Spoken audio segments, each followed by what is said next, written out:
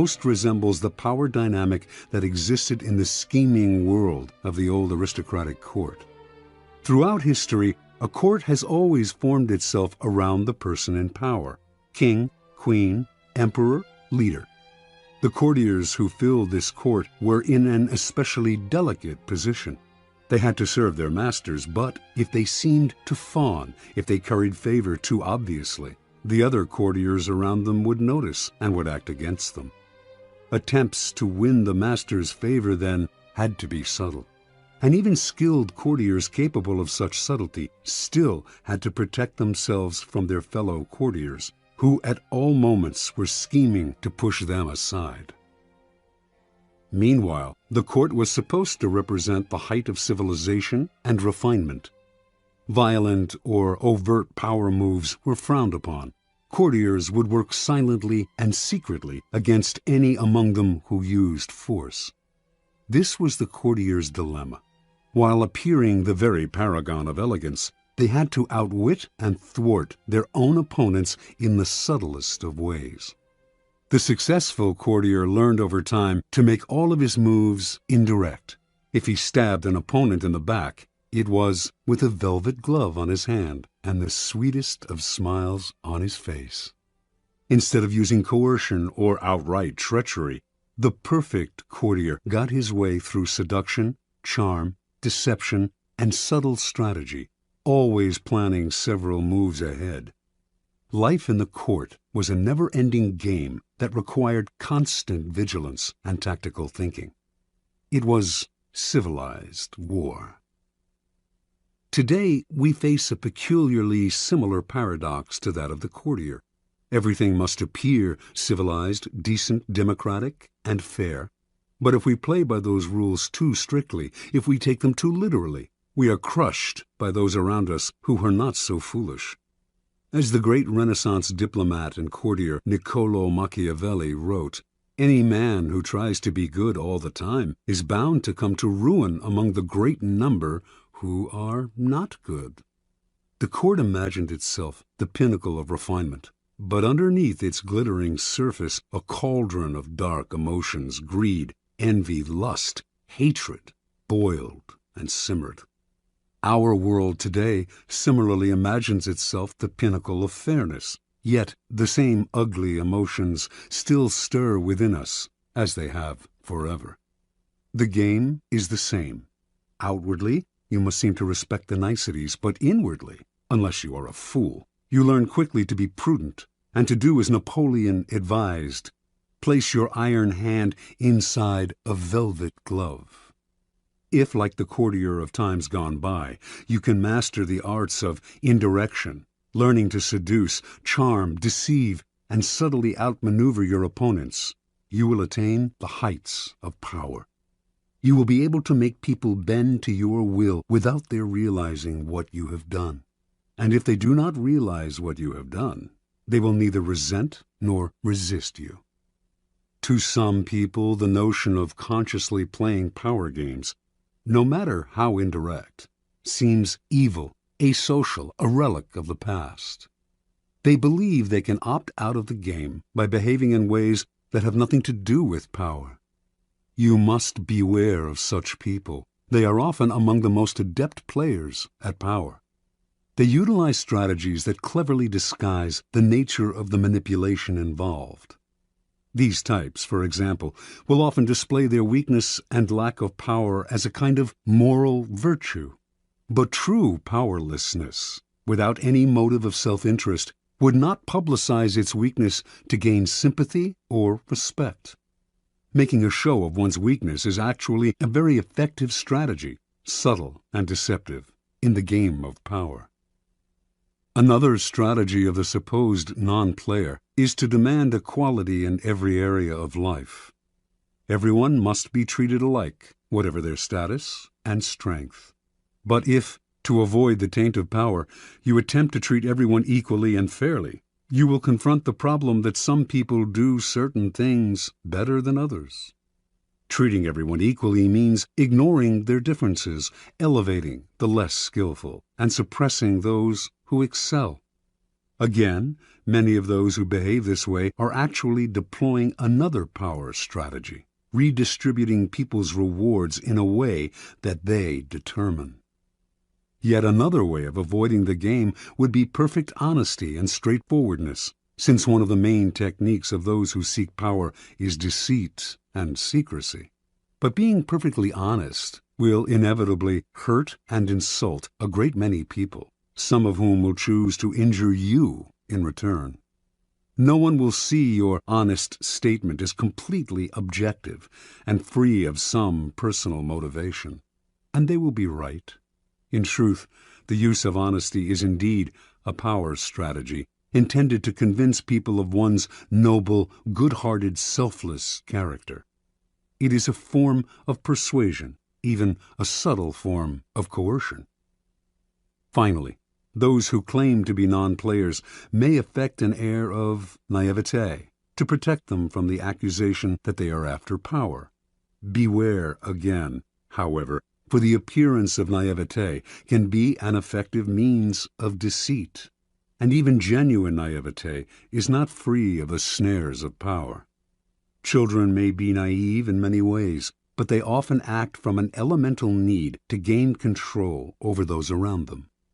Children suffer greatly from feeling powerless in the adult world, and they use any means available to get their way. Genuinely innocent people may still be playing for power, and are often horribly effective at the game, since they are not hindered by reflection. Once again, those who make a show or display of innocence are the least innocent of all.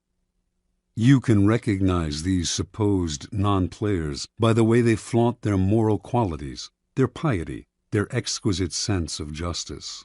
But since all of us hunger for power, and almost all of our actions are aimed at gaining it, the non-players are merely throwing dust in our eyes, distracting us from their power plays with their air of moral superiority. If you observe them closely, you will see, in fact, that they are often the ones most skillful at indirect manipulation, even if some of them practice it unconsciously, and they greatly resent any publicizing of the tactics they use every day. If the world is like a giant scheming court, and we are trapped inside it, there is no use in trying to opt out of the game. That will only render you powerless, and powerlessness will make you miserable. Instead of struggling against the inevitable, instead of arguing and whining and feeling guilty, it is far better to excel at power. In fact, the better you are at dealing with power, the better friend, lover, husband, wife, and person you become. By following the route of the perfect courtier, you learn to make others feel better about themselves, becoming a source of pleasure to them. They will grow dependent on your abilities and desirous of your presence. By mastering the 48 laws in this book, you spare others the pain that comes from bungling with power, by playing with fire without knowing its properties. If the game of power is inescapable, better to be an artist than a denier or a bungler. Learning the game of power requires a certain way of looking at the world, a shifting of perspective. It takes effort and years of practice, for much of the game may not come naturally. Certain basic skills are required, and once you master these skills, you will be able to apply the laws of power more easily. The most important of these skills, and power's crucial foundation, is the ability to master your emotions. An emotional response to a situation is the single greatest barrier to power, a mistake that will cost you a lot more than any temporary satisfaction you might gain by expressing your feelings. Emotions cloud reason, and if you cannot see the situation clearly, you cannot prepare for and respond to it with any degree of control. Anger is the most destructive of emotional responses, for it clouds your vision the most. It also has a ripple effect that invariably makes situations less controllable and heightens your enemy's resolve. If you are trying to destroy an enemy who has hurt you, far better to keep him off guard by feigning friendliness than showing your anger. Love and affection are also potentially destructive, in that they blind you to the often self-serving interests of those whom you least suspect of playing a power game. You cannot repress anger or love, or avoid feeling them, and you should not try. But you should be careful about how you express them. And most important, they should never influence your plans and strategies in any way. Related to mastering your emotions is the ability to distance yourself from the present moment and think objectively about the past and future. Like the double-faced Roman deity and guardian of all gates and doorways, you must be able to look in both directions at once, the better to handle danger from wherever it comes. Such is the face you must create for yourself, one face looking continuously to the future and the other to the past. For the future, the motto is, no days unalert. Nothing should catch you by surprise because you are constantly imagining problems before they arise. Instead of spending your time dreaming of your plan's happy ending, you must work on calculating every possible permutation and pitfall that might emerge in it. The further you see, the more steps ahead you plan, the more powerful you become. The other face of Janus looks constantly to the past, though not to remember past hurts or bear grudges. That would only curb your power. Half of the game is learning how to forget those events in the past that eat away at you and cloud your reason. The real purpose of the backward glancing eye is to educate yourself constantly. You look at the past to learn from those who came before you. The many historical examples in this book will greatly help that process. Then, having looked to the past, you look closer at hand, to your own actions and those of your friends. This is the most vital school you can learn from, because it comes from personal experience. You begin by examining the mistakes you have made in the past, the ones that have most grievously held you back. You analyze them in terms of the 48 laws of power, and you extract from them a lesson and an oath. I shall never repeat such a mistake. I shall never fall into such a trap again. If you can evaluate and observe yourself in this way, you can learn to break the patterns of the past, an immensely valuable skill. Power requires the ability to play with appearances. To this end, you must learn to wear many masks and keep a bag full of deceptive tricks. Deception and masquerade should not be seen as ugly or immoral. All human interaction requires deception on many levels, and in some ways, what separates humans from animals is our ability to lie and deceive. In Greek myths, in India's Mahabharata cycle, in the Middle Eastern epic of Gilgamesh, it is the privilege of the gods to use deceptive arts. A great man, Odysseus, for instance, was judged by his ability to rival the craftiness of the gods, stealing some of their divine power by matching them in wits and deception. Deception is a developed art of civilization and the most potent weapon in the game of power. You cannot succeed at deception unless you take a somewhat distanced approach to yourself, unless you can be many different people wearing the mask that the day and the moment require. With such a flexible approach to all appearances, including your own, you lose a lot of the inward heaviness that holds people down. Make your face as malleable as the actors. Work to conceal your intentions from the others. Practice luring people into traps. Playing with appearances and mastering arts of deception are among the aesthetic pleasures of life. They are also key components in the acquisition of power. If deception is the most potent weapon in your arsenal, then patience in all things is your crucial shield. Patience will protect you from making moronic blunders. Like mastering your emotions, patience is a skill. It does not come naturally. But nothing about power is natural. Power is more godlike than anything in the natural world. And patience is the supreme virtue of the gods, who have nothing but time. Everything good will happen.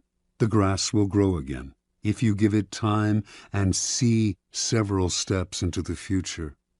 Impatience, on the other hand, only makes you look weak. It is a principal impediment to power. Power is essentially amoral, and one of the most important skills to acquire is the ability to see circumstances rather than good or evil. Power is a game. This cannot be repeated too often. And in games, you do not judge your opponents by their intentions, but by the effect of their actions. You measure their strategy and their power by what you can see and feel. How often are someone's intentions made the issue only to cloud and deceive? What does it matter if another player, your friend or rival, intended good things and had only your interests at heart, if the effects of his action lead to so much ruin and confusion? It is only natural for people to cover up their actions with all kinds of justifications, always assuming that they have acted out of goodness. You must learn to inwardly laugh each time you hear this, and never get caught up in gauging someone's intentions and actions through a set of moral judgments that are really an excuse for the accumulation of power. It is a game. Your opponent sits opposite you. Both of you behave as gentlemen or ladies, observing the rules of the game and taking nothing personally. You play with a strategy, and you observe your opponent's moves with as much calmness as you can muster. In the end, you will appreciate the politeness of those you are playing with more than their good and sweet intentions. Train your eye to follow the results of their moves, the outward circumstances, and do not be distracted by anything else. Half of your mastery of power comes from what you do not do, what you do not allow yourself to get dragged into. For this skill, you must learn to judge all things by what they cost you.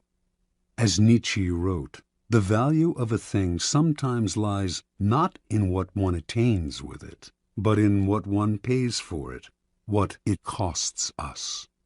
Perhaps you will attain your goal, and a worthy goal at that, but at what price? Apply this standard to everything, including whether to collaborate with other people to come to their aid. In the end, life is short, opportunities are few, and you have only so much energy to draw on. And in this sense, time is as important a consideration as any other. Never waste valuable time or mental peace of mind on the affairs of others. That is too high a price to pay. Power is a social game. To learn and master it, you must develop the ability to study and understand people. As the great 17th century thinker and courtier Balthazar Gracian wrote, many people spend time studying the properties of animals or herbs. How much more important it would be to study those of people with whom we must live or die. To be a master player, you must also be a master psychologist. You must recognize motivations and see through the cloud of dust with which people surround their actions. An understanding of people's hidden motives is the single greatest piece of knowledge you can have in acquiring power. It opens up endless possibilities of deception, seduction, and manipulation. People are of infinite complexity, and you can spend a lifetime watching them without ever fully understanding them. So it is all the more important, then, to begin your education now. In doing so, you must also keep one principle in mind. Never discriminate as to whom you study and whom you trust. Never trust anyone completely, and study everyone, including friends and loved ones. Finally, you must learn always to take the indirect route to power. Disguise your cunning like a billiard ball that caroms several times before it hits its target. Your moves must be planned and developed in the least obvious way. By training yourself to be indirect, you can thrive in the modern court, appearing the paragon of decency while being the consummate manipulator. Consider the 48 Laws of Power, a kind of handbook on the arts of indirection. The laws are based on the writings of men and women who have studied and mastered the game of power. These writings span a period of more than 3,000 years and were created in civilizations as disparate as ancient China and Renaissance Italy. Yet they share common threads and themes, together hinting at an essence of power that has yet to be fully articulated. The 48 Laws of Power are the distillation of this accumulated wisdom, gathered from the writings of the most illustrious strategists, statesmen, courtiers, seducers, and con artists in history. The laws have a simple premise. Certain actions almost always increase one's power, the observance of the law, while others decrease it and even ruin us, the transgression of the law. These transgressions and observances are illustrated by historical examples. The laws are timeless and definitive. The 48 Laws of Power can be used in several ways. By listening to this program straight through, you can learn about power in general. Although several of the laws may seem not to pertain directly to your life, in time you will probably find that all of them have some application and that, in fact, they are interrelated. By getting an overview of the entire subject, you will best be able to evaluate your own past actions and gain a greater degree of control over your immediate affairs. The program can also be picked apart for entertainment, for an enjoyable ride through the foibles and great deeds of our predecessors in power. A warning, however, to those who use the program for this purpose: it might be better to turn back. Power is endlessly seductive and deceptive in its own way. It is a labyrinth. Your mind becomes consumed with solving its infinite problems, and you soon realize how pleasantly lost you have become. In other words, it becomes most amusing by taking it seriously. Do not be frivolous with such a critical matter. The gods of power frown on the frivolous. They give ultimate satisfaction only to those who study and reflect, and punish those who skim the surfaces looking for a good time.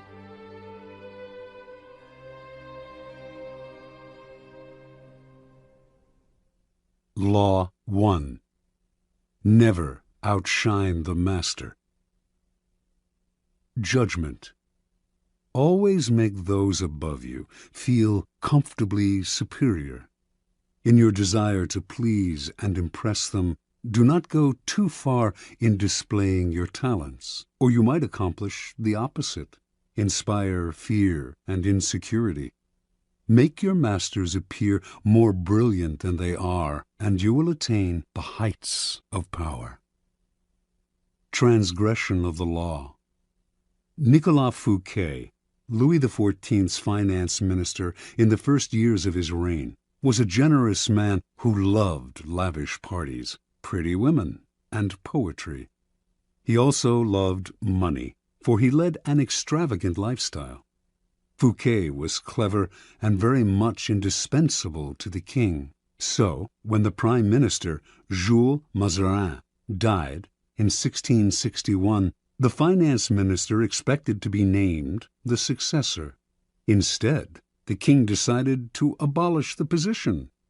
This and other signs made Fouquet suspect that he was falling out of favor, and so he decided to ingratiate himself with the king by staging the most spectacular party the world had ever seen. The party's ostensible purpose would be to commemorate the completion of Fouquet's chateau, Vaux-le-Vicomte, but its real function was to pay tribute to the king, the guest of honor. The most brilliant nobility of Europe and some of the greatest minds of the time, La Fontaine, La Rochefoucauld, Madame de Sévigné, attended the party. Molière wrote a play for the occasion in which he himself was to perform at the evening's conclusion. The party began with a lavish 7-course dinner featuring foods from the Orient never before tasted in France, as well as new dishes created especially for the night. The meal was accompanied with music commissioned by Fouquet to honor the king. After dinner, there was a promenade through the chateau's gardens. The grounds and fountains of Vaux-le-Vicomte were to be the inspiration for Versailles. Fouquet personally accompanied the young king through the geometrically aligned arrangements of shrubbery and flower beds. Arriving at the garden's canals, they witnessed a fireworks display which was followed by the performance of Molière's play. The party ran well into the night, and everyone agreed it was the most amazing affair they had ever attended. The next day, Fouquet was arrested by the king's head musketeer, D'Artagnan. 3 months later, he went on trial for stealing from the country's treasury. Actually, most of the stealing he was accused of he had done on the king's behalf and with the king's permission. Fouquet was found guilty and sent to the most isolated prison in France, high in the Pyrenees Mountains, where he spent the last 20 years of his life in solitary confinement. Interpretation. Louis XIV, the Sun King, was a proud and arrogant man who wanted to be the center of attention at all times. He could not countenance being outdone in lavishness by anyone, and certainly not his finance minister. To succeed Fouquet, Louis chose Jean-Baptiste Colbert, a man famous for his parsimony and for giving the dullest parties in Paris. Colbert made sure that any money liberated from the treasury went straight into Louis's hands. With the money, Louis built a palace even more magnificent than Fouquet's, the glorious Palace of Versailles. He used the same architects, decorators, and garden designer. And at Versailles, Louis hosted parties even more extravagant than the one that cost Fouquet his freedom. Let us examine the situation. The evening of the party, as Fouquet presented spectacle on spectacle to Louis, each more magnificent than the one before, he imagined the affair as demonstrating his loyalty and devotion to the king. Not only did he think the party would put him back in the king's favor, he thought it would show his good taste, his connections, and his popularity, making him indispensable to the king and demonstrating that he would make an excellent prime minister.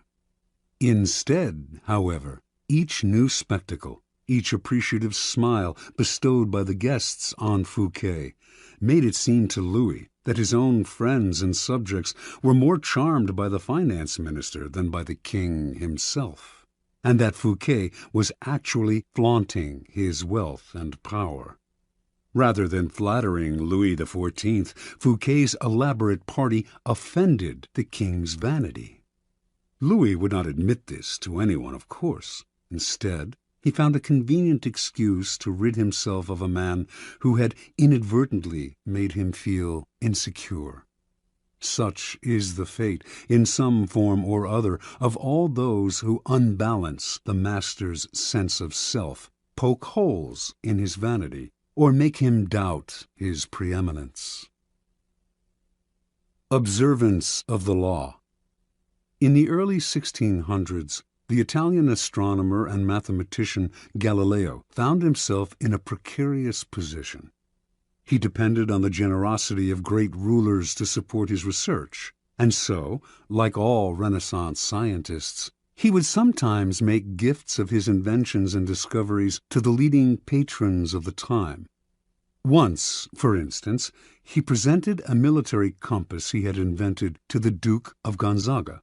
Then he dedicated a book explaining the use of the compass to the Medicis.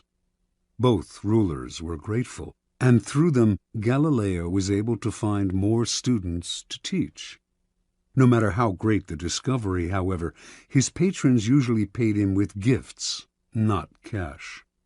This made for a life of constant insecurity and dependence. There must be an easier way, he thought. Galileo hit on a new strategy in 1610 when he discovered the moons of Jupiter. Instead of dividing the discovery among his patrons, giving one the telescope he had used, dedicating a book to another, and so on, as he had done in the past, he decided to focus exclusively on the Medicis. He chose the Medicis for one reason. Shortly after Cosimo I had established the Medici dynasty in 1540, he had made Jupiter, the mightiest of the gods, the Medici symbol, a symbol of a power that went beyond politics and banking, one linked to ancient Rome and its divinities. Galileo turned his discovery of Jupiter's moons into a cosmic event honoring the Medici's greatness. Shortly after the discovery, he announced that the bright stars, the moons of Jupiter, offered themselves in the heavens to his telescope at the same time as Cosimo II's enthronement. He said that the number of the moons, 4, harmonized with the number of the Medicis. Cosimo II had 3 brothers, and that the moons orbited Jupiter as these 4 suns revolved around Cosimo I, the dynasty's founder. More than coincidence, this showed that the heavens themselves reflected the ascendancy of the Medici family. After he dedicated the discovery to the Medicis, Galileo commissioned an emblem representing Jupiter sitting on a cloud with the 4 stars circling about him, and presented this to Cosimo II as a symbol of his link to the stars. In 1610, Cosimo II made Galileo his official court philosopher and mathematician with a full salary. For a scientist, this was the coup of a lifetime. The days of begging for patronage were over. Interpretation.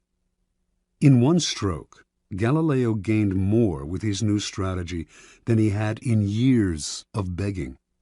The reason is simple. All masters want to appear more brilliant than other people. The producer of a great work wants to feel he is more than just the provider of the financing. He wants to appear creative and powerful, and also more important than the work produced in his name. Instead of insecurity, you must give him glory. Galileo did not challenge the intellectual authority of the Medicis with his discovery, or make them feel inferior in any way. By literally aligning them with the stars, he made them shine brilliantly among the courts of Italy. He did not outshine the master. He made the master outshine all others. Keys to power. When it comes to power, outshining the master is perhaps the worst mistake of all. Do not fool yourself into thinking that life has changed much since the days of Louis XIV and the Medicis. Those who attain high standing in life are like kings and queens. They want to feel secure in their positions and superior to those around them in intelligence, wit, and charm. It is a deadly but common misperception to believe that by displaying and vaunting your gifts and talents, you are winning the master's affection. He may feign appreciation, but at his first opportunity he will replace you with someone less intelligent, less attractive, less threatening, just as Louis XIV replaced the sparkling Fouquet with the bland Colbert. And as with Louis, he will not admit the truth, but will find an excuse to rid himself of your presence.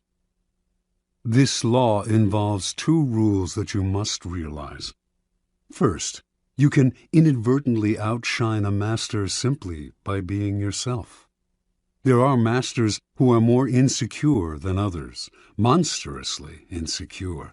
You may naturally outshine them by your charm and grace. No one had more natural talents than Astorre Manfredi, Prince of Faenza. The most handsome of all the young princes of Italy, he captivated his subjects with his generosity and open spirit. In the year 1500, Cesare Borgia laid siege to Faenza. When the city surrendered, the citizens expected the worst from the cruel Borgia, who, however, decided to spare the town. He simply occupied its fortress, executed none of its citizens, and allowed Prince Manfredi, 18 at the time, to remain with his court in complete freedom. A few weeks later, though, soldiers hauled Astorre Manfredi away to a Roman prison.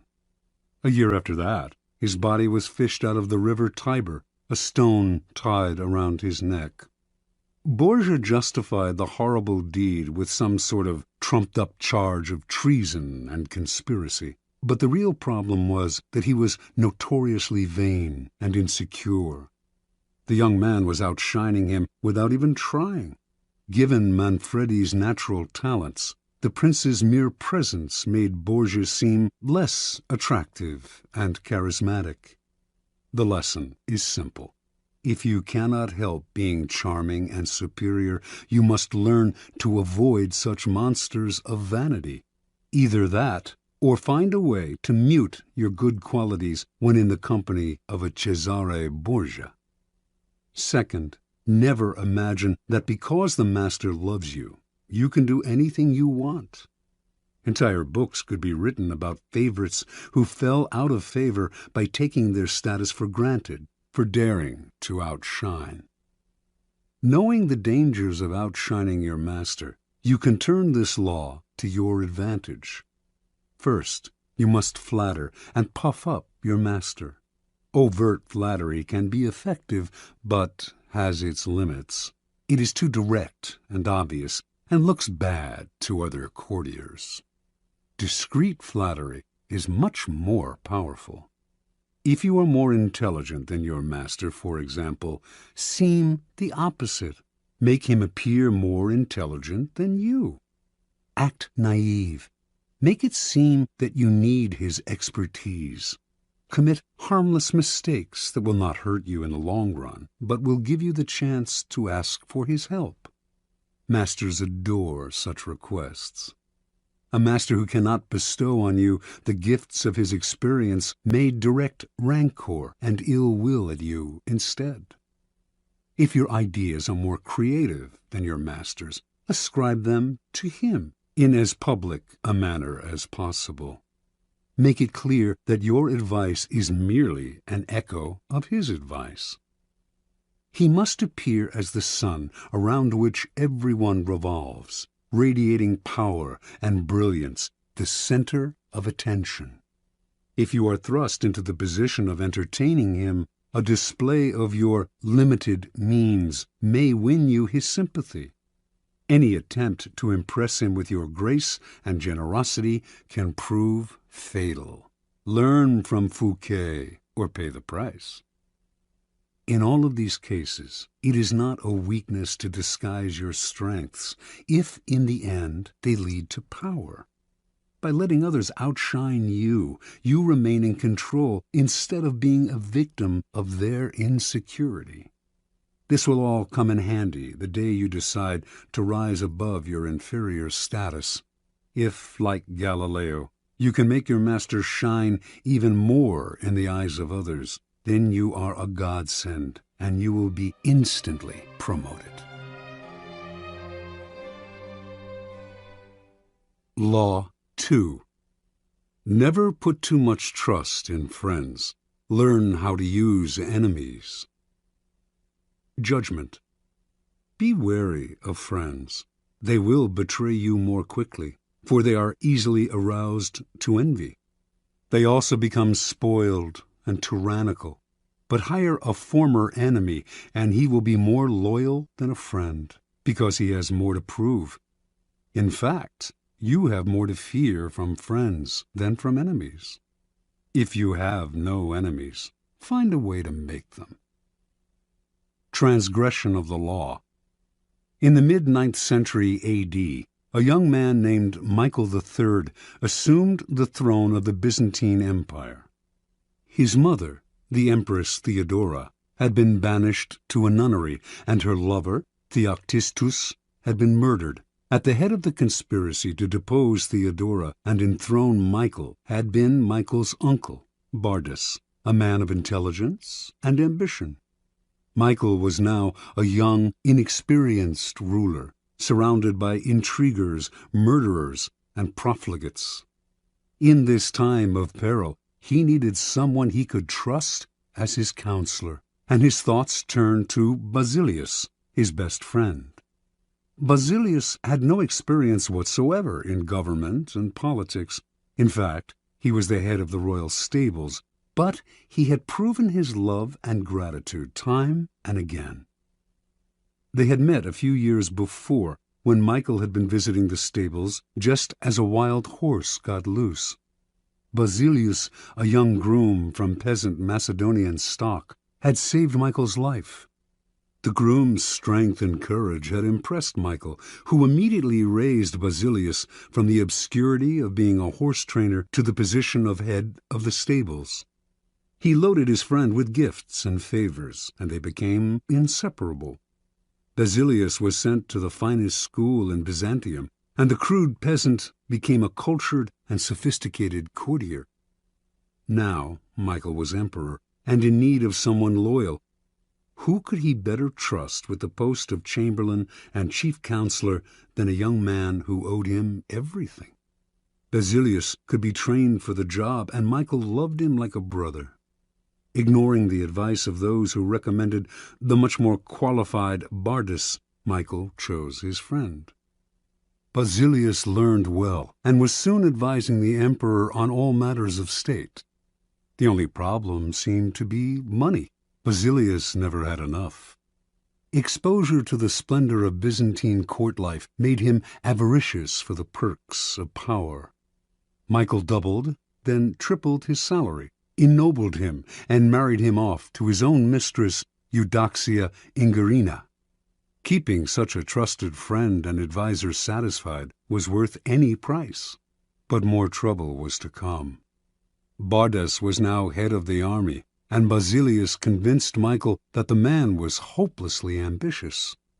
Under the illusion that he could control his nephew, Bardas had conspired to put him on the throne, and he could conspire again, this time to get rid of Michael and assume the crown himself. Basilius poured poison into Michael's ear until the emperor agreed to have his uncle murdered. During a great horse race, Basilius closed in on Bardas in the crowd and stabbed him to death. Soon after, Basilius asked that he replace Bardas as head of the army, where he could keep control of the realm and quell rebellion. This was granted. Now Basilius's power and wealth only grew, and a few years later Michael, in financial straits from his own extravagance, asked him to pay back some of the money he had borrowed over the years. To Michael's shock and astonishment, Basilius refused, with a look of such impudence that the emperor suddenly realized his predicament.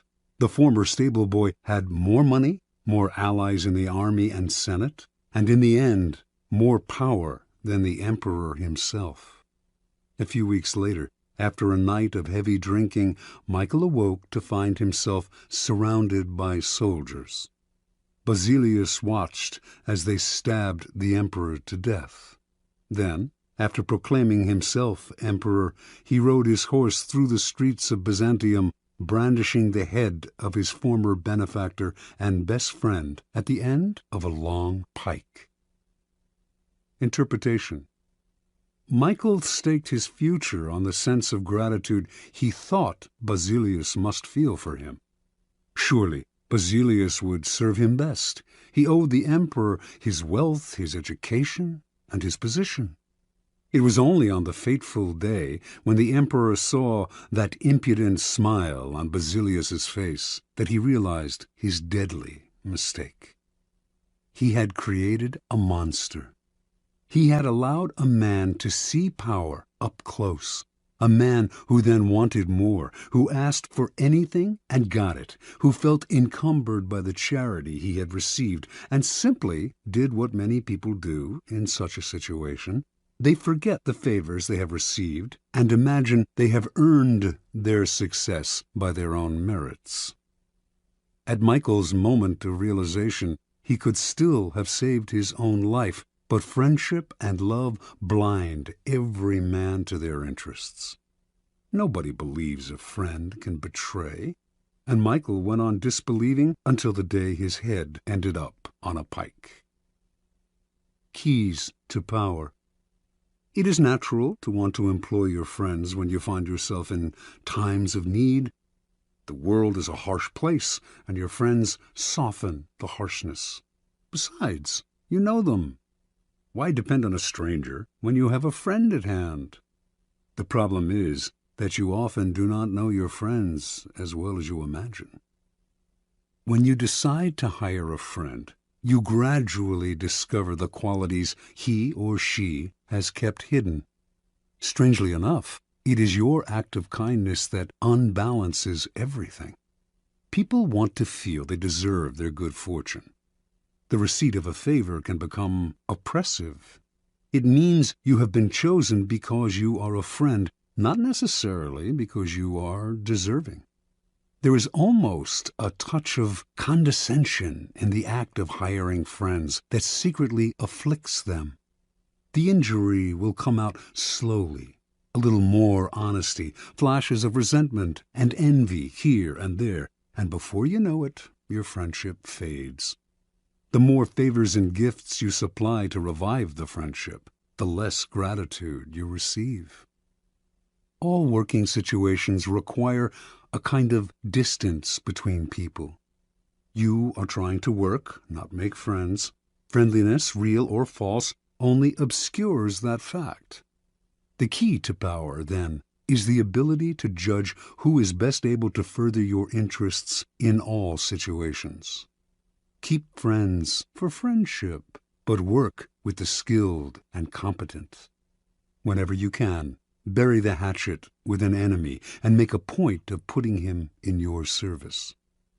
Never let the presence of enemies upset or distress you. You are far better off with a declared opponent or two than not knowing where your real enemies lie.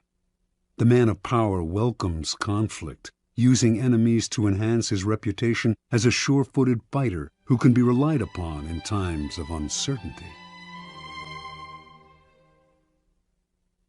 Law 3. Conceal your intentions. Judgment. Keep people off balance and in the dark by never revealing the purpose behind your actions. If they have no clue what you are up to, they cannot prepare a defense. Guide them far enough down the wrong path, envelop them in enough smoke, and by the time they realize your intentions, it will be too late. Part 1. Use decoyed objects of desire and red herrings to throw people off the scent. If at any point in the deception you practice, people have the slightest suspicion as to your intentions, all is lost. Do not give them the chance to sense what you are up to. Throw them off the scent by dragging red herrings across the path. Use false sincerity. Send ambiguous signals. Set up misleading objects of desire. Unable to distinguish the genuine from the false, they cannot pick out your real goal. Observance of the law.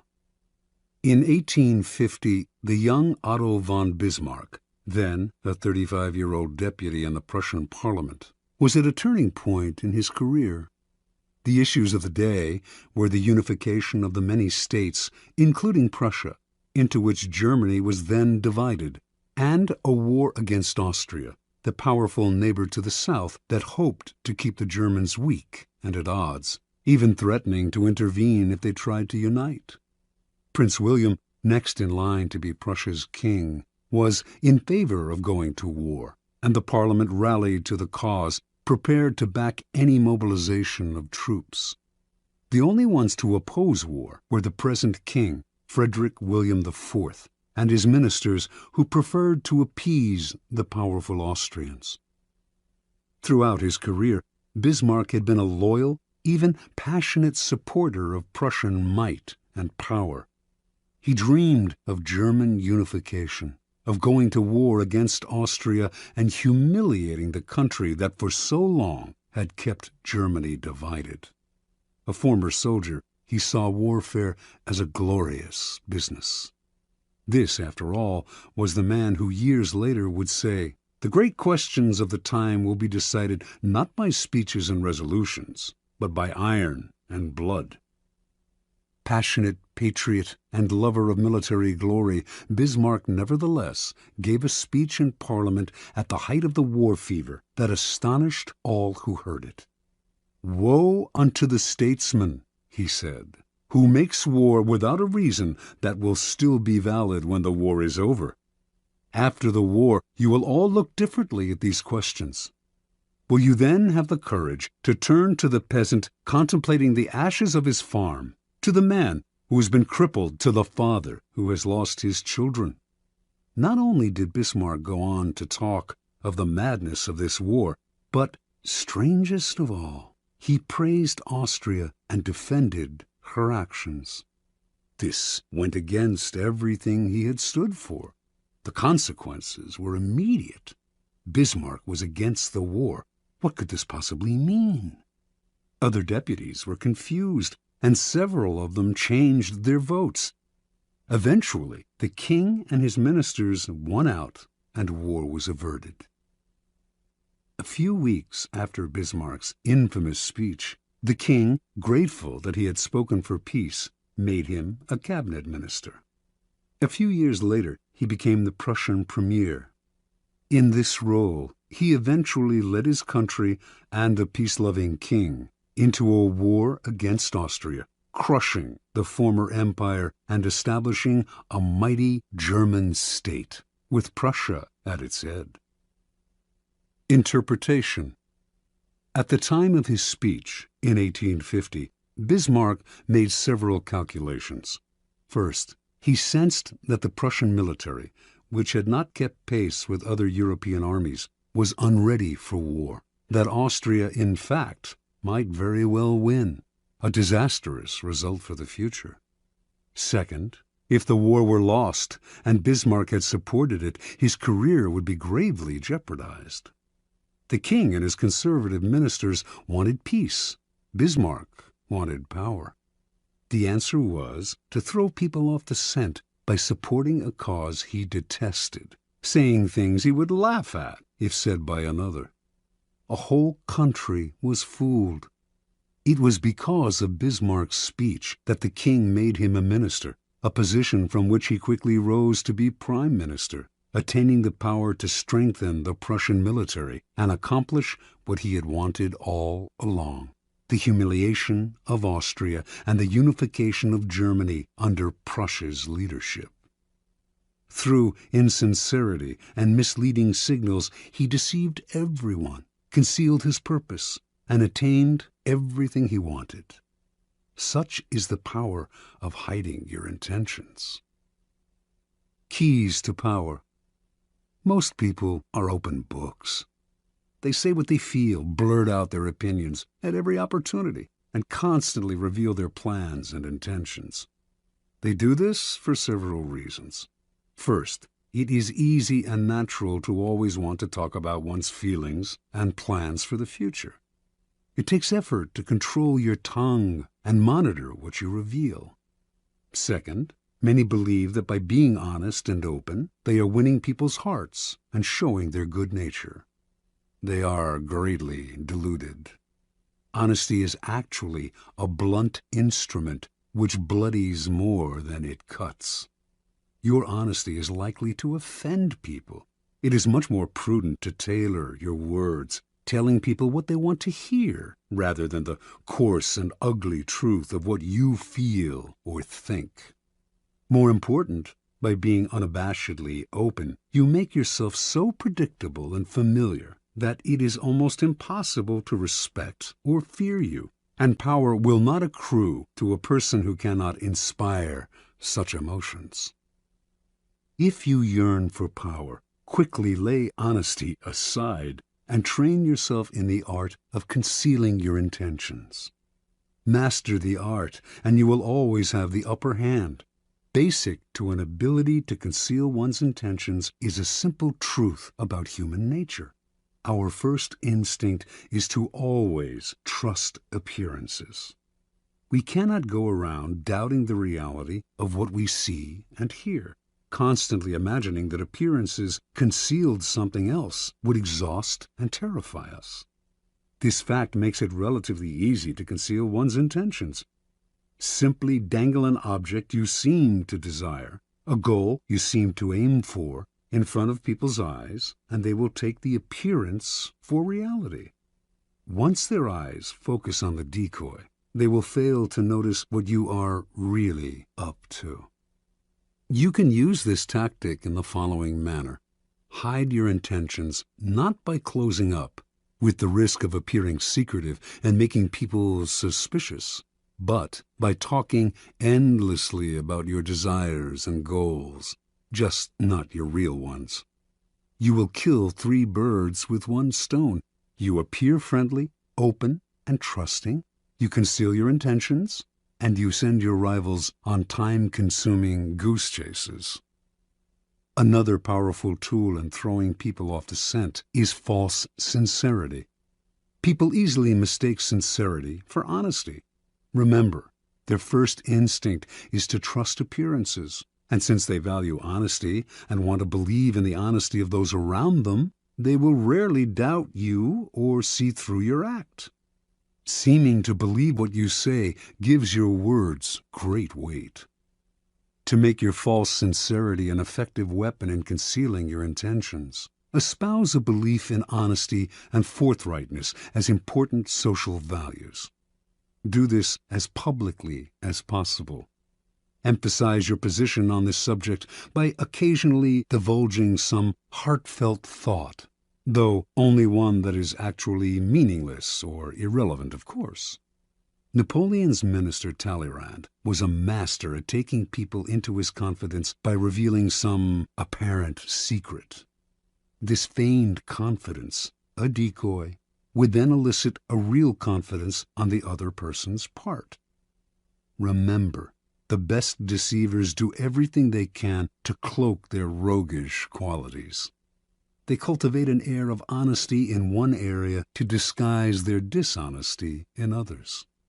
Honesty is merely another decoy in their arsenal of weapons. Part 2. Use smokescreens to disguise your actions. Deception is always the best strategy, but the best deceptions require a screen of smoke to distract people's attention from your real purpose. The bland exterior, like the unreadable poker face, is often the perfect smokescreen, hiding your intentions behind the comfortable and familiar. If you lead the sucker down a familiar path, he won't catch on when you lead him into a trap. Observance of the law. In 1910, a Mr. Sam Giesel of Chicago sold his warehouse business for close to $1 million. He settled down to semi-retirement and the managing of his many properties, but deep inside he itched for the old days of deal-making. One day, a young man named Joseph Weil visited his office, wanting to buy an apartment he had up for sale. Giesel explained the terms. The price was $8,000, but he only required a down payment of $2,000.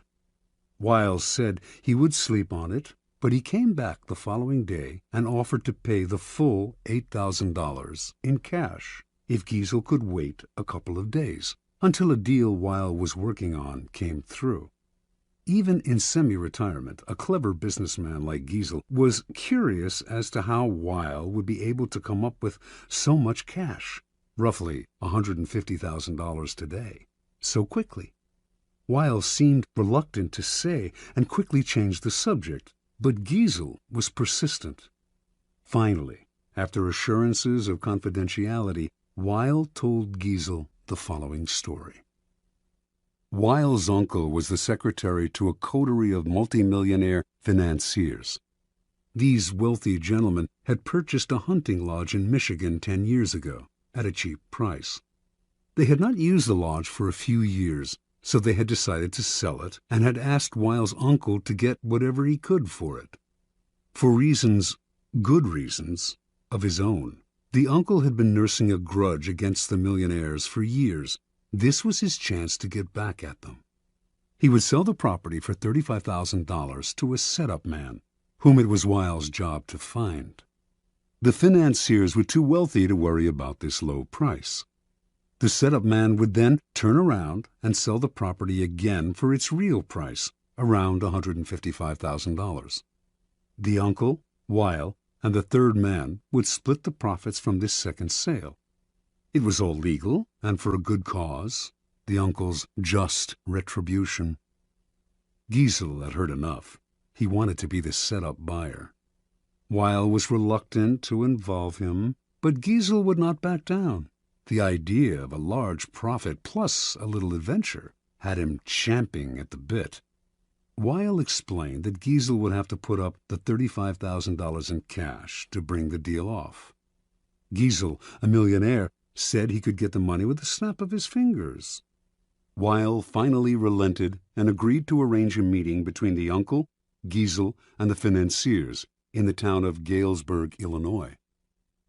On the train ride to Galesburg, Giesel met the uncle, an impressive man, with whom he avidly discussed business. Weil also brought along a companion, a somewhat paunchy man named George Gross. Weil explained to Giesel that he himself was a boxing trainer, that Gross was one of the promising prize fighters he trained, and that he had asked Gross to come along to make sure the fighter stayed in shape. For a promising fighter, Gross was unimpressive looking. He had gray hair and a beer belly, but Giesel was so excited about the deal that he didn't really think about the man's flabby appearance. Once in Galesburg, Weil and his uncle went to fetch the financiers, while Giesel waited in a hotel room with Gross, who promptly put on his boxing trunks. As Giesel half-watched, Gross began to shadow box. Distracted as he was, Giesel ignored how badly the boxer wheezed after a few minutes of exercise, although his style seemed real enough. An hour later, Weil and his uncle reappeared with the financiers, an impressive, intimidating group of men, all wearing fancy suits. The meeting went well, and the financiers agreed to sell the lodge to Giesel, who had already had the $35,000 wired to a local bank. This minor business now settled, the financiers sat back in their chairs and began to banter about high finance, throwing out the name J.P. Morgan as if they knew the man. Finally, one of them noticed the boxer in the corner of the room. Weil explained what he was doing there. The financier countered that he too had a boxer in his entourage, whom he named. Weil laughed brazenly and exclaimed that his man could easily knock out their man. Conversation escalated into argument. In the heat of passion, Weil challenged the men to a bet. The financiers eagerly agreed and left to get their man ready for a fight the next day. As soon as they had left, the uncle yelled at Weil right in front of Giesel. They did not have enough money to bet with, and once the financiers discovered this, the uncle would be fired. Weil apologized for getting him in this mess, but he had a plan. He knew the other boxer well, and with a little bribe they could fix the fight. But where would the money come from for the bet? The uncle replied. Without it, they were as good as dead. Finally, Giesel had heard enough. Unwilling to jeopardize his deal with any ill will, he offered his own $35,000 cash for part of the bet. Even if he lost that, he would wire for more money and still make a profit on the sale of the lodge. The uncle and nephew thanked him. With their own $15,000 and Giesel's $35,000, they would manage to have enough for the bet. That evening, as Giesel watched the two boxers rehearse the fix in the hotel room, his mind reeled at the killing he was going to make from both the boxing match and the sale of the lodge. The fight took place in a gym the next day. Weil handled the cash, which was placed for security in a locked box. Everything was proceeding as planned in the hotel room. The financiers were looking glum at how badly their fighter was doing, and Giesel was dreaming about the easy money he was about to make. Then, suddenly, a wild swing by the financier's fighter hit Gross hard on the face, knocking him down. When he hit the canvas, blood spurted from his mouth. He coughed, then lay still. One of the financiers, a former doctor, checked his pulse. He was dead. The millionaires panicked. Everyone had to get out before the police arrived. They could all be charged with murder. Terrified, Giesel hightailed it out of the gym and back to Chicago, leaving behind his $35,000, which he was only too glad to forget, for it seemed a small price to pay to avoid being implicated in a crime. He never wanted to see Weil or any of the others again. After Giesel scurried out, Gross stood up under his own steam. The blood that had spurted from his mouth came from a ball filled with chicken blood and hot water that he had hidden in his cheek. The whole affair had been masterminded by Weil, better known as the Yellow Kid, one of the most creative con artists in history. Weil split the $35,000 with the financiers and the boxers, all fellow con artists, a nice little profit for a few days' work. Interpretation. The Yellow Kid had staked out Giesel as the perfect sucker long before he set up the con. He knew the boxing match scam would be the perfect ruse to separate Giesel from his money quickly and definitively. But he also knew that if he had begun by trying to interest Giesel in the boxing match, he would have failed miserably. He had to conceal his intentions and switch attention, create a smokescreen, in this case the sale of the lodge. On the train ride and in the hotel room, Giesel's mind had been completely occupied with the pending deal, the easy money, the chance to hobnob with wealthy men. He had failed to notice that Gross was out of shape and middle-aged at best. Such is the distracting power of a smokescreen. Engrossed in the business deal, Giesel's attention was easily diverted to the boxing match, but only at a point when it was already too late for him to notice the details that would have given Gross away. The match, after all, now depended on a bribe rather than on the boxer's physical condition, and Giesel was so distracted at the end by the illusion of the boxer's death that he completely forgot about his money. Learn from the Yellow Kid. The familiar, inconspicuous front is the perfect smokescreen. Approach your mark with an idea that seems ordinary enough, a business deal, financial intrigue. The sucker's mind is distracted, his suspicions allayed. That is when you gently guide him onto the second path, the slippery slope down which he slides helplessly into your trap. Keys to power. If you believe that the deceivers are colorful folk who mislead with elaborate lies and tall tales, you are greatly mistaken. The best deceivers utilize a bland and inconspicuous front that calls no attention to themselves. They know that extravagant words and gestures immediately raise suspicion.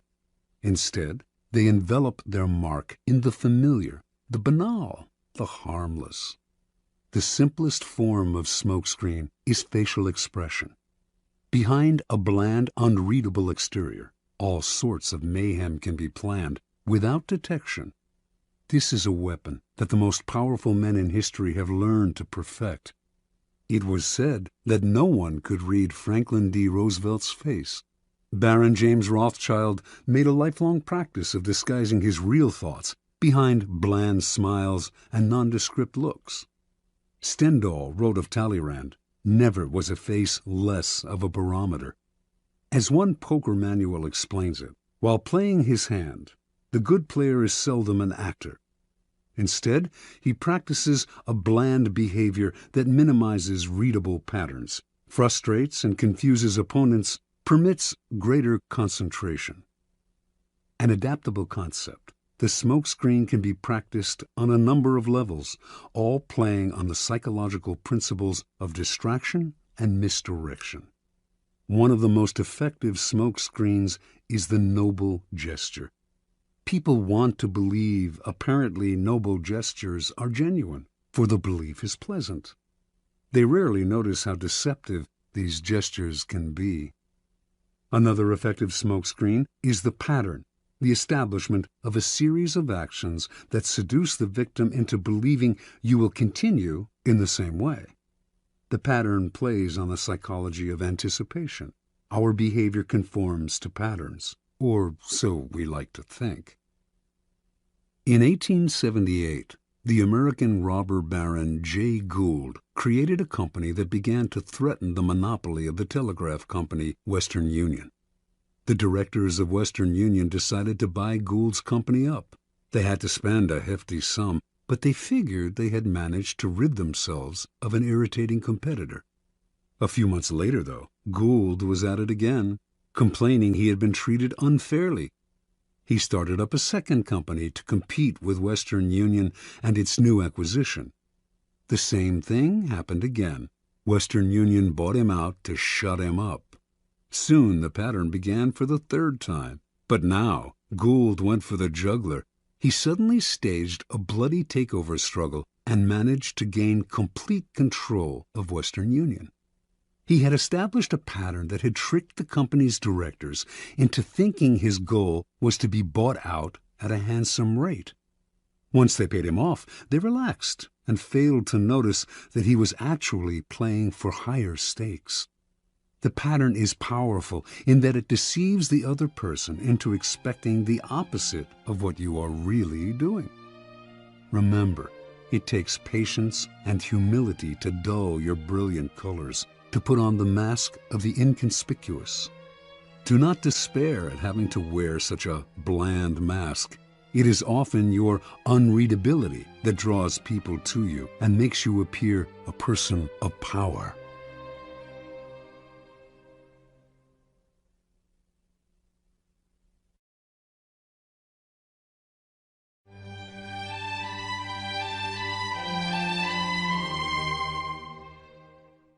Law 4. Always say less than necessary. Judgment. When you are trying to impress people with words, the more you say, the more common you appear and the less in control. Even if you're saying something banal, it will seem original if you make it vague, open-ended, and sphinx-like. Powerful people impress and intimidate by saying less. The more you say, the more likely you are to say something foolish. Observance of the law.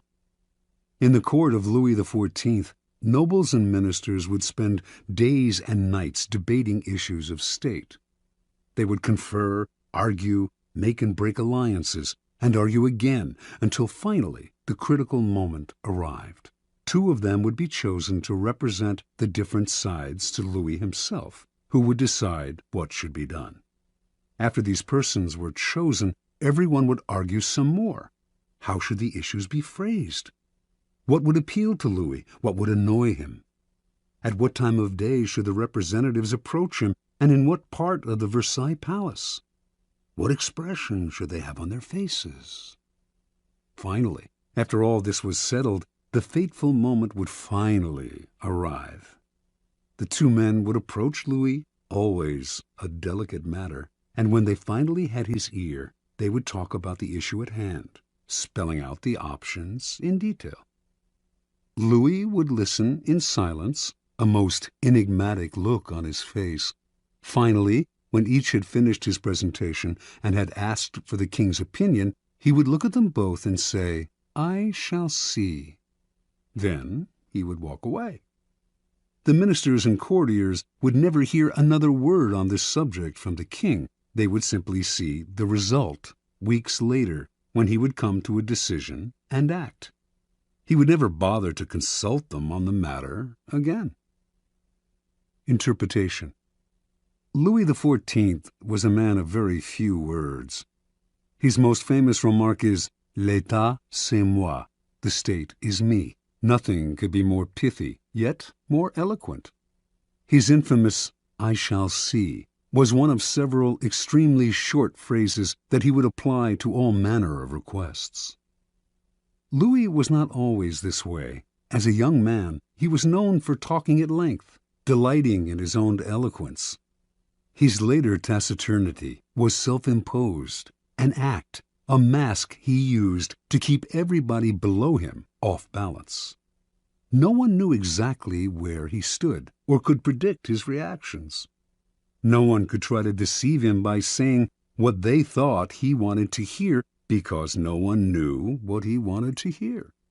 As they talked on and on to the silent Louis, they revealed more and more about themselves, information he would later use against them to great effect. In the end, Louis's silence kept those around him terrified and under his thumb. It was one of the foundations of his power. As Saint-Simon wrote, no one knew as well as he how to sell his words, his smile, even his glances. Everything in him was valuable because he created differences, and his majesty was enhanced by the sparseness of his words. Keys to power. Power is, in many ways, a game of appearances, and when you say less than necessary, you inevitably appear greater and more powerful than you are. Your silence will make other people uncomfortable. Humans are machines of interpretation and explanation. They have to know what you are thinking. When you carefully control what you reveal, they cannot pierce your intentions or your meaning. Your short answers and silences will put them on the defensive, and they will jump in, nervously filling the silence with all kinds of comments that will reveal valuable information about them and their weaknesses. They will leave a meeting with you feeling as if they had been robbed, and they will go home and ponder your every word.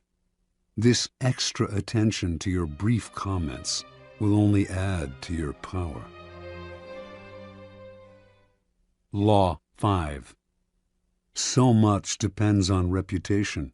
Guard it with your life. Judgment. Reputation is the cornerstone of power. Through reputation alone, you can intimidate and win. Once it slips, however, you are vulnerable and will be attacked on all sides. Make your reputation unassailable. Always be alert to potential attacks and thwart them before they happen. Meanwhile, learn to destroy your enemies by opening holes in their own reputations. Then stand aside and let public opinion hang them. Observance of the law. During China's War of the Three Kingdoms, AD 207 to 65, the great general Zhuge Liang, leading the forces of the Shu kingdom, dispatched his vast army to a distant camp while he rested in a small town with a handful of soldiers. Suddenly, sentinels hurried in with the alarming news that an enemy force of over 150,000 troops under Sima Yi was approaching. With only 100 men to defend him, Zhuge Liang's situation was hopeless. The enemy would finally capture this renowned leader. Without lamenting his fate or wasting time trying to figure out how he had been caught, Liang ordered his troops to take down their flags, throw open the city gates, and hide. He himself then took a seat on the most visible part of the city's wall, wearing a Taoist robe. He lit some incense, strummed his lute, and began to chant. Minutes later, he could see the vast enemy army approaching. an endless phalanx of soldiers. Pretending not to notice them, he continued to sing and play the lute. Soon the army stood at the town gates.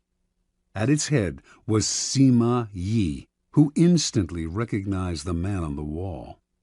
Even so, as his soldiers itched to enter the unguarded town through its open gates, Sima Yi hesitated, held them back, and studied Liang on the wall. Then he ordered an immediate and speedy retreat. Interpretation. Zhuge Liang was commonly known as the Sleeping Dragon. His exploits in the War of the Three Kingdoms were legendary. Once a man claiming to be a disaffected enemy lieutenant came to his camp offering help and information. Liang instantly recognized the situation as a setup. This man was a false deserter and should be beheaded. At the last minute, though, as the axe was about to fall, Liang stopped the execution and offered to spare the man's life if he agreed to become a double agent. Grateful and terrified, the man agreed and began supplying false information to the enemy. Liang won battle after battle. The Sleeping Dragon carefully cultivated his reputation of being the cleverest man in China, one who always had a trick up his sleeve. As powerful as any weapon, this reputation struck fear into his enemy. Sima Yi had fought against Zhuge Liang dozens of times and knew him well. When he came on the empty city, with Liang praying on the wall, he was stunned. The Taoist robes, the chanting, the incense, this had to be a game of intimidation. The man was obviously taunting him, daring him to walk into a trap. The game was so obvious that for one moment it crossed Yi's mind that Liang actually was alone and desperate. But so great was his fear of Liang that he dared not risk finding out. Such is the power of reputation. It can put a vast army on the defensive, even force them into retreat without a single arrow being fired. Keys to power. The people around us, even our closest friends, will always, to some extent, remain mysterious and unfathomable. Their characters have secret recesses that they never reveal. The unknowableness of other people could prove disturbing if we thought about it long enough, since it would make it impossible for us really to judge other people. So, we prefer to ignore this fact and to judge people on their appearances, on what is most visible to our eyes: clothes, gestures, words, actions. In the social realm, appearances are the barometer of almost all of our judgments, and you must never be misled into believing otherwise. One false slip, one awkward or sudden change in your appearance can prove disastrous. This is the reason for the supreme importance of making and maintaining a reputation that is of your own creation.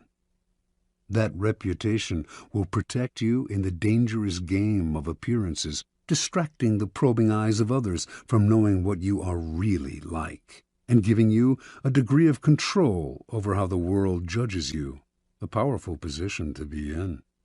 Reputation has a power like magic. With one stroke of its wand, it can double your strength. It can also send people scurrying away from you.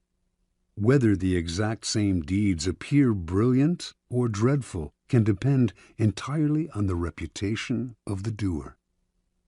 In the beginning, you must work to establish a reputation for one outstanding quality, whether generosity or honesty or cunning. This quality sets you apart and gets other people to talk about you. You then make your reputation known to as many people as possible. Subtly, though, take care to build slowly and with a firm foundation, and watch as it spreads like wildfire. Reputation is a treasure to be carefully collected and hoarded. Especially when you are first establishing it, you must protect it strictly, anticipating all attacks on it. Once it is solid, do not let yourself get angry or defensive at the slanderous comments of your enemies. That reveals insecurity, not confidence in your reputation. Take the high road instead, and never appear desperate in your self-defense. On the other hand, an attack on another man's reputation is a potent weapon, particularly when you have less power than he does.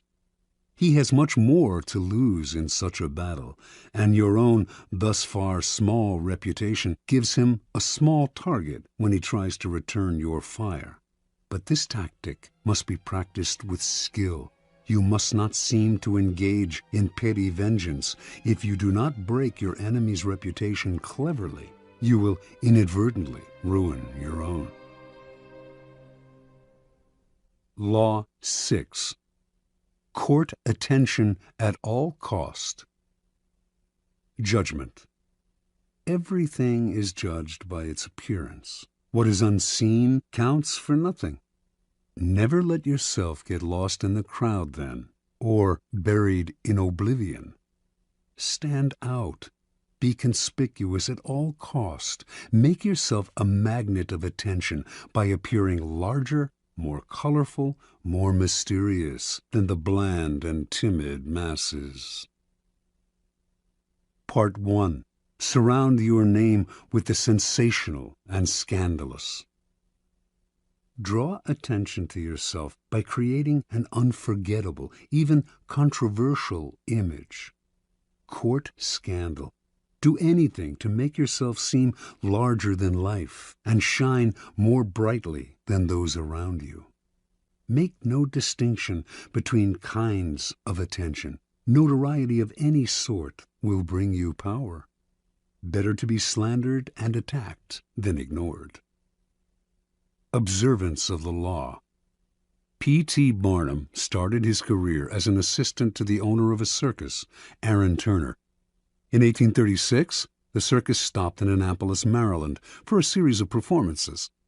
On the morning of opening day, Barnum took a stroll through town, wearing a new black suit. People started to follow him. Someone in the gathering crowd shouted out that he was the Reverend Ephraim K. Avery, infamous as a man acquitted of the charge of murder, but still believed guilty by most Americans. The angry mob tore off Barnum's suit and was ready to lynch him. After desperate appeals, Barnum finally convinced them to follow him to the circus where he could verify his identity. Once there, old Turner confirmed that this was all a practical joke. He himself had spread the rumor that Barnum was Avery. The crowd dispersed, but Barnum, who had nearly been killed, was not amused. He wanted to know what could have induced his boss to play such a trick. "My dear Mr. Barnum," Turner replied, "it was all for our good. Remember, all we need to ensure success is notoriety." And indeed, everyone in town was talking about the joke, and the circus was packed that night, and every night it stayed in Annapolis. Barnum had learned a lesson he would never forget. Barnum's first big venture of his own was for the American Museum, a collection of curiosities located in New York. One day, a beggar approached Barnum in the street. Instead of giving him money, Barnum decided to employ him. Taking him back to the museum, he gave the man 5 bricks and told him to make a slow circuit of several blocks. At certain points, he was to lay down a brick on the sidewalk, always keeping 1 brick in hand. On the return journey, he was to replace each brick on the street with the one he held. Meanwhile, he was to remain serious of countenance and to answer no questions. Once back at the museum, he was to enter, walk around inside, then leave through the back door and make the same bricklaying circuit again. On the man's first walk through the streets, several hundred people watched his mysterious movements. By his 4th circuit, onlookers swarmed around him, debating what he was doing. Every time he entered the museum, he was followed by people who bought tickets to keep watching him. Many of them were distracted by the museum's collections and stayed inside. By the end of the first day, the brick man had drawn over 1,000 people into the museum. A few days later, the police ordered him to cease and desist from his walks. The crowds were blocking traffic. The bricklaying stopped, but thousands of New Yorkers had entered the museum, and many of those had become P.T. Barnum converts. Barnum would put a band of musicians on a balcony overlooking the street, beneath a huge banner proclaiming "Free music for the millions." What generosity, New Yorkers thought, and they flocked to hear the free concerts. But Barnum took pains to hire the worst musicians he could find, and soon after the band struck up, people would hurry to buy tickets to the museum, where they would be out of earshot of the band's noise and of the booing of the crowd. Interpretation. Barnum understood the fundamental truth about attracting attention. Once people's eyes are on you, you have a special legitimacy. For Barnum, creating interest meant creating a crowd. As he later wrote, every crowd has a silver lining. At the beginning of your rise to the top, then, spend all your energy on attracting attention. Most important, the quality of the attention is irrelevant, no matter how badly his shows were reviewed or how slanderously personal were the attacks on his hoaxes. Barnum would never complain. If a newspaper critic reviled him particularly badly, in fact, he made sure to invite the man to an opening and to give him the best seat in the house. He would even write anonymous attacks on his own work, just to keep his name in the papers. From Barnum's vantage, attention, whether negative or positive, was the main ingredient of his success. The worst fate in the world for a man who yearns fame, glory, and of course power, is to be ignored. Keys to power. Burning more brightly than those around you is a skill that no one is born with. You have to learn to attract attention as surely as the lodestone attracts iron. At the start of your career, you must attach your name and reputation to a quality, an image that sets you apart from other people. This image can be something like a characteristic style of dress or a personality quirk that amuses people and gets talked about. Once the image is established, you have an appearance, a place in the sky for your star. It is a common mistake to imagine that this peculiar appearance of yours should not be controversial, that to be attacked is somehow bad.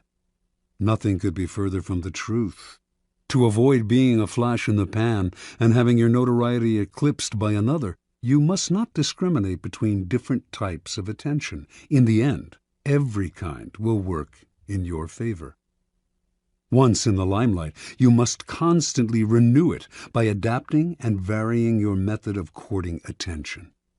If you don't, the public will grow tired, will take you for granted, and will move on to a newer star. The game requires constant vigilance and creativity. Part 2. Create an air of mystery. In a world growing increasingly banal and familiar, what seems enigmatic instantly draws attention. Never make it too clear what you are doing or about to do. Do not show all your cards. An air of mystery heightens your presence. It also creates anticipation. Everyone will be watching you to see what happens next. Use mystery to beguile, seduce, even frighten. Observance of the law. Beginning in 1905, rumors started to spread throughout Paris of a young Oriental girl who danced in a private home, wrapped in veils that she gradually discarded. A local journalist who had seen her dancing reported that a woman from the Far East had come to Europe laden with perfume and jewels to introduce some of the richness of the Oriental color and life into the satiated society of European cities. Soon everyone knew the dancer's name, Mata Hari. Early that year, in the winter, small and select audiences would gather in a salon filled with Indian statues and other relics, while an orchestra played music inspired by Hindu and Javanese melodies. After keeping the audience waiting and wondering, Mata Hari would suddenly appear in a startling costume, a white cotton brassiere covered with Indian-type jewels, jeweled bands at the waist supporting a sarong that revealed as much as it concealed, bracelets up the arms. Then Mata Hari would dance, in a style no one in France had seen before, her whole body swaying as if she were in a trance. She told her excited and curious audience that her dances told stories from Indian mythology and Javanese folk tales. Soon, the cream of Paris, ambassadors from far-off lands, were competing for invitations to the salon, where it was rumored that Mata Hari was actually performing sacred dances in the nude. The public wanted to know more about her. She told journalists that she was actually Dutch in origin, but had grown up on the island of Java. She would also talk about time spent in India, how she had learned sacred Hindu dances there, and how Indian women can shoot straight, ride horseback, and are capable of doing logarithms and talk philosophy. By the summer of 1905, although few Parisians had actually seen Mata Hari dance, her name was on everyone's lips. As Mata Hari gave more interviews, the story of her origins kept changing. She had grown up in India. Her grandmother was the daughter of a Javanese princess. She had lived on the island of Sumatra, where she had spent her time horseback riding, gun in hand, and risking her life. No one knew anything certain about her, but journalists did not mind these changes in her biography. They compared her to an Indian goddess, a creature from the pages of Baudelaire.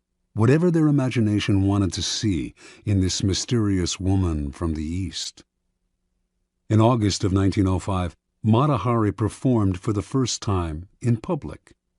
Crowds thronging to see her on opening night caused a riot. She had now become a cult figure, spawning many imitations. One reviewer wrote, "Mata Hari personifies all the poetry of India, its mysticism, its voluptuousness, its hypnotizing charm." Another noted, "If India possesses such unexpected treasures, then all Frenchmen will emigrate to the shores of the Ganges." Soon, the fame of Mata Hari and her sacred Indian dances spread beyond Paris. She was invited to Berlin, Vienna, Milan. Over the next few years, she performed throughout Europe, mixed with the highest social circles, and earned an income that gave her an independence rarely enjoyed by a woman of the period. Then, near the end of World War I, she was arrested in France, tried, convicted, and finally executed as a German spy. Only during the trial did the truth come out. Mata Hari was not from Java or India, had not grown up in the Orient, did not have a drop of Eastern blood in her body. Her real name was Margarethe Zell, and she came from the stolid northern province of Friesland, Holland. Interpretation. When Margarethe Zell arrived in Paris in 1904, she had half a franc in her pocket. She was one of the thousands of beautiful young girls who flocked to Paris every year, taking work as artists' models, nightclub dancers, or vaudeville performers at the Folies Bergère. After a few years, they would inevitably be replaced by younger girls, and would often end up on the streets, turning to prostitution, or else returning to the town they came from, older and chastened. Zell had higher ambitions. She had no dance experience and had never performed in the theater, but as a young girl, she had traveled with her family and had witnessed local dances in Java and Sumatra. Zell clearly understood that what was important in her act was not the dance itself, or even her face or figure, but her ability to create an air of mystery about herself. The mystery she created lay not just in her dancing, or her costumes, or the stories she would tell, or her endless lies about her origins. It lay in an atmosphere enveloping everything she did. There was nothing you could say for sure about her. She was always changing, always surprising her audience with new costumes, new dances, new stories. This air of mystery left the public always wanting to know more, always wondering about her next move. Malahari was no more beautiful than many of the other young girls who came to Paris, and she was not a particularly good dancer. What separated her from the mass, what attracted and held the public's attention and made her famous and wealthy, was her mystery.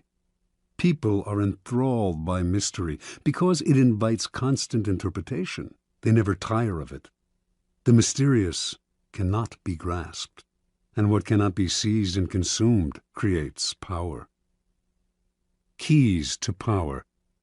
In a world that is ever more banal, that has had its mystery and myth squeezed out of it, we secretly crave enigmas, people or things that cannot be instantly interpreted, seized, and consumed. That is the power of the mysterious. It invites layers of interpretation, excites our imagination, seduces us into believing that it conceals something marvelous. The world has become so familiar and its inhabitants so predictable that what wraps itself in mystery will almost always draw the limelight to it and make us watch it. Do not imagine that to create an air of mystery, you have to be grand and awe-inspiring. Mystery that is woven into your day-to-day demeanor and is subtle has that much more power to fascinate and attract attention.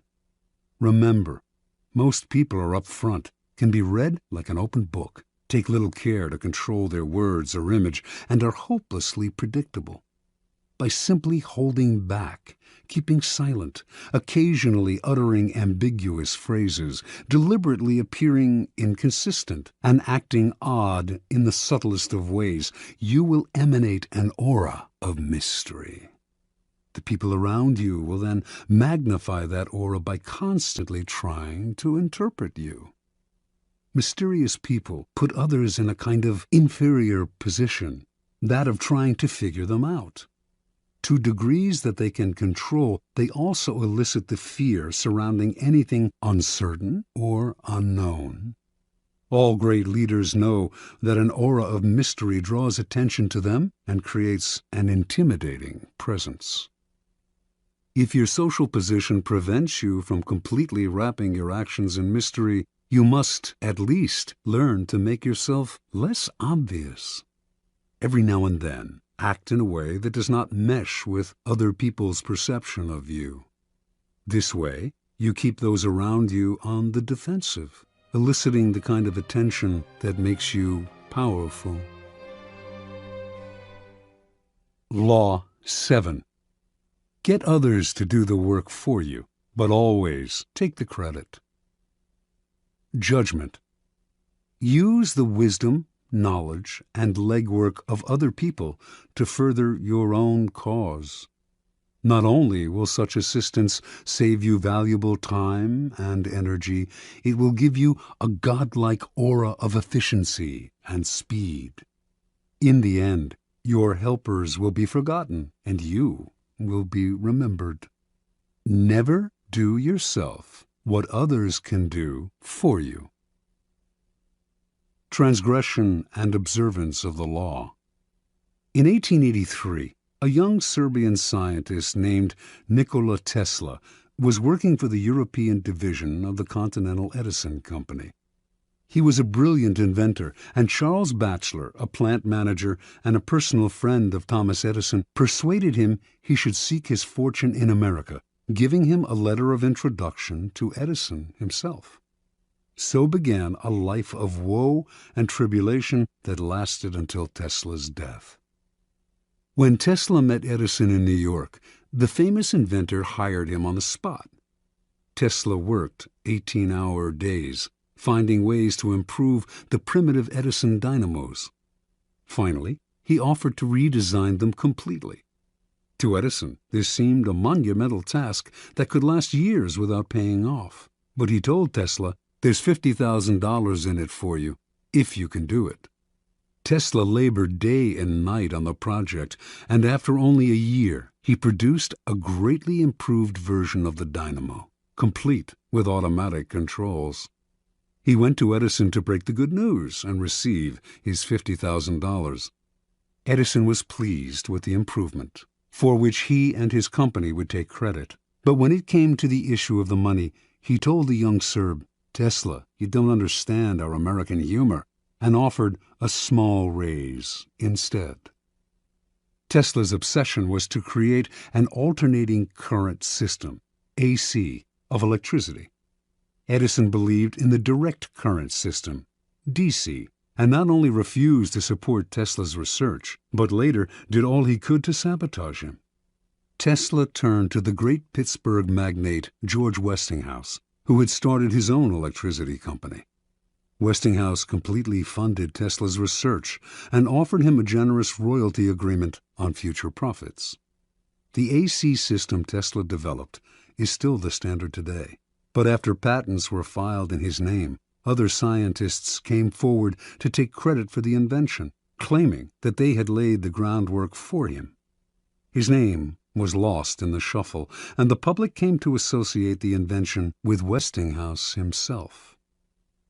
A year later, Westinghouse was caught in a takeover bid from J. Pierpont Morgan, who made him rescind the generous royalty contract he had signed with Tesla.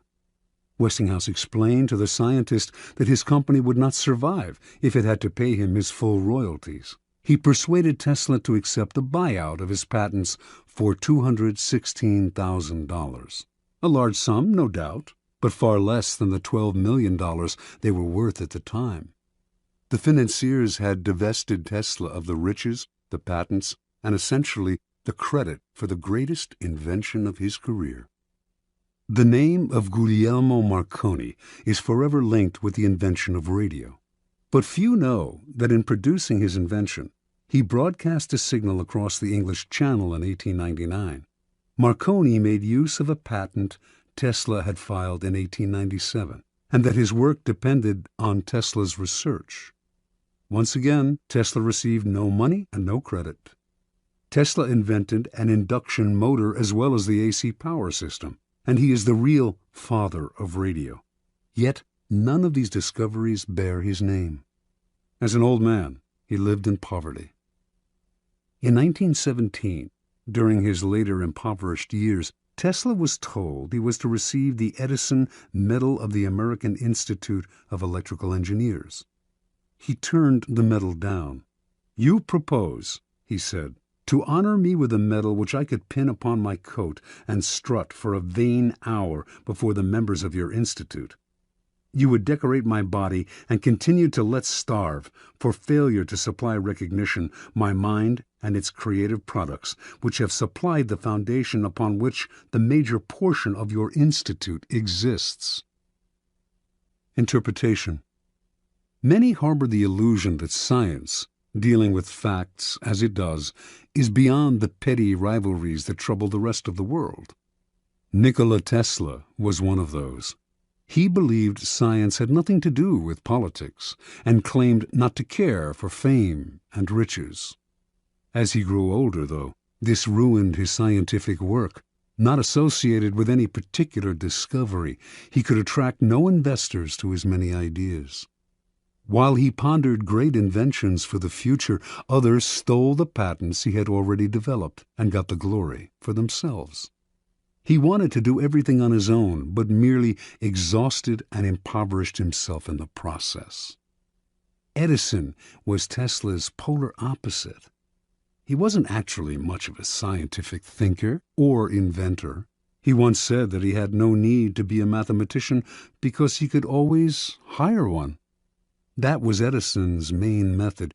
He was really a businessman and publicist, spotting the trends and the opportunities that were out there, then hiring the best in the field to do the work for him. If he had to, he would steal from his competitors. Yet his name is much better known than Tesla's, and is associated with more inventions. The lesson is twofold. First, the credit for an invention or creation is as important, if not more important, than the invention itself. You must secure the credit for yourself and keep others from stealing it away or from piggybacking on your hard work. To accomplish this, you must always be vigilant and ruthless, keeping your creation quiet until you can be sure there are no vultures circling overhead. Second, learn to take advantage of other people's work to further your own cause. Time is precious and life is short. If you try to do it all on your own, you run yourself ragged, waste energy, and burn yourself out. It is far better to conserve your forces, pounce on the work others have done, and find a way to make it your own. Keys to power.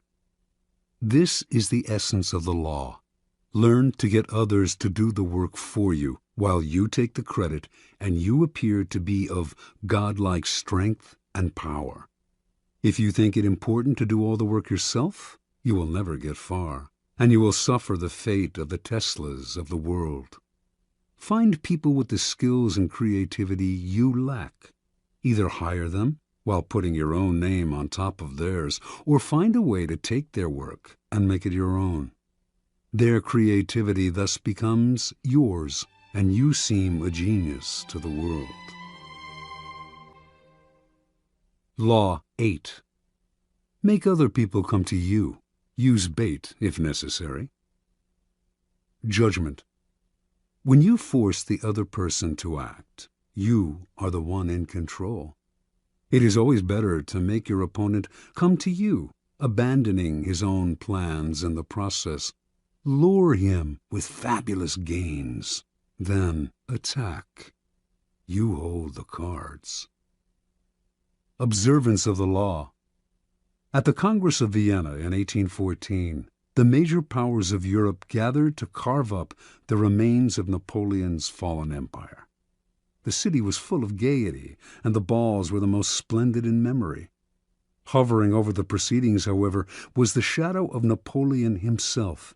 Instead of being executed or exiled far away, he had been sent to the island of Elba, not far from the coast of Italy.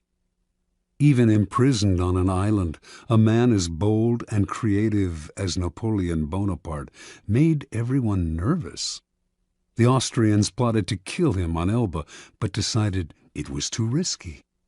Alexander I, Russia's temperamental czar, heightened the anxiety by throwing a fit during the Congress when a part of Poland was denied him. "Beware, I shall loose the monster," he threatened. Everyone knew he meant Napoleon. Of all the statesmen gathered in Vienna, only Talleyrand, Napoleon's former foreign minister, seemed calm and unconcerned. It was as if he knew something the others did not. Meanwhile, on the island of Elba, Napoleon's life was a mockery of his previous glory. As Elba's king, he had been allowed to form a court.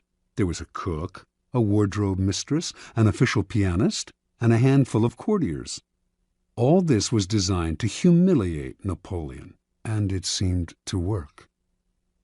That winter, however, there occurred a series of events so strange and dramatic they might have been scripted in a play. Elba was surrounded by British ships, their cannons covering all possible exit points. Yet somehow, in broad daylight, on 26 February 1815, a ship with 900 men on board picked up Napoleon and put to sea. The English gave chase, but the ship got away. This almost impossible escape astonished the public throughout Europe and terrified the statesmen at the Congress of Vienna. Although it would have been safer to leave Europe, Napoleon not only chose to return to France, he raised the odds by marching on Paris with a tiny army in hopes of recapturing the throne. His strategy worked. People of all classes threw themselves at his feet. An army under Marshal Ney sped from Paris to arrest him, but when the soldiers saw their beloved former leader, they changed sides. Napoleon was declared emperor again. Volunteers swelled the ranks of his new army. Delirium swept the country. In Paris, crowds went wild. The king who had replaced Napoleon fled the country. For the next 100 days, Napoleon ruled France.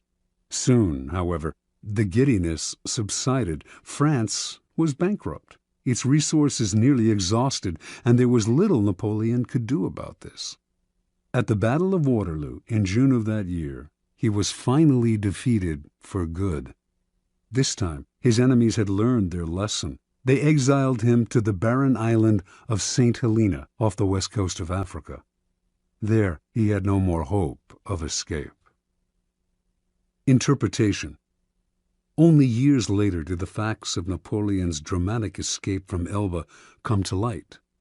Before he decided to attempt this bold move, visitors to his court had told him that he was more popular in France than ever, and that the country would embrace him again. One of these visitors was Austria's General Kohler, who convinced Napoleon that if he escaped, the European powers, England included, would welcome him back into power.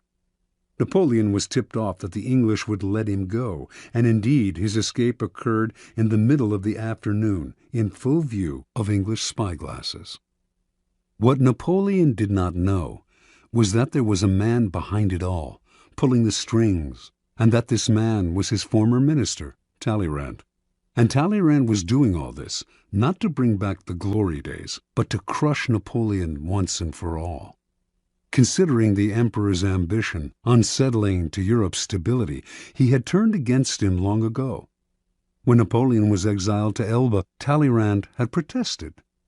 Napoleon should be sent farther away, he argued, or Europe would never have peace. But no one listened. Instead of pushing his opinion, Talleyrand bided his time. Working quietly, he eventually won over Castlereagh and Metternich, the foreign ministers of England and Austria. Together, these men baited Napoleon into escaping. Even Kohler's visit, to whisper the promise of glory in the exile's ear, was part of the plan. Like a master card player, Talleyrand figured everything out in advance. He knew Napoleon would fall into the trap he had set. He also foresaw that Napoleon would lead the country into a war which, given France's weakened condition, could only last a few months. One diplomat in Vienna, who understood that Talleyrand was behind it all, said, "He has set the house ablaze in order to save it from the plague." Keys to power. How many times has this scenario played itself out in history? An aggressive leader initiates a series of bold moves that begin by bringing him much power. Slowly, however, his power reaches a peak, and soon everything turns against him. His numerous enemies band together, trying to maintain his power. He exhausts himself going in this direction and that, and inevitably he collapses. The reason for this pattern is that the aggressive person is rarely in full control. He cannot see more than a couple of moves ahead, cannot see the consequences of this bold move or that one, because he is constantly being forced to react to the moves of his ever-growing host of enemies, and to the unforeseen consequences of his own rash actions. His aggressive energy is turned against him. In the realm of power, you must ask yourself, what is the point of chasing here and there, trying to solve problems and defeat my enemies if I never feel in control? Why am I always having to react to events instead of directing them? The answer is simple. Your idea of power is wrong. You have mistaken aggressive action for effective action. And most often, the most effective action is to stay back, keep calm, and let others be frustrated by the traps you lay for them, playing for long-term power rather than quick victory. Remember, the essence of power is the ability to keep the initiative, to get others to react to your moves, to keep your opponent and those around you on the defensive. When you make other people come to you, you suddenly become the one controlling the situation, and the one who has control has power. Two things must happen to place you in this position. You yourself must learn to master your emotions and never to be influenced by anger. Meanwhile, however, you must play on people's natural tendency to react angrily when pushed and baited. In the long run, the ability to make others come to you is a weapon far more powerful than any tool of aggression. Manipulation is a dangerous game. Once someone suspects he is being manipulated, it becomes harder and harder to control him. But when you make your opponent come to you, You create the illusion that he is controlling the situation. He does not feel the strings that pull him, just as Napoleon imagined that he himself was the master of his daring escape and return to power.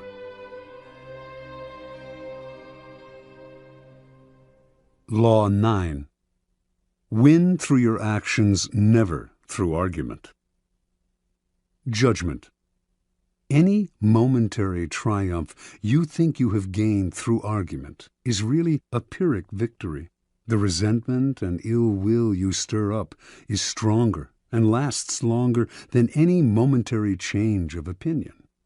It is much more powerful to get others to agree with you through your actions without saying a word. Demonstrate, do not explicate. Observance of the law. In 1502, in Florence, Italy, an enormous block of marble stood in the works department of the Church of Santa Maria del Fiore. It had once been a magnificent piece of raw stone, but an unskilled sculptor had mistakenly bored a hole through it where there should have been a figure's legs, generally mutilating it. Piero Soderini, Florence's mayor, had contemplated trying to save the block by commissioning Leonardo da Vinci to work on it, or some other master, but had given up, since everyone agreed that the stone had been ruined. So, despite the money that had been wasted on it, it gathered dust in the dark halls of the church. This was where things stood until some Florentine friends of the great Michelangelo decided to write to the artist, then living in Rome. He alone, they said, could do something with the marble, which was still magnificent raw material.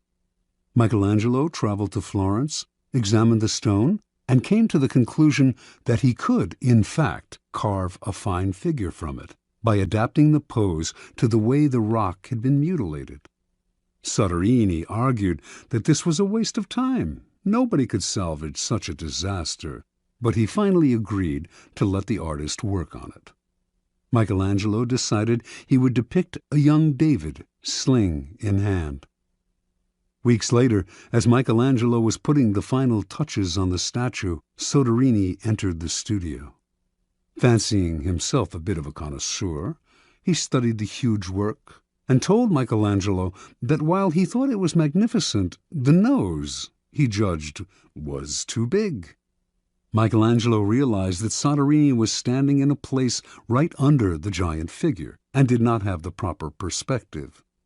Without a word, he gestured for Soderini to follow him up the scaffolding. Reaching the nose, he picked up his chisel, as well as a bit of marble dust that lay on the planks. With Soderini just a few feet below him on the scaffolding, Michelangelo started to tap lightly with the chisel, letting the bits of dust he had gathered in his hand to fall little by little.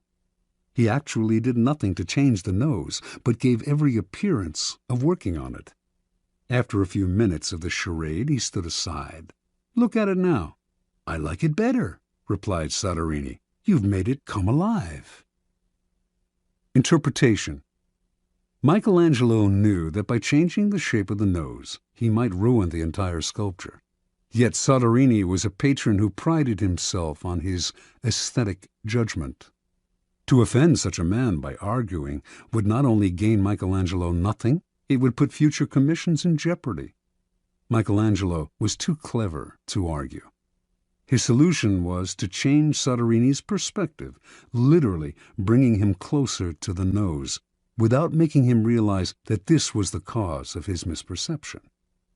Fortunately for posterity, Michelangelo found a way to keep the perfection of the statue intact, while at the same time making Soderini believe he had improved it.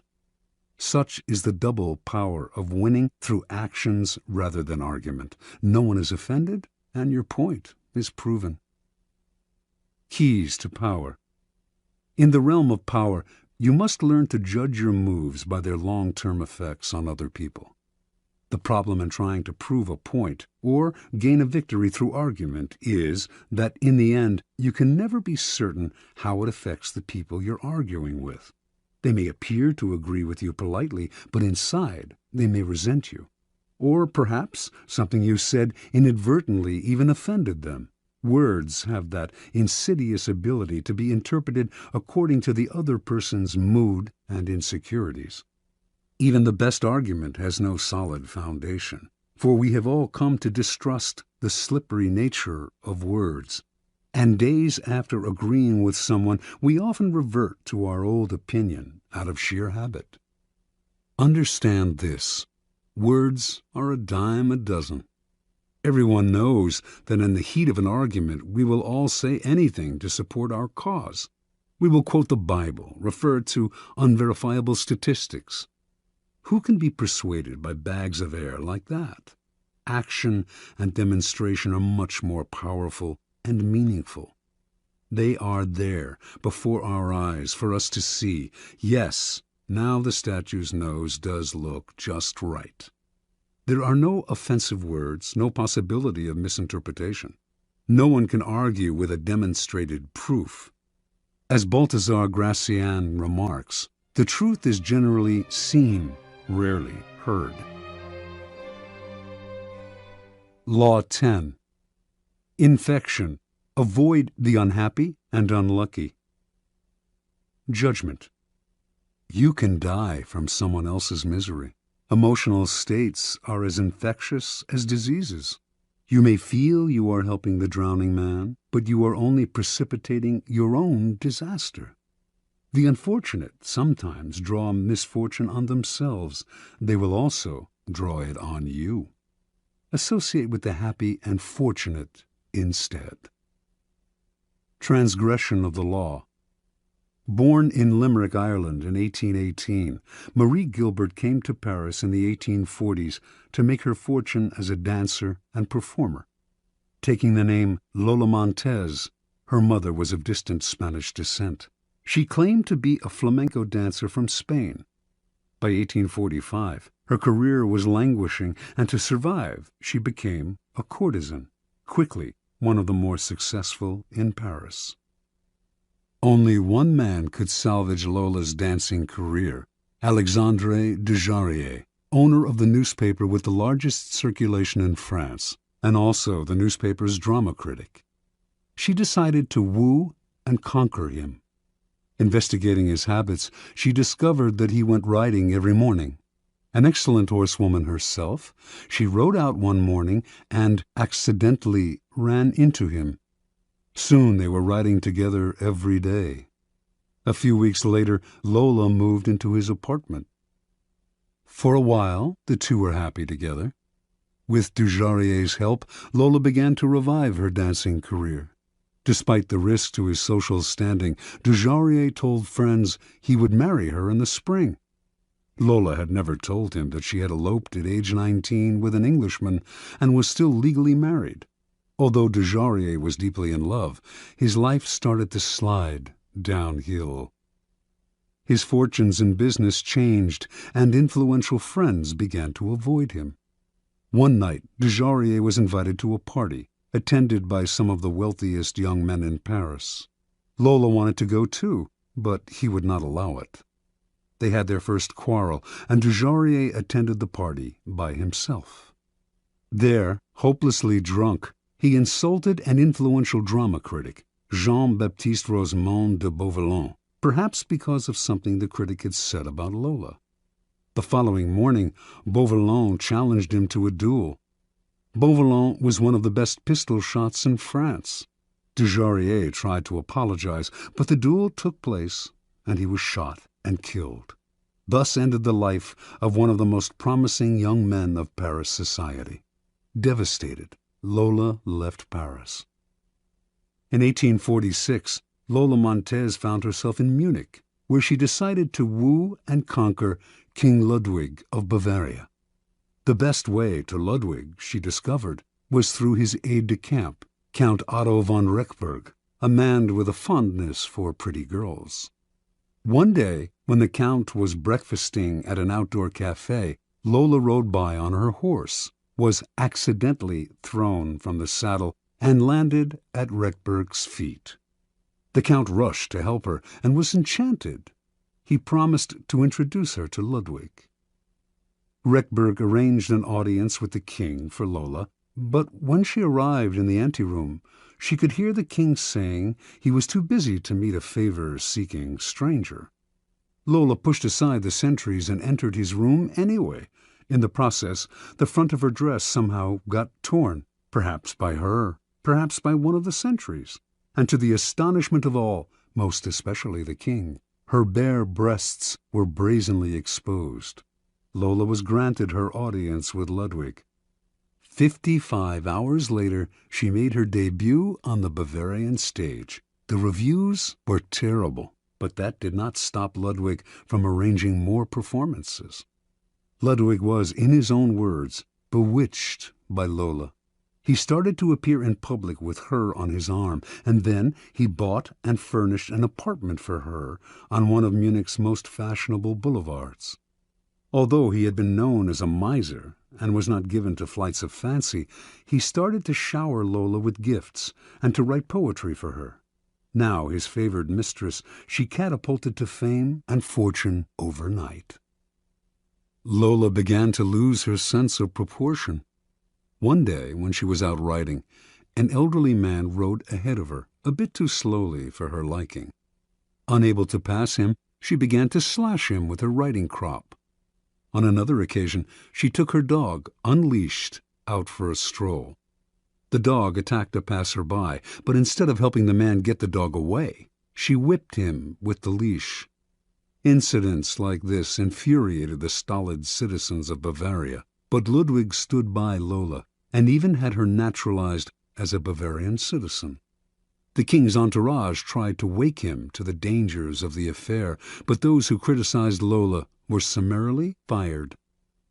While Bavarians who had loved their king now outwardly disrespected him, Lola was made a countess, had a new palace built for herself, and began to dabble in politics, advising Ludwig on policy. She was the most powerful force in the kingdom.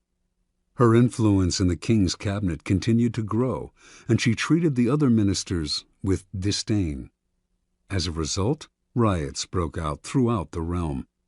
A once peaceful land was virtually in the grip of civil war, and students everywhere were chanting, "Raus mit Lola!" By February of 1848, Ludwig was finally unable to withstand the pressure. With great sadness, he ordered Lola to leave Bavaria immediately. She left, but not until she was paid off. For the next 5 weeks, the Bavarians' wrath was turned against their formerly beloved king. In March of that year, he was forced to abdicate. Lola Montez moved to England. More than anything, she needed respectability, and despite being married, she still had not arranged a divorce from the Englishman she had wed years before. She set her sights on George Trafford Heald, a promising young army officer who was the son of an influential barrister. Although he was 10 years younger than Lola and could have chosen a wife among the prettiest and wealthiest young girls of English society, Heald fell under her spell. They were married in 1849. Soon, arrested on the charge of bigamy, she skipped bail, and she and Heald made their way to Spain. They quarreled horribly, and on one occasion Lola slashed him with a knife. Finally, she drove him away. Returning to England, he found he had lost his position in the army. Ostracized from English society, he moved to Portugal, where he lived in poverty. After a few months, his short life ended in a boating accident. A few years later, the man who published Lola Montez's autobiography went bankrupt. In 1853, Lola moved to California, where she met and married a man named Pat Hull. Their relationship was as stormy as all the others, and she left Hull for another man. He took to drink and fell into a deep depression that lasted until he died 4 years later, still a relatively young man. At the age of 41, Lola gave away her clothes and finery and turned to God. She toured America lecturing on religious topics, dressed in white and wearing a halo-like white headgear. She died 2 years later, in 1861. Interpretation. Lola Montez attracted men with her wiles, but her power over them went beyond the sexual. It was through the force of her character that she kept her lovers enthralled.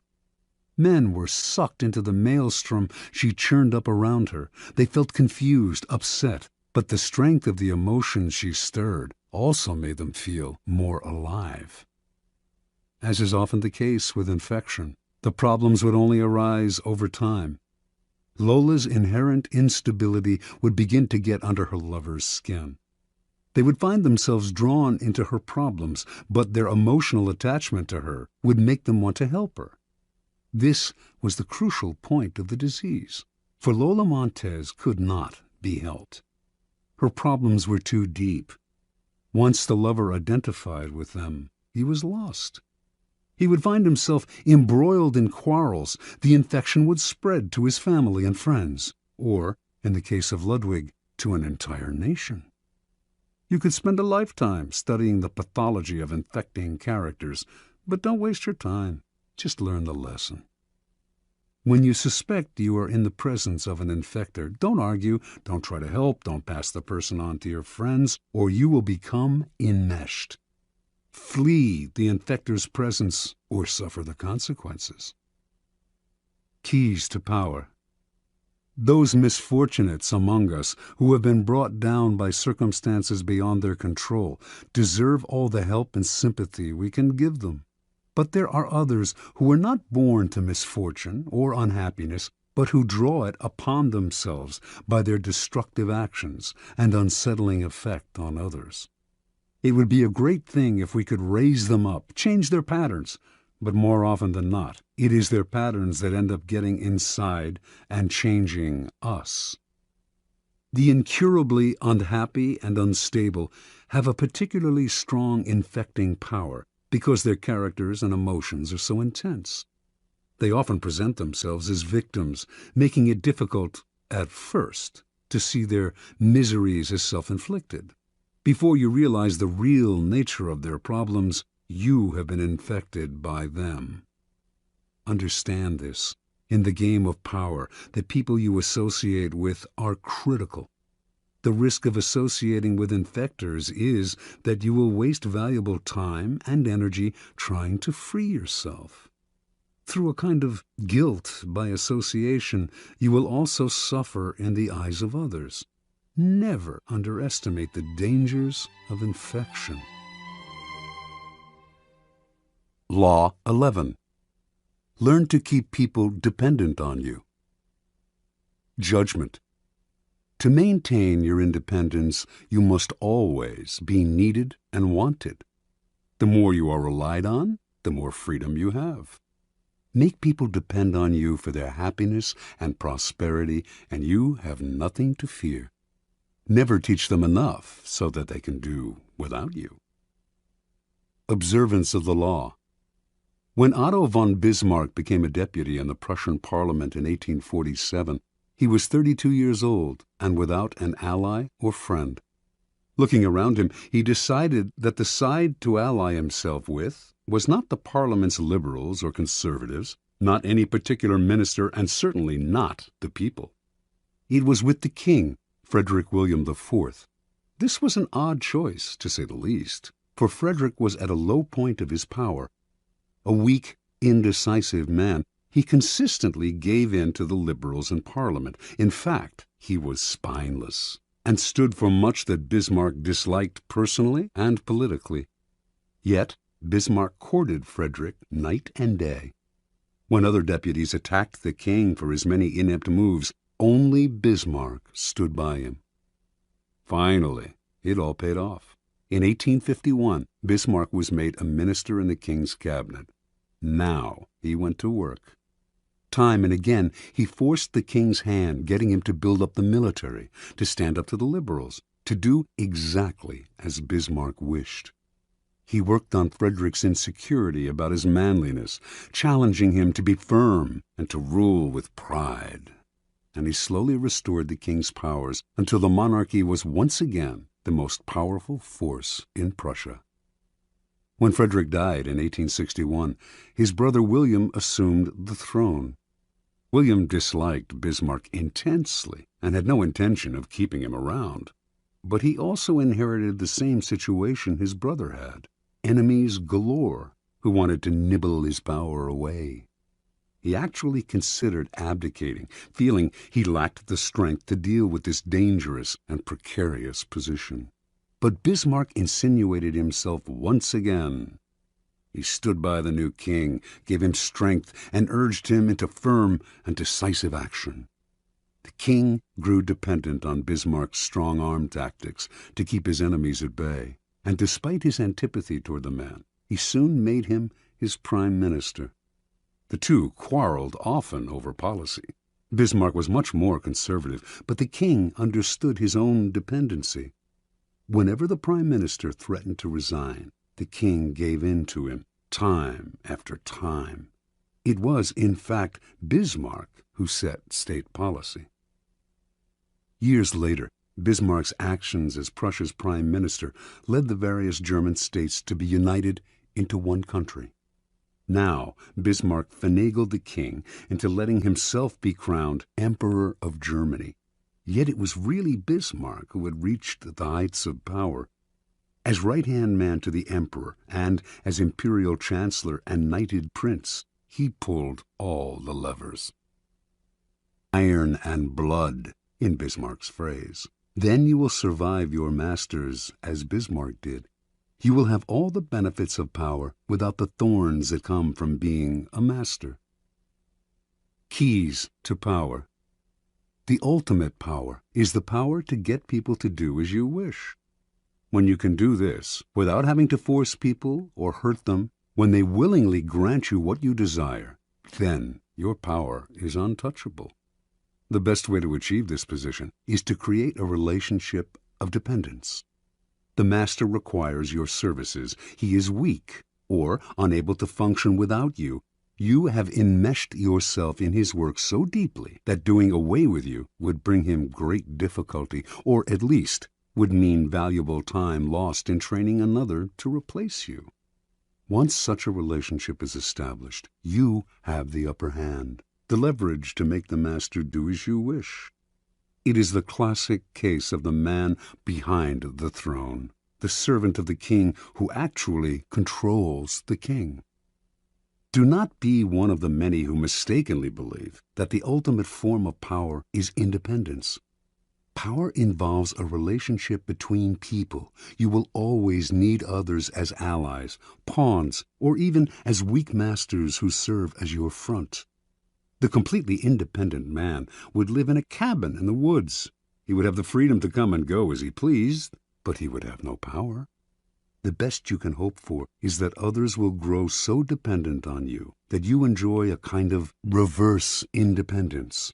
Their need for you frees you. One last warning. Do not imagine that your master's dependence on you will make him love you.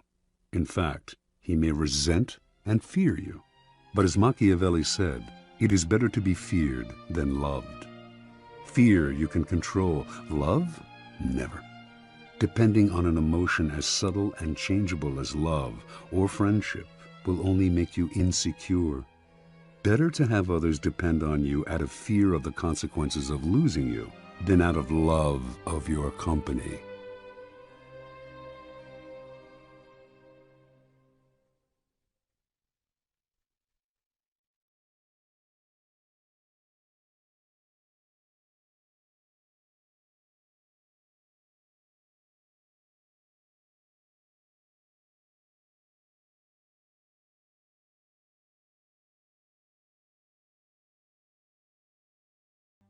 Law 12. Use selective honesty and generosity to disarm your victim. Judgment. One sincere and honest move will cover over dozens of dishonest ones. Open-hearted gestures of honesty and generosity bring down the guard of even the most suspicious people. Once your selective honesty opens a hole in their armor, you can deceive and manipulate them at will. A timely gift, a Trojan horse, will serve the same purpose. Observance of the law. Sometime in 1926, a tall, dapperly dressed man paid a visit to Al Capone, the most feared gangster of his time.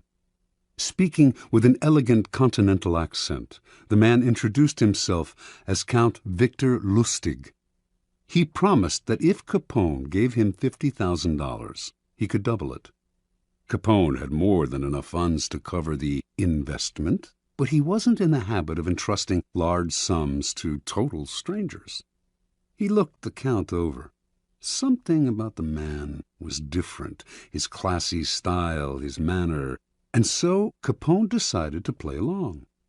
He counted out the bills personally and handed them to Lustig. "Okay, Count," said Capone. "Double it in 60 days like you said." Lustig left with the money, put it in a safe deposit box in Chicago, then headed to New York, where he had several other money-making schemes in progress. The $50,000 remained in the bank box untouched. Lustig made no effort to double it. 2 months later, he returned to Chicago, took the money from the box, and paid Capone another visit. He looked at the gangster's stony-faced bodyguards, smiled apologetically, and said, "Please accept my profound regrets, Mr. Capone. I'm sorry to report that the plan failed. I failed." Capone slowly stood up. He glowered at Lustig, debating which part of the river to throw him in, but the Count reached into his coat pocket, withdrew the $50,000, and placed it on the desk. "Here, sir, is your money, to the penny. Again, my sincere apologies. This is most embarrassing. Things didn't work out the way I thought they would. I would have loved to have doubled your money for you, and for myself. Lord knows I need it, but the plan just didn't materialize." Capone sagged back into his chair, confused. "I know you're a con man, Count," said Capone. "I knew it the moment you walked in here. I expected either $100,000 or nothing. But this, getting my money back, well... Again, my apologies, Mr. Capone," said Lustig, as he picked up his hat and began to leave. "My God, you're honest," yelled Capone. "If you're on the spot, here's 5 to help you along." He counted out 5 $1,000 bills out of the $50,000. The Count seemed stunned, bowed deeply, mumbled his thanks, and left, taking the money. The $5,000 was what Lustig had been after all along. Interpretation. Count Victor Lustig, a man who spoke several languages and prided himself on his refinement and culture, was one of the great con artists of modern times. He was known for his audacity, his fearlessness, and, most important, his knowledge of human psychology. He could size up a man in minutes, discovering his weaknesses, and he had radar for suckers. Lustig knew that most men build up defenses against crooks and other troublemakers. The con artist's job is to bring those defenses down.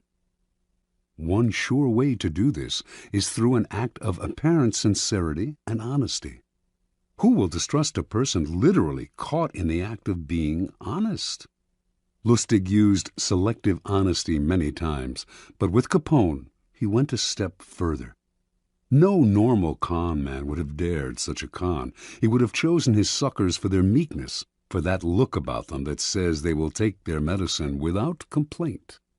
Con Capone, and you would spend the rest of your life, whatever remained of it, afraid. But Lustig understood that a man like Capone spends his life mistrusting others.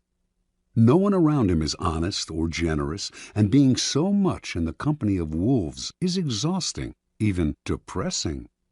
A man like Capone yearns to be the recipient of an honest or generous gesture, to feel that not everyone has an angle or is out to rob him.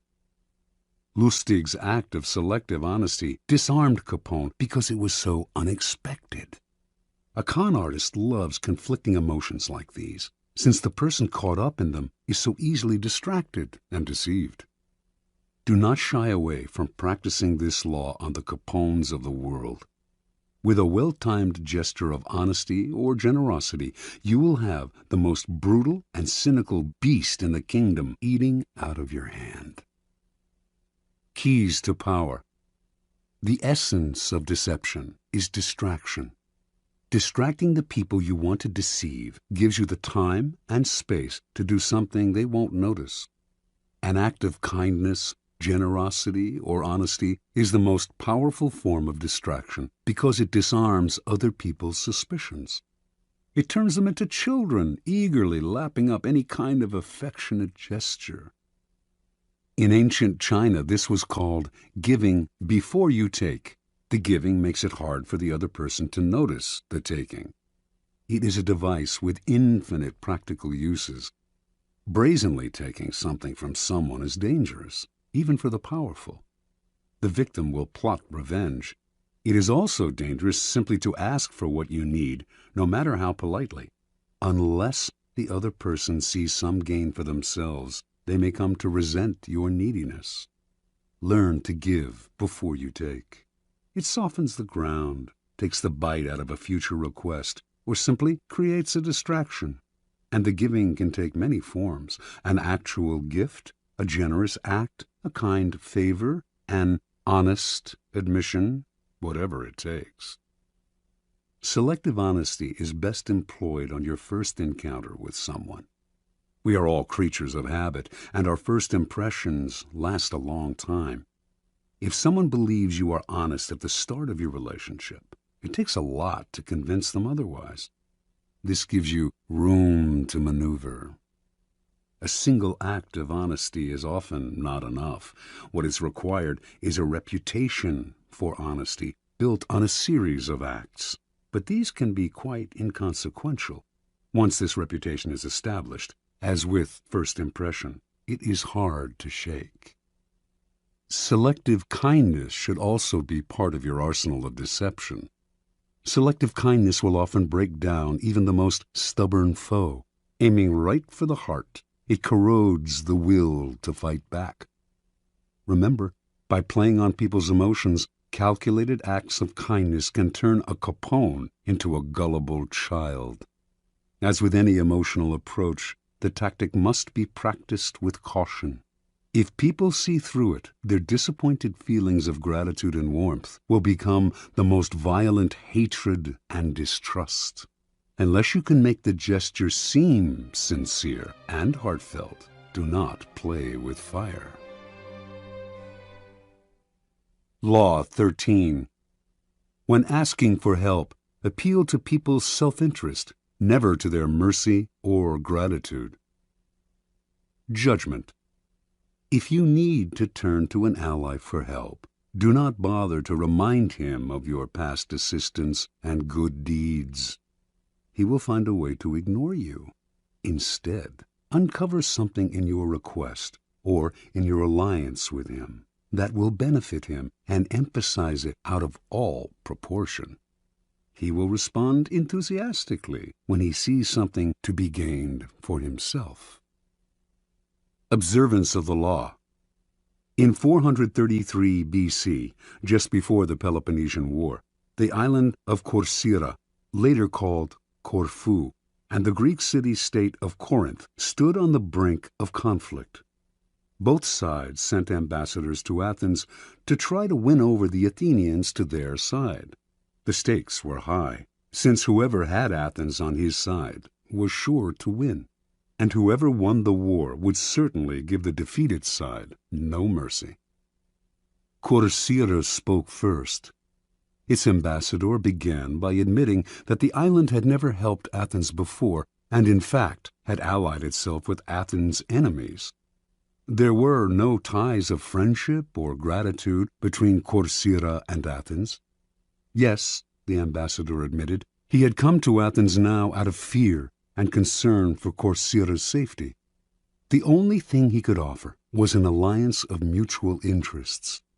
Corcyra had a navy only surpassed in size and strength by Athens' own. An alliance between the two states would create a formidable force, one that could intimidate the rival state of Sparta. That, unfortunately, was all Corcyra had to offer. The representative from Corinth then gave a brilliant, passionate speech in sharp contrast to the dry, colorless approach of the Corcyran. He talked of everything Corinth had done for Athens in the past.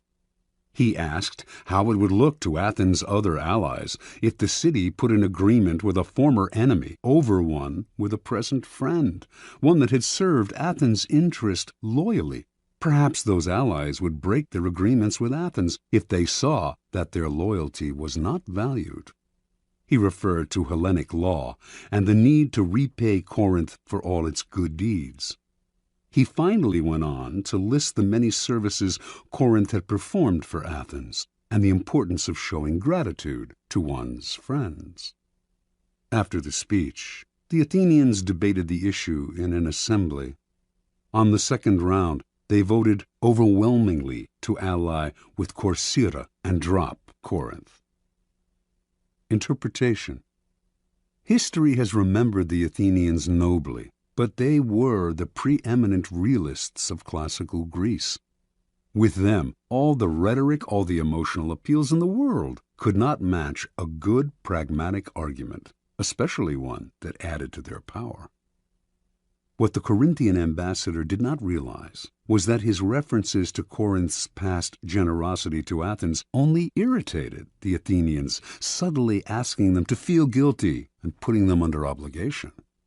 The Athenians could care less about past favors and friendly feelings. At the same time, they knew that if their other allies thought them ungrateful for abandoning Corinth, these city-states would still be unlikely to break their ties to Athens, the preeminent power in Greece. Athens ruled its empire by force and would simply compel any rebellious ally to return to the fold. When people choose between talk about the past and talk about the future, a pragmatic person will always opt for the future and forget the past. As the Corcyrians realized, it is always best to speak pragmatically to a pragmatic person. And in the end, most people are, in fact, pragmatic. They will rarely act against their own self-interest. Keys to power. In your quest for power, you will constantly find yourself in the position of asking for help from those more powerful than you. There is an art to asking for help, an art that depends on your ability to understand the person you are dealing with and to not confuse your needs with theirs. Most people never succeed at this because they are completely trapped in their own wants and desires. They start from the assumption that the people they are appealing to have a selfless interest in helping them. They talk as if their needs mattered to these people, who probably couldn't care less. Sometimes they refer to larger issues, a great cause, or grand emotions such as love and gratitude. They go for the big picture when simple, everyday realities would have much more appeal. What they do not realize is that even the most powerful person is locked inside needs of his own, and that if you make no appeal to his self-interest, he merely sees you as desperate or, at best, a waste of time. A key step in the process is to understand the other person's psychology. Is he vain? Is he concerned about his reputation or his social standing? Does he have enemies you could help him vanquish? Is he simply motivated by money and power? When the Mongols invaded China in the 12th century, they threatened to obliterate a culture that had thrived for over 2,000 years. Their leader, Genghis Khan, saw nothing in China but a country that lacked pasturing for his horses, and he decided to destroy the place, leveling all its cities, for it would be better to exterminate the Chinese and let the grass grow. It was not a soldier, a general, or a king who saved the Chinese from devastation, but a man named Yelu Chucai. A foreigner himself, Chucai had come to appreciate the superiority of Chinese culture. He managed to make himself a trusted advisor to Genghis Khan and persuaded him that he would reap riches out of the place if, instead of destroying it, he simply taxed everyone who lived there. Khan saw the wisdom in this and did as Chucai advised. When Khan took the city of Kaifeng after a long siege and decided to massacre its inhabitants, as he had in other cities that had resisted him, Chu Tsai told him that the finest craftsmen and engineers in China had fled to Kai Feng, and it would be better to put them to use. Kai Feng was spared.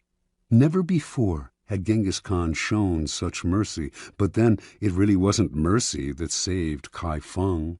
Chu Tsai knew Khan well. He was a barbaric peasant who cared nothing for culture, or indeed for anything other than warfare and practical results. Chu Tsai chose to appeal to the only emotion that would work on such a man: greed.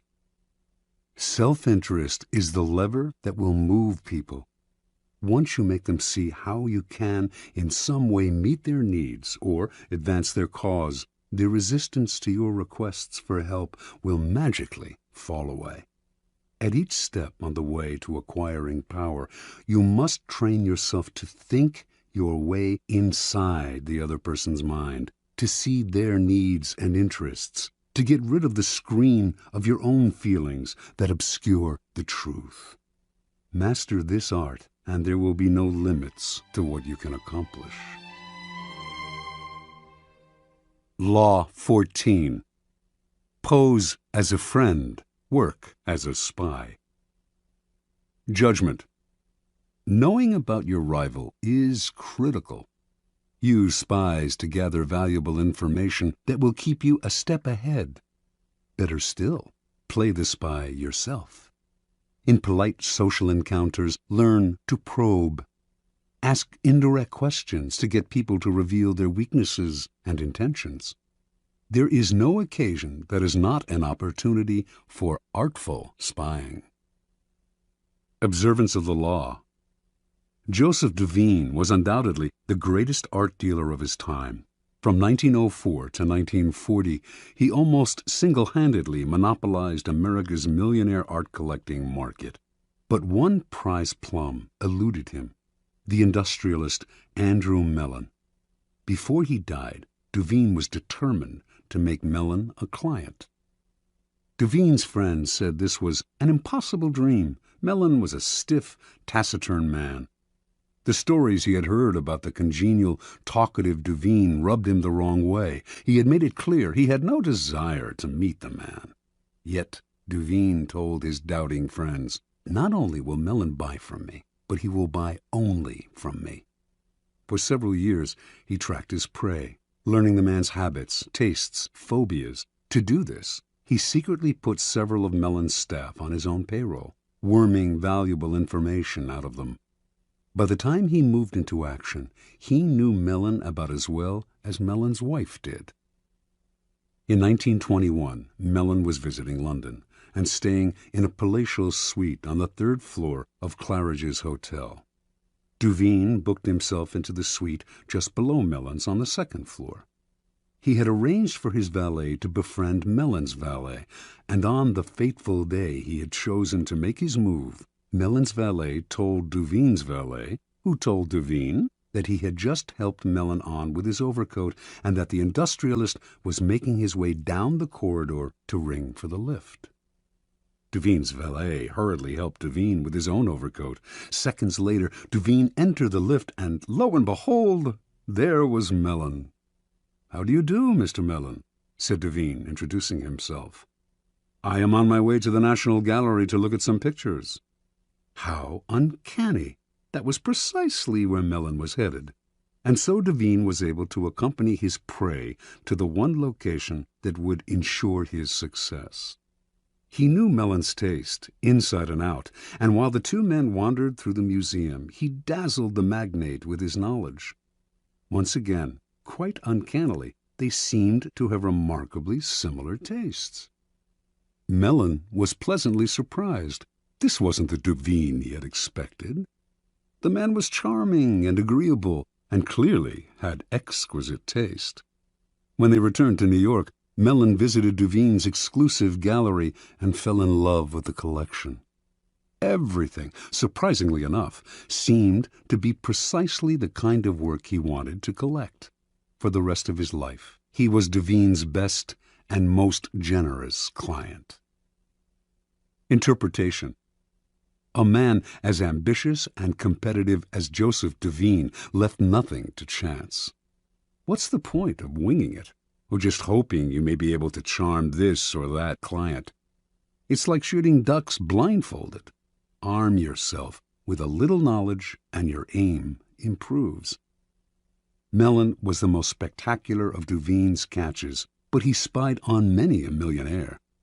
By secretly putting members of his clients' household staffs on his own payroll, he would gain constant access to valuable information about their master's comings and goings, changes in taste, and other such tidbits of information that would put him a step ahead. A rival of Devine's, who wanted to make Henry Frick a client, noticed that whenever he visited this wealthy New Yorker, Devine was there before him, as if he had a sixth sense. To other dealers, Devine seemed to be everywhere, and to know everything before they did. His powers discouraged and disheartened them, until many simply gave up going after the wealthy clients who could make a dealer rich. Such is the power of artful spying. It makes you seem all-powerful, clairvoyant. Your knowledge of your mark can also make you seem charming. So well can you anticipate their desires. No one sees the source of your power, and what they cannot see, they cannot fight. Keys to power. In the realm of power, your goal is a degree of control over future events. Part of the problem you face, then, is that people won't tell you all their thoughts, emotions, and plans. Carefully controlling what they say, they keep the most critical parts of their character hidden, their weaknesses, ulterior motives, obsessions. The result is that you cannot predict their moves and are constantly in the dark. The trick is to find a way to probe them, to find out their secrets and hidden intentions without letting them know what you are up to. This is not as difficult as you might think. A friendly front will let you secretly gather information on friends and enemies alike. Let others consult the horoscope or read tarot cards.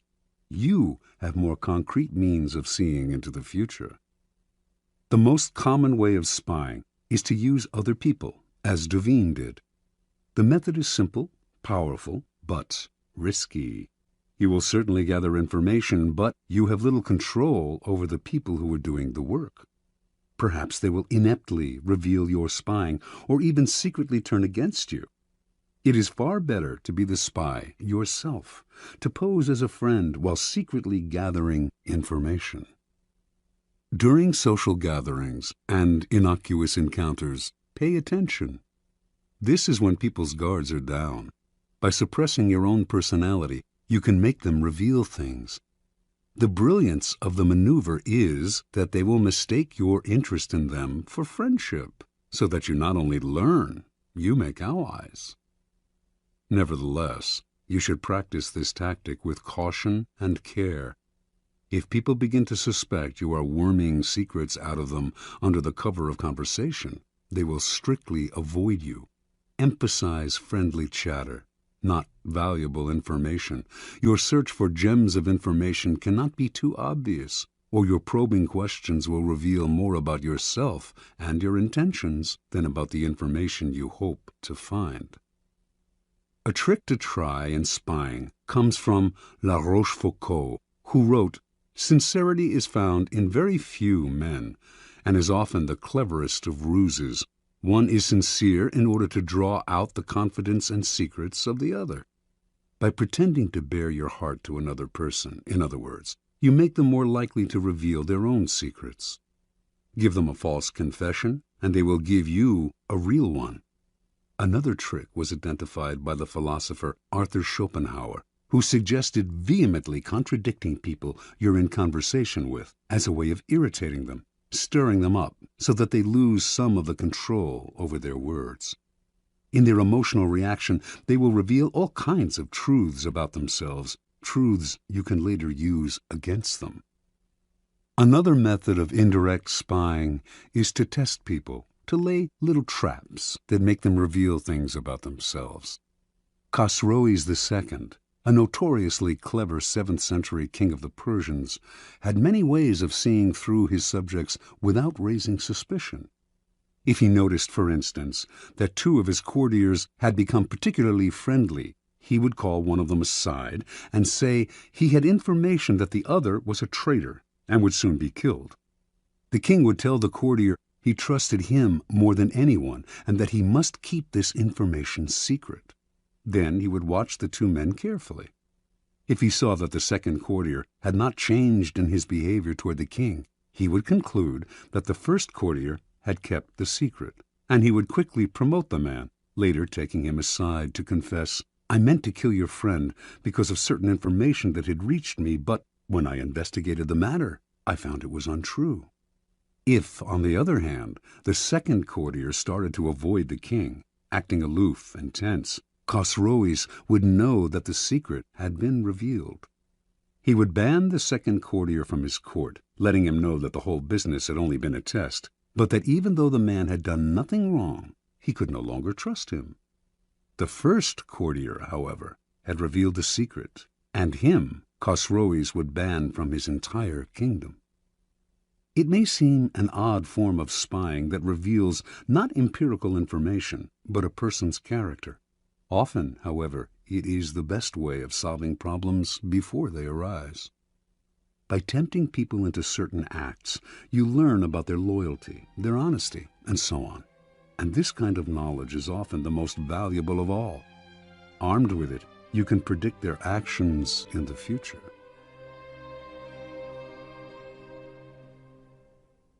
Law 15.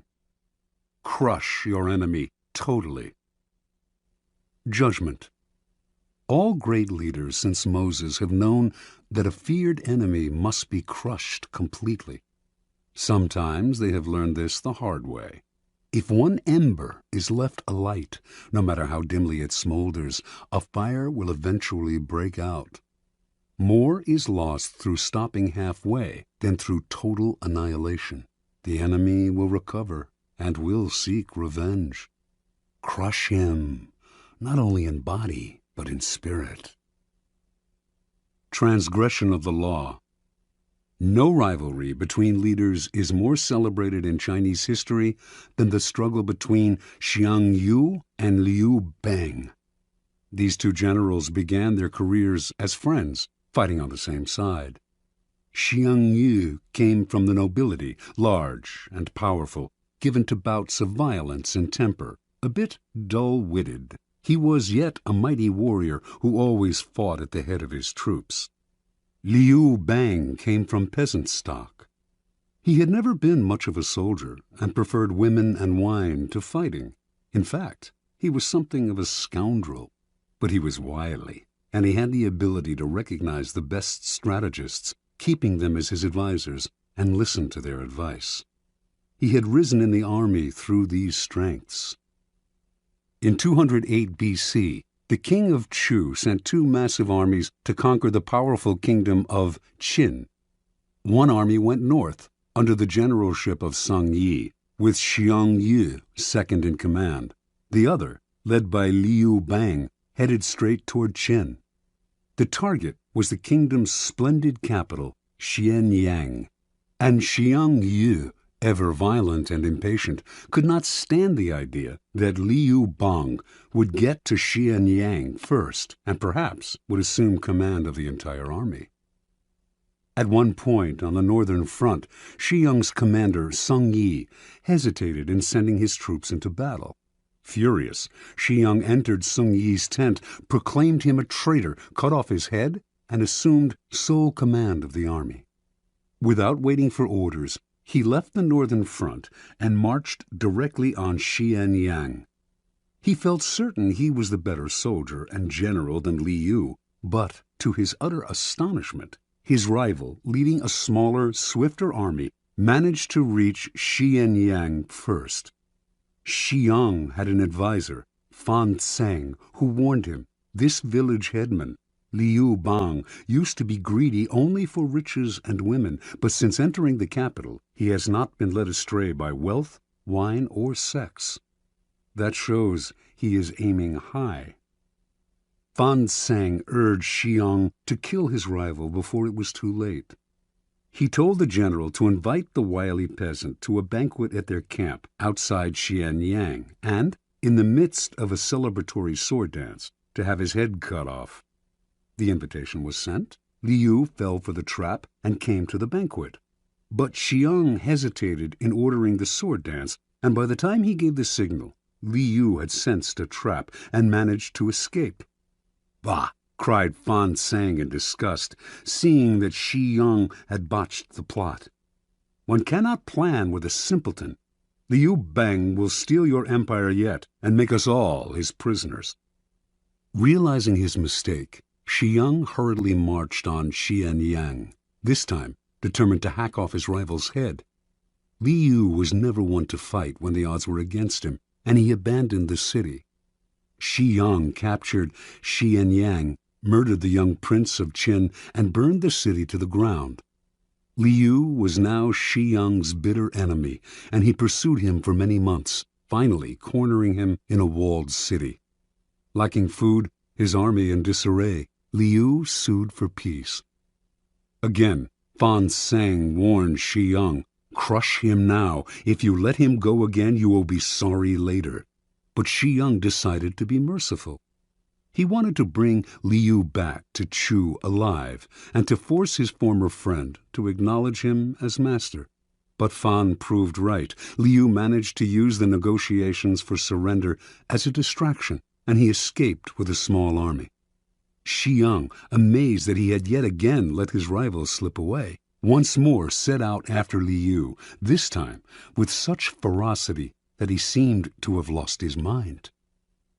A few weeks later, in the thick of the hunt, Xiang scattered his forces unwisely, and in a surprise attack, Liu was able to surround his main garrison. For the first time, the tables were turned.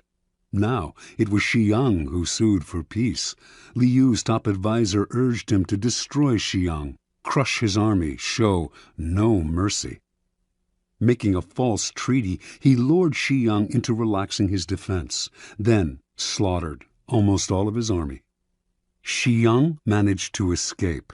Alone and on foot, knowing that Liu had put a bounty on his head, he came upon a small group of his own retreating soldiers and cried out, "I hear Liu Bang has offered 1,000 pieces of gold and a fief of 10,000 families for my head. Let me do you a favor." Then he slit his own throat and died. Interpretation. This is the fate that faces all of us when we sympathize with our enemies, when pity or the hope of reconciliation makes us pull back from doing away with them. We only strengthen their fear and hatred of us. We have beaten them and they are humiliated, yet we nurture these resentful vipers who will one day kill us. Power cannot be dealt with this way. It must be exterminated, crushed, and denied the chance to return to haunt us. This is all the truer with a former friend who has become an enemy. The law governing fatal antagonisms reads, "Reconciliation is out of the question. Only one side can win, and it must win totally." Liu Bang learned this lesson well. After defeating Xiang Yu, this son of a farmer went on to become supreme commander of the armies of Chu. Crushing his next rival, the king of Chu, his own former leader, he crowned himself emperor, defeated everyone in his path, and went down in history as one of the greatest rulers of China, the immortal Han Gao Tzu, founder of the Han Dynasty. Keys to Power. It is no accident that the story illustrating this law comes from China. Chinese history abounds with examples of enemies who were left alive and returned to haunt the lenient. Crush the enemy is a key strategic tenet of Sun Tzu, the 4th century BC author of The Art of War. The idea is simple. Your enemies wish you ill. There is nothing they want more than to eliminate you. If, in your struggles with them, you stop halfway or even 3/4 of the way, out of mercy or hope of reconciliation, you only make them more determined, more embittered, and they will someday take revenge. They may act friendly for the time being, But this is only because you have defeated them. They have no choice but to bide their time. The solution? Have no mercy. Crush your enemies as totally as they would crush you. Ultimately, the only peace and security you can hope for from your enemies is their disappearance. Law 16.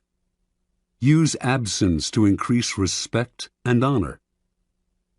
Judgment. Too much circulation makes the price go down.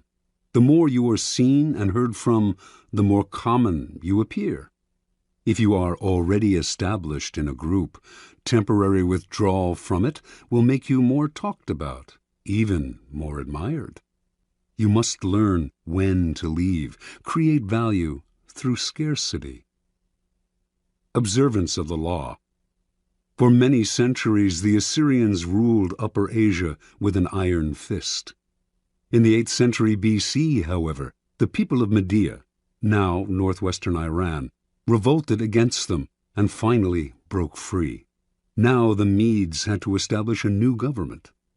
Determined to avoid any form of despotism, they refused to give ultimate power to any one man or to establish a monarchy. Without a leader, however, the country soon fell into chaos and fractured into small kingdoms with village fighting against village. In one such village lived a man named Deioces, who began to make a name for himself for fair dealing and the ability to settle disputes. He did this so successfully, in fact, that soon any legal conflict in the area was brought to him, and his power increased. Throughout the land, the law had fallen into disrepute. The judges were corrupt, and no one entrusted their cases to the courts anymore, resorting to violence instead. When news spread of Deioces' wisdom, incorruptibility, and unshakable impartiality, Median villages far and wide turned to him to settle all manner of cases. Soon he became the sole arbiter of justice in the land. At the height of his power, Deioces suddenly decided he had had enough. He would no longer sit in the chair of judgment, would hear no more suits, settle no more disputes between brother and brother, village and village. Complaining that he was spending so much time dealing with other people's problems that he had neglected his own affairs, he retired. The country once again descended into chaos. With the sudden withdrawal of a powerful arbiter like Deioces, crime increased, and contempt for the law was never greater. The Medes held a meeting of all the villages to decide how to get out of their predicament. "We cannot continue to live in this country under these conditions," said one tribal leader. "Let us appoint one of our number to rule so that we can live under orderly government rather than losing our homes altogether in the present chaos." And so, despite all that the Medes had suffered under the Assyrian despotism, they decided to set up a monarchy and name a king. And the man they most wanted to rule, of course, was the fair-minded Deioces. He was hard to convince, for he wanted nothing more to do with the village's infighting and bickering. But the Medes begged and pleaded. Without him, the country had descended into a state of lawlessness. Deioces finally agreed. Yet he also imposed conditions. An enormous palace was to be constructed for him. He was to be provided with bodyguards, and a capital city was to be built from which he could rule. All of this was done, and Deioces settled into his palace. In the center of the capital, the palace was surrounded by walls and completely inaccessible to ordinary people. Deioces then established the terms of his rule. Admission to his presence was forbidden. Communication with the king was only possible through messengers. No one in the royal court could see him more than once a week, and then only by permission. Deioces ruled for 53 years, extended the Median Empire, and established the foundation for what would later be the Persian Empire, under his great-great-grandson Cyrus. During Deioces' reign, the people's respect for him gradually turned into a form of worship. He was not a mere mortal, they believed, but the son of a god. Interpretation. Deoces was a man of great ambition. He determined early on that the country needed a strong ruler and that he was the man for the job. In a land plagued with anarchy, the most powerful man is the judge and arbiter, so Deoces began his career by making his reputation as a man of impeccable fairness.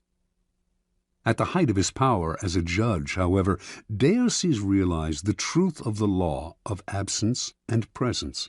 By serving so many clients, he had become too noticeable, too available, and had lost the respect he had earlier enjoyed. People were taking his services for granted. The only way to regain the veneration and power he wanted was to withdraw completely and let the Medes taste what life was like without him.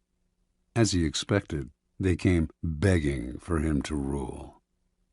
Once Deoces had discovered the truth of this law, he carried it to its ultimate realization. In the palace his people had built for him, none could see him except a few courtiers, and those only rarely. As Herodotus wrote, there was a risk that if they saw him habitually, it might lead to jealousy and resentment, and plots would follow. But if nobody saw him, the legend would grow that he was a being of a different order from mere men. Keys to power. Everything in the world depends on absence and presence. A strong presence will draw power and attention to you. You shine more brightly than those around you. But a point is inevitably reached where too much presence creates the opposite effect. The more you are seen and heard from, the more your value degrades. You become a habit. No matter how hard you try to be different, subtly, without your knowing why, people respect you less and less. At the right moment, you must learn to withdraw yourself before they unconsciously push you away. It is a game of hide and seek. Another, more everyday side of this law, but one that demonstrates its truth even further, is the law of scarcity in the science of economics. By withdrawing something from the market, you create instant value. Extend the law of scarcity to your own skills. Make what you are offering the world rare and hard to find, and you instantly increase its value. There always comes a point when those in power overstay their welcome. We have grown tired of them, lost respect for them. We see them as no different from the rest of mankind, which is to say that we see them as rather worse, since we inevitably compare their current status in our eyes to their former one. There is an art to knowing when to retire. If it is done right, you regain the respect you had lost and retain a part of your power. Make yourself too available, and the aura of power you have created around yourself will wear away. Turn the game around. Make yourself less accessible, and you increase the value of your presence. Law 17. Keep others in suspense. Cultivate an air of unpredictability. Judgment. Humans are creatures of habit, with an insatiable need to see familiarity in other people's actions. Your predictability gives them a sense of control. Turn the tables. Be deliberately unpredictable. Behavior that seems to have no consistency or purpose will keep them off balance, and they will wear themselves out trying to explain your moves. Taken to an extreme, this strategy can intimidate and terrorize. Observance of the law. In May of 1972, chess champion Boris Spassky anxiously awaited his rival Bobby Fischer in Reykjavik, Iceland. The two men had been scheduled to meet for the World Championship of Chess, but Fischer had not arrived on time, and the match was on hold. Fischer had problems with the size of the prize money, problems with the way the money was to be distributed, problems with the logistics of holding the match in Iceland. He might back out at any moment. Spassky tried to be patient. His Russian bosses felt that Fischer was humiliating him and told him to walk away, but Spassky wanted this match. He knew he could destroy Fischer, and nothing was going to spoil the greatest victory of his career. "So it seems that all our work may come to nothing," Spassky told a comrade. "But what can we do? It is Bobby's move. If he comes, we play. If he does not come, we do not play. A man who is willing to commit suicide has the initiative." Fischer finally arrived in Reykjavik, but the problems and the threat of cancellation continued. He disliked the hall where the match was to be fought. He criticized the lighting. He complained about the noise of the cameras. He even hated the chairs in which he and Spassky were to sit. Now the Soviet Union took the initiative and threatened to withdraw their man. The bluff apparently worked. After all the weeks of waiting, the endless and infuriating negotiations, Fischer agreed to play. Everyone was relieved. No one more than Spassky, but on the day of the official introductions, Fischer arrived very late, and on the day when the match of the century was to begin, he was late again. This time, however, the consequences would be dire. If he showed up too late, he would forfeit the first game. What was going on?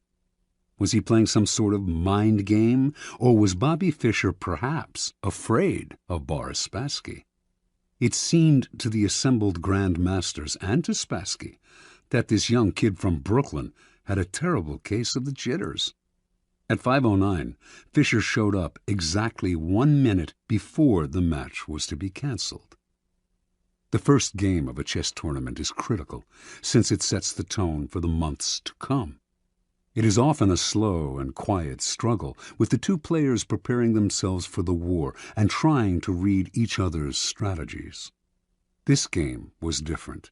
Fischer made a terrible move early on, perhaps the worst of his career, and when Spassky had him on the ropes, he seemed to give up.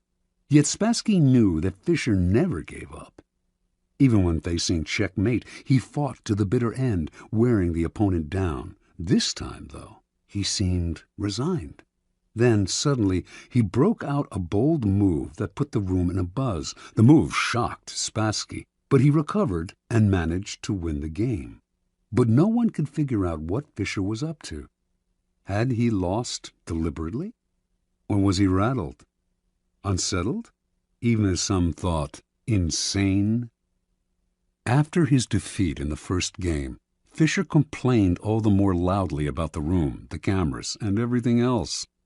He also failed to show up on time for the second game. This time, the organizers had had enough. He was given a forfeit. Now he was down 2-0, a position from which no one had ever come back to win a chess championship. Fischer was clearly unhinged. Yet, in the third game, as all those who witnessed it remember, he had a ferocious look in his eye, a look that clearly bothered Spassky. And despite the hole he had dug for himself, he seemed supremely confident. He did make what appeared to be another blunder, as he had in the first game, but his cocky air made Spassky smell a trap. Yet, despite the Russian's suspicions, he could not figure out the trap, and before he knew it, Fischer had checkmated him. In fact, Fischer's unorthodox tactics had completely unnerved his opponent. At the end of the game, Fischer leaped up and rushed out, yelling to his confederates as he smashed a fist into his palm, "I'm crushing him with brute force." In the next games, Fischer pulled moves that no one had seen from him before, moves that were not his style. Now Spassky started to make blunders. After losing the sixth game, he started to cry. One grandmaster said, "After this, Spassky's got to ask himself if it's safe to go back to Russia." After the eighth game, Spassky decided he knew what was happening. Bobby Fischer was hypnotizing him. He decided not to look Fischer in the eye. He lost anyway. After the 14th game, he called a staff conference and announced, "An attempt is being made to control my mind." He wondered whether the orange juice they drank at the chess table could have been drugged. Maybe chemicals were being blown into the air. Finally, Spassky went public, accusing the Fischer team of putting something in the chairs that was altering Spassky's mind. The KGB went on alert. Boris Spassky was embarrassing the Soviet Union. The chairs were taken apart and x-rayed. A chemist found nothing unusual in them. The only things anyone found anywhere, in fact, were two dead flies in the lighting fixture. Spassky began to complain of hallucinations. He tried to keep playing, but his mind was unraveling. He could not go on. On September 2nd, he resigned. Although still relatively young, he never recovered from this defeat. Interpretation. In previous games between Fischer and Spassky, Fischer had not fared well. Spassky had an uncanny ability to read his opponent's strategy and use it against him. Adaptable and patient, he would build attacks that would defeat not in 7 moves, but in 70. He defeated Fischer every time they played because he saw much further ahead and because he was a brilliant psychologist who never lost control. One master said, "He doesn't just look for the best move, he looks for the move that will disturb the man he is playing." Fischer, however, finally understood that this was one of the keys to Spassky's success. He played on your predictability, defeated you at your own game. Everything Fischer did for the championship match was an attempt to put the initiative on his side and to keep Spassky off balance. Clearly, the endless waiting had an effect on Spassky's psyche. Most powerful of all, though, were Fischer's deliberate blunders and his appearance of having no clear strategy. In fact, he was doing everything he could to scramble his old patterns, even if it meant losing the first match and forfeiting the second. Spassky was known for his sang-froid and level-headedness, but for the first time in his life he could not figure out his opponent. He slowly melted down, until at the end he was the one who seemed insane. Chess contains the concentrated essence of life. First, because to win, you have to be supremely patient and far-seeing. And second, because the game is built on patterns, whole sequences of moves that have been played before and will be played again with slight alterations in any one match. Your opponent analyzes the patterns you are playing and uses them to try to foresee your moves. Allowing him nothing predictable to base his strategy on gives you a big advantage. In chess, as in life, when people cannot figure out what you are doing, they are kept in a state of terror, waiting, uncertain, confused. Keys to power. Nothing is more terrifying than the sudden and unpredictable. That is why we are so frightened by earthquakes and tornadoes. We do not know when they will strike. After one has occurred, we wait in terror for the next one. To a lesser degree, this is the effect that unpredictable human behavior has on us. Animals behave in set patterns, which is why we are able to hunt and kill them. Only man has the capacity consciously to alter his behavior, to improvise and overcome the weight of routine and habit. Yet most men do not realize this power. They prefer the comforts of routine, of giving in to the animal nature that has them repeating the same compulsive actions time and time again. They do this because it requires no effort, and because they mistakenly believe that if they do not unsettle others, they will be left alone. Understand, a person of power instills a kind of fear by deliberately unsettling those around him to keep the initiative on his side. You sometimes need to strike without warning to make others tremble when they least expect it. It is a device that the powerful have used for centuries. Unpredictability is most often the tactic of the master, but the underdog, too, can use it to great effect. If you find yourself outnumbered or cornered, throw in a series of unpredictable moves. Your enemies will be so confused that they will pull back or make a tactical blunder. People are always trying to read the motives behind your actions and to use your predictability against you. Throw in a completely inexplicable move and you put them on the defensive. Because they do not understand you. They are unnerved, and in such a state you can easily intimidate them.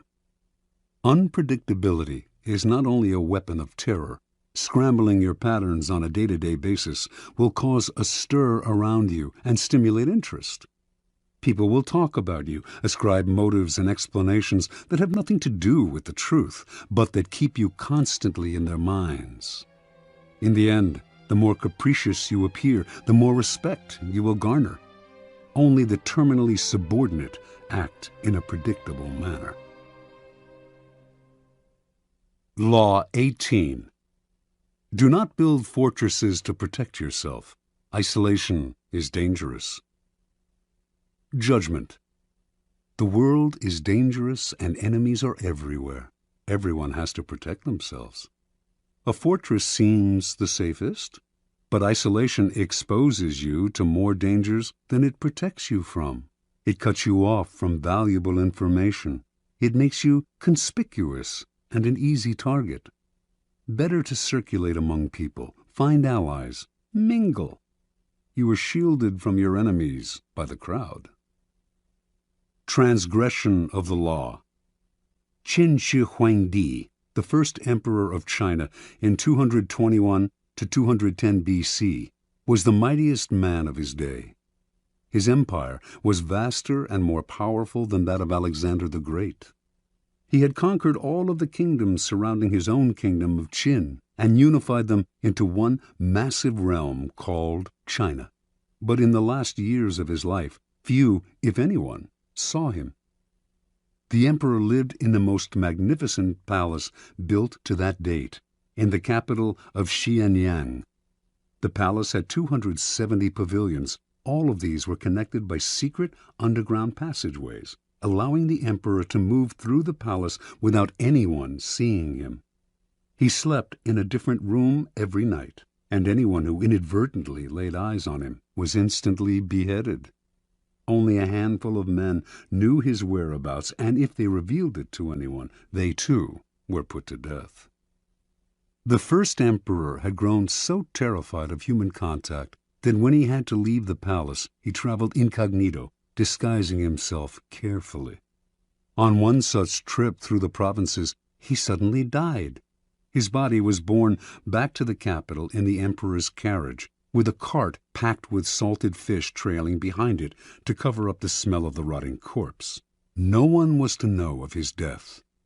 He died alone, far from his wives, his family, his friends, and his courtiers, accompanied only by a minister and a handful of eunuchs. Interpretation. Shi Huangdi started off as the king of Qin, a fearless warrior of unbridled ambition. Writers of the time described him as a man with a waspish nose, eyes like slits, the voice of a jackal, and the heart of a tiger or wolf. He could be merciful sometimes, but more often he swallowed men up without a scruple.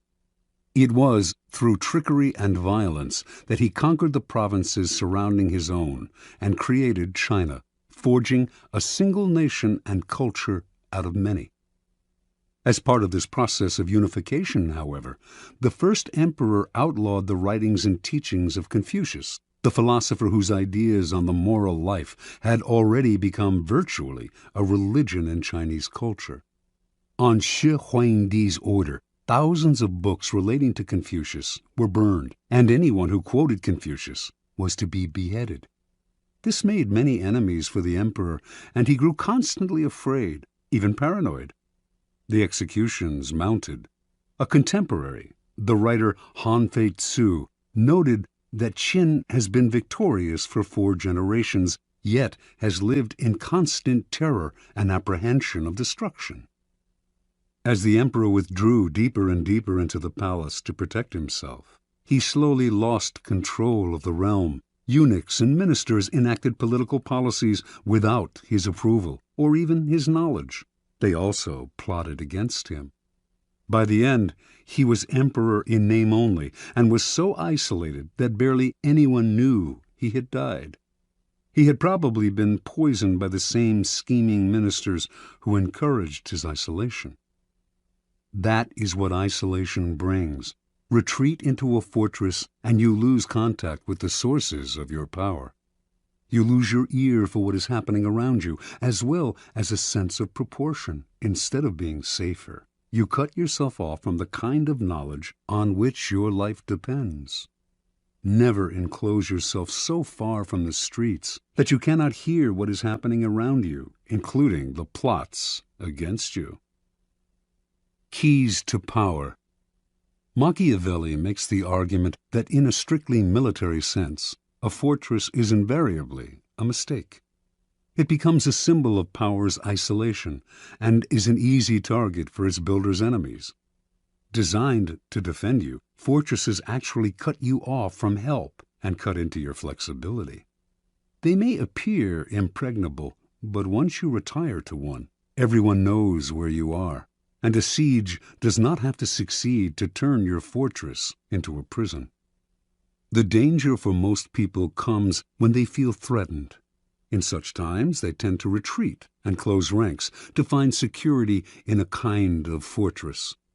In doing so, however, they come to rely for information on a smaller and smaller circle and lose perspective on events around them. They lose maneuverability and become easy targets, and their isolation makes them paranoid. As in warfare and most games of strategy, isolation often precedes defeat and death. In moments of uncertainty and danger, you need to fight this desire to turn inward. Instead, make yourself more accessible, seek out old allies, and make new ones. Force yourself into more and more different circles. This has been the trick of powerful people for centuries. Finally, since power is a human creation, it is inevitably increased by contact with other people.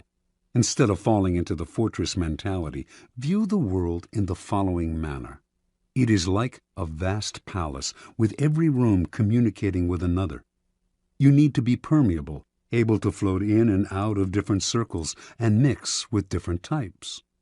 That kind of mobility and social contact will protect you from plotters, who will be unable to keep secrets from you and from your enemies, who will be unable to isolate you from your allies.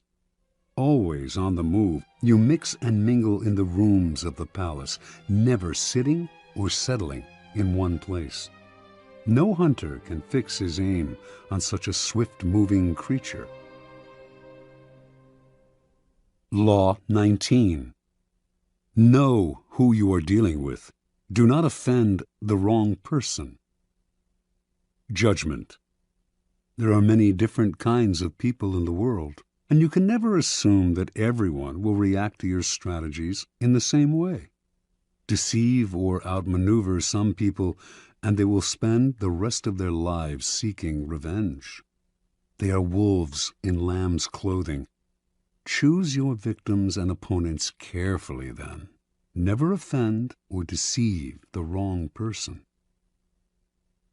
Opponents, suckers, and victims. Preliminary topology. In your rise to power, you will come across many breeds of opponent, sucker, and victim. The highest form of the art of power is the ability to distinguish the wolves from the lambs, the foxes from the hares, the hawks from the vultures. If you make this distinction well, you will succeed without needing to coerce anyone too much. But if you deal blindly with whomever crosses your path, you will have a life of constant sorrow, if you even live that long. Being able to recognize types of people and to act accordingly is critical. The following are the 5 most dangerous and difficult types of mark in the jungle as identified by artists, con and otherwise, of the past. The arrogant and proud man. Although he may initially disguise it, this man's touchy pride makes him very dangerous. Any perceived slight will lead to a vengeance of overwhelming violence. You may say to yourself, "But I only said such and such at a party where everyone was drunk." It does not matter. There is no sanity behind his overreaction, so do not waste time trying to figure him out. If, at any point in your dealings with a person, you sense an oversensitive and overactive pride, flee. Whatever you are hoping for from him isn't worth it. The hopelessly insecure man. This man is related to the proud and arrogant type, but is less violent and harder to spot. His ego is fragile, his sense of self insecure, and if he feels himself deceived or attacked, the hurt will simmer. He will attack you in bites that will take forever to get big enough for you to notice. If you find you have deceived or harmed such a man, disappear for a long time. Do not stay around him, or he will nibble you to death. Mr. Suspicion. Another variant on the breeds above. This is a future Joe Stalin. He sees what he wants to see, usually the worst, in other people, and imagines that everyone is after him. Mr. Suspicion is, in fact, the least dangerous of the three. Genuinely unbalanced, he is easy to deceive, just as Stalin himself was constantly deceived. Play on his suspicious nature to get him to turn against other people. But if you do become the target of his suspicions, watch out. The serpent with a long memory. If hurt or deceived, this man will show no anger on the surface. He will calculate and wait. Then, when he is in a position to turn the tables, he will exact a revenge marked by a cold-blooded shrewdness. Recognize this man by his calculation and cunning in the different areas of his life. He is usually cold and unaffectionate. Be doubly careful of this snake, and if you have somehow injured him, either crush him completely or get him out of your sight. The plain, unassuming, and often unintelligent man. Ah, your ears prick up when you find such a tempting victim. But this man is a lot harder to deceive than you imagine. Falling for a ruse often takes intelligence and imagination, a sense of the possible rewards. The blunt man will not take the bait because he does not recognize it. He is that unaware. The danger with this man is not that he will harm you or seek revenge, but merely that he will waste your time, energy, resources, and even your sanity in trying to deceive him. Have a test ready for a mark, a joke, a story. If his reaction is utterly literal, this is the type you are dealing with. Continue at your own risk. Transgression of the law. In the early part of the 13th century, Muhammad, the Shah of Khwarezm, managed after many wars to forge a huge empire, extending west to present-day Turkey and south to Afghanistan. The empire's center was the great Asian capital of Samarkand. The Shah had a powerful, well-trained army and could mobilize 200,000 warriors within days. In 1219, Muhammad received an embassy from a new tribal leader to the east, Genghis Khan. The embassy included all sorts of gifts to the great Muhammad, representing the finest goods from Khan's small but growing Mongol empire. Genghis Khan wanted to reopen the Silk Route to Europe and offered to share it with Muhammad, while promising peace between the two empires. Muhammad did not know this upstart from the east, who, it seemed to him, was extremely arrogant to try to talk as an equal to one so clearly his superior. He ignored Khan's offer. Khan tried again. This time, he sent a caravan of 100 camels filled with the rarest articles he had plundered from China. Before the caravan reached Muhammad, however, Inalchik, the governor of a region bordering on Samarkand, seized it for himself and executed its leaders. Genghis Khan was sure that this was a mistake, that Inalchik had acted without Muhammad's approval. He sent yet another mission to Muhammad, reiterating his offer and asking that the governor be punished. This time, Muhammad himself had one of the ambassadors beheaded and sent the other two back with shaved heads, a horrifying insult in the Mongol code of honor. Khan sent a message to the Shah. "You have chosen war. What will happen, and what is to be, we know not. Only God knows." Mobilizing his forces, in 1220 he attacked Inalchik's province, where he seized the capital, captured the governor, and ordered him executed by having molten silver poured into his eyes and ears. Over the next year, Khan led a series of guerrilla-like campaigns against the Shah's much larger army. His method was totally novel for the time.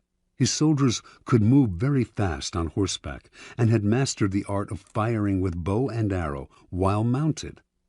The speed and flexibility of his forces allowed him to deceive Mohammed as to his intentions and the directions of his movements. Eventually, he managed first to surround Samarkand, then to seize it. Mohammed fled, and a year later died, his vast empire broken and destroyed.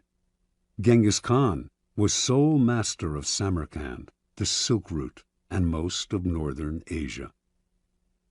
Interpretation. Never assume that the person you are dealing with is weaker or less important than you are. Some men are slow to take offense, which may make you misjudge the thickness of their skin and fail to worry about insulting them. But should you offend their honor and their pride, they will overwhelm you with a violence that seems sudden and extreme, given their slowness to anger. If you want to turn people down, it is best to do so politely and respectfully, even if you feel their request is impudent or their offer ridiculous. Never reject them with an insult until you know them better. You may be dealing with a Genghis Khan.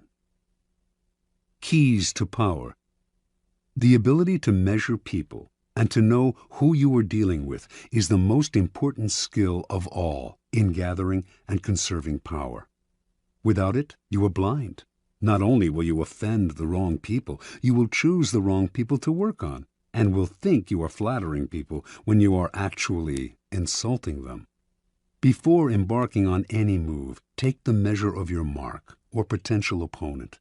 Otherwise, you will waste time and make mistakes. Study people's weaknesses, the chinks in their armor, their areas of both pride and insecurity. Know their ins and outs before you even decide whether or not to deal with them. 2 final words of caution. First, in judging and measuring your opponent, never rely on your instincts. You will make the greatest mistakes of all if you rely on such inexact indicators. Nothing can substitute for gathering concrete knowledge. Study and spy on your opponent for however long it takes.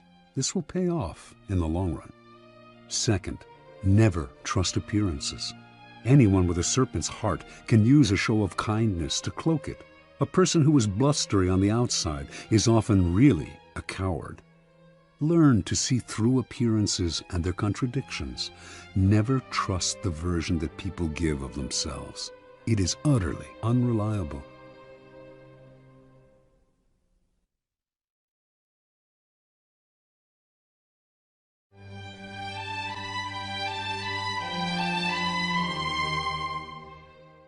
Law 20. Do not commit to anyone. Judgment. It is the fool who always rushes to take sides. Do not commit to any side or cause but yourself. By maintaining your independence, you become the master of others, playing people against one another, making them pursue you. Part 1. Do not commit to anyone, but be courted by all. If you allow people to feel they possess you to any degree, you lose all power over them. By not committing your affections, they will only try harder to win you over. Stay aloof, and you gain the power that comes from their attention and frustrated desire. Play the virgin queen. Give them hope, but never satisfaction. Observance of the law. When Queen Elizabeth I ascended the throne of England in 1558, there was much to do about her finding a husband. The issue was debated in Parliament and was a main topic of conversation among Englishmen of all classes. They often disagreed as to whom she should marry, but everyone thought she should marry as soon as possible, for a queen must have a king and must bear heirs for the kingdom. The debates raged on for years. Meanwhile, the most handsome and eligible bachelors in the realm, Sir Robert Dudley, the Earl of Essex, Sir Walter Raleigh, vied for Elizabeth's hand. She did not discourage them, but she seemed to be in no hurry, and her hints as to which man might be her favorite often contradicted each other. In 1566, Parliament sent a delegation to Elizabeth urging her to marry before she was too old to bear children. She did not argue, nor did she discourage the delegation, but she remained a virgin nonetheless. The delicate game that Elizabeth played with her suitors slowly made her the subject of innumerable sexual fantasies and the object of cultish worship. The court physician, Simon Forman, used his diary to describe his dreams of deflowering her. Painters represented her as Diana and other goddesses. The poet Edmund Spenser and others wrote eulogies to the Virgin Queen. She was referred to as the world's empress, that virtuous Virgo who rules the world and sets the stars in motion. In conversation with her, her many male suitors would employ bold sexual innuendo, a dare that Elizabeth did not discourage. She did all she could to stir their interest and simultaneously keep them at bay. Throughout Europe, kings and princes knew that a marriage with Elizabeth would seal an alliance between England and any nation. The King of Spain wooed her, as did the Prince of Sweden and the Archduke of Austria. She politely refused them all. The great diplomatic issue of Elizabeth's day was posed by the revolt of the Flemish and Dutch lowlands, which were then possessions of Spain. Should England break its alliance with Spain and choose France as its main ally on the continent, thereby encouraging Flemish and Dutch independence? By 1570, it had come to seem that an alliance with France would be England's wisest course. France had two eligible men of noble blood, the Dukes of Anjou and Alençon, brothers of the French king. Would either of them marry Elizabeth? Both had advantages, and Elizabeth kept the hopes of both alive. The issue simmered for years. The Duke of Anjou made several visits to England, kissed Elizabeth in public, even called her by pet names. She appeared to requite his affections. Meanwhile, as she flirted with the two brothers, a treaty was signed that sealed peace between France and England. By 1582, Elizabeth felt she could break off the courtship. In the case of the Duke of Anjou in particular, she did so with great relief. For the sake of diplomacy, she had allowed herself to be courted by a man whose presence she could not stand and whom she found physically repulsive. Once peace between France and England was secure, she dropped the unctuous Duke as politely as she could. By this time, Elizabeth was too old to bear children. She was accordingly able to live the rest of her life as she desired, and she died the Virgin Queen. She left no direct heir, but ruled through a period of incomparable peace and cultural fertility. Interpretation. Elizabeth knew that marriage can often lead to a female ruler's undoing.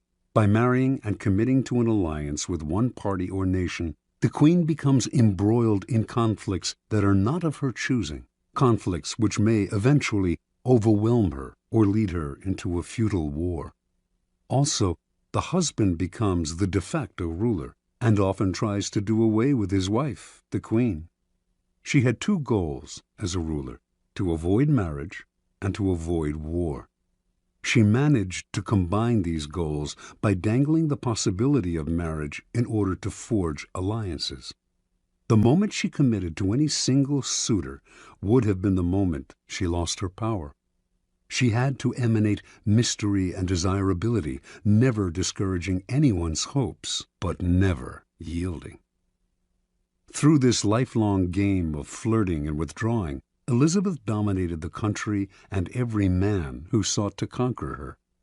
As the center of attention, she was in control. Keeping her independence above all, Elizabeth protected her power and made herself an object of worship. Keys to power. When you hold yourself back, you incur not anger, but a kind of respect. You instantly seem powerful because you make yourself ungraspable rather than succumbing to the group or to the relationship, as most people do. This aura of power only grows with time, As your reputation for independence grows, more and more people will come to desire you, wanting to be the one who gets you to commit. Desire is like a virus. If we see that someone is desired by other people, we tend to find this person desirable too. The moment you commit, the magic is gone. You become like everyone else. People will try all kinds of underhanded methods to get you to commit. They will give you gifts, shower you with favors, all to put you under obligation. Encourage the attention, stimulate their interest, but do not commit at any cost. Accept the gifts and favors if you so desire, but be careful to maintain your inner aloofness. You cannot inadvertently allow yourself to feel obligated to anyone. Stay aloof, and people will come to you. It will become a challenge for them to win your affections. As long as you imitate the wise virgin queen and stimulate their hopes, you will remain a magnet of attention and desire. Part 2. Do not commit to anyone. Stay above the fray. Do not let people suck you into their petty fights and squabbles. Seem supportive and interested, but find a way to remain neutral. Let others do the fighting, while you stand back, watch, and wait. When the fighting parties are good and tired, they will be ripe for the picking. You can make it a practice, in fact, to stir up quarrels between other people and then offer to mediate, gaining power as the go-between. Observance of the law. In the late 15th century, the strongest city-states in Italy, Venice, Florence, Rome, and Milan, found themselves constantly squabbling. Hovering above their struggles were the nations of France and Spain, ready to grab whatever they could from the weakened Italian powers. And trapped in the middle was the small state of Mantua, ruled by the young Duke Gianfrancesco Gonzaga. Mantua was strategically located in central Italy, and it seemed only a matter of time before one of the powers swallowed it up, and it ceased to exist as an independent kingdom. Gonzaga was a fierce warrior and a skilled commander of troops, and he became a kind of mercenary general for whatever side paid him best. In the year 1490, he married Isabella d'Este, daughter of the ruler of another small Italian kingdom, Ferrara. Since he now spent most of his time away from Mantua, it fell to Isabella to rule in his stead. Isabella's first true test as ruler came in 1498, when King Louis XII of France was preparing armies to attack Milan. In their usual perfidious fashion, the Italian states immediately looked for ways to profit from Milan's difficulties. Pope Alexander VI promised not to intervene, thereby giving the French carte blanche. The Venetians signaled that they would not help Milan either, and in exchange for this, they hoped the French would give them Mantua. The ruler of Milan, Lodovico Sforza, suddenly found himself alone and abandoned. He turned to Isabella d'Este, one of his closest friends, also rumored to be his lover, and begged her to persuade Duke Gonzaga to come to his aid. Isabella tried, but her husband balked, for he saw Sforza's cause as hopeless. And so, in 1499, Louis swooped down on Milan and took it with ease. Isabella now faced a dilemma. If she stayed loyal to Lodovico, the French would now move against her. But if, instead, she allied herself with France, she would make enemies elsewhere in Italy, compromising Mantua once Louis eventually withdrew. And if she looked to Venice or Rome for help, they would simply swallow up Mantua under the cloak of coming to her aid. Yet she had to do something. The mighty king of France was breathing down her neck. She decided to befriend him, as she had befriended Lodovico Sforza before him, with alluring gifts, witty, intelligent letters, and the possibility of her company. For Isabella was famous as a woman of incomparable beauty and charm. In 1500, Louis invited Isabella to a great party in Milan to celebrate his victory. Leonardo da Vinci built an enormous mechanical lion for the affair. When the lion opened its mouth, it spewed fresh lilies, the symbols of French royalty. At the party, Isabella wore one of her celebrated dresses.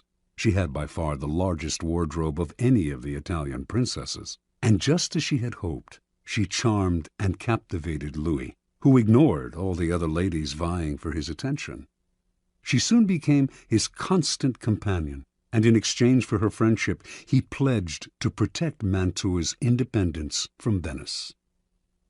As one danger receded, however, another, more worrying one arose, this time from the south, in the form of Cesare Borgia. Starting in 1500, Borgia had marched steadily northward, gobbling up all the small kingdoms in his path in the name of his father, Pope Alexander. Isabella understood Cesare perfectly. He could be neither trusted nor in any way offended. He had to be cajoled and kept at arm's length. Isabella began by sending him gifts, falcons, prize dogs, perfumes, and dozens of masks, which she knew he always wore when he walked the streets of Rome. She sent messengers with flattering greetings, although these messengers also acted as her spies. At one point, Cesare asked if he could house some troops in Mantua. Isabella managed to dissuade him politely, knowing full well that once the troops were quartered in the city, they would never leave. Even when Isabella was charming Cesare, she convinced everyone around her to take care never to utter a harsh word about him, since he had spies everywhere and would use the slightest pretext for invasion. When Isabella had a child, she asked Cesare to be the godfather. She even dangled in front of him the possibility of a marriage between her family and his. Somehow it all worked, for although elsewhere he seized everything in his path, he spared Mantua. In 1503, Cesare's father Alexander died, and a few years later the new pope, Julius II, went to war to drive the French troops from Italy. When the ruler of Ferrara, Alfonso, Isabella's brother, sided with the French, Julius decided to attack and humble him. Once again, Isabella found herself in the middle, the Pope on one side, the French and her brother on the other. She dared not ally herself with either, but to offend either would be equally disastrous. Again, she played the double game at which she had become so expert. On the one hand, she got her husband Gonzaga to fight for the Pope, knowing he would not fight very hard. On the other, she let French troops pass through Mantua to come to Ferrara's aid. While she publicly complained that the French had invaded her territory, she privately supplied them with valuable information. To make the invasion plausible to Julius, she even had the French pretend to plunder Mantua. It worked once again. The Pope left Mantua alone. In 1513, after a lengthy siege, Julius defeated Ferrara, and the French troops withdrew. Worn out by the effort, the Pope died a few months later. With his death, the nightmarish cycle of battles and petty squabbles began to repeat itself. A great deal changed in Italy during Isabella's reign. Popes came and went. Cesare Borgia rose and then fell. Venice lost its empire. Milan was invaded. Florence fell into decline. And Rome was sacked by the Habsburg Emperor Charles V.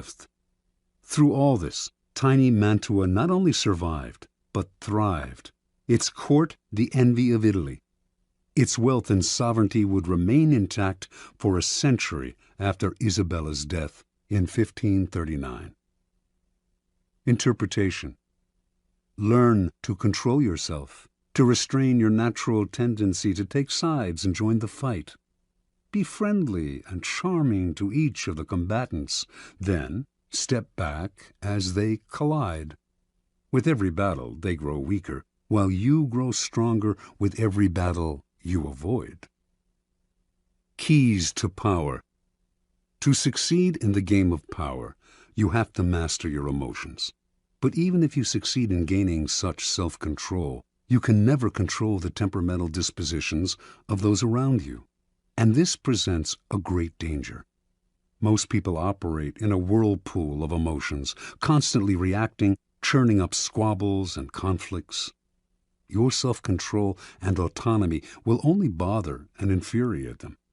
They will try to draw you into the whirlpool, begging you to take sides in their endless battles or to make peace for them. If you succumb to their emotional entreaties, little by little, you will find your mind and time occupied by their problems. Do not allow whatever compassion and pity you possess to suck you in. You can never win in this game. The conflicts can only multiply. On the other hand, you cannot completely stand aside, for that would cause needless offense. To play the game properly, you must seem interested in other people's problems, even sometimes appear to take their side. But while you make outward gestures of support, you must maintain your inner energy and sanity by keeping your emotions disengaged. No matter how hard people try to pull you in, never let your interest in their affairs and petty squabbles go beyond the surface. Give them gifts. Listen with a sympathetic look. Even occasionally, play the charmer. But inwardly, keep both the friendly kings and the perfidious Borgias at arm's length. By refusing to commit and thus maintaining your autonomy, you retain the initiative. Your moves stay matters of your own choosing, not defensive reactions to the push and pull of those around you. Play a waiting game, and you cannot lose. Law 21. Play a sucker to catch a sucker. Seem dumber than your mark. Judgment. No one likes feeling stupider than the next person. The trick, then, is to make your victims feel smart, and not just smart, but smarter than you are. Once convinced of this, they will never suspect that you may have ulterior motives. Observance of the law. In the winter of 1872, the U.S. financier Asbury Harpending was visiting London when he received a cable. A diamond mine had been discovered in the American West. The cable came from a reliable source, William Ralston, owner of the Bank of California, but Harpending nevertheless took it as a practical joke, probably inspired by the recent discovery of huge diamond mines in South Africa. True, when reports had first come in of gold being discovered in the western United States, everyone had been skeptical, and those had turned out to be true. But a diamond mine in the West? Harpending showed the cable to his fellow financier, Baron Rothschild, one of the richest men in the world, saying it must be a joke. The Baron, however, replied, "Don't be too sure about that. America is a very large country. It has furnished the world with many surprises already. Perhaps it has others in store." Harpending promptly took the first ship back to the States. When Harpending reached San Francisco, there was an excitement in the air, recalling the gold rush days of the late 1840s. Two crusty prospectors named Philip Arnold and John Slack had been the ones to find the diamond mine.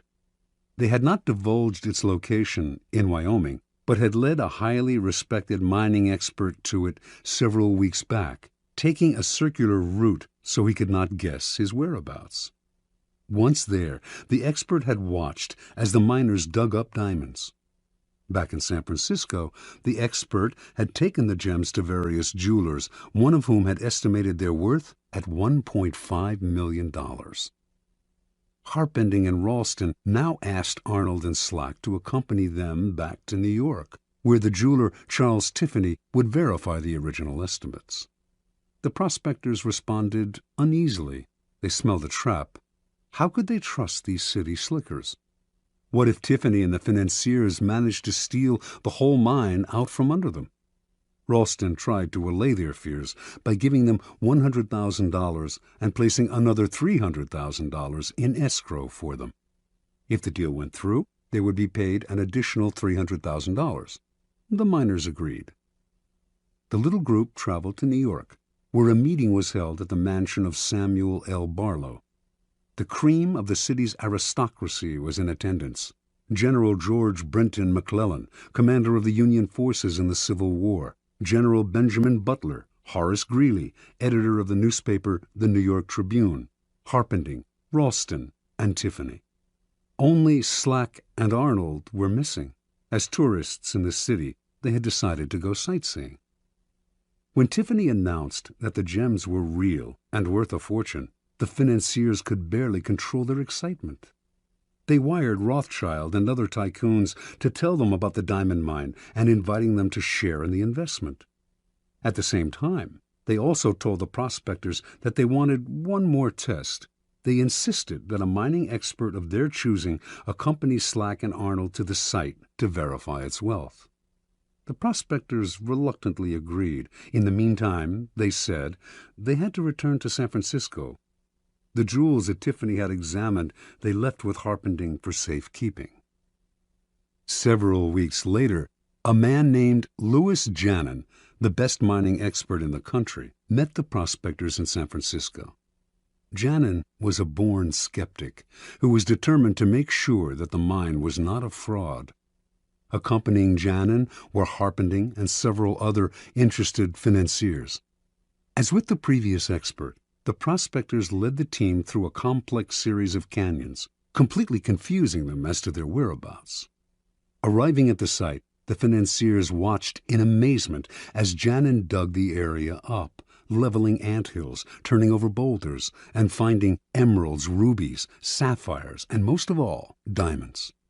The dig lasted 8 days, and by the end, Janin was convinced. He told the investors that they now possessed the richest field in mining history. With 100 men and proper machinery, he told them, I would guarantee to send out $1 million in diamonds every 30 days. Returning to San Francisco a few days later, Ralston, Harpending, and Company acted fast to form a $10 million corporation of private investors. First, however, they had to get rid of Arnold and Slack. That meant hiding their excitement. They certainly did not want to reveal the field's real value. So they played possum. Who knows if Janin is right, they told the prospectors. The mine may not be as rich as we think. This just made the prospectors angry. Trying a different tactic, the financiers told the two men that if they insisted on having shares in the mine, they would end up being fleeced by the unscrupulous tycoons and investors who would run the corporation. Better, they said, to take the $700,000 already offered, an enormous sum at the time, and put their greed aside. This the prospectors seemed to understand, and they finally agreed to take the money, in return signing the rights to the site over to the financiers and leaving maps to it. News of the mine spread like wildfire. Prospectors fanned out across Wyoming. Meanwhile, Harpending and group began spending the millions they had collected from their investors, buying equipment, hiring the best men in the business, and furnishing luxurious offices in New York and San Francisco. A few weeks later, on their first trip back to the site, they learned the hard truth. Not a single diamond or ruby was to be found. It was all a fake. They were ruined. Harpending had unwittingly lured the richest men in the world into the biggest scam of the century. Interpretation. Arnold and Slack pulled off their stupendous con, not by using a fake engineer or bribing Tiffany. All of the experts had been real. All of them honestly believed in the existence of the mine and in the value of the gems.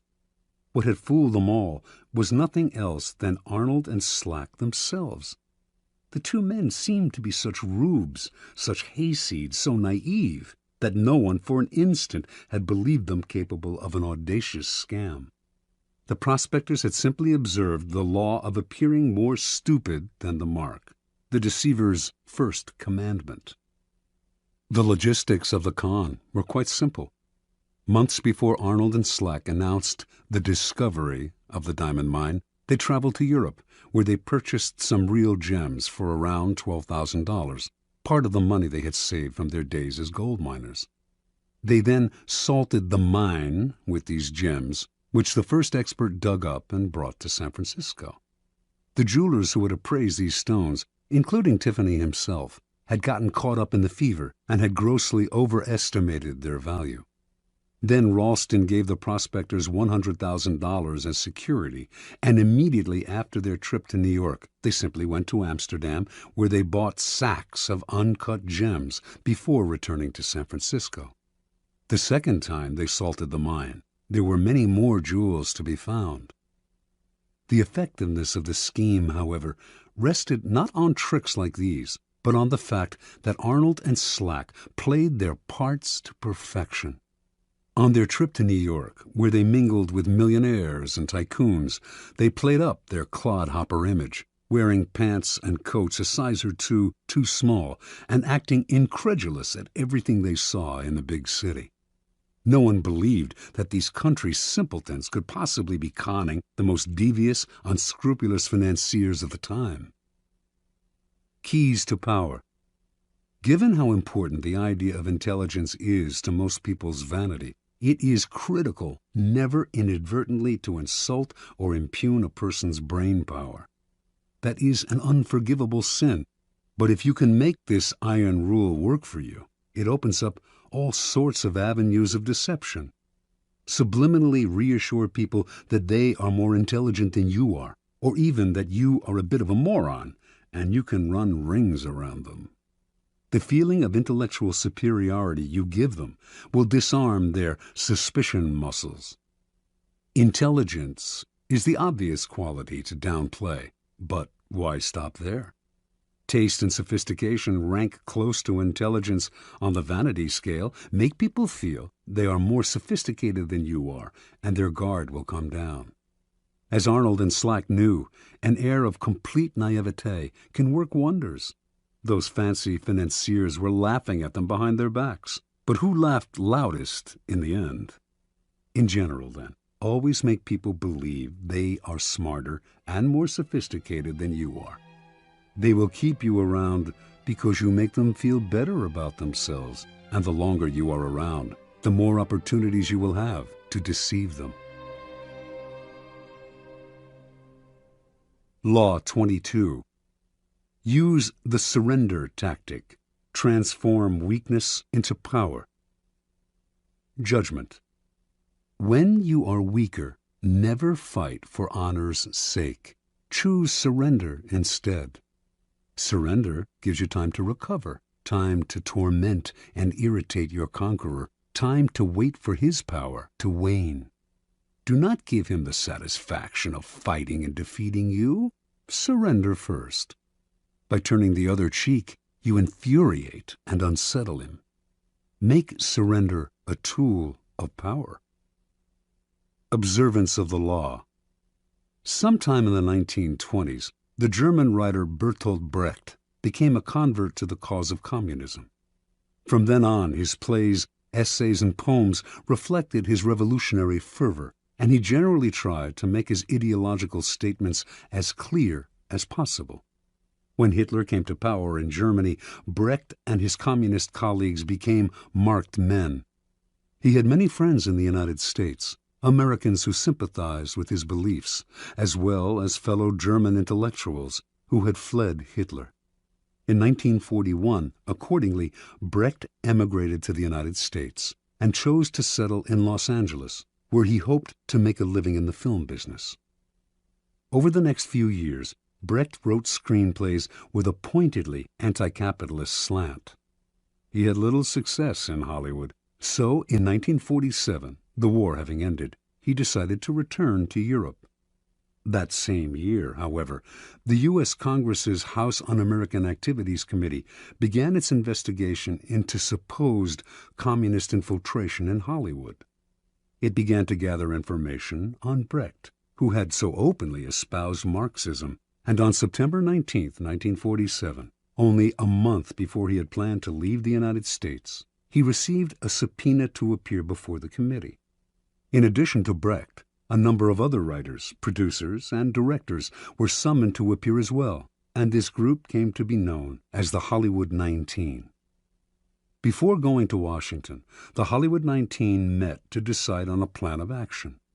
Their approach would be confrontational, Instead of answering questions about their membership, or lack of it, in the Communist Party, they would read prepared statements that would challenge the authority of the committee and argue that its activities were unconstitutional.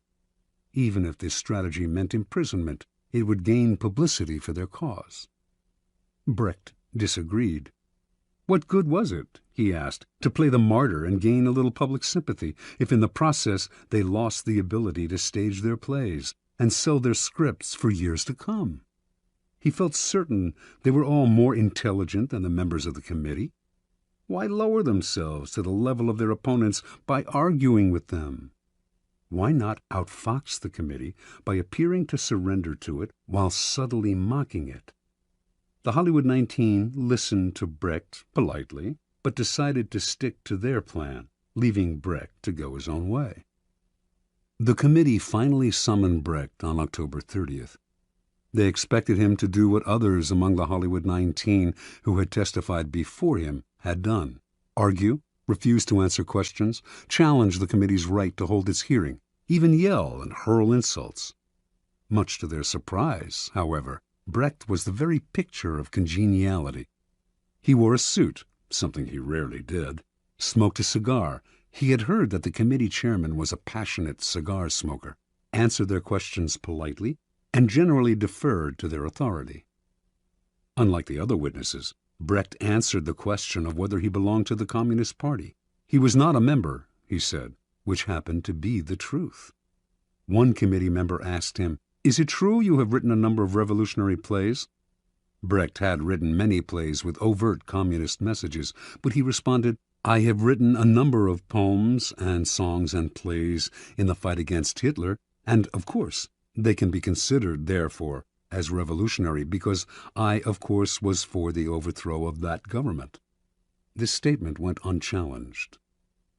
Brecht's English was more than adequate, but he used an interpreter throughout his testimony, a tactic that allowed him to play subtle games with language. When committee members found communist leanings in lines from English editions of his poems, he would repeat the lines in German for the interpreter, who would then retranslate them, and somehow they would come out innocuous. At one point, a committee member read one of Brecht's revolutionary poems out loud in English and asked him if he had written it. "No," he responded, "I wrote a German poem, which is very different from this."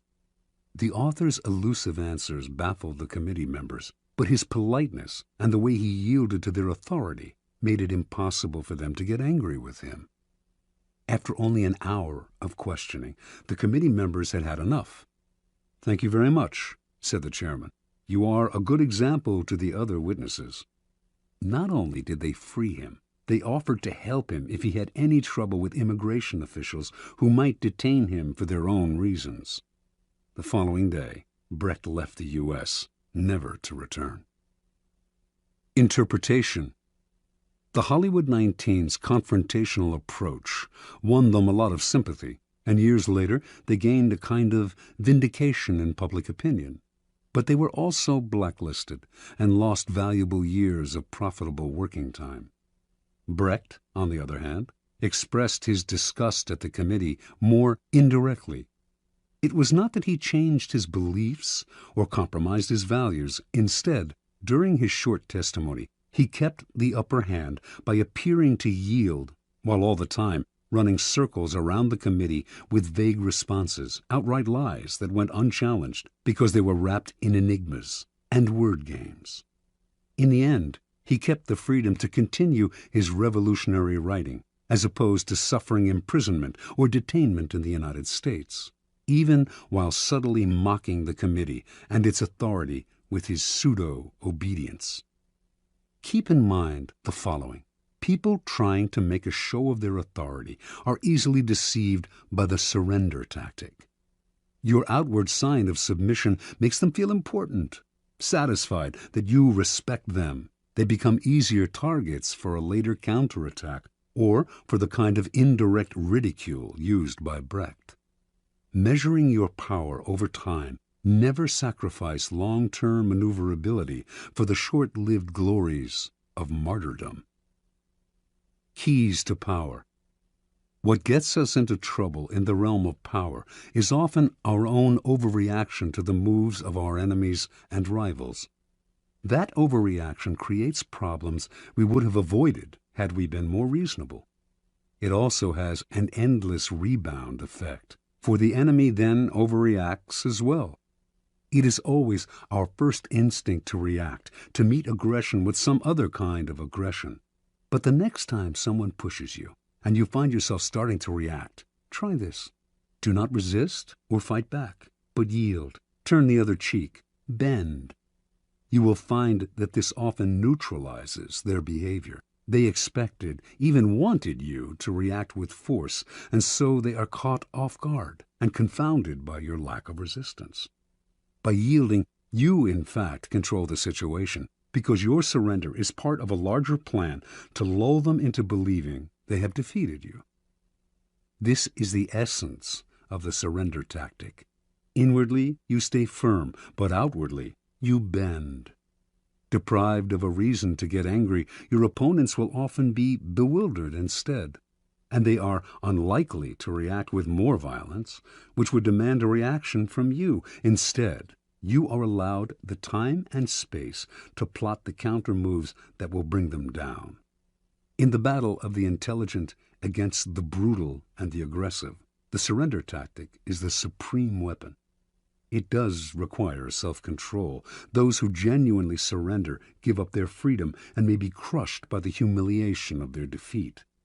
You have to remember that you only appear to surrender, like the animal that plays dead to save its hide. Power is always in flux. Since the game is, by nature, fluid and an arena of struggle, those with power almost always find themselves eventually on the downward swing. If you find yourself temporarily weakened, the surrender tactic is perfect for raising yourself up again. It disguises your ambition. It teaches you patience and self-control, key skills in the game, and it puts you in the best possible position for taking advantage of your oppressor's sudden slide. If you run away or fight back, in the long run, you cannot win. If you surrender, you will almost always emerge victorious. Law 23. Concentrate your forces. Judgment. Conserve your forces and energies by keeping them concentrated at their strongest point. You gain more by finding a rich mine and mining it deeper than by flitting from one shallow mine to another. Intensity defeats extensity every time. When looking for sources of power to elevate you, find the one key patron, the fat cow, who will give you milk for a long time to come. Transgression of the law. In China, in the early 6th century B.C., the kingdom of Wu began a war with the neighboring northern provinces of the Middle Kingdom. Wu was a growing power, but it lacked the great history and civilization of the Middle Kingdom, for centuries the center of Chinese culture. By defeating the Middle Kingdom, the king of Wu would instantly raise his status. The war began with great fanfare and several victories, but it soon bogged down. A victory on one front would leave the Wu armies vulnerable on another. The king's chief minister and advisor, Wu Zishu, warned him that the barbarous state of Yue to the south was beginning to notice the kingdom of Wu's problems and had designs to invade. The king only laughed at such worries. One more big victory, and the great Middle Kingdom would be his. In the year 490, Wu Zishu sent his son away to safety in the kingdom of Qi. In doing so, he sent the king a signal that he disapproved of the war and that he believed the king's selfish ambition was leading Wu to ruin. The king, sensing betrayal, lashed out at his minister, accusing him of a lack of loyalty, and, in a fit of anger, ordered him to kill himself. Wu Zishu obeyed his king, but before he plunged the knife into his chest, he cried, "Tear out my eyes, O king, and fix them on the gate of Wu, so that I may see the triumphant entry of Yue." As Wu Zishu had predicted, Within a few years, a Yue army passed beneath the gate of Wu. As the barbarians surrounded the palace, the king remembered his minister's last words and felt the dead man's disembodied eyes watching his disgrace. Unable to bear his shame, the king killed himself, covering his face so that he would not have to meet the reproachful gaze of his minister in the next world. Interpretation. The story of Wu is a paradigm of all the empires that have come to ruin by overreaching. Drunk with success and sick with ambition, such empires expand to grotesque proportions and meet a ruin that is total. For the Chinese, the fate of the kingdom of Wu serves as an elemental lesson on what happens when you dissipate your forces on several fronts, losing sight of distant dangers for the sake of present gain. If you are not in danger, says Sun Tzu, do not fight. It is almost a physical law. What is bloated beyond its proportions inevitably collapses. The mind must not wander from goal to goal, or be distracted by success from its sense of purpose and proportion. What is concentrated, coherent, and connected to its past has power. What is dissipated, divided, and distended rots and falls to the ground. The bigger it bloats, the harder it falls. Keys to power. As Schopenhauer wrote, intellect is a magnitude of intensity, not a magnitude of extensity. Napoleon knew the value of concentrating your forces at the enemy's weakest spot. It was the secret of his success on the battlefield. But his willpower and his mind were equally modeled on this notion. Single-mindedness of purpose, total concentration on the goal, and the use of these qualities against people less focused, people in a state of distraction.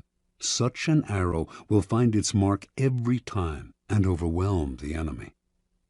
Concentrate on a single goal, a single task, and beat it into submission. In the world of power, you will constantly need help from other people, usually those more powerful than you.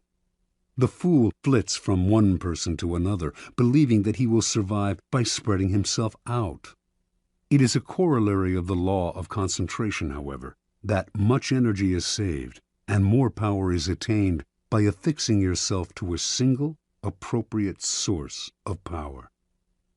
Throughout his life, the 16th century writer Pietro Aretino suffered the indignities of having to please this prince and that. At last, he had had enough and decided to woo Charles V, promising the emperor the services of his powerful pen. He finally discovered the freedom that came from attachment to a single source of power. Michelangelo found this freedom with Pope Julius II, Galileo with the Medicis. In the end, the single patron appreciates your loyalty and becomes dependent on your services. In the long run, the master serves the slave. Power always exists in concentrated forms. In any organization, it is inevitable for a small group to hold the strings, and often it is not those with the titles. In the game of power, only the fool flails about without fixing his target. You must find out who controls the operations, who is the real director behind the scenes.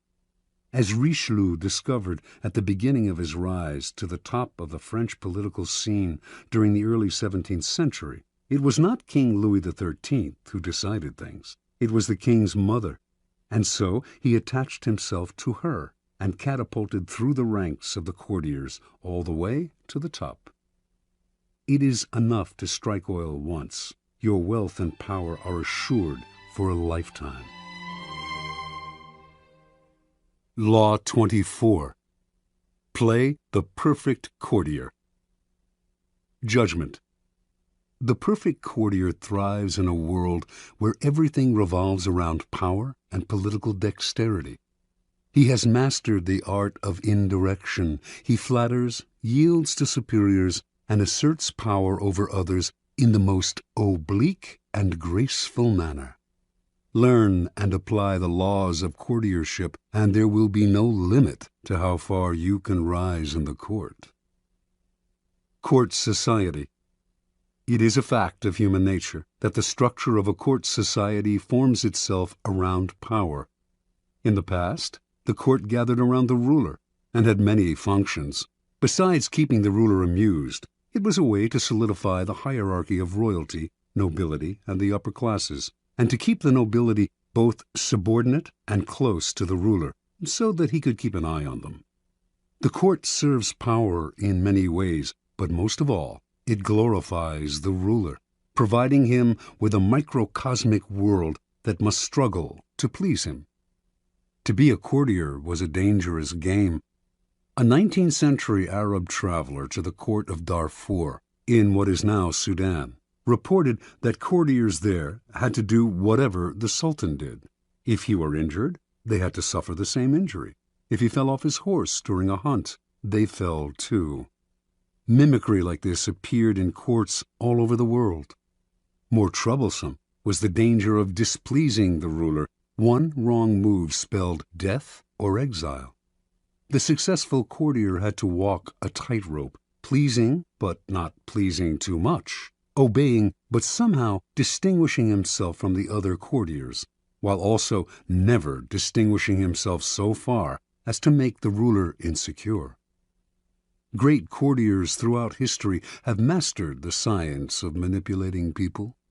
They make the king feel more kingly. They make everyone else fear their power.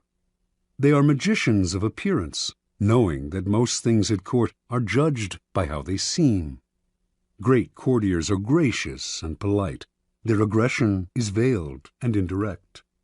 Masters of the word, they never say more than necessary, getting the most out of a compliment or hidden insult. They are magnets of pleasure. People want to be around them because they know how to please. Yet they neither fawn nor humiliate themselves. Great courtiers become the king's favorites, enjoying the benefits of that position. They often end up more powerful than the ruler, for they are wizards in the accumulation of influence. Many today dismiss court life as a relic of the past, a historical curiosity. They reason, according to Machiavelli, as though heaven, the sun, the elements, and men had changed the order of their motions and power, and were different from what they were in ancient times. There may be no more sun kings, but there are still plenty of people who believe the sun revolves around them. The royal court may have more or less disappeared, or at least lost its power, but courts and courtiers still exist because power still exists. A courtier is rarely asked to fall off a horse anymore, but the laws that govern court politics are as timeless as the laws of power. There is much to be learned, then, from great courtiers past and present. The laws of court politics. Avoid ostentation. It is never prudent to prattle on about yourself or call too much attention to your actions. The more you talk about your deeds, the more suspicion you cause. You also stir up enough envy among your peers to induce treachery and backstabbing. Be careful, ever so careful, in trumpeting your own achievements, and always talk less about yourself than about other people. Modesty is generally preferable. Practice nonchalance. Never seem to be working too hard. Your talent must appear to flow naturally, with an ease that makes people take you for a genius rather than a workaholic. Be frugal with flattery. It may seem that your superiors cannot get enough flattery, but too much of even a good thing loses its value. It also stirs up suspicion among your peers. Learn to flatter indirectly, by downplaying your own contribution, for example, to make your master look better. Arrange to be noticed. There is a paradox. You cannot display yourself too brazenly, yet you must also get yourself noticed. You stand no chance of rising if the ruler does not notice you in the swamp of courtiers. This task requires much art. It is often initially a matter of being seen in the literal sense. Pay attention to your physical appearance then, and find a way to create a subtly distinctive, style and image. Alter your style and language according to the person you are dealing with. The pseudo-belief in equality, the idea that talking and acting the same way with everyone, no matter what their rank, makes you somehow a paragon of civilization, is a terrible mistake. Those below you will take it as a form of condescension, which it is, and those above you will be offended, although they may not admit it. You must change your style and your way of speaking to suit each person. This is not lying, it is acting, and acting is an art, not a gift from God. Learn the art. Never be the bearer of bad news. The king kills the messenger who brings bad news. This is a cliché, but there is truth to it. You must struggle and, if necessary, lie and cheat to be sure that the lot of the bearer of bad news falls on a colleague, never on you. Bring only good news, and your approach will gladden your master. Never affect friendliness and intimacy with your master. He does not want a friend for a subordinate. He wants a subordinate. Never approach him in an easy, friendly way, or act as if you are on the best of terms. That is his prerogative. If he chooses to deal with you on this level, assume a wary chumminess.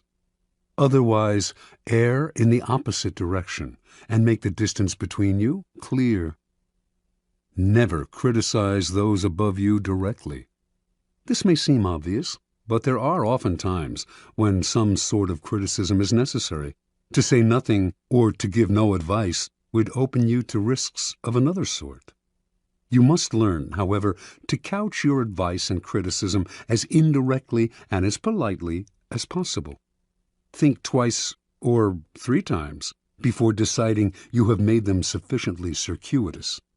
Err on the side of subtlety and gentleness. Be frugal in asking those above you for favors. Nothing irritates a master more than having to reject someone's request.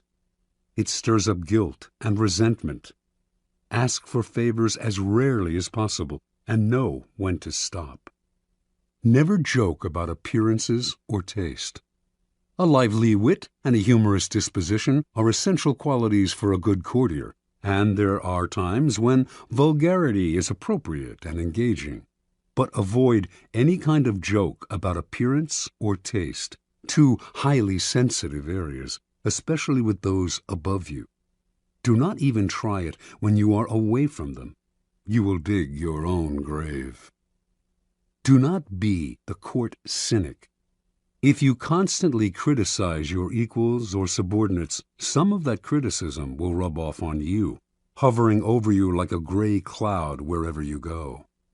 People will groan at each new cynical comment, and you will irritate them. By expressing modest admiration for other people's achievements, you paradoxically call attention to your own. The ability to express wonder and amazement and seem like you mean it is a rare and dying talent, but one still greatly valued. Be self-observant. The mirror is a miraculous invention. Without it, you would commit great sins against beauty and decorum. You also need a mirror for your actions. This can sometimes come from other people telling you what they see in you, but that is not the most trustworthy method. You must be the mirror, training your mind to see yourself as others see you. Are you acting too obsequious? Are you trying too hard to please? Do you seem desperate for attention, giving the impression that you are on the decline? Be observant about yourself, and you will avoid a mountain of blunders. Master your emotions. As an actor in a great play, you must learn to cry and laugh on command and when it is appropriate. You must be able both to disguise your anger and frustration and to fake your contentment and agreement. You must be the master of your own face. Call it lying, if you like, but if you prefer to not play the game and to always be honest and upfront, Do not complain when others call you obnoxious and arrogant. Fit the spirit of the times. A slight affectation of a past era can be charming as long as you choose a period at least 20 years back. Wearing the fashions of 10 years ago is ludicrous unless you enjoy the role of court jester. Your spirit and way of thinking must keep up with the times, even if the times offend your sensibilities. Be too forward-thinking, however, and no one will understand you. It is never a good idea to stand out too much in this area. You are best off at least being able to mimic the spirit of the times. Be a source of pleasure. This is critical. It is an obvious law of human nature that we will flee what is unpleasant and distasteful, while charm and the promise of delight will draw us like moths to a flame. Make yourself the flame, and you will rise to the top. Since life is otherwise so full of unpleasantness, and pleasure so scarce, you will be as indispensable as food and drink. This may seem obvious, but what is obvious is often ignored or unappreciated. There are degrees to this. Not everyone can play the role of favorite, for not everyone is blessed with charm and wit. But we can all control our unpleasant qualities and obscure them when necessary. Law 25. Recreate yourself. Judgment. Do not accept the roles that society foists on you. Recreate yourself by forging a new identity, one that commands attention and never bores the audience. Be the master of your own image rather than letting others define it for you. Incorporate dramatic devices into your public gestures and actions. Your power will be enhanced and your character will seem larger than life.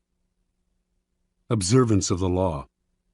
In the year 1831, a young woman named Aurore Dupin Dudevant left her husband and family in the provinces and moved to Paris. She wanted to be a writer. Marriage, she felt, was worse than prison, for it left her neither the time nor the freedom to pursue her passion. In Paris, she would establish her independence and make her living by writing. Soon after Dudevant arrived in the capital, however, she had to confront certain harsh realities. To have any degree of freedom in Paris, you had to have money. For a woman, money could only come through marriage or prostitution.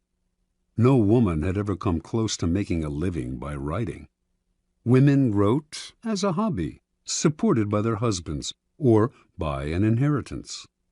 In fact, when Dudevant first showed her writing to an editor, he told her, "You should make babies, madam, not literature." Clearly, Dudevant had come to Paris to attempt the impossible. In the end, though, she came up with a strategy to do what no woman had ever done, a strategy to recreate herself completely, forging a public image of her own making. Women writers before her had been forced into a ready-made role, that of the second-rate artist who wrote mostly for other women. Dudevant decided that if she had to play a role, she would turn the game around. She would play the part of a man. In 1832, a publisher accepted Dudevant's first major novel, Indiana. She had chosen to publish it under a pseudonym, George Sand, and all of Paris assumed this impressive new writer was male. Dudevant had sometimes worn men's clothing before creating George Sand. She had always found men's shirts and riding breeches more comfortable. Now, as a public figure, she exaggerated the image. She added long men's coats, gray hats, heavy boots, and dandyish cravats to her wardrobe. She smoked cigars and in conversation expressed herself like a man, unafraid to dominate the conversation or to use a saucy word. This strange male-female writer fascinated the public, and unlike other women writers, Sand found herself accepted into the clique of male artists. She drank and smoked with them, even carried on affairs with the most famous artists of Europe, Musset, Liszt, Chopin. It was she who did the wooing, and also the abandoning. She moved on at her discretion. Those who knew Sand well understood that her male persona protected her from the public's prying eyes. Out in the world, she enjoyed playing the part to the extreme. In private, she remained herself. She also realized that the character of George Sand could grow stale or predictable, and to avoid this, she would, every now and then, dramatically alter the character she had created. Instead of conducting affairs with famous men, she would begin meddling in politics, leading demonstrations, inspiring student rebellions. No one would dictate to her the limits of the character she had created. Long after she died, and after most people had stopped reading her novels, the larger-than-life theatricality of that character has continued to fascinate and inspire. Interpretation. The world wants to assign you a role in life, and once you accept that role, you are doomed. Your power is limited to the tiny amount allotted to the role you have selected or have been forced to assume. An actor, on the other hand, plays many roles.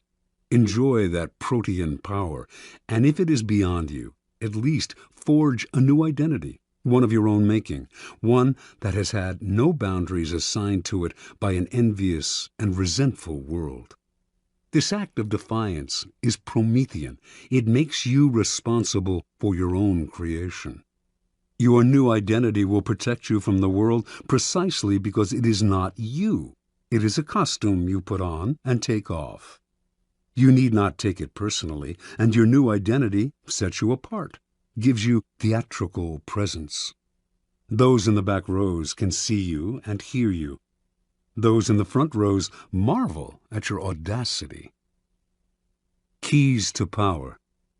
The character you seem to have been born with is not necessarily who you are. Beyond the characteristics you have inherited, your parents, your friends, and your peers have helped to shape your personality. The Promethean task of the powerful is to take control of the process, to stop allowing others that ability to limit and mold them. Remake yourself into a character of power. Working on yourself like clay should be one of your greatest and most pleasurable life tasks. It makes you, in essence, an artist creating yourself. The first step in the process of self-creation is self-consciousness, being aware of yourself as an actor and taking control of your appearance and emotions. The bad actor is the one who is always sincere. People who wear their hearts on their sleeves out in society are tiresome and embarrassing. Their sincerity notwithstanding, it is hard to take them seriously. Good actors control themselves better. They can play sincere and heartfelt, can affect a tear and a compassionate look at will, but they don't have to feel it. They externalize emotion in a form that others can understand. Method acting is fatal in the real world. No ruler or leader could possibly play the part if all the emotions he showed had to be real. So learn self-control. Adopt the plasticity of the actor who can mold his or her face to the emotion required. The second step in the process of self-creation is a variation on the George Sand strategy. The creation of a memorable character, one that compels attention, that stands out above the other players on the stage. This was the game Abraham Lincoln played. The homespun, common countryman he knew was a kind of president that America had never had but would delight in electing. Although many of these qualities came naturally to him, he played them up, the hat and clothes, the beard. No president before him had worn a beard. Lincoln was also the first president to use photographs to spread his image, helping to create the icon of the homespun president. You must appreciate the importance of stage entrances and exits. When Cleopatra first met Caesar in Egypt, she arrived rolled up in a carpet, which she arranged to have unfurled at his feet. Your own entrances and exits should be crafted and planned as carefully. Remember that overacting can be counterproductive. It is another way of spending too much effort trying to attract attention. The actor Richard Burton discovered early in his career that by standing totally still on stage, he drew attention to himself and away from the other actors. It is less what you do that matters clearly than how you do it. Your gracefulness and imposing stillness on the social stage count for more than overdoing your part and moving around too much. Finally, learn to play many roles, to be whatever the moment requires. Adapt your mask to the situation. Be protean in the faces you wear. Bismarck played this game to perfection. To a liberal, he was a liberal. To a hawk, he was a hawk. He could not be grasped, and what cannot be grasped cannot be consumed. Law 26. Keep your hands clean. Judgment. You must seem a paragon of civility and efficiency. Your hands are never soiled by mistakes and nasty deeds. Maintain such a spotless appearance by using others as unwitting pawns and screens to disguise your involvement. Part 1. Conceal your mistakes. Have a scapegoat around to take the blame. Our good name and reputation depend more on what we conceal than on what we reveal. Everyone makes mistakes, but those who are truly clever manage to hide them and to make sure someone else is blamed. A convenient scapegoat should always be kept around for such moments. Observance of the law. Near the end of the 2nd century A.D., as China's mighty Han Empire slowly collapsed, the great general and imperial minister Cao Cao emerged as the most powerful man in the country. Seeking to extend his power base and to rid himself of the last of his rivals, Cao Cao began a campaign to take control of the strategically vital Central Plain. During the siege of a key city, he slightly miscalculated the timing for supplies of grain to arrive from the capital. As he waited for the shipment to come in, the army ran low on food, and Cao Cao was forced to order the chief of commissariat to reduce its rations. Cao Cao kept a tight rein on the army and ran a network of informers. His spies soon reported that the men were complaining, grumbling that he was living well while they themselves had barely enough to eat. Perhaps Cao Cao was keeping the food for himself, they murmured. If the grumbling spread, Cao Cao could have a mutiny on his hands. He summoned the chief of commissariat to his tent. "I want to ask you to lend me something, and you must not refuse," Cao Cao told the chief. "What is it?" the chief replied. "I want the loan of your head to show to the troops," said Cao Cao. "But I've done nothing wrong," cried the chief. "I know," said Cao Cao with a sigh, "but if I do not put you to death, there will be a mutiny. Do not grieve. After you're gone, I'll look after your family." Put this way, the request left the chief no choice. So he resigned himself to his fate and was beheaded that very day. Seeing his head on public display, the soldiers stopped grumbling. Some saw through Cao Cao's gesture, but kept quiet, stunned and intimidated by his violence. And most accepted his version of who was to blame, preferring to believe in his wisdom and fairness than in his incompetence and cruelty. Interpretation. Occasional mistakes are inevitable. The world is just too unpredictable. People of power, however, are undone not by the mistakes they make, but by the way they deal with them. Like surgeons, they must cut away the tumor with speed and finality. Excuses satisfy no one, and apologies make everyone uncomfortable.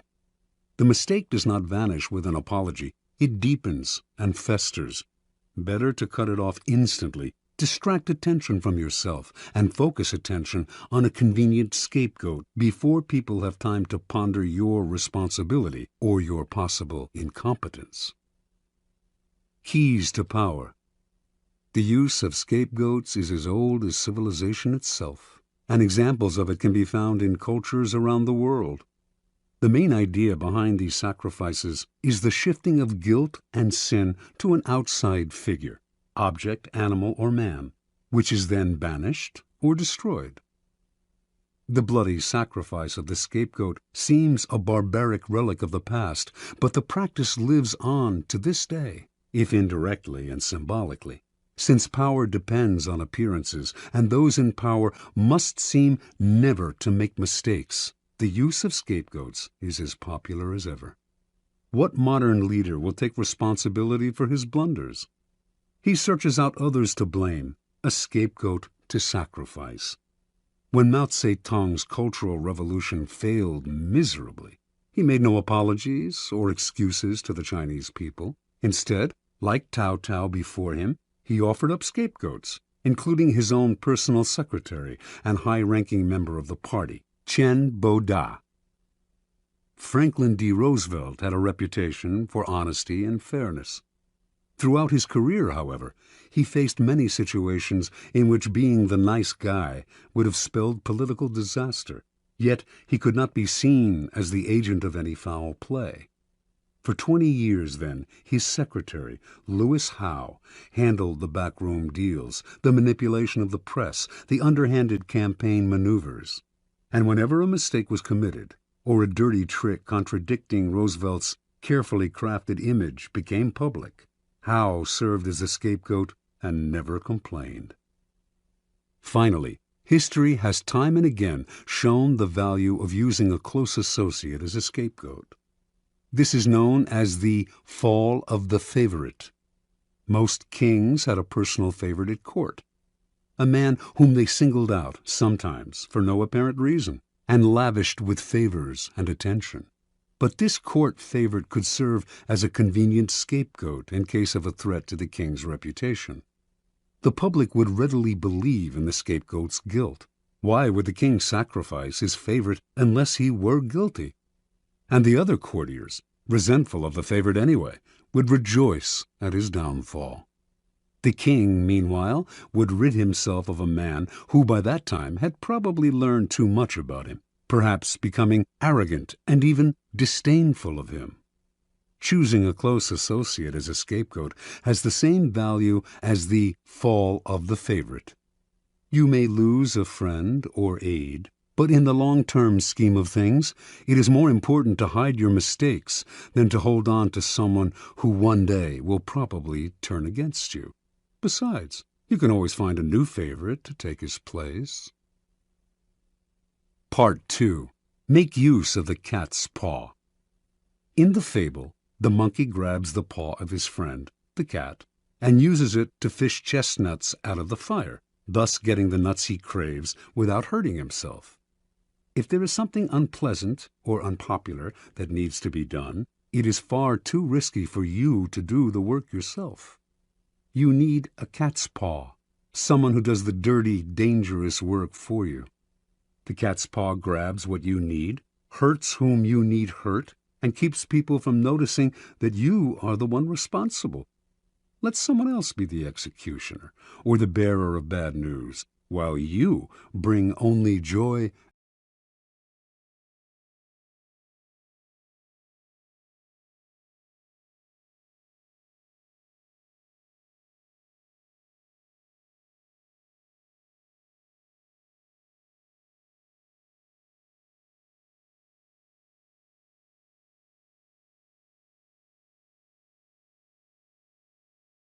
In 59 BC, the future Queen Cleopatra of Egypt, then 10 years old, witnessed the overthrow and banishment of her father, Ptolemy XII, at the hand of his eldest daughters, her own sisters. One of the daughters, Berenice, emerged as the leader of the rebellion, and to ensure that she would now rule Egypt alone, she imprisoned her other sisters and murdered her own husband. This may have been necessary as a practical step to secure her rule, but that a member of the royal family, a queen no less, would so overtly exact such violence on her own family horrified her subjects and stirred up powerful opposition. 4 years later, this opposition was able to return Ptolemy to power, and he promptly had Berenice and the other elder sisters beheaded. In 51 BC, Ptolemy died, leaving 4 remaining children as heirs. As was the tradition in Egypt, the eldest son, Ptolemy XIII, only 10 at the time, married the elder sister, Cleopatra, now 18, and the couple took the throne together as king and queen. None of the 4 children felt satisfied with this. Everyone, including Cleopatra, wanted more power. A struggle emerged between Cleopatra and Ptolemy, each trying to push the other to the side. In 48 BC, with the help of a government faction that feared Cleopatra's ambitions, Ptolemy was able to force his sister to flee the country, leaving himself as sole ruler. In exile, Cleopatra schemed. She wanted to rule alone and to restore Egypt to its past glory, a goal she felt none of her other siblings could achieve, yet as long as they were alive, she could not realize her dream. And the example of Berenice had made it clear that no one would serve a queen who was seen murdering her own kind. Even Ptolemy XIII had not dared murder Cleopatra, although he knew she would plot against him from abroad. Within a year after Cleopatra's banishment, the Roman dictator Julius Caesar arrived in Egypt, determined to make the country a Roman colony. Cleopatra saw her chance. Re-entering Egypt in disguise, she traveled hundreds of miles to reach Caesar in Alexandria. Legend has it that she had herself smuggled into his presence rolled up inside a carpet, which was gracefully unfurled at his feet, revealing the young queen. Cleopatra immediately went to work on the Roman. She appealed to his love of spectacle and his interest in Egyptian history, and poured on her feminine charms. Caesar soon succumbed and restored Cleopatra to the throne. Cleopatra's siblings seethed. She had outmaneuvered them. Ptolemy XIII would not wait to see what happened next. From his palace in Alexandria, he summoned a great army to march on the city and attack Caesar. In response, Caesar immediately put Ptolemy and the rest of the family under house arrest. But Cleopatra's younger sister, Arsinoe, escaped from the palace and placed herself at the head of the approaching Egyptian troops, proclaiming herself Queen of Egypt. Now Cleopatra finally saw her chance. She convinced Caesar to release Ptolemy from house arrest, under the agreement that he would broker a truce. Of course, she knew he would do the opposite, that he would fight Arsinoe for control of the Egyptian army.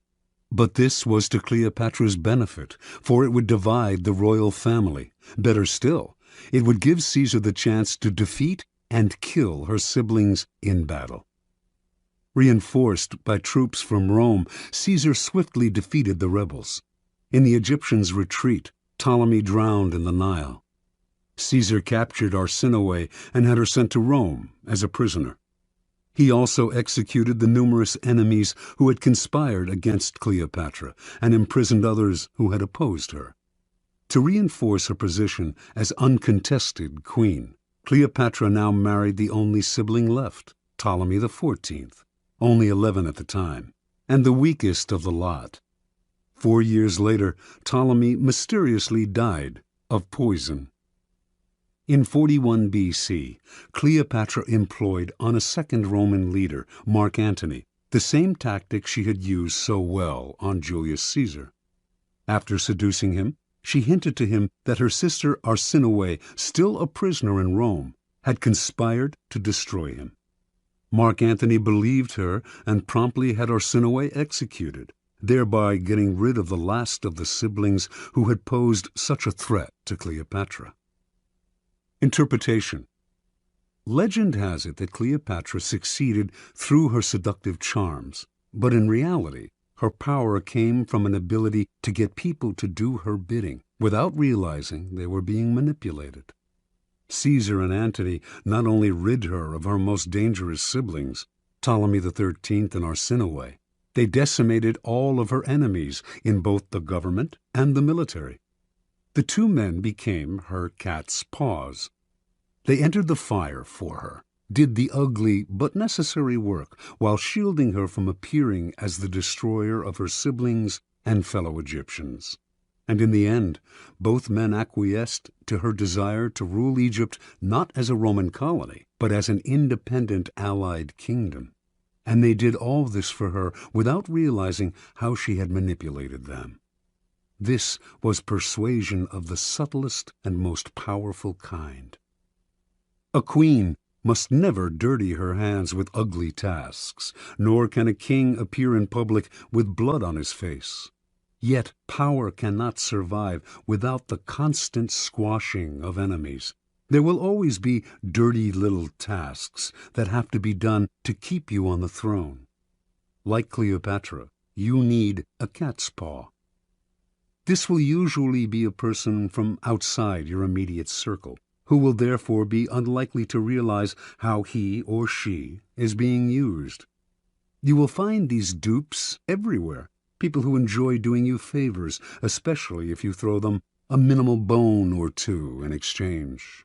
But as they accomplish tasks that may seem to them innocent enough, or at least completely justified, they are actually clearing the field for you, spreading the information you feed them, undermining people they do not realize are your rivals, inadvertently furthering your cause, dirtying their hands while yours remain spotless.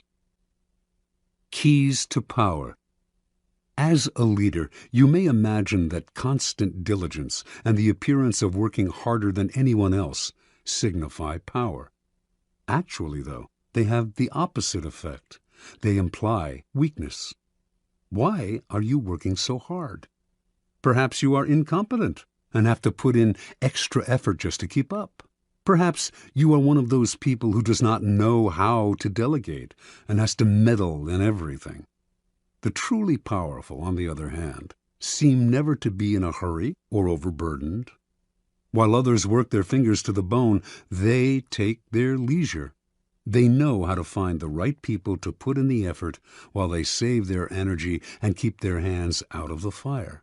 Similarly, you may believe that by taking on the dirty work yourself, involving yourself directly in unpleasant actions, you impose your power and instill fear. In fact, you make yourself look ugly and abusive of your high position. Truly powerful people keep their hands clean. Only good things surround them, and the only announcements they make are of glorious achievements. You will often find it necessary, of course, to expend energy or to effect an evil but necessary action. But you must never appear to be this action's agent. Find a cat's paw. Develop the arts of finding, using, and, in time, getting rid of these people when their cat's paw role has been fulfilled.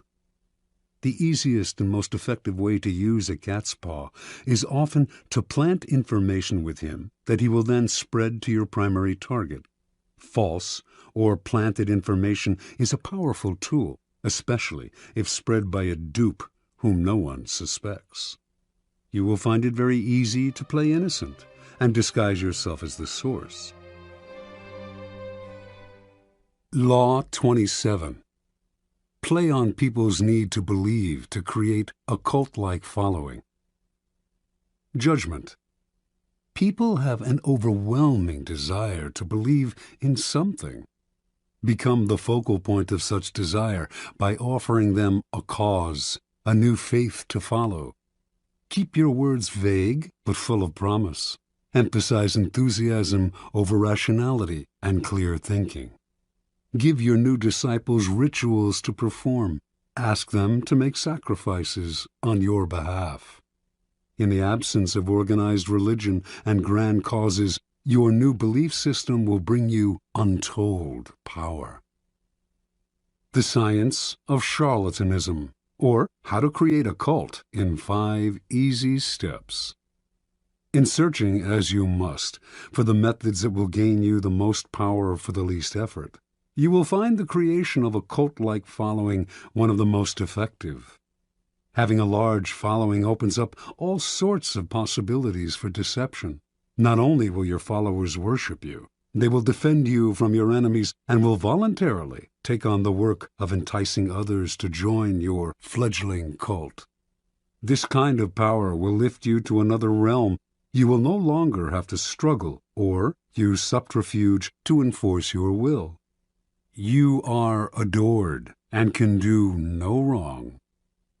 You might think it's a gargantuan task to create such a following, but in fact it is fairly simple. As humans, we have a desperate need to believe in something, anything. This makes us eminently gullible. We simply cannot endure long periods of doubt or of the emptiness that comes from a lack of something to believe in. Dangle in front of us some new cause, elixir, get-rich-quick scheme, or the latest technological trend or art movement, and we leap from the water as one to take the bait. Look at history. The chronicles of the new trends and cults that have made a mass following for themselves could fill a library. After a few centuries, a few decades, a few years, a few months, they generally look ridiculous. But at the time, they seemed so attractive, so transcendental, so divine. Always in a rush to believe in something, we will manufacture saints and faiths out of nothing. Do not let this gullibility go to waste. Make yourself the object of worship. Make people form a cult around you. The great European charlatans of the 16th and 17th centuries mastered the art of cult-making. They lived, as we do now, in a time of transformation. Organized religion was on the wane, science on the rise. People were desperate to rally around a new cause or faith. The charlatans had begun by peddling health elixirs and alchemic shortcuts to wealth. Moving quickly from town to town, they originally focused on small groups, until, by accident, they stumbled on a truth of human nature. The larger the group they gathered around themselves, the easier it was to deceive. The charlatan would station himself on a high wooden platform, hence the term mountebank, and crowds would swarm around him. In a group setting, people were more emotional, less able to reason. Had the charlatan spoken to them individually, they might have found him ridiculous. But lost in a crowd, they got caught up in a communal mood of rapt attention. It became impossible for them to find the distance, to be skeptical. Any deficiencies in the charlatan's ideas were hidden by the zeal of the mass. Passion and enthusiasm swept through the crowd like a contagion, and they reacted violently to anyone who dared to spread a seed of doubt. Both consciously studying this dynamic over decades of experiment and spontaneously adapting to these situations as they happened, the charlatans perfected the science of attracting and holding a crowd, molding the crowd into followers and the followers into a cult. The gimmicks of the charlatans may seem quaint today, but there are thousands of charlatans among us still, using the same tried-and-true methods their predecessors refined centuries ago, only changing the names of their elixirs and modernizing the look of their cults. We find these latter-day charlatans in all arenas of life: business, fashion, politics, art. Many of them, perhaps, are following in the charlatan tradition without having any knowledge of its history. But you can be more systematic and deliberate. Simply follow the 5 steps of cult-making that our charlatan ancestors perfected over the years. Step 1. Keep it vague. Keep it simple. To create a cult, you must first attract attention. This you should do not through actions, which are too clear and readable, but through words, which are hazy and deceptive.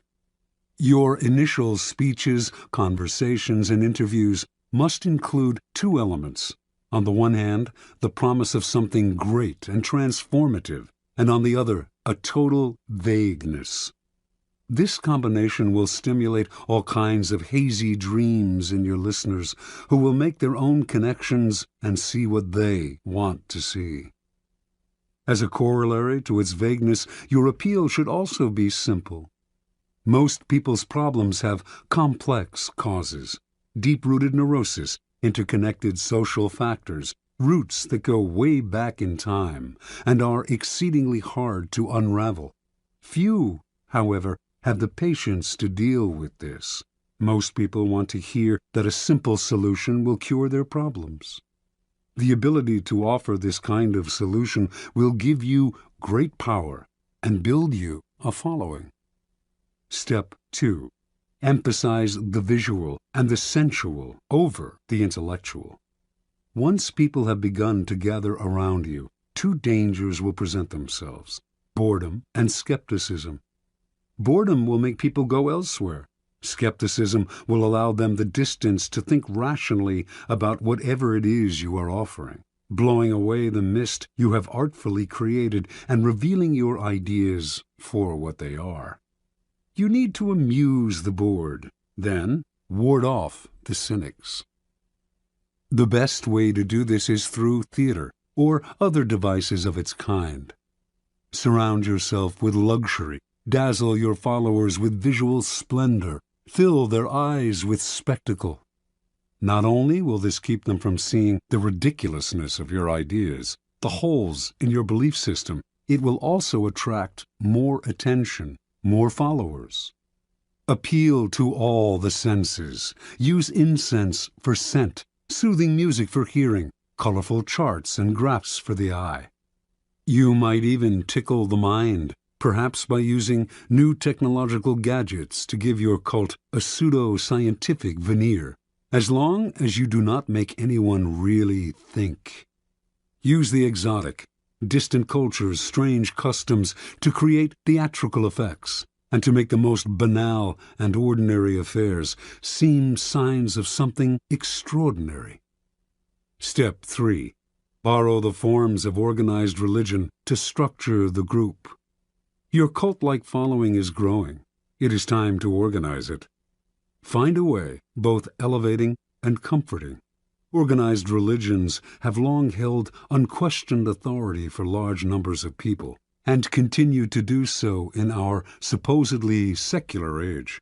And even if the religion itself has faded some, its forms will resonate with power. The lofty and holy associations of organized religion can be endlessly exploited. Create rituals for your followers. Organize them into a hierarchy, ranking them in grades of sanctity, and giving them names and titles that resound with religious overtones.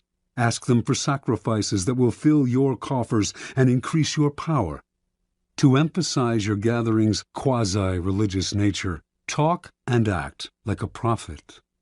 You are not a dictator. After all, you are a priest, a guru, a sage, a shaman, or any other word that hides your real power in the mist of religion. Step 4. Disguise your source of income. Your group has grown, and you have structured it in a church-like form. Your coffers are beginning to fill with your followers' money. You must never be seen as hungry for money and the power it brings. It is at this moment that you must disguise the source of your income. Your followers want to believe that if they follow you, all sorts of good things will fall into their lap. By surrounding yourself with luxury, you become living proof of the soundness of your belief system. Never reveal that your wealth actually comes from your followers' pockets. Instead, make it seem to come from the truth of your methods. Followers will copy your each and every move in the belief that it will bring them the same results, and their imitative enthusiasm will blind them to the charlatan nature of your wealth. Step 5. Set up an us versus them dynamic. The group is now large and thriving, a magnet attracting more and more particles. If you are not careful, though, inertia will set in and time and boredom will demagnetize the group. To keep your followers united, you must now do what all religions and belief systems have done: create an us versus them dynamic. First, make sure your followers believe they are part of an exclusive club, unified by a bond of common goals. Then, to strengthen this bond, manufacture the notion of a devious enemy out to ruin you. There is a force of non-believers that will do anything to stop you. Any outsider who tries to reveal the charlatan nature of your belief system can now be described as a member of this devious force. If you have no enemies, invent one. Given a straw man to react against, your followers will tighten and cohere. They have your cause to believe in, and infidels to destroy. Observance of the law. In the year 1653, a 27-year-old Milan man named Francesco Giuseppe Borri claimed to have had a vision. He went around town telling one and all that the Archangel Michael had appeared to him and announced that he had been chosen to be the Capitano Generale of the army of the new Pope, an army that would seize and revitalize the world.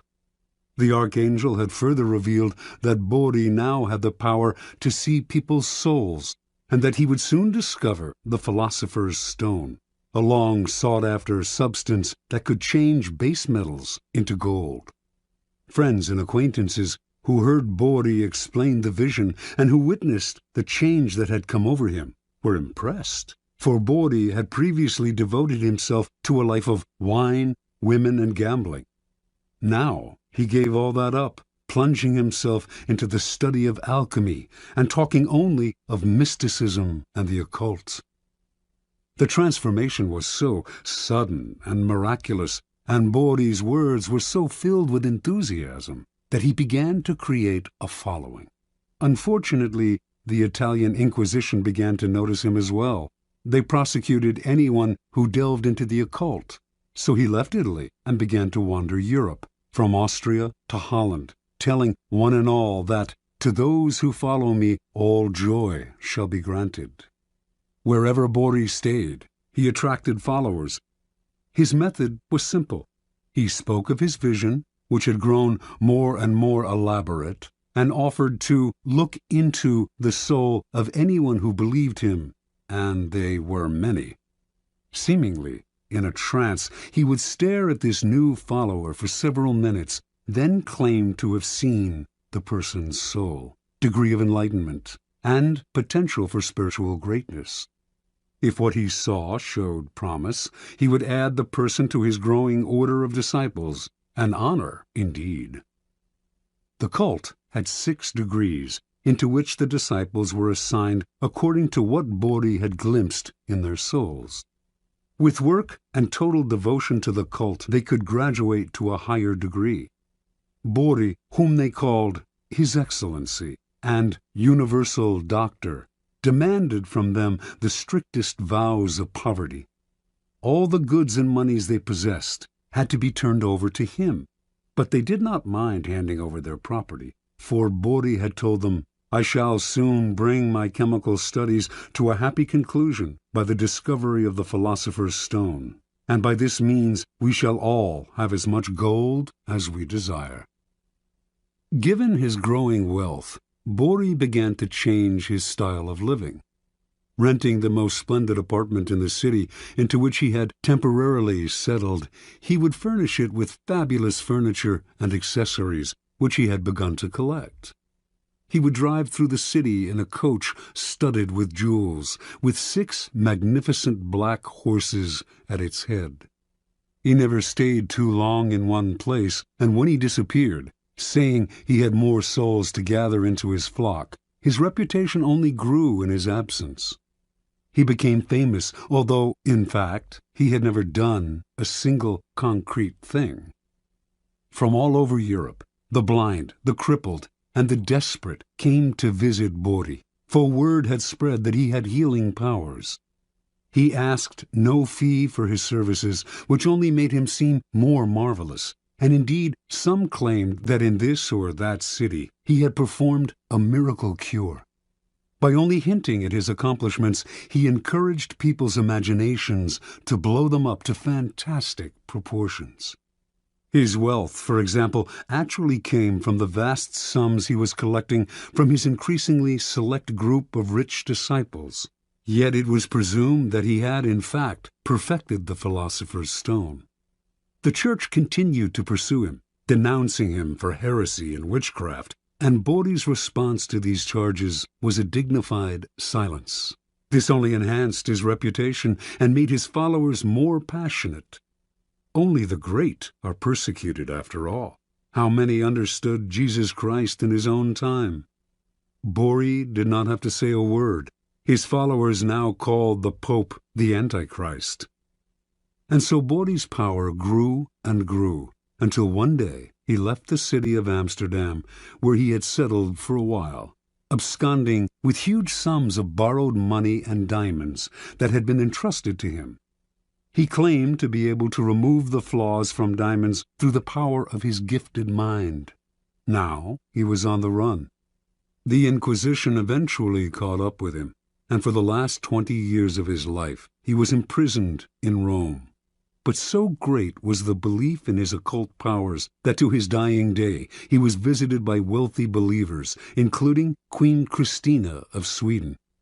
Supplying him with money and materials, these visitors allowed him to continue his search for the elusive philosopher's stone. Interpretation. Before he formed his cult, Bodhi seems to have stumbled on a critical discovery. Tiring of his life of debauchery, he had decided to give it up and to devote himself to the occult, a genuine interest of his. He must have noticed, however, that when he alluded to a mystical experience, rather than physical exhaustion, as the source of his conversion, people of all classes wanted to hear more. Realizing the power he could gain by ascribing the change to something external and mysterious, he went further with his manufactured visions. The grander the vision, and the more sacrifices he asked for, the more appealing and believable his story seemed to become. Remember, people are not interested in the truth about change. They do not want to hear that it has come from hard work or from anything as banal as exhaustion, boredom, or depression. They are dying to believe in something romantic, otherworldly. They want to hear of angels and out-of-body experiences. Indulge them. Hint at the mystical source of some personal change. Wrap it in ethereal colors. An occult-like following will form around you. Adapt to people's needs. The Messiah must mirror the desires of his followers. And always aim high. The bigger and bolder your illusion, the better. Law 28. Enter action with boldness. Judgment. If you are unsure of a course of action, do not attempt it. Your doubts and hesitations will infect your execution. Timidity is dangerous. Better to enter with boldness. Any mistakes you commit through audacity are easily corrected with more audacity. Everyone admires the bold. No one honors the timid. Boldness and hesitation. A brief psychological comparison. Boldness and hesitation elicit very different psychological responses in their targets. Hesitation puts obstacles in your path. Boldness eliminates them. Once you understand this, you will find it essential to overcome your natural timidity and practice the art of audacity. The following are among the most pronounced psychological effects of boldness and timidity. The bolder the lie, the better. We all have weaknesses, and our efforts are never perfect. But entering action with boldness has the magical effect of hiding our deficiencies. Con artists know that the bolder the lie, the more convincing it becomes. The sheer audacity of the story makes it more credible, distracting attention from its inconsistencies. When putting together a con or entering any kind of negotiation, go further than you planned. Ask for the moon, and you will be surprised how often you get it. Lions circle the hesitant prey. People have a sixth sense for the weaknesses of others. If, in a first encounter, you demonstrate your willingness to compromise, back down, and retreat, you bring out the lion even in people who are not necessarily bloodthirsty. Everything depends on perception, and once you are seen as the kind of person who quickly goes on the defensive, who is willing to negotiate and be amenable, you will be pushed around without mercy. Boldness strikes fear. Fear creates authority. The bold move makes you seem larger and more powerful than you are. If it comes suddenly, with the stealth and swiftness of a snake, it inspires that much more fear. By intimidating with a bold move, you establish a precedent.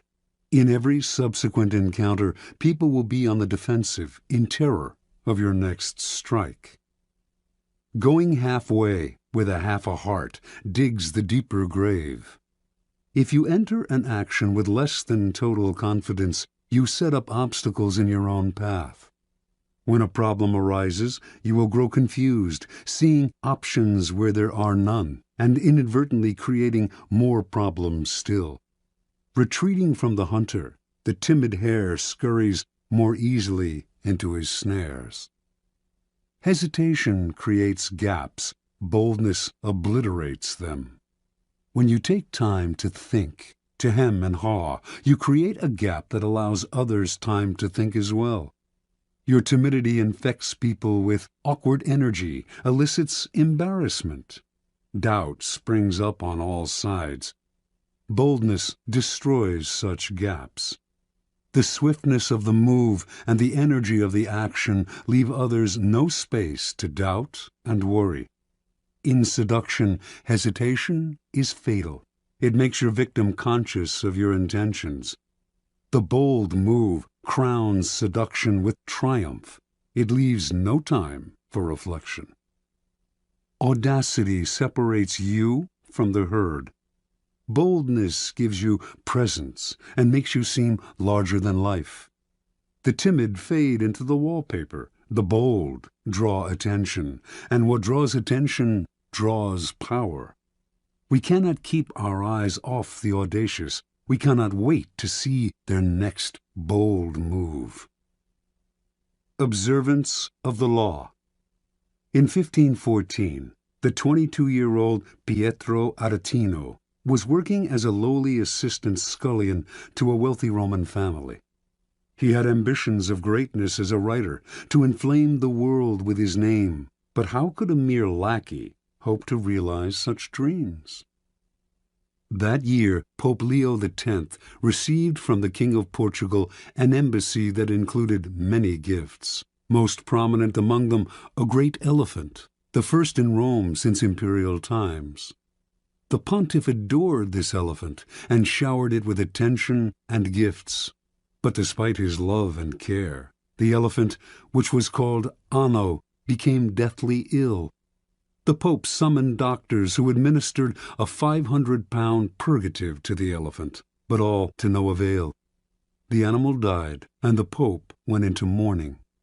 To console himself, he summoned the great painter Raphael and ordered him to create a life-sized painting of Anno above the animal's tomb, bearing the inscription, "What nature took away, Raphael has with his art restored." Over the next few days, a pamphlet circulated throughout Rome that caused great merriment and laughter. Entitled, "The Last Will and Testament of the Elephant Anno," it read in part, "To my heir, the Cardinal Santa Croce, I give my knees, so that he can imitate my genuflections. To my heir, Cardinal Santi Quattro, I give my jaws, so that he can more readily devour all of Christ's revenues. To my heir, Cardinal Medici, I give my ears, so that he can hear everyone's doings. To Cardinal Grassi, who had a reputation for lechery, the elephant bequeathed the appropriate, oversized part of his own anatomy." On and on the anonymous pamphlet went, sparing none of the great in Rome, not even the Pope. With each one, it took aim at their best-known weakness.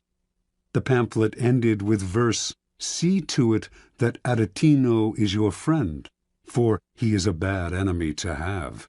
His words alone could ruin the High Pope, so God guard everyone from his tongue." Interpretation. With one short pamphlet, Aretino, son of a poor shoemaker and a servant himself, hurled himself to fame. Everyone in Rome rushed to find out who this daring young man was. Even the Pope, amused by his audacity, sought him out and ended up giving him a job in the papal service. Over the years, he came to be known as the scourge of princes, and his biting tongue earned him the respect and fear of the great, from the King of France to the Habsburg Emperor. The Aretino strategy is simple. When you are as small and obscure as David was, you must find a Goliath to attack. The larger the target, the more attention you gain. The bolder the attack, the more you stand out from the crowd and the more admiration you earn. Society is full of those who think daring thoughts but lack the guts to print and publicize them. Voice what the public feels. The expression of shared feelings is always powerful. Search out the most prominent target possible and sling your boldest shot. The world will enjoy the spectacle and will honor the underdog. You, that is, with glory and power. Keys to power. Most of us are timid. We want to avoid tension and conflict, and we want to be liked by all. We may contemplate a bold action, but we rarely bring it to life. We are terrified of the consequences, of what others might think of us, of the hostility we will stir up if we dare go beyond our usual place. Although we may disguise our timidity as a concern for others, a desire not to hurt or offend them, in fact, it is the opposite. We are really self-absorbed, worried about ourselves and how others perceive us. Boldness, on the other hand, is outer-directed and often makes people feel more at ease, since it is less self-conscious and less repressed. Few are born bold. Even Napoleon had to cultivate the habit on the battlefield, where he knew it was a matter of life and death. In social settings, he was awkward and timid, but he overcame this and practiced boldness in every part of his life because he saw its tremendous power, how it could literally enlarge a man, even one who, like Napoleon, was in fact conspicuously small. You must practice and develop your boldness. You will often find uses for it. The best place to begin is often the delicate world of negotiation, particularly those discussions in which you are asked to set your own price. How often we put ourselves down by asking for too little. When Christopher Columbus proposed that the Spanish court finance his voyage to the Americas, he also made the insanely bold demand that he be called Grand Admiral of the Ocean. The court agreed. The price he set was the price he received. He demanded to be treated with respect, and so he was.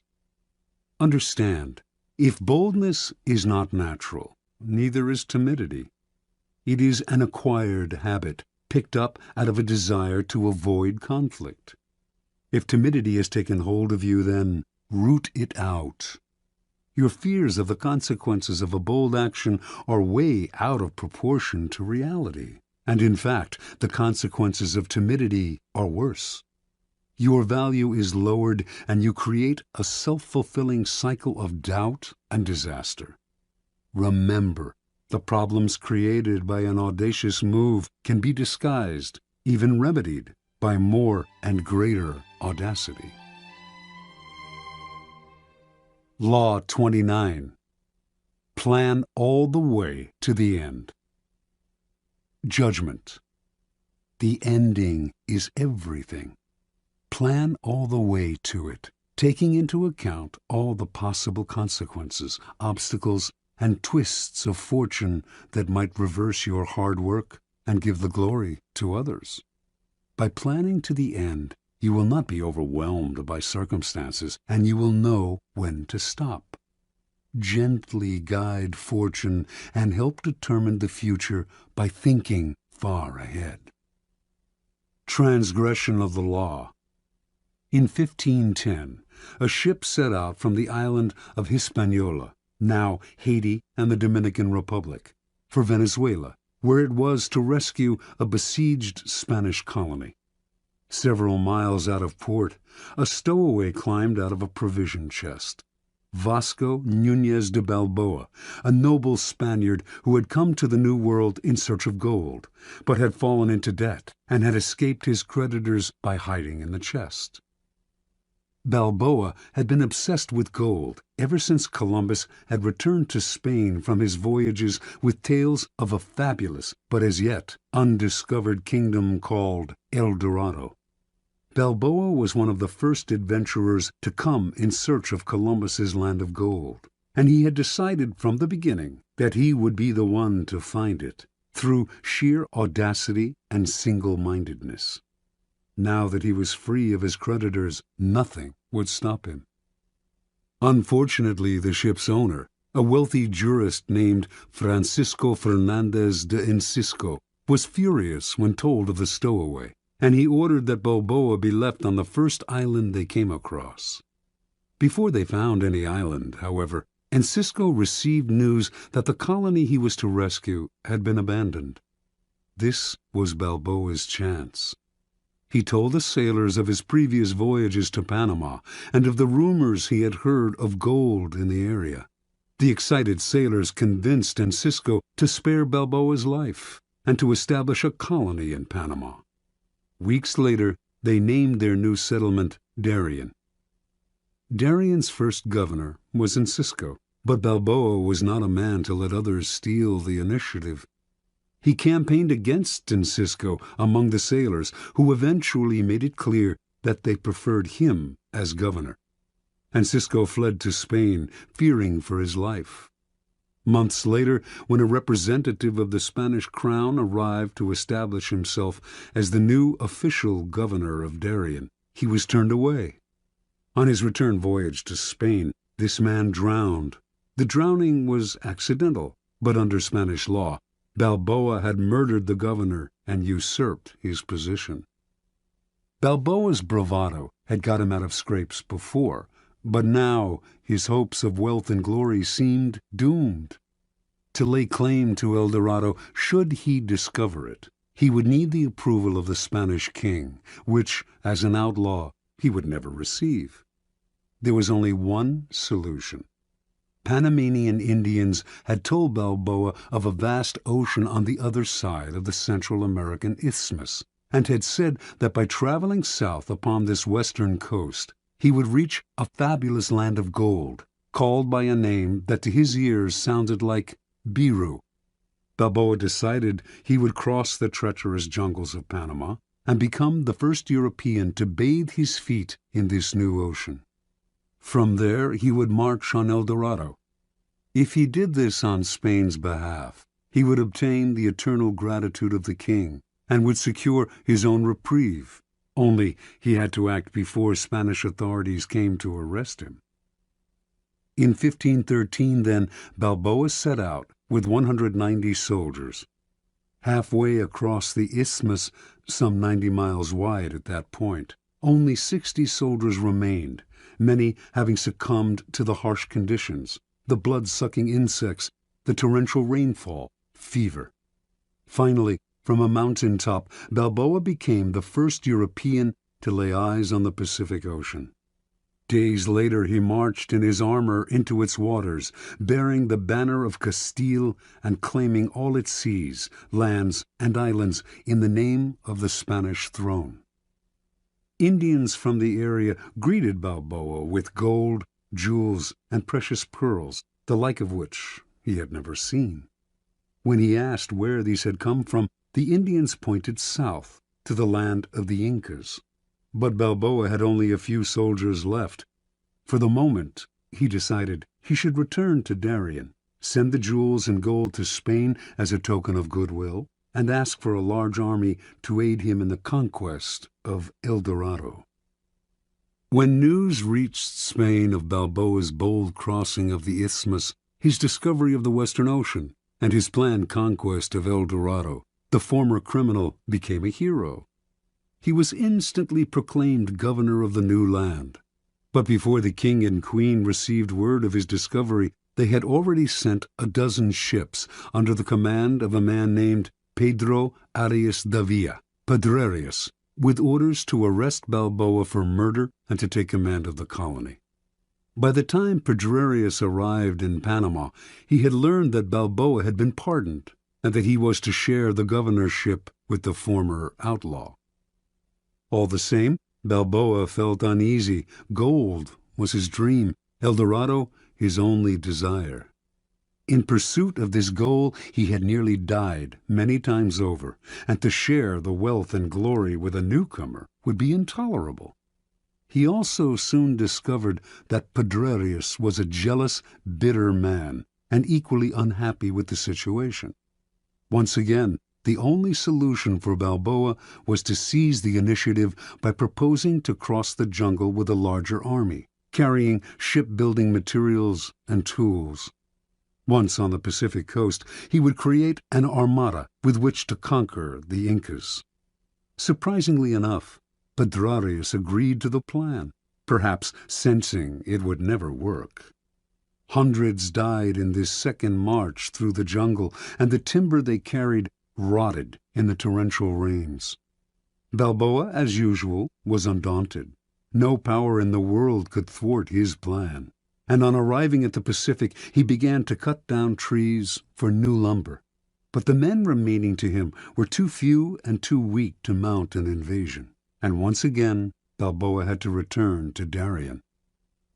Pedrerius had, in any case, invited Balboa back to discuss a new plan, and on the outskirts of the settlement, the explorer was met by Francisco Pizarro, an old friend who had accompanied him on his first crossing of the isthmus.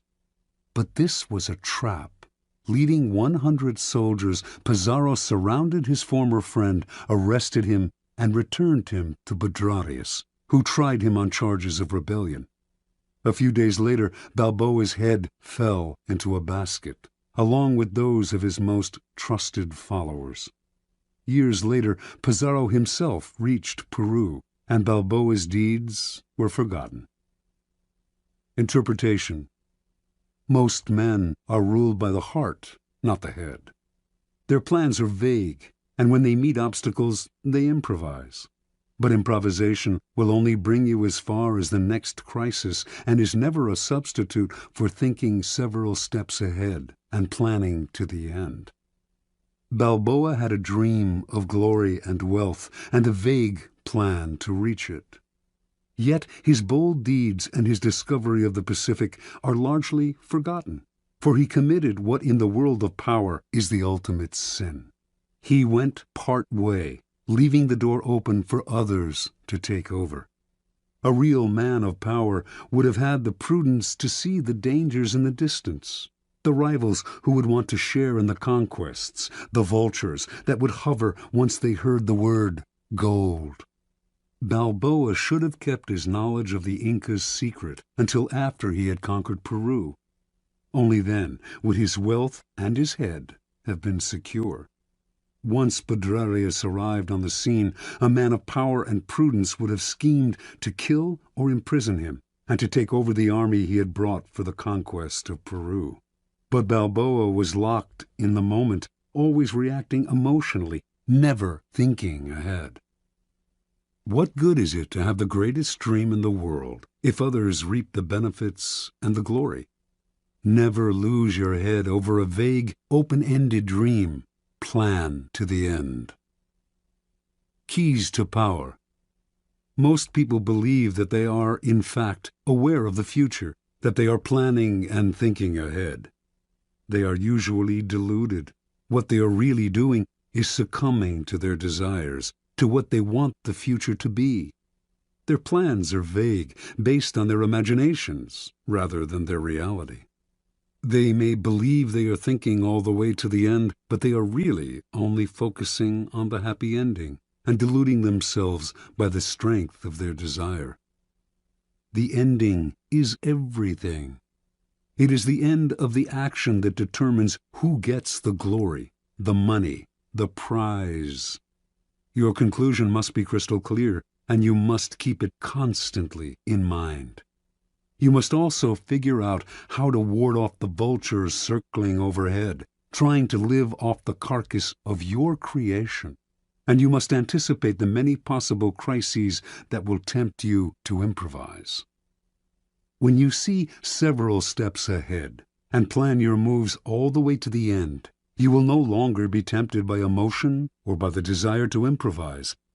Your clarity will rid you of the anxiety and vagueness that are the primary reasons why so many fail to conclude their actions successfully.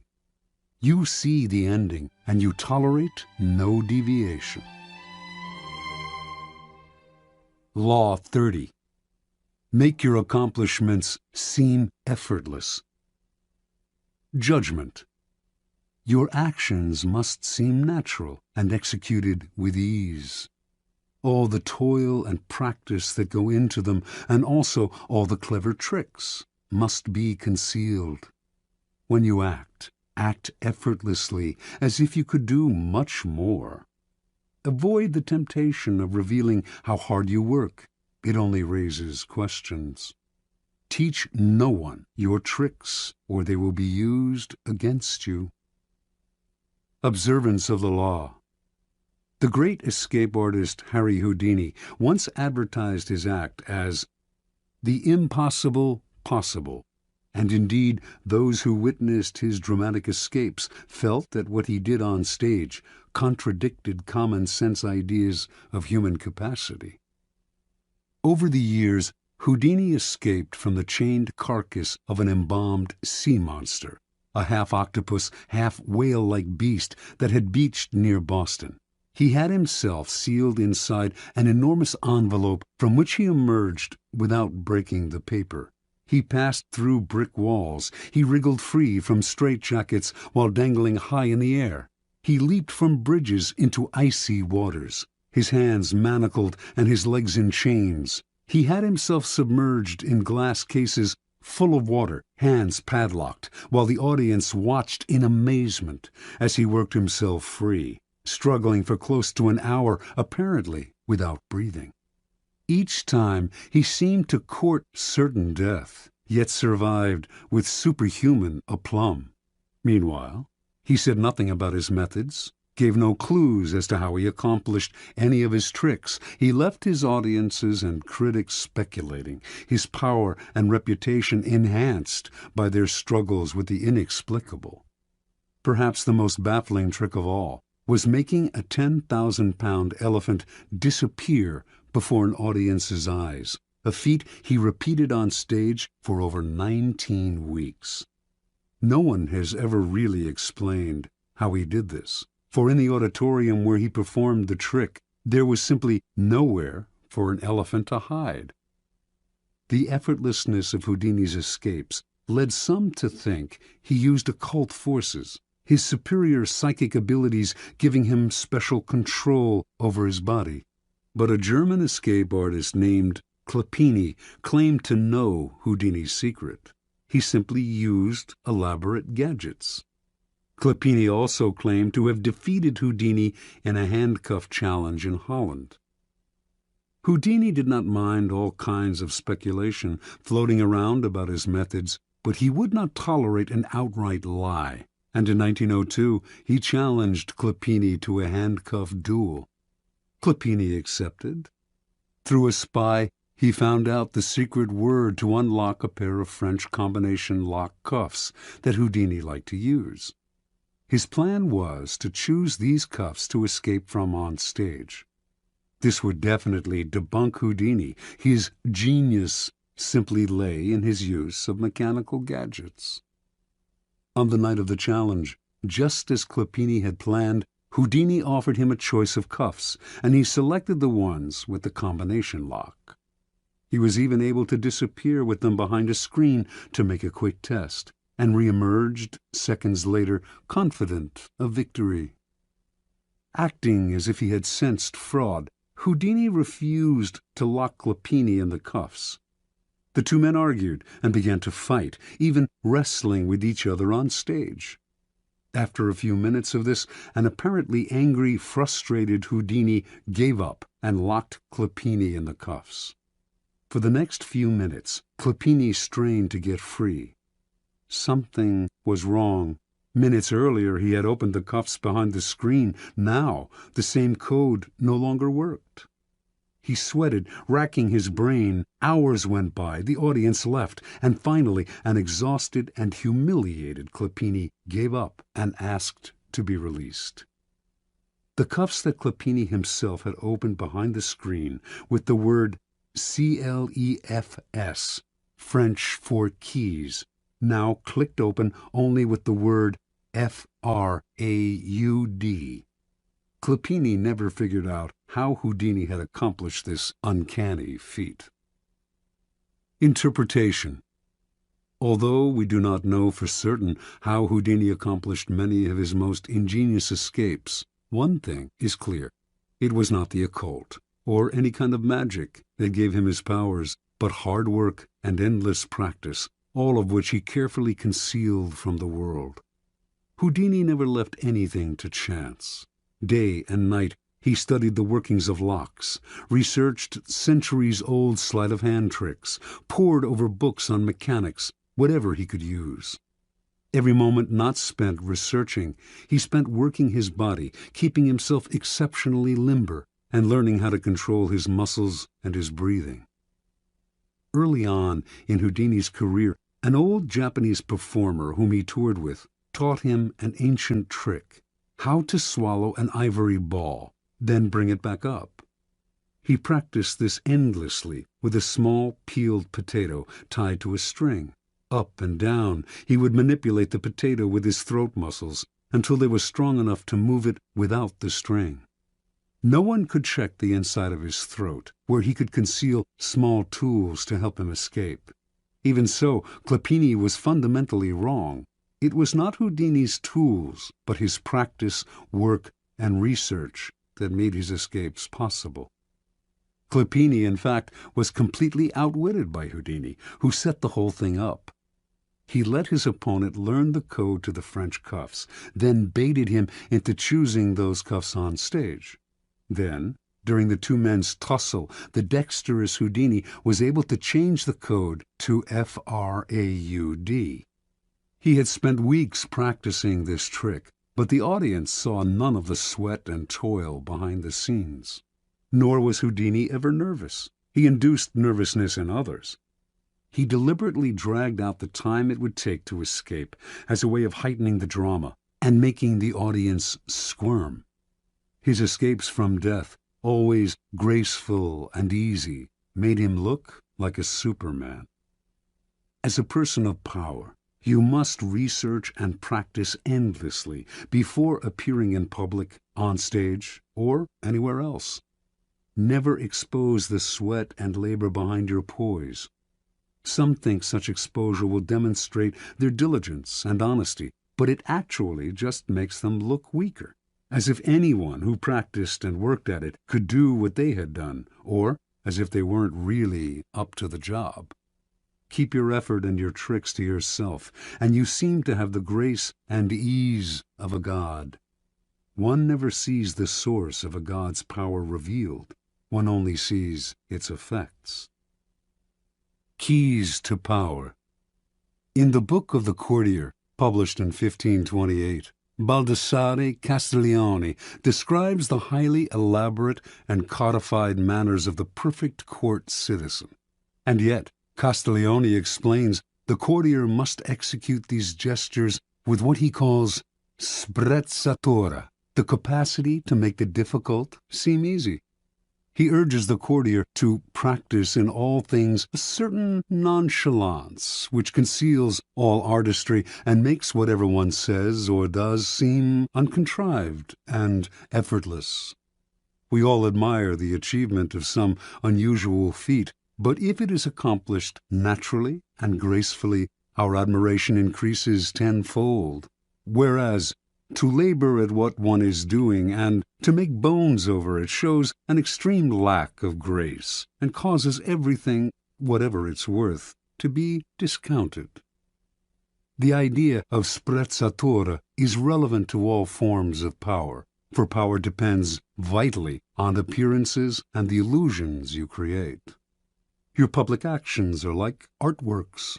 They must have visual appeal, must create anticipation, even entertain. When you reveal the inner workings of your creation, you become just one more mortal among others.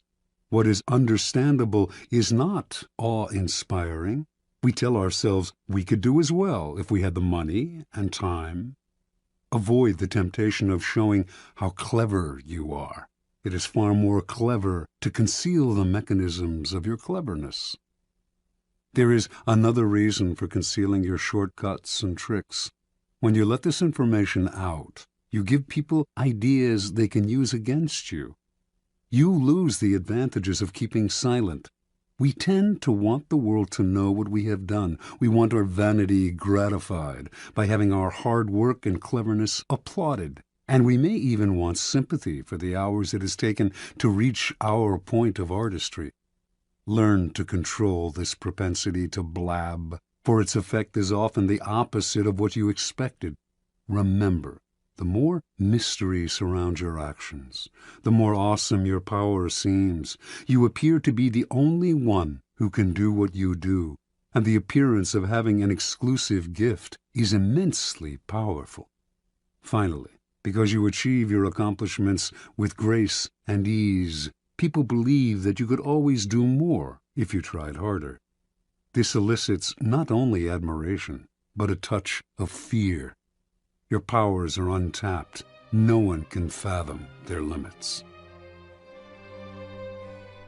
Law 31. Control the options. Get others to play with the cards you deal. Judgment. The best deceptions are the ones that seem to give the other person a choice. Your victims feel they are in control, but are actually your puppets. Give people options that come out in your favor, whichever one they choose. Force them to make choices between the lesser of two evils, both of which serve your purpose. Put them on the horns of a dilemma. They are gored wherever they turn. Observance of the law. From early in his reign, Ivan IV, later known as Ivan the Terrible, had to confront an unpleasant reality. The country desperately needed reform, but he lacked the power to push it through. The greatest limit to his authority came from the boyars, the Russian princely class that dominated the country and terrorized the peasantry. In 1553, at the age of 23, Ivan fell ill. Lying in bed, nearing death, he asked the boyars to swear allegiance to his son as the new Tsar. Some hesitated, some even refused. Then and there, Ivan saw he had no power over the boyars.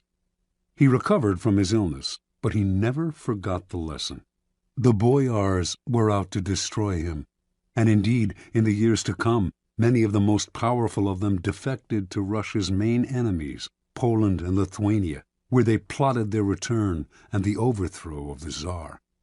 Even one of Ivan's closest friends, Prince Andrei Kurbsky, suddenly turned against him, defecting to Lithuania in 1564 and becoming the strongest of Ivan's enemies. When Kurbsky began raising troops for an invasion, the royal dynasty seemed suddenly more precarious than ever. With émigré nobles fomenting invasion from the west, Tartars bearing down from the east, and the boyars stirring up trouble within the country, Russia's vast size made it a nightmare to defend. In whatever direction Ivan struck, he would leave himself vulnerable on the other side. Only if he had absolute power could he deal with this many-headed hydra, and he had no such power. Ivan brooded until the morning of December 3rd, 1564, when the citizens of Moscow awoke to a strange sight. Hundreds of sleds filled the square before the Kremlin, loaded with the Tsar's treasures and with provisions for the entire court. They watched in disbelief as the Tsar and his court boarded the sleds and left town. Without explaining why, he established himself in a village south of Moscow. For an entire month, a kind of terror gripped the capital, for the Muscovites feared that Ivan had abandoned them to the bloodthirsty boyars. Shops closed up, and riotous mobs gathered daily. Finally, on January 3rd of 1565, a letter arrived from the Tsar, explaining that he could no longer bear the boyars' betrayals and had decided to abdicate once and for all. Read aloud in public, the letter had a startling effect. Merchants and commoners blamed the boyars for Ivan's decision and took to the streets, terrifying the nobility with their fury.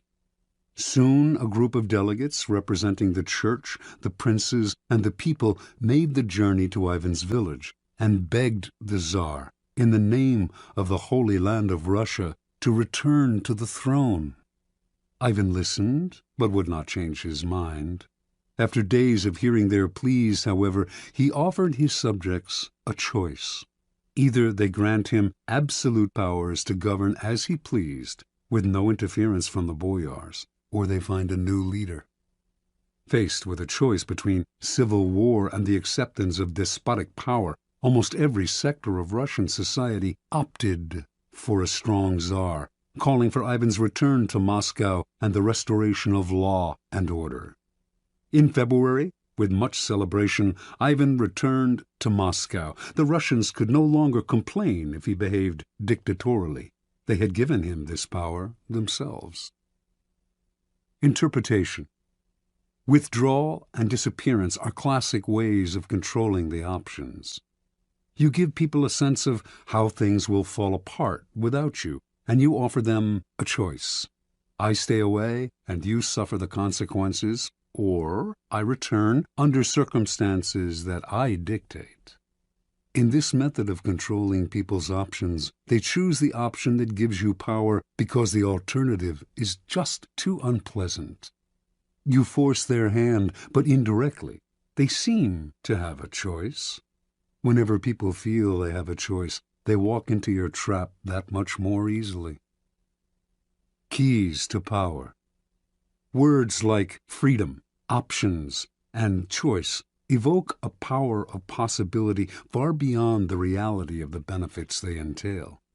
When examined closely, the choices we have in the marketplace, in elections, in our jobs, tend to have noticeable limitations.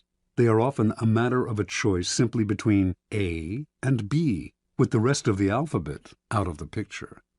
Yet, as long as the faintest mirage of choice flickers on, we rarely focus on the missing options.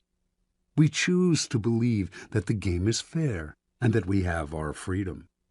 We prefer not to think too much about the depth of our liberty to choose. This supplies the clever and cunning with enormous opportunities for deception. For people who are choosing between alternatives find it hard to believe they are being manipulated or deceived.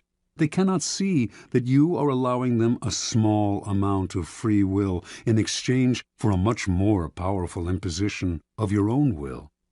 Setting up a narrow range of choices, then, should always be a part of your deceptions. There is a saying, if you can get the bird to walk into the cage on its own, it will sing that much more prettily. The following are among the most common forms of controlling the options. Color the choices. This was a favored technique of Henry Kissinger. As President Nixon's Secretary of State, Kissinger considered himself better informed than his boss and believed that in most situations he could make the best decision on his own.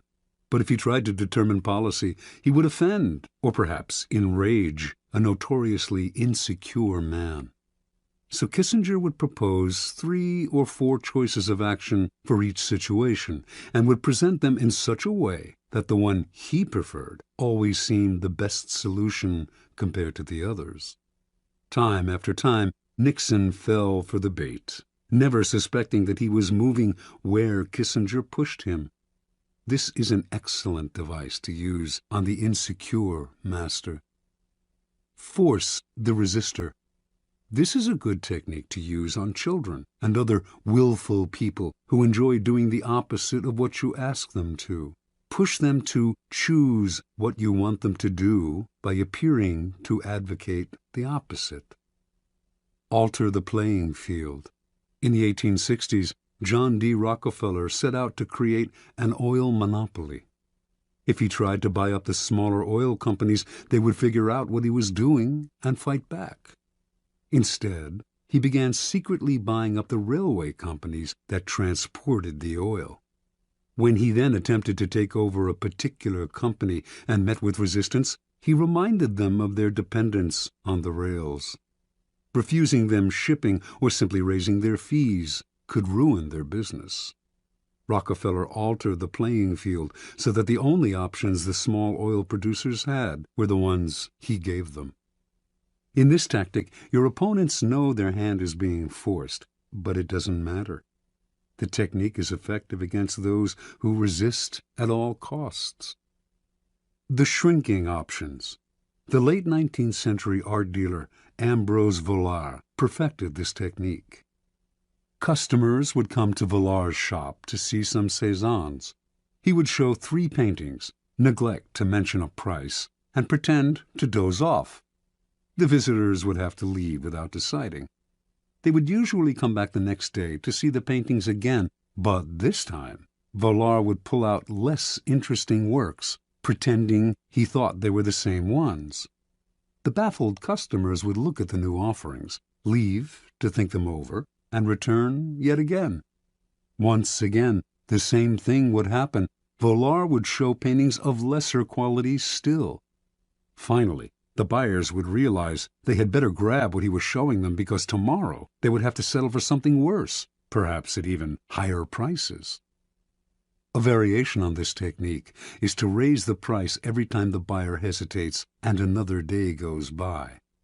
This is an excellent negotiating ploy to use on the chronically indecisive, who will fall for the idea that they are getting a better deal today than if they wait till tomorrow.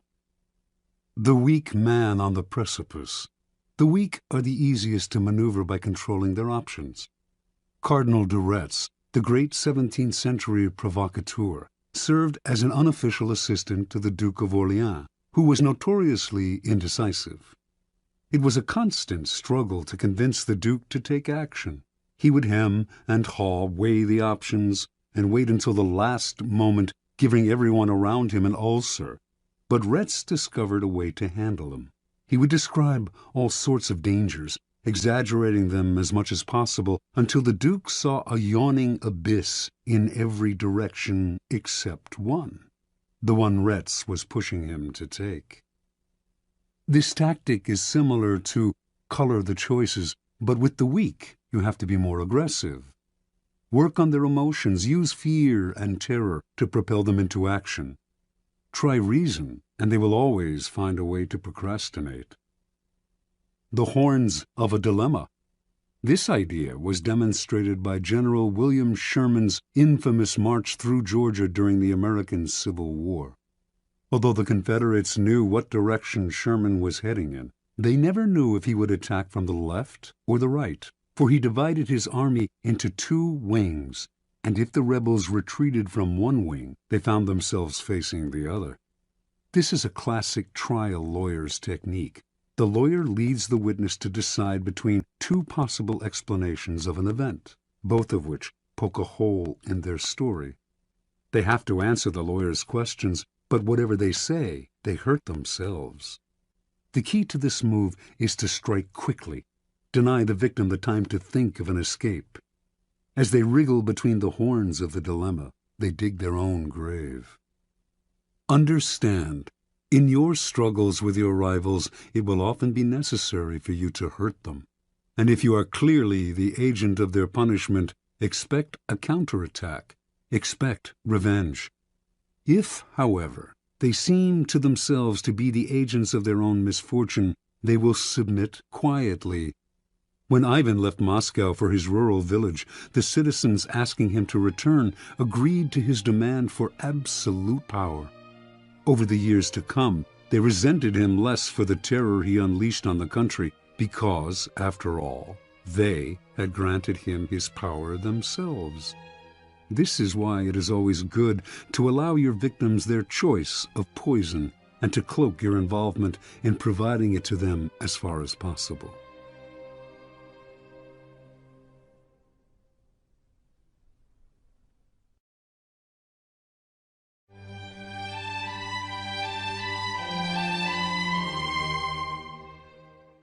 Law 32. Play to people's fantasies. Judgment. The truth is often avoided because it is ugly and unpleasant. Never appeal to truth and reality unless you are prepared for the anger that comes from disenchantment. Life is so harsh and distressing that people who can manufacture romance or conjure up fantasy are like oases in the desert. Everyone flocks to them. There is great power in tapping into the fantasies of the masses. Observance of the law. The city-state of Venice was prosperous for so long that its citizens felt their small republic had destiny on its side. In the Middle Ages and High Renaissance, its virtual monopoly on trade to the East made it the wealthiest city in Europe. Under a beneficent republican government, Venetians enjoyed liberties that few other Italians had ever known. Yet, in the 16th century, their fortunes suddenly changed. The opening of the New World transferred power to the Atlantic side of Europe, to the Spanish and Portuguese, and later the Dutch and English. Venice could not compete economically, and its empire gradually dwindled. The final blow was the devastating loss of a prized Mediterranean possession, the island of Cyprus, captured from Venice by the Turks in 1570. Now noble families went broke in Venice, and banks began to fold. A kind of gloom and desperation settled over the citizens. They had known a glittering past, had either lived through it or heard stories about it from their elders. The closeness of the glory years was humiliating. The Venetians half believed that the goddess Fortune was only playing a joke on them, and that the old days would soon return. For the time being, though, what could they do? In 1589, rumors began to swirl around Venice of the arrival not far away of a mysterious man called Il Bragadino, a master of alchemy, a man who had won incredible wealth through his ability, it was said, to multiply gold through the use of a secret substance.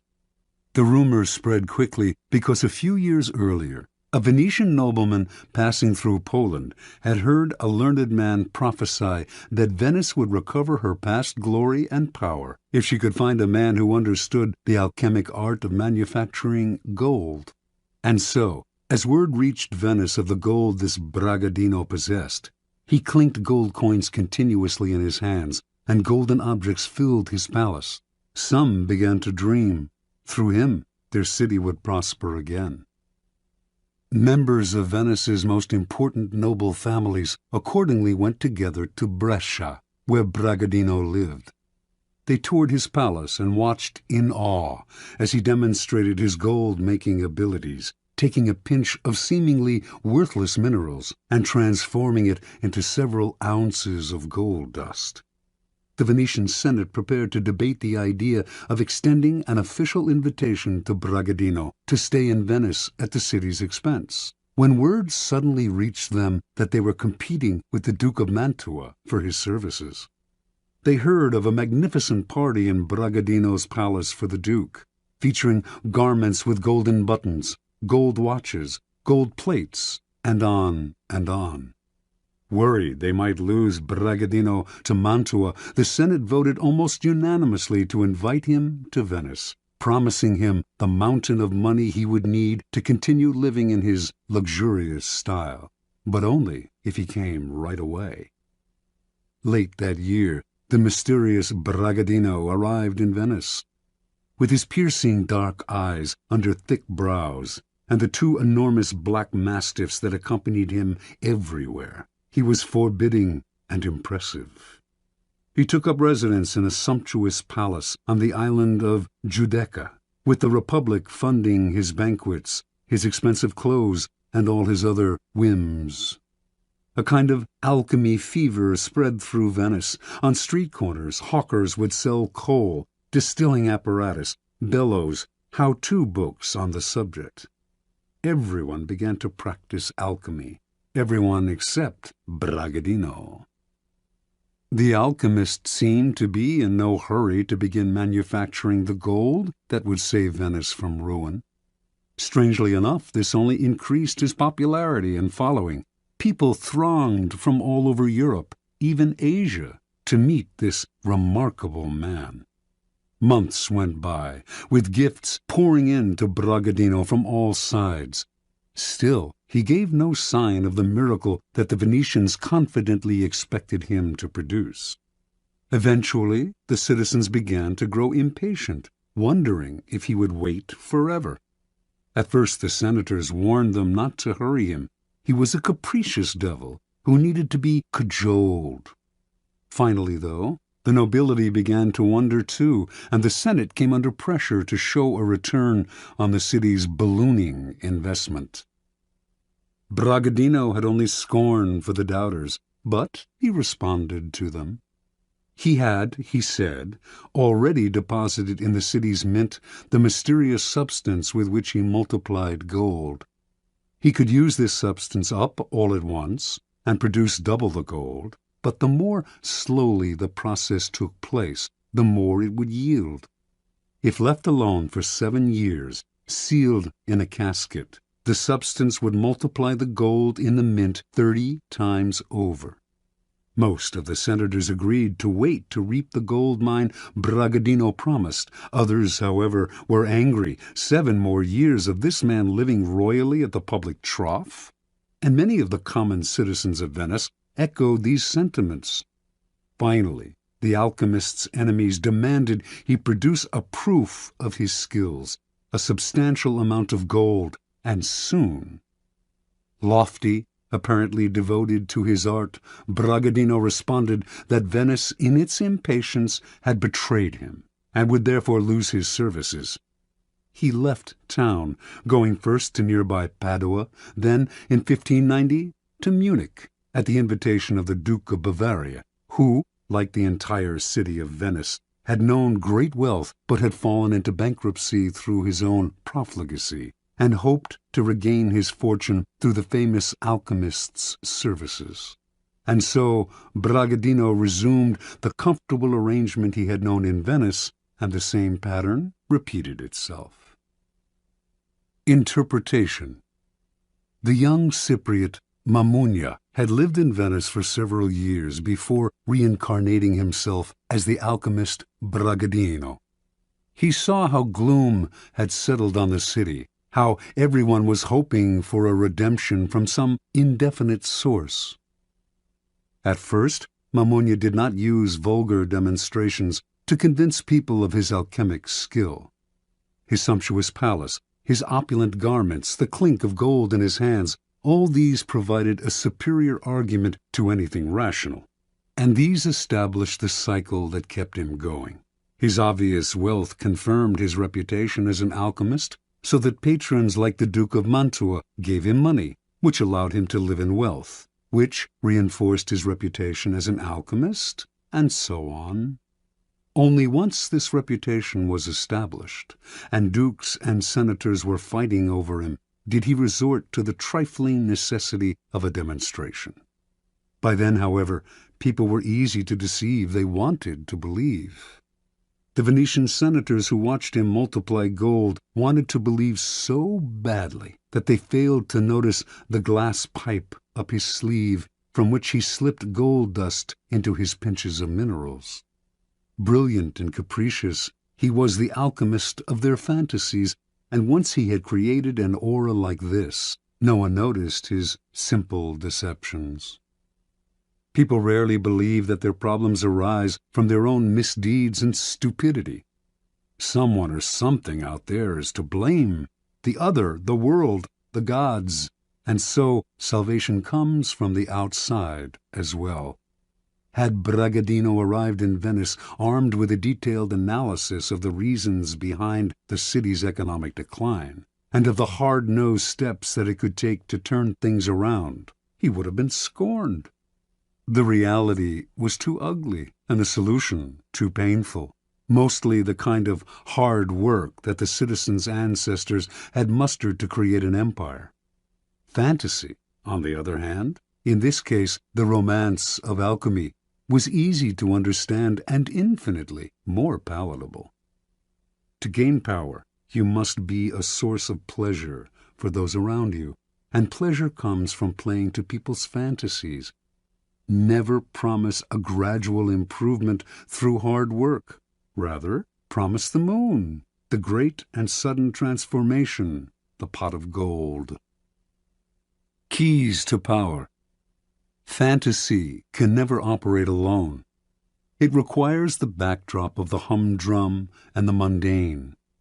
It is the oppressiveness of reality that allows fantasy to take root and bloom. In 16th century Venice, the reality was one of decline and loss of prestige. The corresponding fantasy described a sudden recovery of past glories through the miracle of alchemy. While the reality only got worse, the Venetians inhabited a happy dream world in which their city restored its fabulous wealth and power overnight, turning dust into gold. The person who can spin a fantasy out of an oppressive reality has access to untold power. As you search for the fantasy that will take hold of the masses, then, keep your eye on the banal truths that weigh heavily on us all. Never be distracted by people's glamorous portraits of themselves and their lives. Search and dig for what really imprisons them. Once you find that, you have the magical key that will put great power in your hands. Remember, the key to fantasy is distance. The distant has allure and promise, seems simple and problem-free. What are you offering, then, should be ungraspable. Never let it become oppressively familiar. It is the mirage in the distance, withdrawing as the sucker approaches. Never be too direct in describing the fantasy. Keep it vague. As a forger of fantasies, let your victim come close enough to see and be tempted, but keep him far away enough that he stays dreaming and desiring. Law 33. Discover each man's thumbscrew. Judgment. Everyone has a weakness, a gap in the castle wall. That weakness is usually an insecurity, an uncontrollable emotion or need. It can also be a small, secret pleasure. Either way, once found, it is a thumbscrew you can turn to your advantage. Finding the thumbscrew, a strategic plan of action. We all have resistances. We live with a perpetual armor around ourselves to defend against change and the intrusive actions of friends and rivals. We would like nothing more than to be left to do things our own way.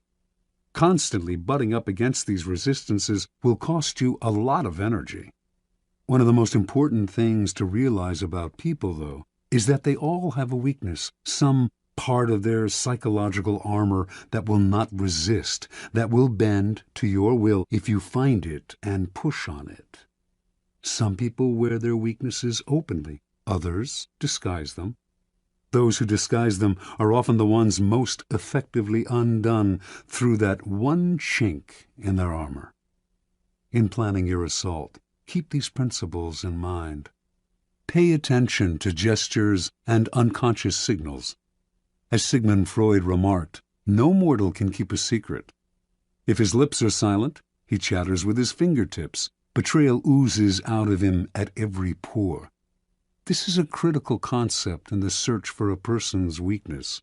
It is revealed by seemingly unimportant gestures and passing words. The key is not only what you look for, but where and how you look. Everyday conversation supplies the richest mine of weaknesses, so train yourself to listen. Start by always seeming interested. The appearance of a sympathetic ear will spur anyone to talk. A clever trick, often used by the 19th century French statesman Talleyrand, is to appear to open up to the other person, to share a secret with them. It can be completely made up, or it can be real, but of no great importance to you.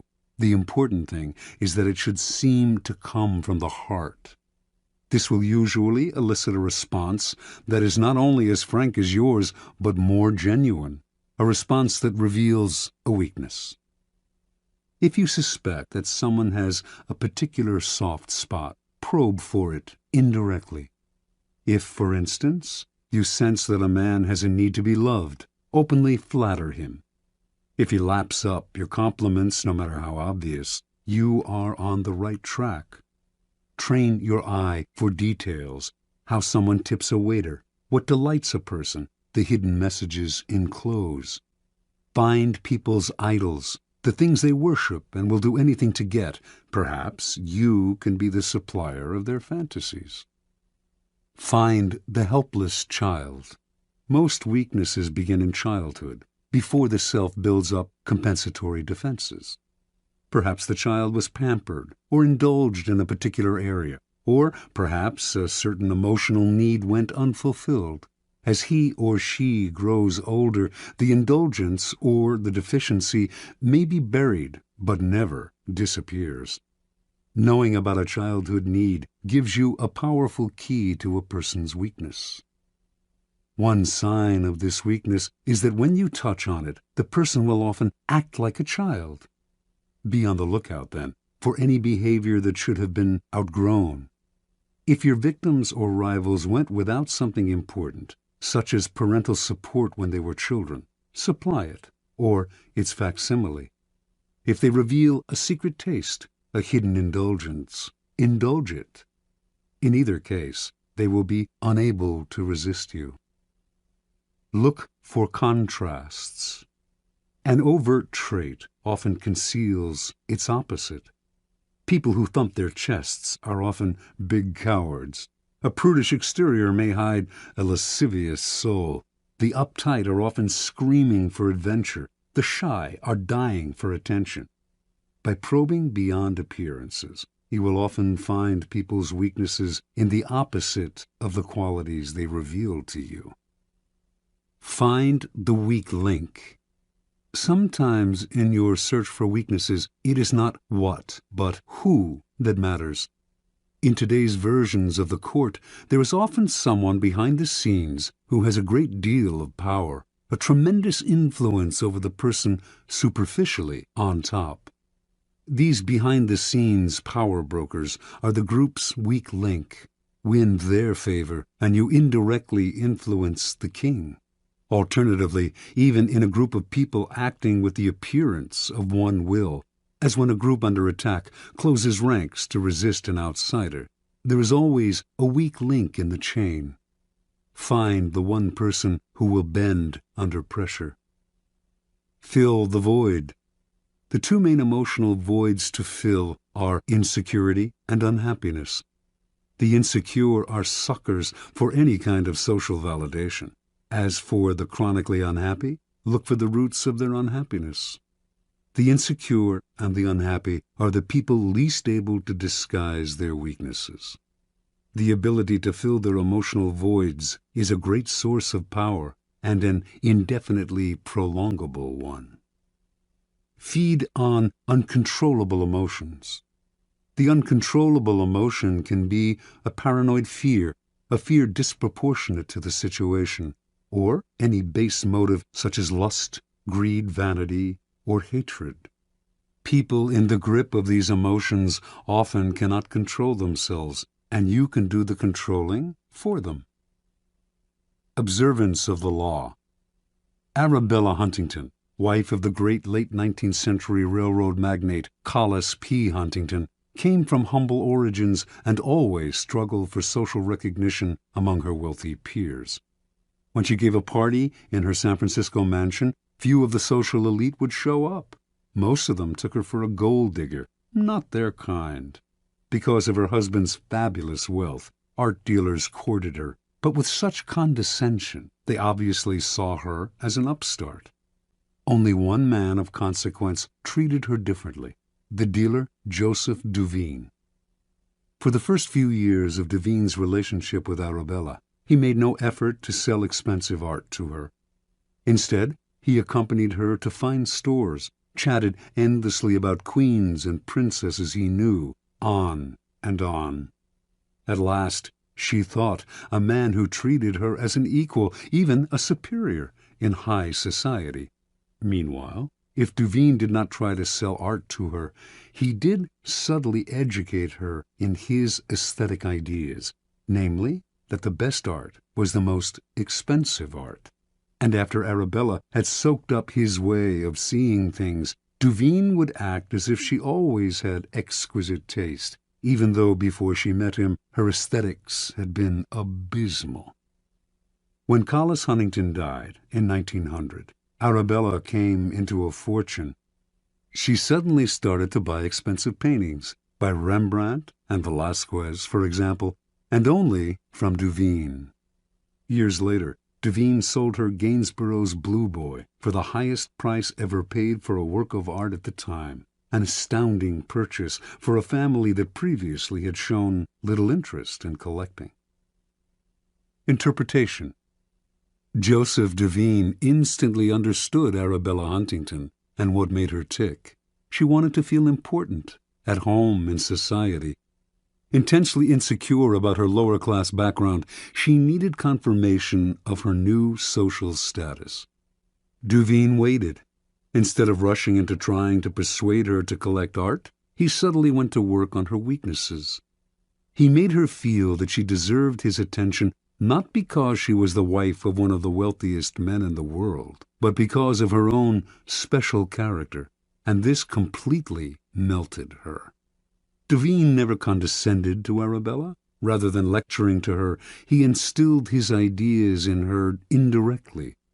The result was one of his best and most devoted clients, and also the sale of the Blue Boy. People's need for validation and recognition, their need to feel important, is the best kind of weakness to exploit.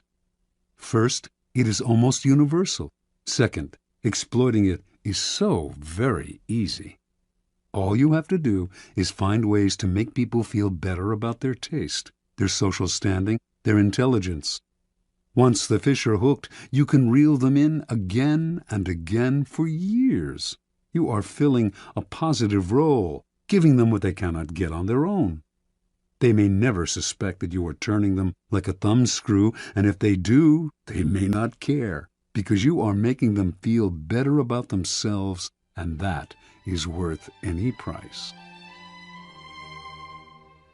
Law 34.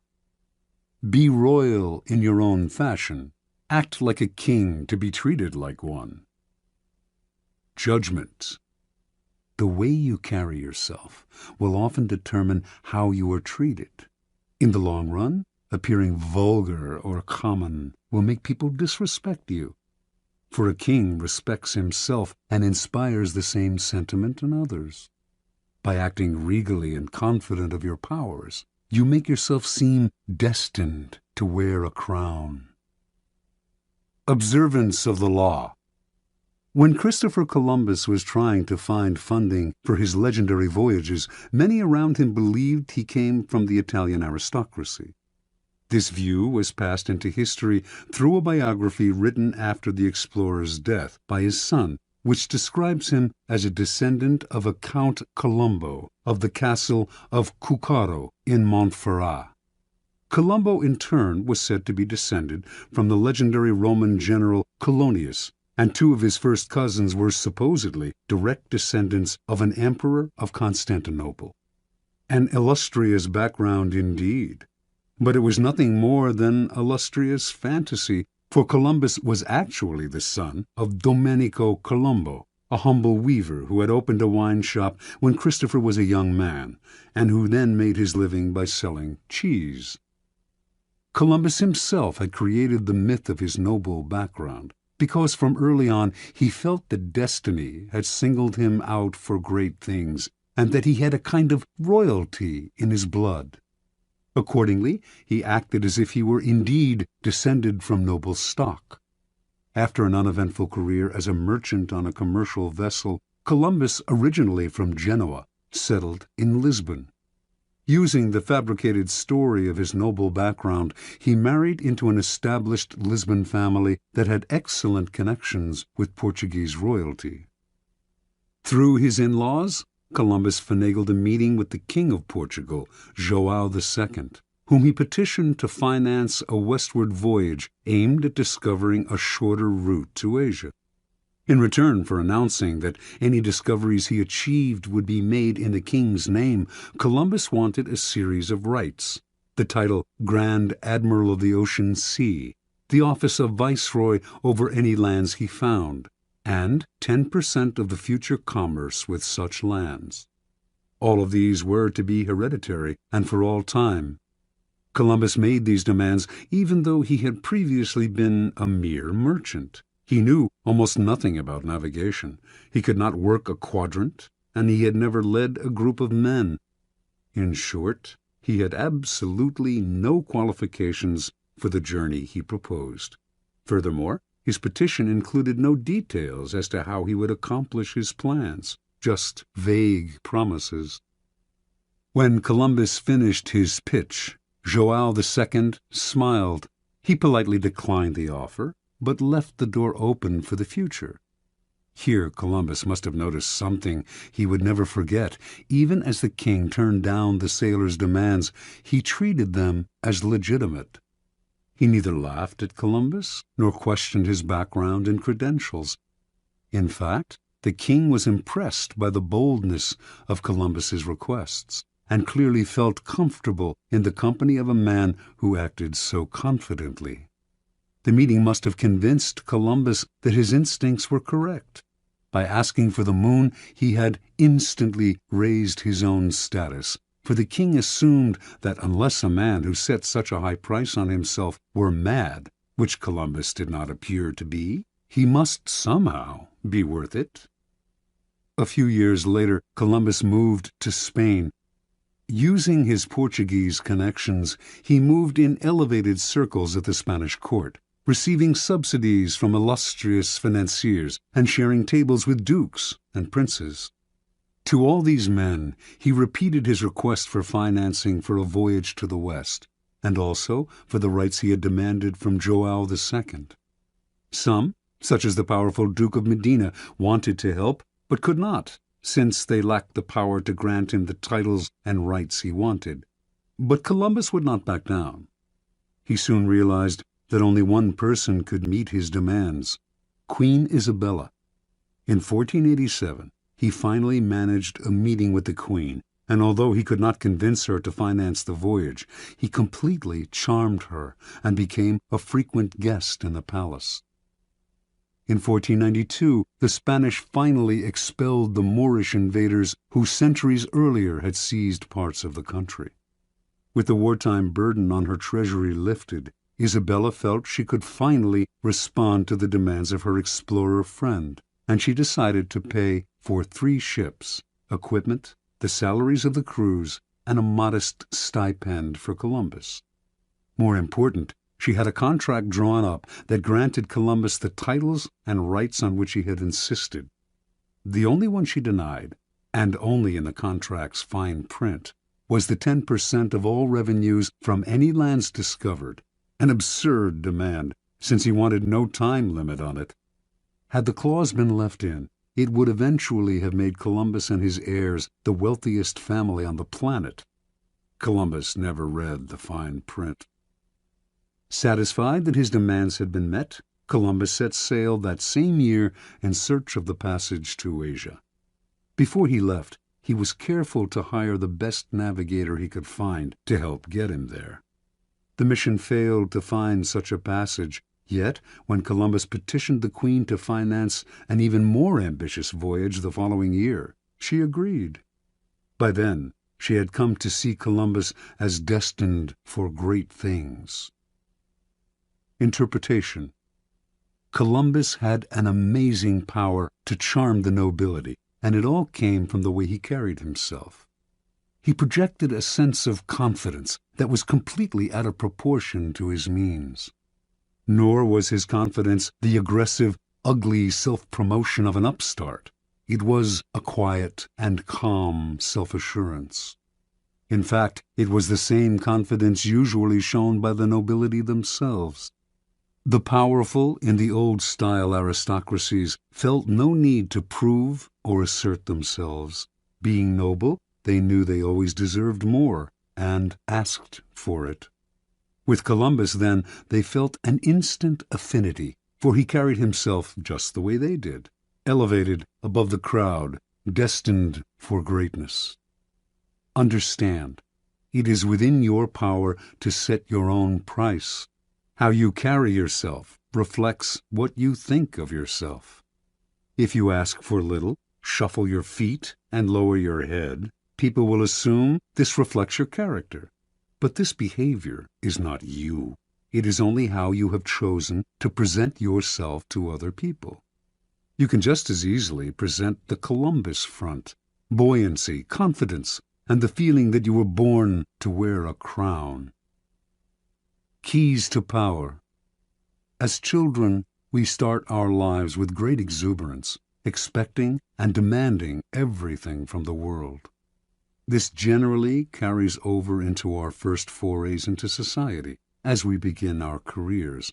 But as we grow older, the rebuffs and failures we experience set up boundaries that only get firmer with time. Coming to expect less from the world, we accept limitations that are really self-imposed. We start to bow and scrape and apologize for even the simplest of requests. The solution to such a shrinking of horizons is to deliberately force ourselves in the opposite direction, to downplay the failures and ignore the limitations, to make ourselves demand and expect as much as the child. To accomplish this, we must use a particular strategy upon ourselves. Call it the strategy of the crown. The strategy of the crown is based on a simple chain of cause and effect. If we believe we are destined for great things, our belief will radiate outward just as a crown creates an aura around a king. This outward radiance will infect the people around us, who will think we must have reasons to feel so confident. People who wear crowns seem to feel no inner sense of the limits to what they can ask for or what they can accomplish. This, too, radiates outward. Limits and boundaries disappear. Use the strategy of the crown, and you will be surprised how often it bears fruit. Take as an example those happy children who ask for whatever they want and get it. Their high expectations are their charm. Adults enjoy granting their wishes, just as Isabella enjoyed granting the wishes of Columbus. Law 35. Master the art of timing. Judgment. Never seem to be in a hurry. Hurrying betrays a lack of control over yourself and over time. Always seem patient, as if you know that everything will come to you eventually. Become a detective of the right moment. Sniff out the spirit of the times, the trends that will carry you to power. Learn to stand back when the time is not yet ripe, and to strike fiercely when it has reached fruition. Observance of the law. Starting out in life as a nondescript French seminary school teacher, Joseph Fouché wandered from town to town for most of the decade of the 1780s, teaching mathematics to young boys. Yet he never completely committed himself to the church, never took his vows as a priest. He had bigger plans. Patiently waiting for his chance, he kept his options open. And when the French Revolution broke out in 1789, Fouché waited no longer. He got rid of his cassock, grew his hair long, and became a revolutionary. For this was the spirit of the times. To miss the boat at this critical moment could have spelt disaster. Fouché did not miss the boat. Befriending the revolutionary leader Robespierre, he quickly rose in the rebel ranks.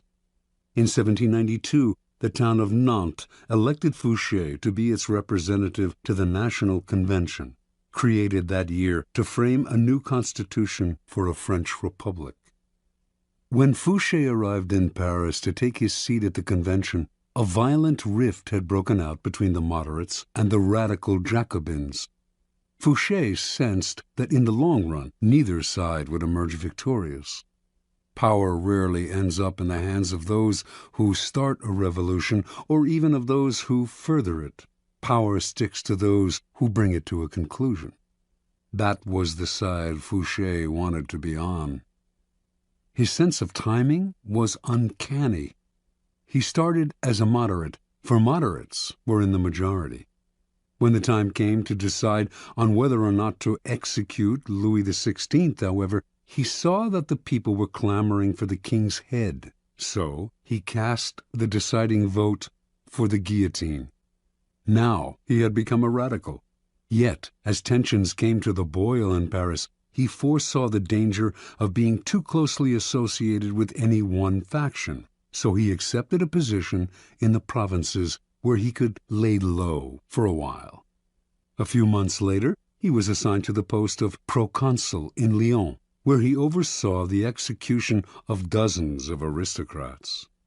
At a certain moment, however, he called a halt to the killings, sensing that the mood of the country was turning, and despite the blood already on his hands, the citizens of Lyon hailed him as a savior from what had become known as the Terror. So far, Fouché had played his cards brilliantly, but in 1794, his old friend Robespierre recalled him to Paris to account for his actions in Lyon. Robespierre had been the driving force behind the Terror.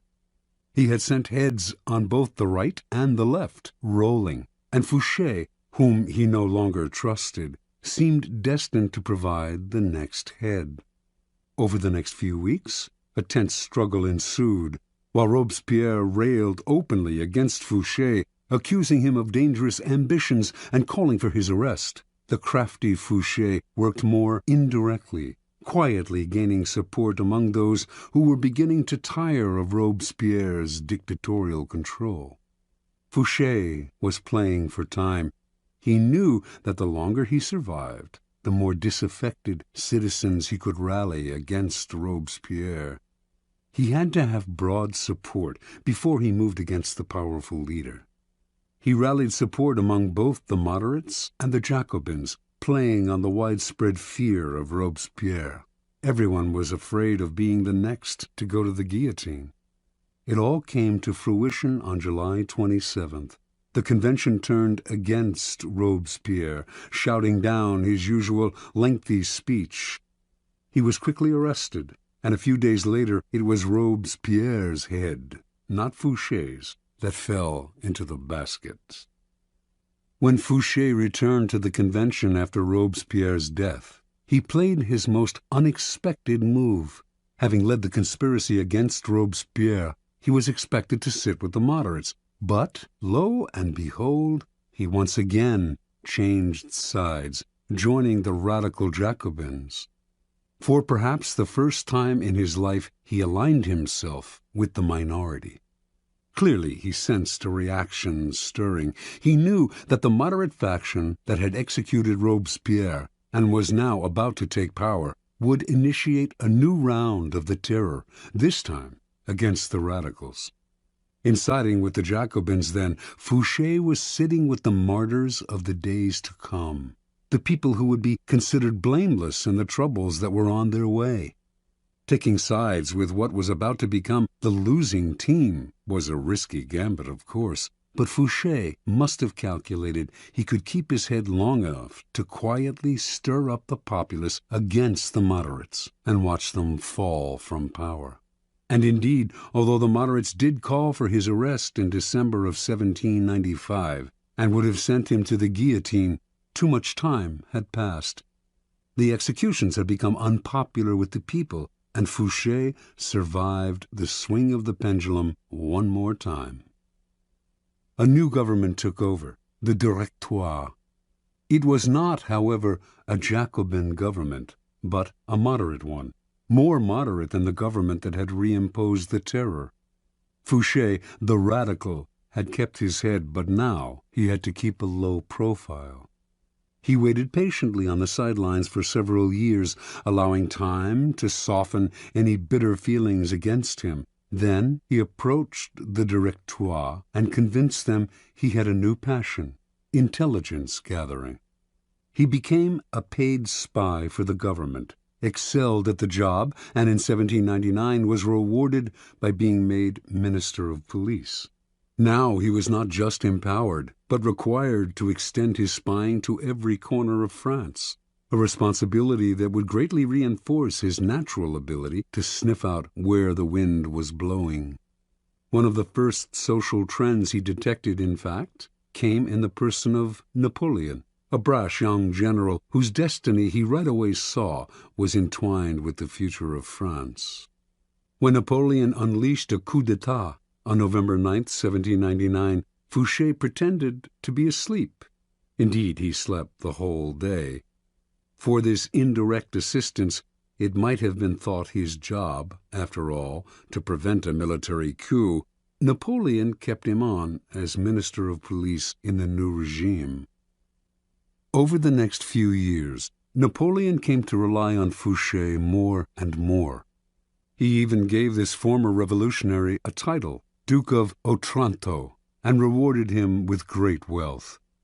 By 1808, however, Fouché, always attuned to the times, sensed that Napoleon was on the downswing. His feudal war with Spain, a country that posed no threat to France, was a sign that he was losing a sense of proportion. Never one to be caught on a sinking ship, Fouché conspired with Talleyrand to bring about Napoleon's downfall. Although the conspiracy failed, Talleyrand was fired. Fouché stayed, but was kept on a tight leash. It publicized a growing discontent with the emperor, who seemed to be losing control. By 1814, Napoleon's power had crumbled, and Allied forces finally conquered him. The next government was a restoration of the monarchy in the form of King Louis XVIII, brother of Louis XVI. Fouché, his nose always sniffing the air for the next social shift, knew Louis would not last long. He had none of Napoleon's flair. Fouché once again played his waiting game, laying low, staying away from the spotlight. Sure enough, in February of 1815, Napoleon escaped from the island of Elba, where he had been imprisoned. Louis XVIII panicked. His policies had alienated the citizenry, who were clamoring for Napoleon's return. So Louis turned to the one man who could maybe have saved his hide, Fouché, the former radical who had sent his brother Louis XVI to the guillotine, but was now one of the most popular and widely admired politicians in France. Fouché, however, would not side with a loser. He refused Louis's request for help by pretending that his help was unnecessary, by swearing that Napoleon would never return to power, although he knew otherwise. A short time later, of course, Napoleon and his new citizen army were closing in on Paris. Seeing his reign about to collapse, feeling that Fouché had betrayed him, and certain that he did not want this powerful and able man on Napoleon's team, King Louis ordered the minister's arrest and execution.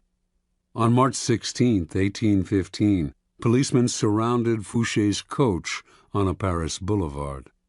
Was this finally his end?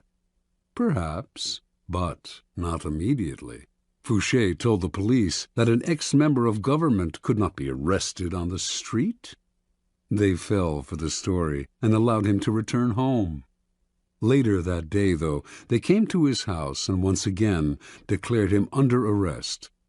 Fouché nodded, but would the officers be so kind as allow a gentleman to wash and to change his clothes before leaving his house for the last time? They gave their permission. Fouché left the room, and the minutes went by. Fouché did not return. Finally, the policemen went into the next room, where they saw a ladder against an open window leading down to the garden below. That day and the next the police combed Paris for Fouché, but by then Napoleon's cannons were audible in the distance, and the king and all the king's men had to flee the city. As soon as Napoleon entered Paris, Fouché came out of hiding. He had cheated the executioner once again. Napoleon greeted his former minister of police and gladly restored him to his old post. During the 100 days that Napoleon remained in power, until Waterloo, it was essentially Fouché who governed France. After Napoleon fell, Louis XVIII returned to the throne, and like a cat with 9 lives, Fouché stayed on to serve in yet another government. By then, his power and influence had grown so great that not even the king dared challenge him. Interpretation. In a period of unprecedented turmoil, Joseph Fouché thrived through his mastery of the art of timing. He teaches us a number of key lessons. First, it is critical to recognize the spirit of the times. Fouché always looked 2 steps ahead, found the wave that would carry him to power, and rode it. You must always work with the times, anticipate their twists and turns, and never miss the boat. Sometimes the spirit of the times is obscure. Recognize it not by what is loudest and most obvious in it, but by what lies hidden and dormant. Look forward to the Napoleons of the future rather than holding on to the ruins of the past. Second, recognizing the prevailing winds does not necessarily mean running with them. Any potent social movement creates a powerful reaction, and it is wise to anticipate what that reaction will be, as Fouché did after the execution of Robespierre. Rather than ride the cresting wave of the moment, wait for the tide's ebb to carry you back to power. Upon occasion, bet on the reaction that is brewing and place yourself in the vanguard of it. Finally, Fouché had remarkable patience. Without patience as your sword and shield, your timing will fail, and you will inevitably find yourself a loser. When the times were against Fouché, he did not struggle, get emotional, or strike out rashly. He kept his cool and maintained a low profile, patiently building support among the citizenry, the bulwark in his next rise to power. Whenever he found himself in the weaker position, he played for time, which he knew would always be his ally if he was patient. Recognize the moment then, to hide in the grass or slither under a rock, as well as the moment to bare your fangs and attack. Keys to power. There are 3 kinds of time for us to deal with. Each presents problems that can be solved with skill and patience.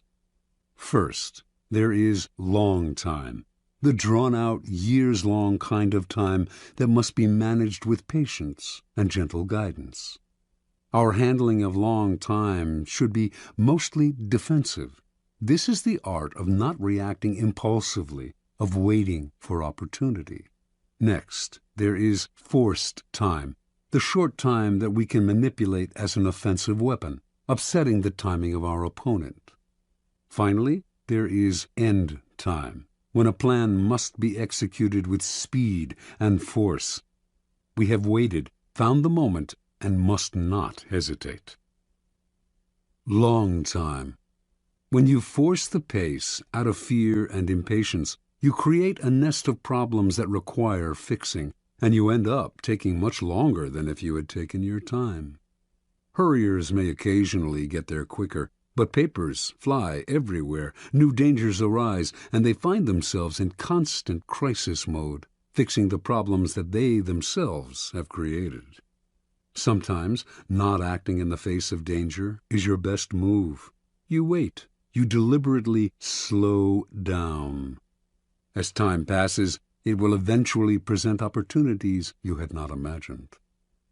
Waiting involves controlling not only your own emotions, but those of your colleagues who, mistaking action for power, may try to push you into making rash moves. In your rivals, on the other hand, you can encourage this same mistake if you let them rush headlong into trouble while you stand back and wait. You will soon find ripe moments to intervene and pick up the pieces. You do not deliberately slow time down to live longer or to take more pleasure in the moment, but the better to play the game of power. First, when your mind is uncluttered by constant emergencies, you will see further into the future. Second, you will be able to resist the baits that people dangle in front of you and will keep yourself from becoming another impatient sucker. Third, you will have more room to be flexible. Opportunities will inevitably arise that you had not expected and would have missed had you forced the pace. Fourth, you will not move from one deal to the next without completing the first one. To build your power's foundation can take years. Make sure that foundation is secure. Do not be a flash in the pan. Success that is built up slowly and surely is the only kind that lasts. Forced time. The trick in forcing time is to upset the timing of others, to make them hurry, to make them wait, to make them abandon their own pace, to distort their perception of time. By upsetting the timing of your opponent while you stay patient, you open up time for yourself, which is half the game. Making people wait is a powerful way of forcing time, as long as they do not figure out what you are up to.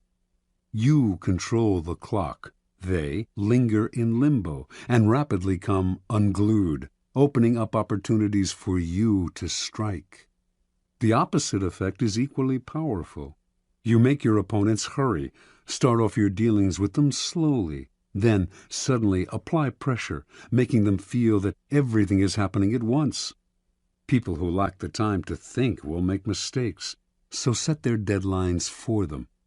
This was the technique Machiavelli admired in Cesare Borgia, who, during negotiations, would suddenly press vehemently for a decision, upsetting his opponent's timing and patience. For who would dare make Cesare wait? End time. You can play the game with the utmost artistry, waiting patiently for the right moment to act, putting your competitors off their form by messing with their timing. But it won't mean a thing unless you know how to finish. Do not be one of those people who look like paragons of patience, but are actually just afraid to bring things to a close. Patience is worthless unless combined with a willingness to fall ruthlessly on your opponent at the right moment. You can wait as long as necessary for the conclusion to come, but when it comes, it must come quickly. Use speed to paralyze your opponent, cover up any mistakes you might make, and impress people with your aura of authority and finality. With the patience of a snake charmer, you draw the snake out with calm and steady rhythms. Once the snake is out, though, would you dangle your foot above its deadly head?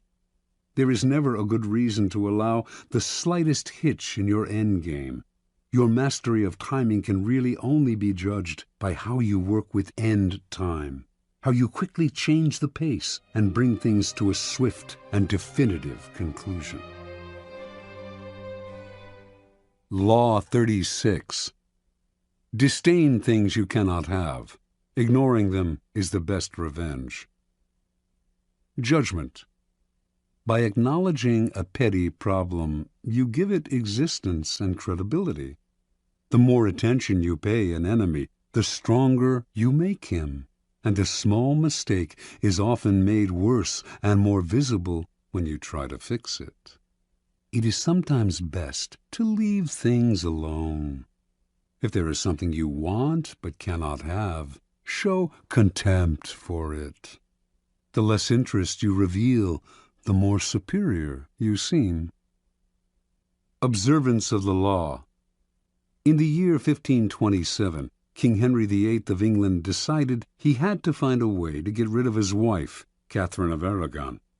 Catherine had failed to produce a son, a male heir, who would ensure the continuance of his dynasty, and Henry thought he knew why.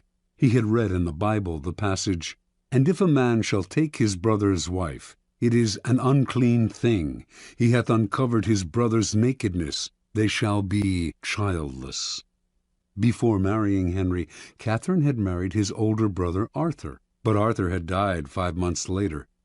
Henry had waited an appropriate time, then had married his brother's widow. Catherine was the daughter of King Ferdinand and Queen Isabella of Spain, and by marrying her, Henry had kept alive a valuable alliance.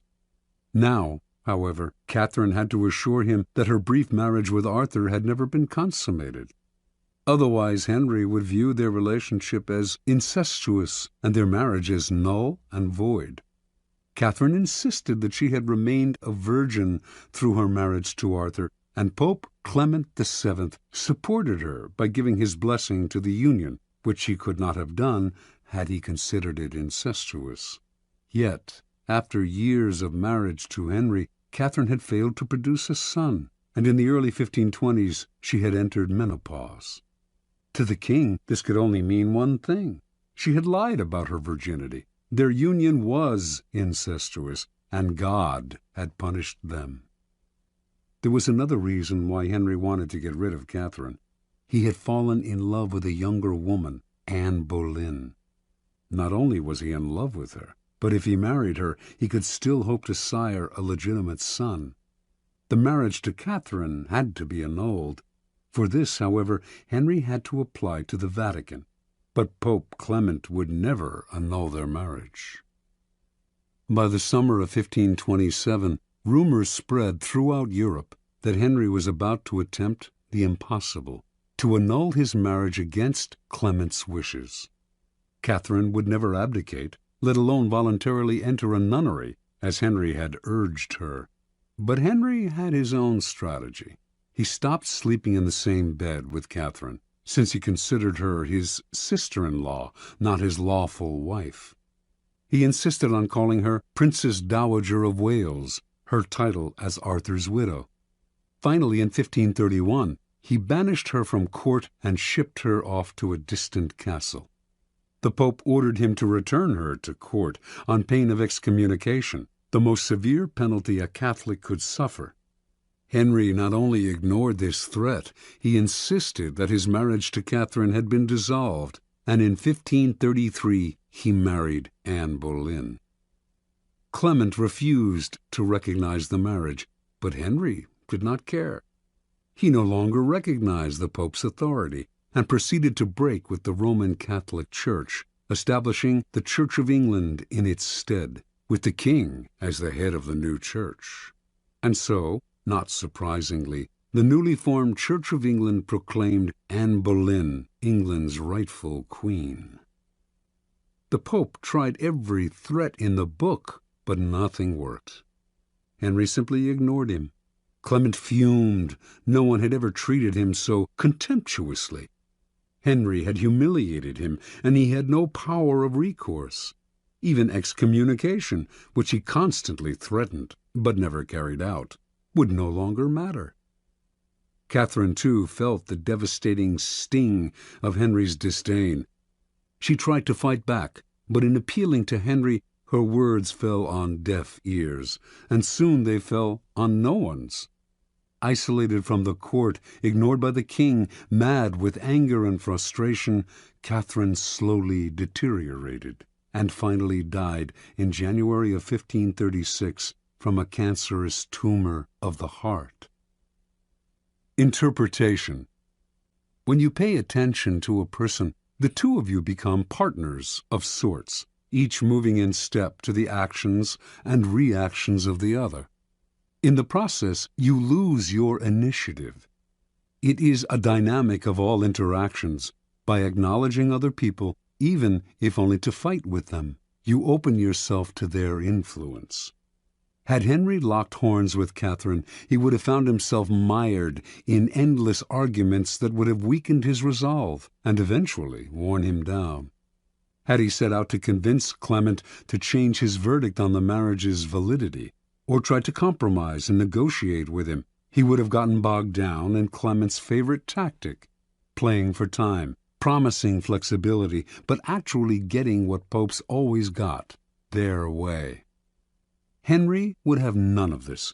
He played a devastating power game, total disdain. By ignoring people, you cancel them out. This unsettles and infuriates them, but since they have no dealings with you, there is nothing they can do. This is the offensive aspect of the law. Playing the card of contempt is immensely powerful, for it lets you determine the conditions of the conflict. The war is waged on your terms. This is the ultimate power pose. You are the king, and you ignore what offends you. Watch how this tactic infuriates people. Half of what they do is to get your attention, and when you withhold it from them, they flounder in frustration. Keys to power. If choosing to ignore enhances your power, it follows that the opposite approach, commitment and engagement, often weakens you. By paying undue attention to a puny enemy, you look puny, and the longer it takes you to crush such an enemy, the larger the enemy seems. When Athens set out to conquer the island of Sicily in 415 B.C., a giant power was attacking a tiny one. Yet by entangling Athens in a long, drawn-out conflict, Syracuse, Sicily's most important city-state, was able to grow in stature and confidence. Finally, defeating Athens, it made itself famous for centuries to come. In recent times, President John F. Kennedy made a similar mistake in his attitude to Fidel Castro of Cuba. His failed invasion at the Bay of Pigs in 1961 made Castro an international hero. When you are attacked by an inferior, deflect people's attention by making it clear that the attack has not even registered. Look away, or answer sweetly, showing how little the attack concerns you. Similarly, when you yourself have committed a blunder, the best response is often to make less of your mistake by treating it lightly. Remember, the powerful responses to niggling, petty annoyances, and irritations are contempt and disdain. Never show that something has affected you or that you are offended. That only shows you have acknowledged a problem. Contempt is a dish that is best served cold and without affection. Law 37. Create compelling spectacles. Judgment. Striking imagery and grand symbolic gestures create the aura of power. Everyone responds to them. Stage spectacles for those around you. Then, full of arresting visuals and radiant symbols that heighten your presence. Dazzled by appearances, no one will notice what you are really doing. Observance of the law. In 1536, the future king, Henry II of France, took his first mistress, Diane de Poitiers. Diane was 37 at the time, and was the widow of the Grand Seneschal of Normandy. Henry, meanwhile, was a sprightly lad of 17, who was just beginning to sow his wild oats. At first, their union seemed merely platonic, with Henry showing an intensely spiritual devotion to Diane. But it soon became clear that he loved her in every way, preferring her bed to that of his young wife, Catherine de' Medici. In 1547, King Francis died, and Henry ascended to the throne. This new situation posed perils for Diane de Poitiers. She had just turned 48, and despite her notorious cold baths and rumored youth potions, she was beginning to show her age. Now that Henry was king, perhaps he would return to the Queen's bed, and do as other kings had done, choose mistresses from the bevy of beauties who made the French court the envy of Europe. He was, after all, only 28, and cut a dashing figure. But Diane did not give up so easily. She would continue to enthrall her lover, as she had enthralled him for the past 11 years. Diane's secret weapons were symbols and images to which she had always paid great attention. Early on in her relationship with Henry, she had created a motif by intertwining her initials with his to symbolize their union. The idea worked like a charm. Henry put this insignia everywhere, on his royal robes, on monuments, on churches, on the façade of the Louvre, then the royal palace in Paris. Diane's favorite colors were black and white, which she wore exclusively, and wherever it was possible, the insignia appeared in these colors. Everyone recognized the symbol and its meaning. Soon after Henry took the throne, however, Diane went still further. She decided to identify herself with the Roman goddess Diana, her namesake. Diana was the goddess of the hunt, the traditional royal pastime, and the particular passion of Henry. Equally important, in Renaissance art, she symbolized chastity and purity. For a woman like Diane to identify herself with this goddess would instantly call up those images in the court, giving her an air of respectability. Symbolizing her chaste relationship with Henry, it would also set her apart from the adulterous liaisons of royal mistresses past. To effect this association, Diane began by completely transforming her castle at Aunay. She razed the building's structure and in its place erected a magnificent Doric-columned edifice modeled after a Roman temple. It was made in white Normandy stone, flecked with black silex, reproducing Diane's trademark colors of black and white. The insignia of her and Henry's initials appeared on the columns, the doors, the windows, the carpet. Meanwhile, symbols of Diana, crescent moons, stags, and hounds, adorned the gates and facade. Inside, enormous tapestries depicting episodes in the life of the goddess lay on the floors and hung on the walls. In the garden stood the famous Goujon sculpture Diane Chasseresse, which is now in the Louvre, and which had an uncanny resemblance to Diane de Poitiers. Paintings and other depictions of Diana appeared in every corner of the castle. Aunay overwhelmed Henry, who soon was trumpeting the image of Diane de Poitiers as a Roman goddess. In 1548, when the couple appeared together in Lyon for a royal celebration, the townspeople welcomed them with a tableau vivant depicting a scene with Diana the huntress. France's greatest poet of the period, Pierre de Ronsard, began to write verses in honor of Diana. Indeed, a kind of cult of Diana sprang up, all inspired by the king's mistress. It seemed to Henry that Diane had given herself a kind of divine aura, and as if he were destined to worship her for the rest of his life. And until his death in 1559, he did remain faithful to her, making her a duchess, giving her untold wealth, and displaying an almost religious devotion to his first and only mistress. Interpretation. Diane de Poitiers, a woman from a modest bourgeois background, managed to captivate Henry for over 20 years. By the time she died, she was well into her 60s, yet his passion for her only increased with the years. She knew the king well. He was not an intellectual, but a lover of the outdoors. He particularly loved jousting tournaments, with their bright pennants, brilliantly caparisoned horses, and beautifully dressed women.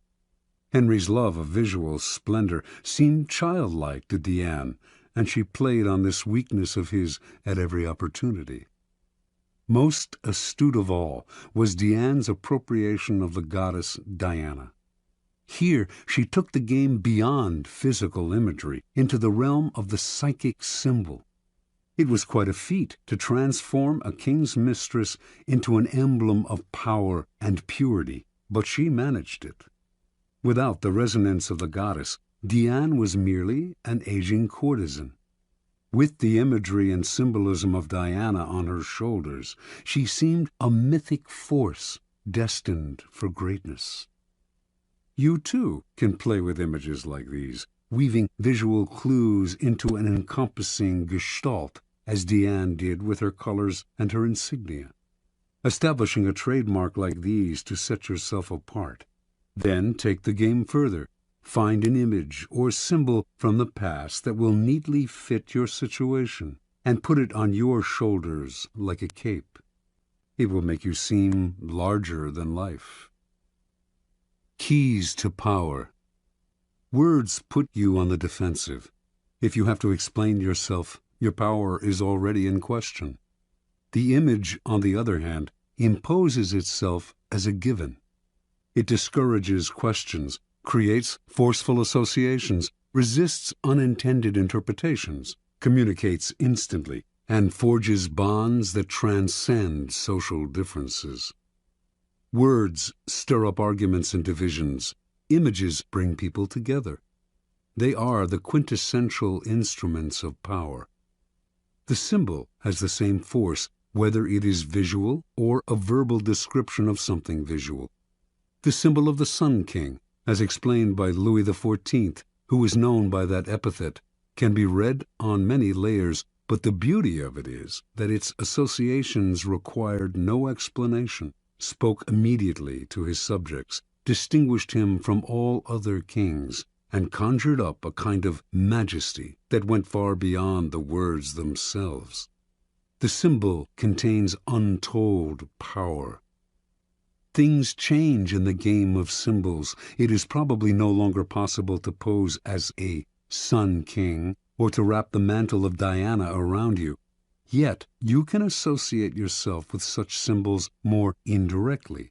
And, of course, you can make your own mythology out of figures from more recent history, people who are comfortably dead but still powerfully associative in the public eye.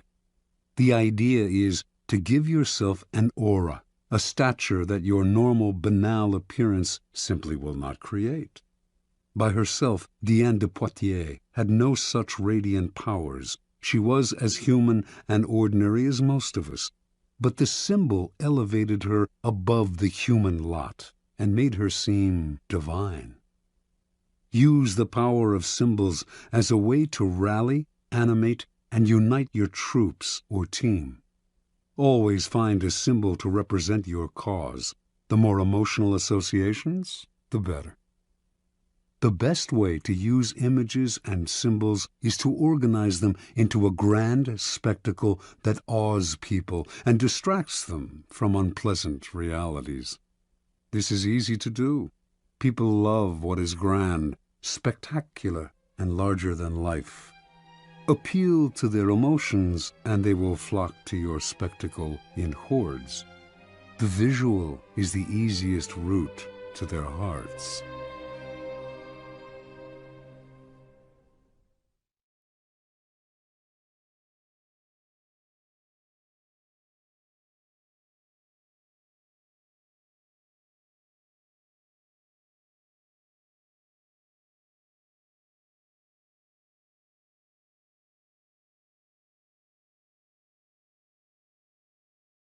Law 38.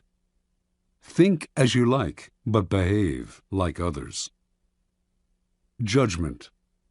If you make a show of going against the times, flaunting your unconventional ideas and unorthodox ways, people will think that you only want attention and that you look down upon them. They will find a way to punish you for making them feel inferior. It is far safer to blend in and nurture the common touch. Share your originality only with tolerant friends and those who are sure to appreciate your uniqueness. Transgression of the law. Around the year 478 BC, the city of Sparta sent an expedition to Persia, led by the young Spartan nobleman Pausanias.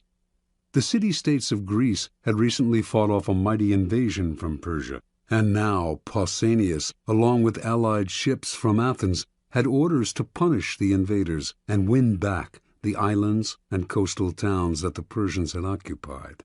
Both the Athenians and the Spartans had great respect for Pausanias. He had proven himself as a fearless warrior with a flair for the dramatic. With amazing speed, Pausanias and his troops took Cyprus, then moved on to the mainland of Asia Minor known as the Hellespont, and captured Byzantium, modern-day Istanbul.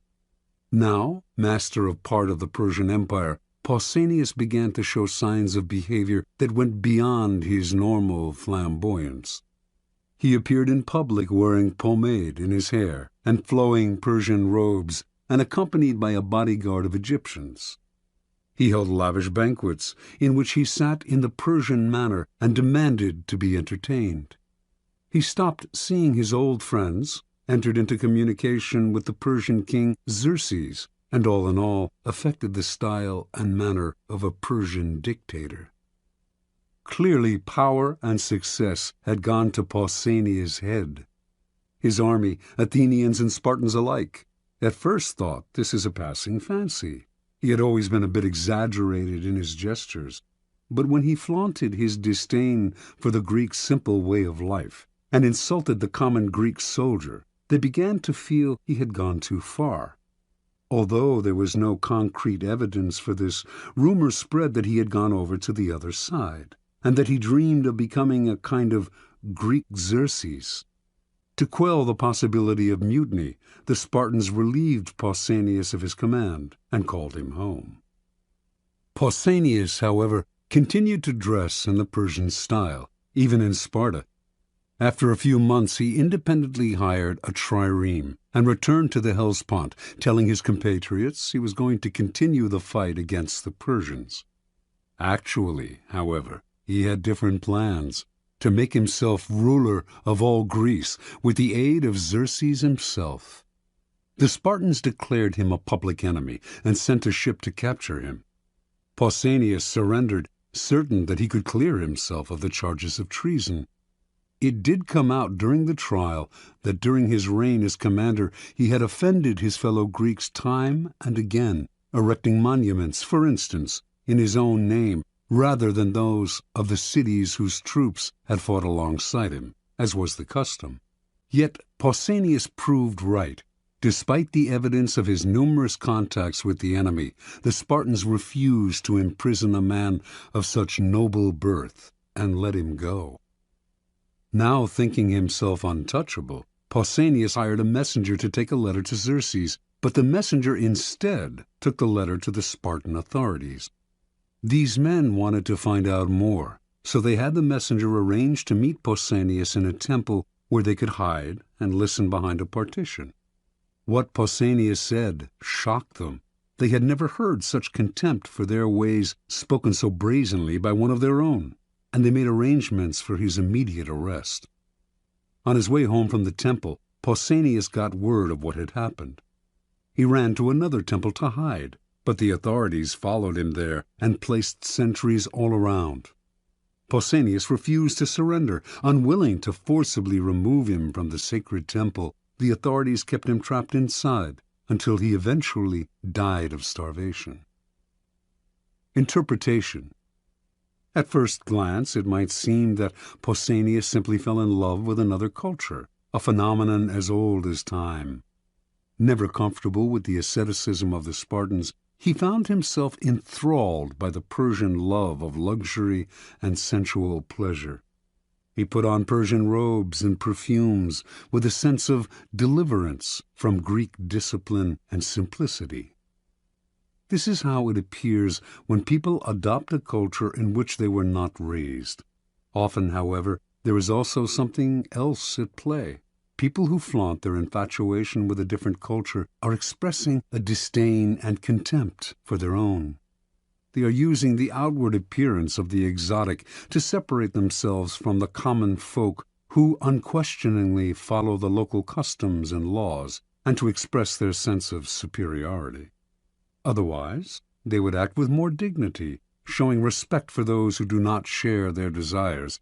Indeed, their need to show their difference so dramatically often makes them disliked by the people whose beliefs they challenge, indirectly and subtly, perhaps, but offensively nonetheless. Cultures have norms that reflect centuries of shared beliefs and ideals. Do not expect to scoff at such things with impunity. You will be punished somehow, even if just through isolation, a position of real powerlessness. Many of us, like Pausanias, feel the siren call of the exotic, the foreign. Measure and moderate this desire. Flaunting your pleasure in alien ways of thinking and acting will reveal a different motive to demonstrate your superiority over your fellows. Keys to power. Wise and clever people learn early on that they can display conventional behavior and mouth conventional ideas without having to believe in them. The power these people gain from blending in is that of being left alone to have the thoughts they want to have, and to express them to the people they want to express them to, without suffering isolation or ostracism. Once they have established themselves in a position of power, they can try to convince a wider circle of the correctness of their ideas, perhaps working indirectly. Make a show of blending in, even going so far as to be the most zealous advocate of the prevailing orthodoxy. If you stick to conventional appearances in public, few will believe you think differently in private. Do not be so foolish as to imagine that in our own time the old orthodoxies are gone. Jonas Salk, for instance, thought science had gotten past politics and protocol, and so, in his search for a polio vaccine, he broke all the rules, going public with the discovery before showing it to the scientific community, taking credit for the vaccine without acknowledging the scientists who had paved the way, making himself a star. The public may have loved him, but scientists shunned him. His disrespect for his community's orthodoxies left him isolated, and he wasted years trying to heal the breach and struggling for funding and cooperation. The logical extension of this law is the invaluable ability to be all things to all people. When you go into society, leave behind your own ideas and values, and put on the mask that is most appropriate for the group in which you find yourself. People will swallow the bait because it flatters them to believe that you share their ideas. They will not take you as a hypocrite if you are careful, for how can they accuse you of hypocrisy if you do not let them know exactly what you stand for? Nor will they see you as lacking in values. Of course you have values, the values you share with them while in their company. Law 39. Stir up waters to catch fish. Judgment. Anger and emotion are strategically counterproductive. You must always stay calm and objective, but if you can make your enemies angry while staying calm yourself, you gain a decided advantage. Put your enemies off balance. Find the chink in their vanity through which you can rattle them and you hold the strings.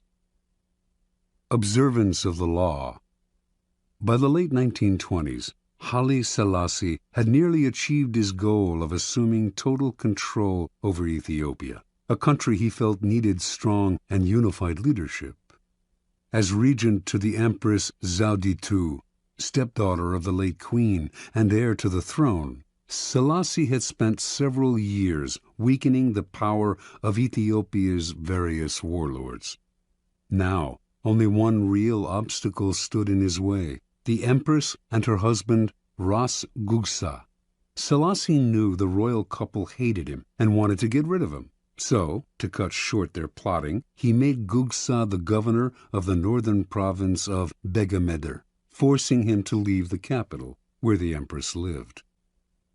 For several years, Gugsa played the loyal administrator, but Selassie did not trust him. He knew that Gugsa and the Empress were plotting revenge. As time passed, and Gugsa made no move, the chances of a plot only increased. Selassie knew what he had to do. draw Gugsa out, get under his skin, and push him into action before he was ready. For several years, a northern tribe, the Azibu Galas, had been in virtual rebellion against the throne, robbing and pillaging local villages and refusing to pay taxes. Selassie had done nothing to stop them, letting them grow stronger. Finally, in 1929, he ordered Ras Gugsa to lead an army against these disobedient tribesmen. Gugsa agreed, but inwardly he seethed. He had no grudge against the Azibu Galas, and the demand that he fight them hurt his pride. He could not disobey the order, but as he worked to put together an army, he began to spread an ugly rumor that Selassie was in cahoots with the Pope and planned to convert the country to Roman Catholicism and make it a colony of Italy. Gugsa's armies swelled, and some of the tribes from which his soldiers came secretly agreed to fight Selassie. In March of 1930, an enormous force of 35,000 men began to march, not on the Azibu Galas, but south, toward the capital of Addis Ababa. Made confident by his growing strength, Gugsa now openly led a holy war to depose Selassie and put the country back in the hands of true Christians. He did not see the trap that had been laid for him. Before Selassie had ordered Gugsa to fight the Azibu Galas, he had secured the support of the Ethiopian Church. And before the revolt got underway, he had bribed several of Gugsa's key allies not to show up for the battle. As the rebel army marched south, airplanes flew overhead dropping leaflets announcing that the highest church officials had recognized Selassie as the true Christian leader of Ethiopia, and that they had excommunicated Gugsa for fomenting a civil war. These leaflets severely blunted the emotions behind the Holy Crusade. And as battle loomed and the support that Gugsa's allies had promised him failed to show up, soldiers began to flee or defect. When the battle came, the rebel army quickly collapsed. Refusing to surrender, Ras Gugsa was killed in the fighting. The empress, distraught over her husband's death, died a few days later. On April 30th, Selassie issued a formal proclamation announcing his new title, Emperor of Ethiopia. Interpretation. Haile Selassie always saw several moves ahead. He knew that if he let Ras Gugsa decide the time and place of the revolt, the danger would be much greater than if he forced Gugsa to act on Selassie's terms. So he goaded him into rebellion by offending his manly pride, asking him to fight people he had no quarrel with on behalf of a man he hated. Thinking everything out ahead, Selassie made sure that Gugsa's rebellion would come to nothing, and that he could use it to do away with his last two enemies. This is the essence of the law. When the waters are still, your opponents have the time and space to plot actions that they will initiate and control. So stir the waters, force the fish to the surface, get them to act before they are ready. Steal the initiative. The best way to do this is to play on uncontrollable emotions: pride, vanity, love, hate. Once the water is stirred up, the little fish cannot help but rise to the bait. The angrier they become, the less control they have, and finally they are caught in the whirlpool you have made, and they drown. Keys to power. Angry people usually end up looking ridiculous, for their response seems out of proportion to what occasioned it. They have taken things too seriously, exaggerating the hurt or insult that has been done to them. They are so sensitive to slight that it becomes comical how much they take personally. More comical still is their belief that their outbursts signify power. The truth is the opposite. Petulance is not power. It is a sign of helplessness. People may temporarily be cowed by your tantrums, but in the end, they lose respect for you. They also realize they can easily undermine a person with so little self-control. If a person explodes with anger at you, and it seems out of proportion to what you did to them, you must remind yourself that it is not exclusively directed at you. Do not be so vain. The cause is much larger, goes way back in time, involves dozens of prior hurts, and is actually not worth the bother to understand. Instead of seeing it as a personal grudge, look at the emotional outburst as a disguised power move, an attempt to control or punish you, cloaked in the form of hurt feelings and anger. This shift of perspective will let you play the game of power with more clarity and energy. Instead of overreacting and becoming ensnared in people's emotions, you will turn their loss of control to your advantage. You keep your head while they are losing theirs.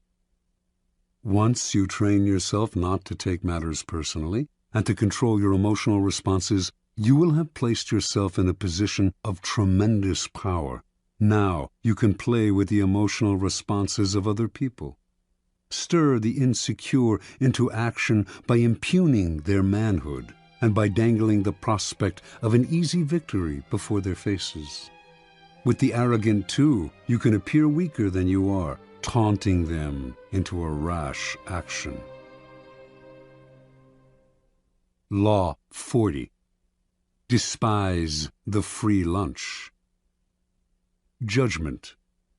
What is offered for free is dangerous. It usually involves either a trick or a hidden obligation. What has worth is worth paying for. By paying your own way, you stay clear of gratitude, guilt, and deceit. It is also often wise to pay the full price. There is no cutting corners with excellence. Be lavish with your money and keep it circulating, for generosity is a sign and a magnet for power. Money and power. In the realm of power, everything must be judged by its cost, and everything has a price. What is offered for free or at bargain rates often comes with a psychological price tag. Complicated feelings of obligation, compromises with quality, the insecurity those compromises bring, on and on. The powerful learn early to protect their most valuable resources, independence and room to maneuver. By paying the full price, they keep themselves free of dangerous entanglements and worries. Being open and flexible with money also teaches the value of strategic generosity, a variation on the old trick of giving when you are about to take. By giving the appropriate gift, you put the recipient under obligation. Generosity softens people up to be deceived. By gaining a reputation for liberality, you win people's admiration while distracting them from your power plays. By strategically spreading your wealth, you charm the other courtiers, creating pleasure and making valuable allies.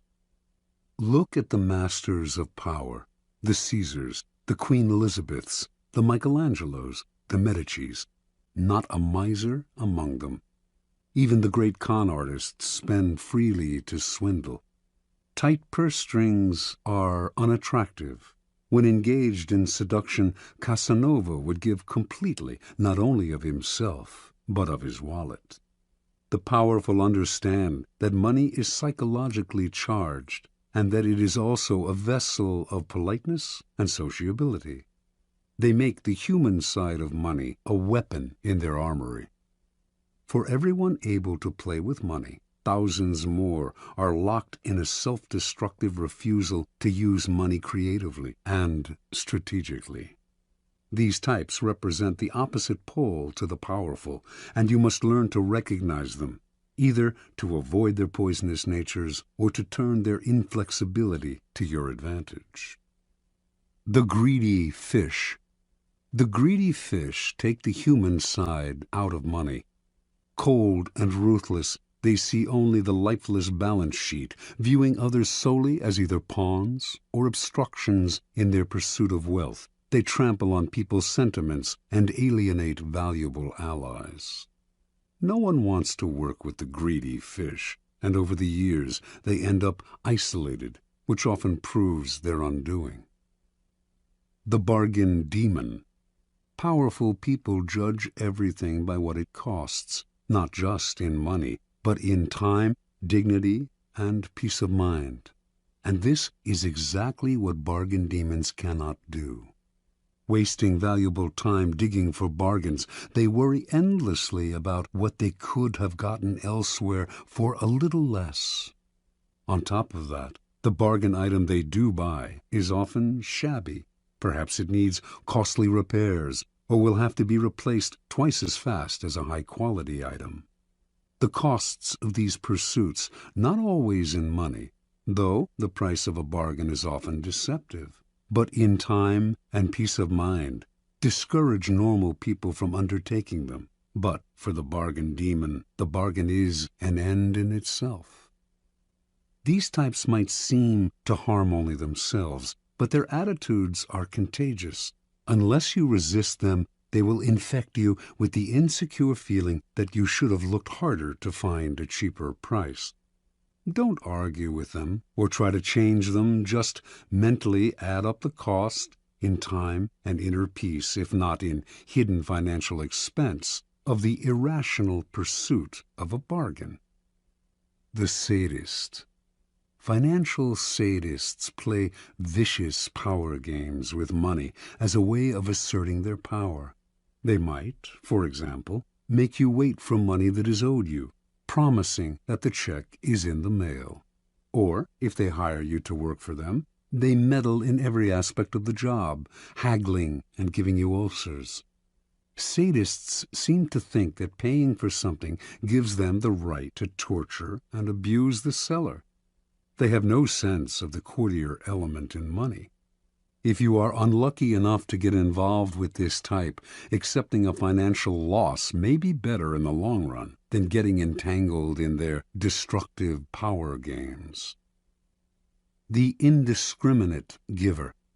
Generosity has a definite function in power. It attracts people, softens them up, makes allies out of them. But it has to be used strategically with a definite end in mind. Indiscriminate givers, on the other hand, are generous because they want to be loved and admired by all, and their generosity is so indiscriminate and needy that it may not have the desired effect. If they give to one and all, why should the recipient feel special? Attractive as it may seem to make an indiscriminate giver your mark, in any involvement with this type, you will often feel burdened by their insatiable emotional needs. Transgression of the law. In the early 18th century, no one stood higher in English society than the Duke and Duchess of Marlborough. The Duke, having led successful campaigns against the French, was considered Europe's premier general and strategist, and his wife, the Duchess, after much maneuvering, had established herself as the favorite of Queen Anne, who became ruler of England in 1702. In 1704, the Duke's triumph at the Battle of Blenheim made him the toast of England, and to honor him, the Queen awarded him a large plot of land in the town of Woodstock, and the funds to create a great palace there. Calling his planned home the Palace of Blenheim, the Duke chose as his architect the young John Vanbrugh, a kind of Renaissance man who wrote plays as well as designed buildings. And so construction began in the summer of 1705, with much fanfare and great hopes. Vanbrugh had a dramatist's sense of architecture. His palace was to be a monument to Marlborough's brilliance and power, and was to include artificial lakes, enormous bridges, elaborate gardens, and other fantastical touches. From day one, however, the Duchess could not be pleased. She thought Vanbrugh was wasting money on yet another stands of trees. She wanted the palace finished as soon as possible. The Duchess tortured Vanbrugh and his workmen on every detail. She was consumed with petty matters. Although the government was paying for Blenheim, she counted every penny. Eventually, her grumbling about Blenheim and other things too created an irreparable rift between her and Queen Anne, who, in 1711, dismissed her from the court, ordering her to vacate her apartments at the royal palace. When the Duchess left, fuming over the loss of her position and also of her royal salary, she emptied the apartment of every fixture down to the brass doorknobs. Over the next 10 years, work on Blenheim would stop and start as the funds became harder to procure from the government. The Duchess thought Vanbrugh was out to ruin her. She quibbled over every carload of stone and bushel of lime, counted every extra yard of iron railing or foot of wainscot, hurling abuse at the wasteful workmen, contractors, and surveyors. Marlborough, old and weary, wanted nothing more than to settle into the palace in his last years. But the project became bogged down in a swamp of litigation. The workmen suing the Duchess for wages, the Duchess suing the architect right back. In the midst of this interminable wrangling, the Duke died. He had never spent a night in his beloved Blenheim. After Marlborough's death, it became clear that he had a vast estate, worth over £2 million, more than enough to pay for finishing the palace. But the Duchess would not relent. She held back Vanbrugh's wages as well as the workmen's, and finally had the architect dismissed. The man who took his place finished Blenheim in a few years, following Vanbrugh's designs to the letter. Vanbrugh died in 1726, locked out of the palace by the Duchess, unable to set foot in his greatest creation.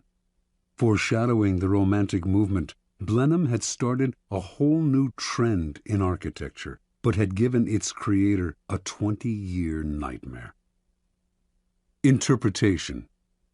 For the Duchess of Marlborough, money was a way to play sadistic power games. She saw the loss of money as a symbolic loss of power. With Vanbrugh, her contortions went deeper still. He was a great artist, and she envied his power to create, to attain a fame outside her reach. She may not have had his gifts, but she did have the money to torture and abuse him over the pettiest details, to ruin his life. This kind of sadism, however, bears an awful price. It made construction that should have lasted 10 years take 20. It poisoned many a relationship, alienated the Duchess from the court, deeply pained the Duke, who wanted only to live peacefully in Blenheim, created endless lawsuits, and took years off Vanbrugh's life. Finally, too, posterity had the last word. Vanbrugh is recognized as a genius, while the Duchess is forever remembered for her consummate cheapness. The powerful must have grandeur of spirit. They can never reveal any pettiness. And money is the most visible arena in which to display either grandeur or pettiness. Best spend freely, then, and create a reputation for generosity, which in the end will pay great dividends. Never let financial details blind you to the bigger picture of how people perceive you. Their resentment will cost you in the long run, and if you want to meddle in the work of creative people under your hire, at least pay them well. Your money will buy their submission better than your displays of power. Law 41. Avoid stepping into a great man's shoes. Judgment. What happens first always appears better and more original than what comes after. If you succeed a great man or have a famous parent, you will have to accomplish double their achievements to outshine them. Do not get lost in their shadow or stuck in a past not of your own making. Establish your own name and identity by changing course. Slay the overbearing father, disparage his legacy, and gain power by shining in your own way. Observance of the law. Alexander the Great had a dominant passion as a young man, an intense dislike for his father, King Philip of Macedonia. He hated Philip's cunning, cautious style of ruling, his bombastic speeches, his drinking and whoring, and his love of wrestling and of other wastes of time. Alexander knew he had to make himself the very opposite of his domineering father. He would force himself to be bold and reckless. He would control his tongue and be a man of few words, and he would not lose precious time in pursuit of pleasures that brought no glory. Alexander also resented the fact that Philip had conquered most of Greece. "My father will go on conquering till there is nothing extraordinary left for me to do," he once complained. While other sons of powerful men were content to inherit wealth and live a life of leisure, Alexander wanted only to outdo his father, to obliterate Philip's name from history by surpassing his accomplishments. Alexander itched to show others how superior he was to his father. A Thessalian horse dealer once brought a prize horse named Bucephalus to sell to Philip. None of the king's grooms could get near the horse. It was far too savage, and Philip berated the merchant for bringing him such a useless beast. Watching the whole affair, Alexander scowled and commented, "What a horse they are losing for want of skill and spirit to manage him." When he had said this several times, Philip finally had enough and challenged him to take on the horse. He called the merchant back, secretly hoping his son would have a nasty fall and learn a bitter lesson. But Alexander was the one to teach the lesson. Not only did he mount Bucephalus, he managed to ride him at full gallop, taming the horse that would later carry him all the way to India. The courtiers applauded wildly, but Philip seethed inside, seeing not a son but a rival to his power. Alexander's defiance of his father grew bolder. One day the two men had a heated argument before the entire court, and Philip drew his sword as if to strike his son. Having drunk too much wine, however, the king stumbled. Alexander pointed at his father and jeered, "Men of Macedonia, see there the man who is preparing to pass from Europe to Asia. He cannot pass from one table to another without falling." When Alexander was 18, a disgruntled courtier murdered Philip. As word of the regicide spread through Greece, city after city rose up in rebellion against their Macedonian rulers. Philip's advisers counseled Alexander, now the king, to proceed cautiously, to do as Philip had done and conquer through cunning. But Alexander would do things his way. He marched to the furthest reaches of the kingdom, suppressed the rebellious towns, and reunited the empire with brutal efficiency.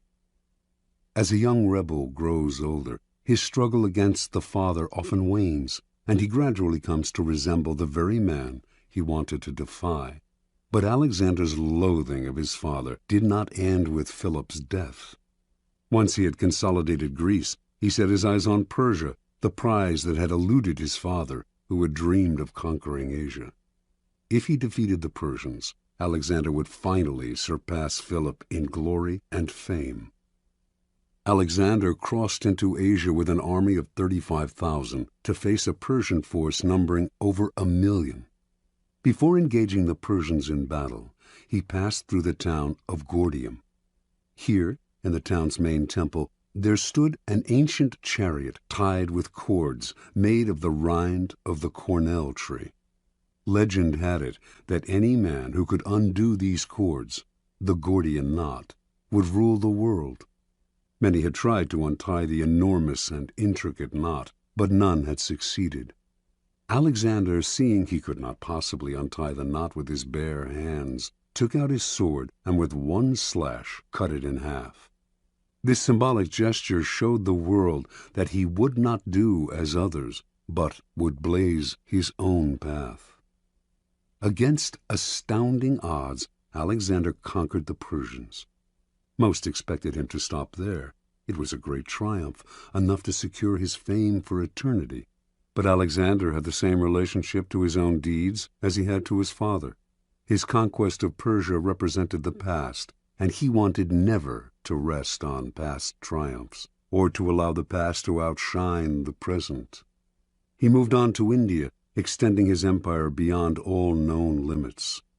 Only his disgruntled and weary soldiers prevented him from going further. Interpretation. Alexander represents an extremely uncommon type in history. the son of a famous and successful man who manages to surpass the father in glory and power. The reason this type is uncommon is simple. The father most often manages to amass his fortune, his kingdom, because he begins with little or nothing. A desperate urge impels him to succeed. He has nothing to lose by cunning and impetuousness, and has no famous father of his own to compete against.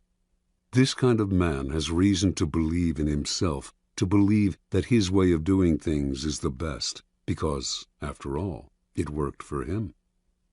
When a man like this has a son, he becomes domineering and oppressive, imposing his lessons on the son who is starting off life in circumstances totally different from those in which the father himself began.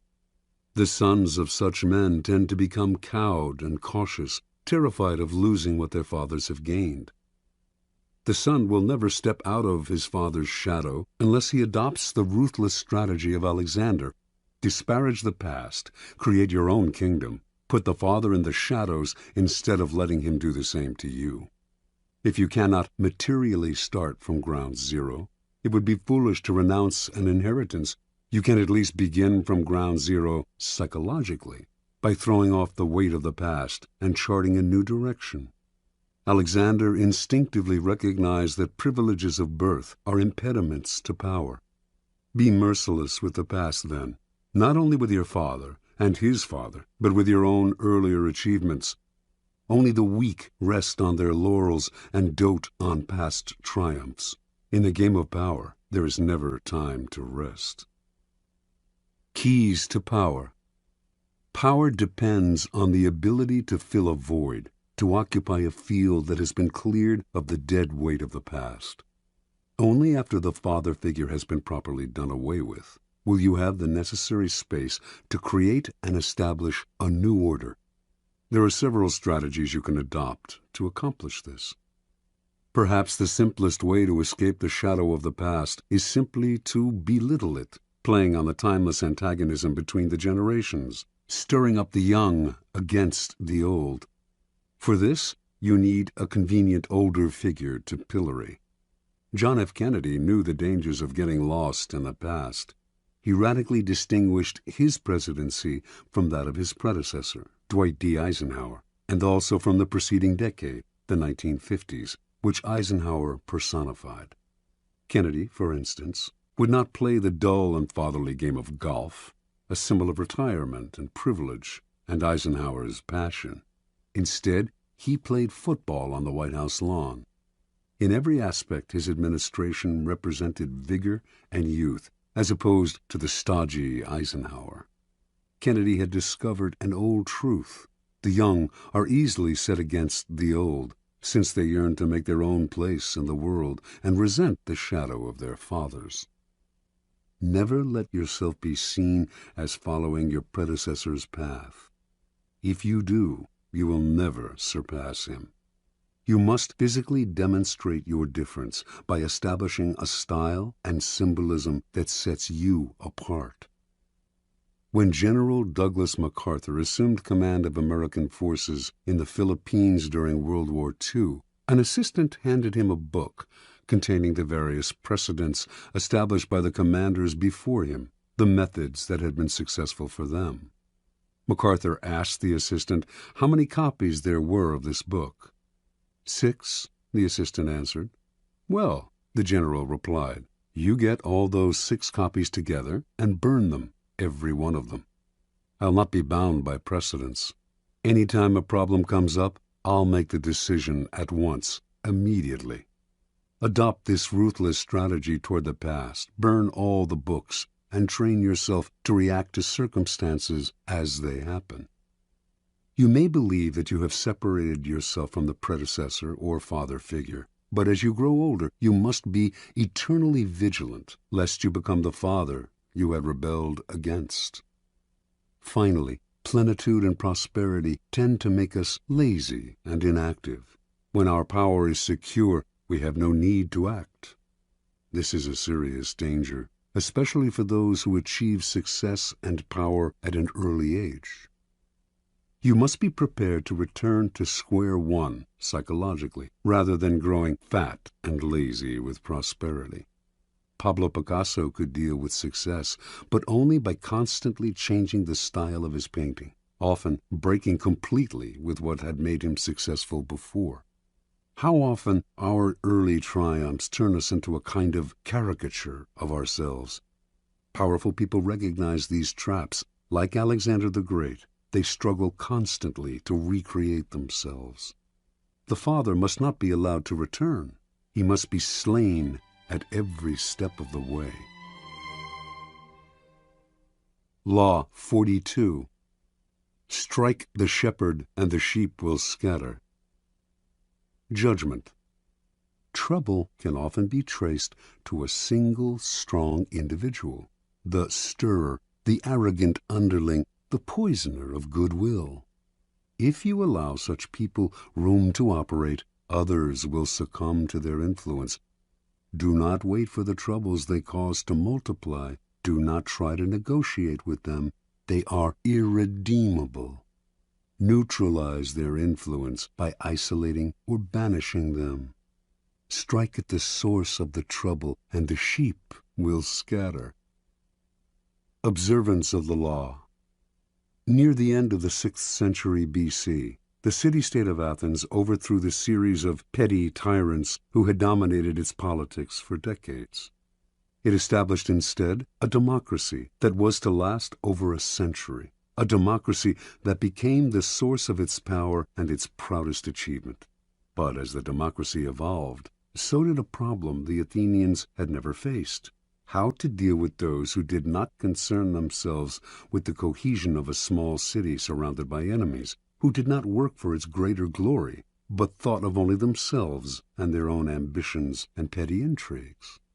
The Athenians understood that these people, if left alone, would sow dissension, divide the city into factions, and stir up anxieties, all of which could lead to the ruin of their democracy. Violent punishment no longer suited the new, civilized order that Athens had created. Instead, the citizens found another, more satisfying and less brutal way to deal with the chronically selfish. Every year, they would gather in the marketplace and write on a piece of earthenware, an ostrakon, the name of an individual they wanted to see banished from the city for 10 years. If a particular name appeared on 6,000 ballots, that person would instantly be exiled. If no one received 6,000 votes, the person with the most ostraka recording his name would suffer the 10-year ostracism. This ritual expulsion became a kind of festival. What a joy to be able to banish those irritating, anxiety-inducing individuals who wanted to rise above the group they should have served. In 490 BC, Aristides, one of the great generals of Athenian history, helped defeat the Persians at the Battle of Marathon. Meanwhile, off the battlefield, his fairness as a judge had earned him the nickname the Just. But as the years went by, the Athenians came to dislike him. He made such a show of his righteousness, and this, they believed, disguised his feelings of superiority and scorn for the common folk. His omnipresence in Athenian politics became obnoxious. The citizens grew tired of hearing him called the Just. They feared that this was just the type of man, judgmental, haughty, who would eventually stir up fierce divisions among them. In 482 BC, despite Aristides' invaluable expertise in the continuing war with the Persians, they collected the ostraka and had him banished. After Aristides' ostracism, the great general Themistocles emerged as the city's premier leader. But his many honors and victories went to his head, and he too became arrogant and overbearing, constantly reminding the Athenians of his triumphs in battle, the temples he had built, the dangers he had fended off. He seemed to be saying that without him the city would come to ruin. And so, in 472 BC, Themistocles' name was filled in on the ostraka, and the city was rid of his poisonous presence. The greatest political figure in 5th century Athens was undoubtedly Pericles. Although several times threatened with ostracism, he avoided that fate by maintaining close ties with the people. Perhaps he had learned a lesson as a child from his favorite tutor, the incomparable Damon, who excelled above all other Athenians in his intelligence, his musical skills, and his rhetorical abilities. It was Damon who had trained Pericles in the arts of ruling. But he, too, suffered ostracism, for his superior airs and his insulting manner toward the commoners stirred up too much resentment. Toward the end of the century there lived a man named Hyperbolus.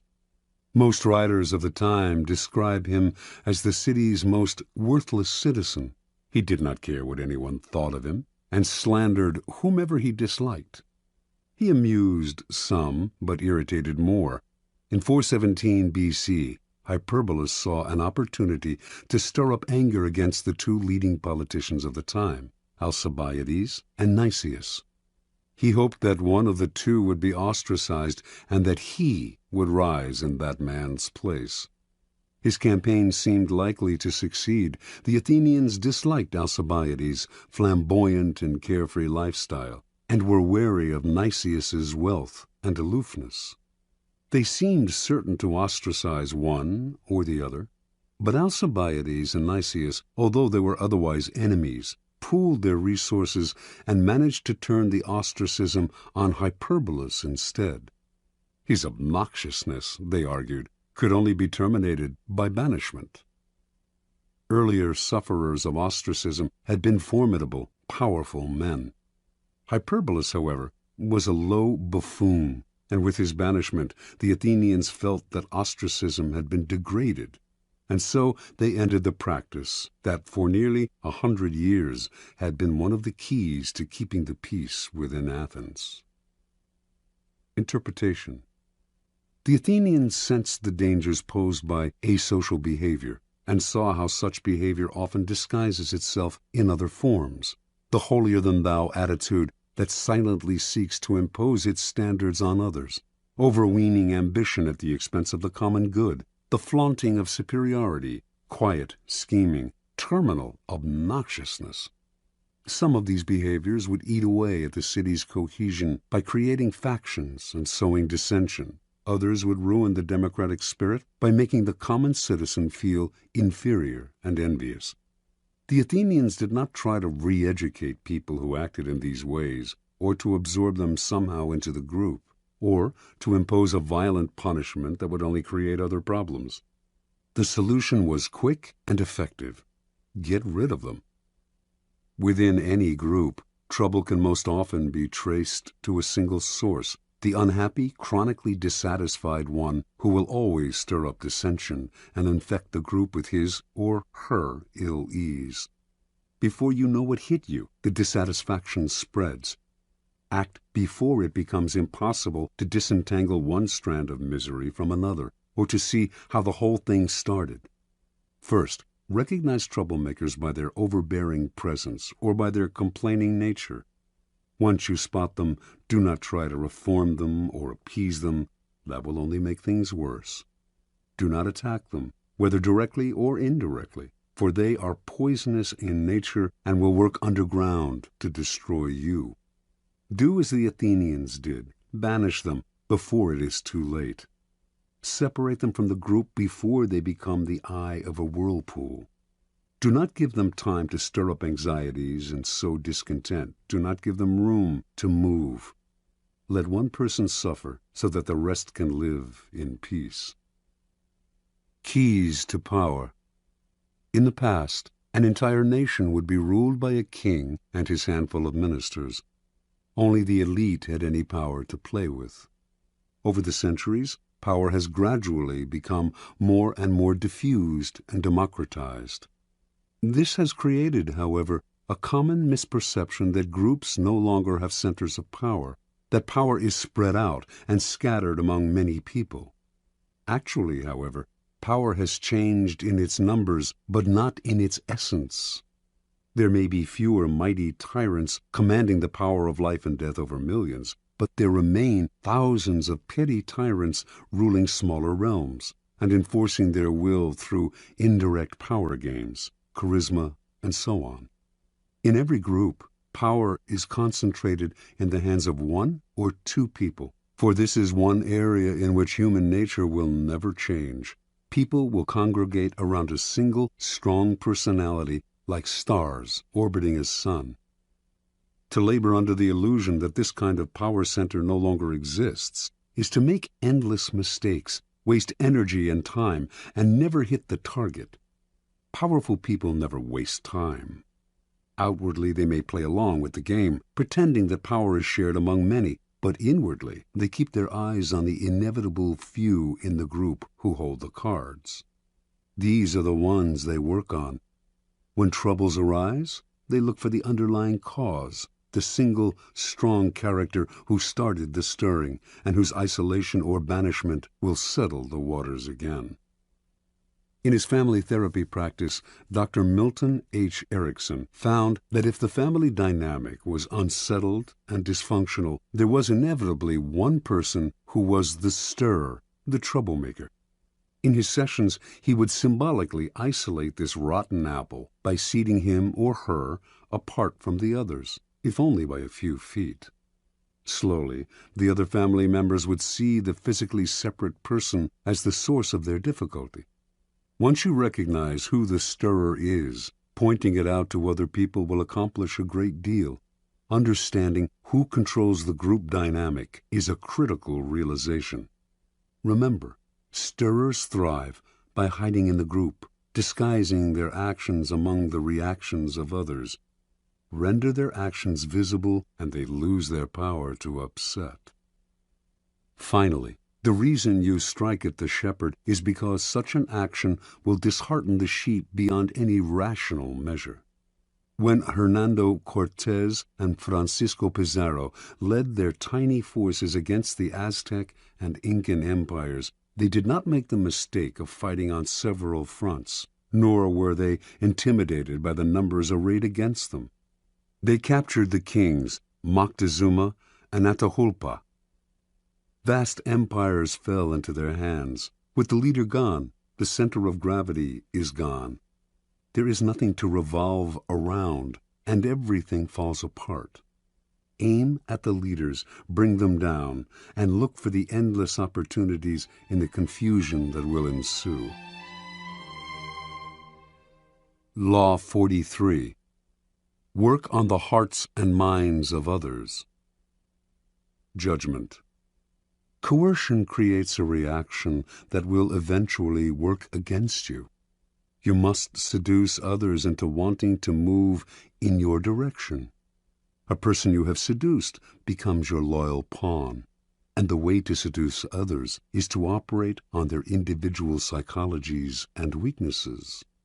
Soften up the resistant by working on their emotions, playing on what they hold dear and what they fear. Ignore the hearts and minds of others, and they will grow to hate you. Transgression of the law. Near the end of the reign of Louis XV, all of France seemed desperate for change. When the king's grandson and chosen successor, the future Louis XVI, married the 15-year-old daughter of the Empress of Austria, the French caught a glimpse of the future that seemed hopeful. The young bride, Marie Antoinette, was beautiful and full of life. She instantly changed the mood of the court, which was rank with Louis XV's debaucheries. Even the common people who had yet to see her talked excitedly of Marie Antoinette. The French had grown disgusted with the series of mistresses who had dominated Louis XV, and they looked forward to serving their new queen.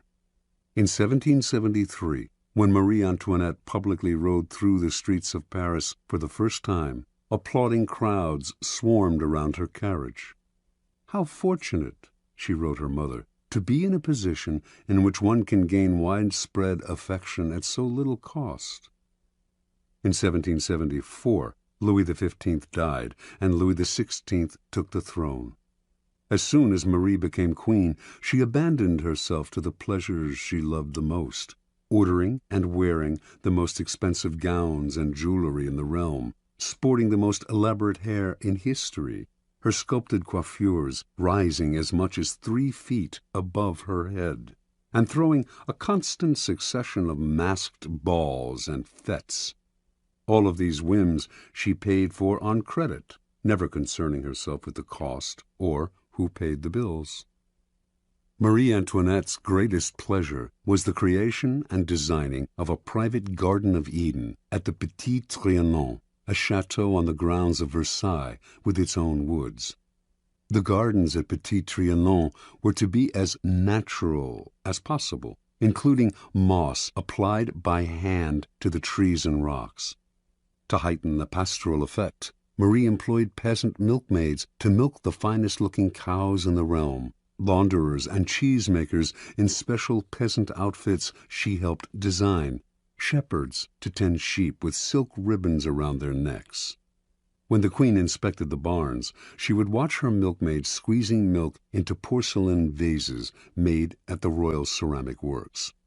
To pass the time, Marie would gather flowers in the woods around the Petit Trianon, or watch her good peasants doing their chores.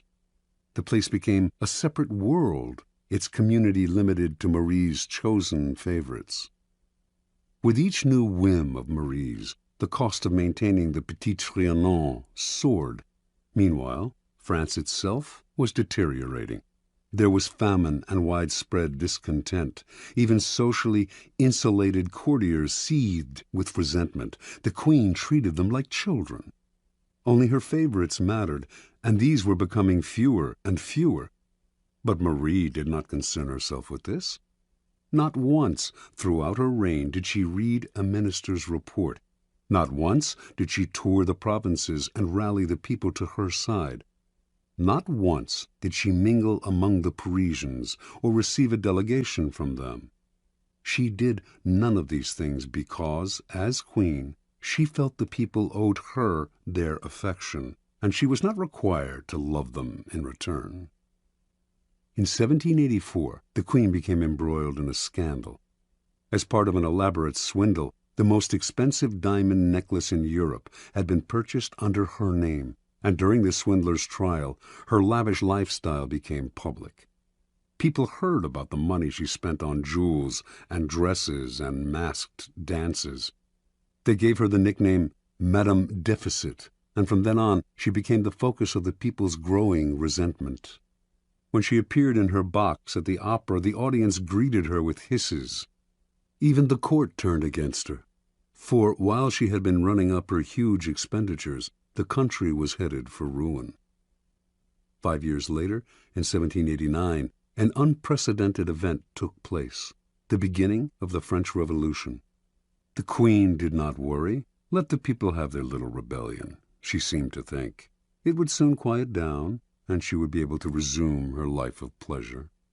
That year, the people marched on Versailles, forcing the royal family to quit the palace and take residence in Paris. This was a triumph for the rebels, but it offered the queen an opportunity to heal the wounds she had opened and establish contact with the people. The queen, however, had not learned her lesson. Not once would she leave the palace during her stay in Paris. Her subjects could rot in hell for all she cared. In 1792, the royal couple was moved from the palace to a prison as the revolution officially declared the end of the monarchy. The following year, Louis XVI was tried, found guilty, and guillotined. As Marie Antoinette awaited the same fate, hardly a soul came to her defense. Not one of her former friends in the court, not one of Europe's other monarchs, who, as members of their own country's royal families, had all the reason in the world to show that revolution did not pay. Not even her own family in Austria, including her brother, who now sat on the throne. She had become the world's pariah. In October of 1793, she finally knelt at the guillotine, unrepentant and defiant to the bitter end. Interpretation. From early on, Marie Antoinette acquired the most dangerous of attitudes. As a young princess in Austria, she was endlessly flattered and cajoled. As the future queen of the French court, she was the center of everyone's attention. She never learned to charm or please other people, to become attuned to their individual psychologies. She never had to work to get her way, to use calculation or cunning or the arts of persuasion. And like everyone who was indulged from an early age, she evolved into a monster of insensitivity. Marie became the focus of an entire country's dissatisfaction because it is so infuriating to meet with a person who makes no effort to seduce you or attempt to persuade you, even if only for the purpose of deception. And do not imagine that she represents a bygone era, or that she is even rare. Her type is today more common than ever. Such types live in their own bubble. They seem to feel they are born kings and queens, and that attention is owed them. They do not consider anyone else's nature, but bulldoze over people with the self-righteous arrogance of a Marie Antoinette. Pampered and indulged as children, as adults, they still believe that everything must come to them. Convinced of their own charm, they make no effort to charm, seduce, or gently persuade. In the realm of power, such attitudes are disastrous. At all times you must attend to those around you, gauging their particular psychology, tailoring your words to what you know will entice and seduce them. This requires energy and art. The higher your station, the greater the need to remain attuned to the hearts and minds of those below you, creating a base of support to maintain you at the pinnacle. Without that base, your power will teeter, and at the slightest change of fortune, those below will gladly assist in your fall from grace. Keys to power. In the game of power, you are surrounded by people who have absolutely no reason to help you unless it is in their interest to do so. And if you have nothing to offer their self-interest, you are likely to make them hostile, for they will see in you just one more competitor, one more waster of their time. Those that overcome this prevailing coldness are the ones who find the key that unlocks the stranger's heart and mind, seducing him into their corner, if necessary, softening them up for a punch. But most people never learn this side of the game. When they meet someone new, rather than stepping back and probing to see what makes this person unique, they talk about themselves, eager to impose their own willpower and prejudices. They argue, boast, and make a show of their power. They may not know it, but they are secretly creating an enemy, a resistor, because there is no more infuriating feeling than having your individuality ignored, your own psychology unacknowledged. It makes you feel lifeless and resentful. Remember, the key to persuasion is softening people up and breaking them down, gently. Seduce them with a two-pronged approach. Work on their emotions and play on their intellectual weaknesses. Be alert to both what separates them from everyone else, their individual psychology, and what they share with everyone else, their basic emotional responses. Aim at the primary emotions: love, hate, jealousy. Once you move their emotions, you have reduced their control, making them more vulnerable to persuasion. Mao Zedong always appealed to popular emotions and spoke in the simplest terms. Educated and well-read himself, in his speeches he used visceral metaphors, voicing the public's deepest anxieties and encouraging them to vent their frustrations in public meetings. Rather than arguing the practical aspects of a particular program, he would describe how it would affect them on the most primitive, down-to-earth level. Do not believe that this approach works only with the illiterate and unschooled. It works on one and all. All of us are mortal and face the same dreadful fate, and all of us share the desire for attachment and belonging. Stir up these emotions, and you captivate our hearts. Finally, learn to play the numbers game. The wider your support base, the stronger your power. Understanding that one alienated, disaffected soul can spark a blaze of discontent, Louis XIV made sure to endear himself to the lowest members of his staff. You, too, must constantly win over more allies on all levels.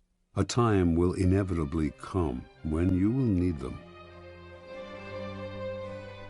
Law 44. Disarm and infuriate with the mirror effect. Judgment. The mirror reflects reality, but it is also the perfect tool for deception. When you mirror your enemies, doing exactly as they do, they cannot figure out your strategy.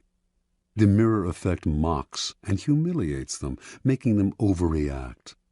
By holding up a mirror to their psyches, you seduce them with the illusion that you share their values. By holding up a mirror to their actions, you teach them a lesson. Few can resist the power of the mirror effect. Mirror effects. Preliminary typology. Mirrors have the power to disturb us. Gazing at our own reflection in the mirror, we most often see what we want to see, the image of ourselves with which we are most comfortable. We tend not to look too closely, ignoring the wrinkles and blemishes. But if we do look hard at the reflected image, we sometimes feel that we are seeing ourselves as others see us, as a person among other people, an object rather than a subject. That feeling makes us shudder. We see ourselves, but from the outside, minus the thoughts, spirit, and soul that fill our consciousness. We are a thing. In using mirror effects, we symbolically recreate this disturbing power by mirroring the actions of other people, mimicking their movements to unsettle and infuriate them. Made to feel mocked, cloned, object-like, an image without a soul, they get angry. Or do the same thing slightly differently, and they might feel disarmed. You have perfectly reflected their wishes and desires. This is the narcissistic power of mirrors. In either case, the mirror effect unsettles your targets, whether angering or entrancing them, and in that instant, you have the power to manipulate or seduce them. The effect contains great power because it operates on the most primitive emotions. There are 4 main mirror effects in the realm of power. The neutralizing effect. This is the essence of the neutralizing effect. Do what your enemies do, following their actions as best you can, and they cannot see what you are up to. They are blinded by your mirror. Their strategy for dealing with you depends on your reacting to them in a way characteristic of you. Neutralize it by playing a game of mimicry with them. The tactic has a mocking, even infuriating effect. Most of us remember the childhood experience of someone teasing us by repeating our words exactly. After a while, usually not long, we wanted to punch them in the face. Working more subtly as an adult, you can still unsettle your opponents this way. Shielding your own strategy with the mirror, you lay invisible traps or push your opponents into the trap they planned for you. The narcissus effect. Gazing at an image in the waters of a pond, the Greek youth Narcissus fell in love with it. And when he found out that the image was his own reflection, and that he therefore could not consummate his love, he despaired and drowned himself. All of us have a similar problem. We are profoundly in love with ourselves, but since this love excludes a love object outside ourselves, it remains continuously unsatisfied and unfulfilled. The narcissus effect plays on this universal narcissism. You look deep into the souls of other people, fathom their inmost desires, their values, their tastes, their spirit, and you reflect it back to them, making yourself into a kind of mirror image. Your ability to reflect their psyche gives you great power over them. They may even feel a tinge of love. This is simply the ability to mimic another person, not physically, but psychologically, and it is immensely powerful because it plays upon the unsatisfied self-love of a child. Normally, people bombard us with their experiences, their tastes. They hardly ever make the effort to see things through our eyes. This is annoying, but it also creates great opportunity. If you can show you understand another person by reflecting their inmost feelings, they will be entranced and disarmed, all the more so because it happens so rarely. No one can resist this feeling of being harmoniously reflected in the outside world. even though you might well be manufacturing it for their benefit and for deceptive purposes of your own. The moral effect. The power of verbal argument is extremely limited and often accomplishes the opposite of what is intended. As Gracian remarks, the truth is generally seen, rarely heard. The moral effect is a perfect way to demonstrate your ideas through action. Quite simply, you teach others a lesson by giving them a taste of their own medicine. In the moral effect, you mirror what other people have done to you and do so in a way that makes them realize you are doing to them exactly what they did to you. You make them feel that their behavior has been unpleasant, as opposed to hearing you complain and whine about it, which only gets their defenses up. And as they feel the result of their actions mirrored back at them, they realize in the profoundest sense how they hurt or punish others with their unsocial behavior. You objectify the qualities you want them to feel ashamed of and create a mirror in which they can gaze at their follies and learn a lesson about themselves. This technique is often used by educators, psychologists, and anyone who has to deal with unpleasant and unconscious behavior. This is the teacher's mirror. Whether or not there is actually anything wrong with the way people have treated you, however, it can often be to your advantage to reflect it back to them in a way that makes them feel guilty about it. Hallucinatory effect. Mirrors are tremendously deceptive, for they create a sense that you are looking at the real world. Actually, though, you are only staring at a piece of glass, which, as everyone knows, cannot show the world exactly as it is. Everything in a mirror is reversed.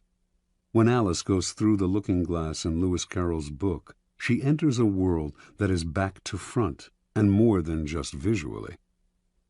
The hallucinatory effect comes from creating a perfect copy of an object, a place, a person.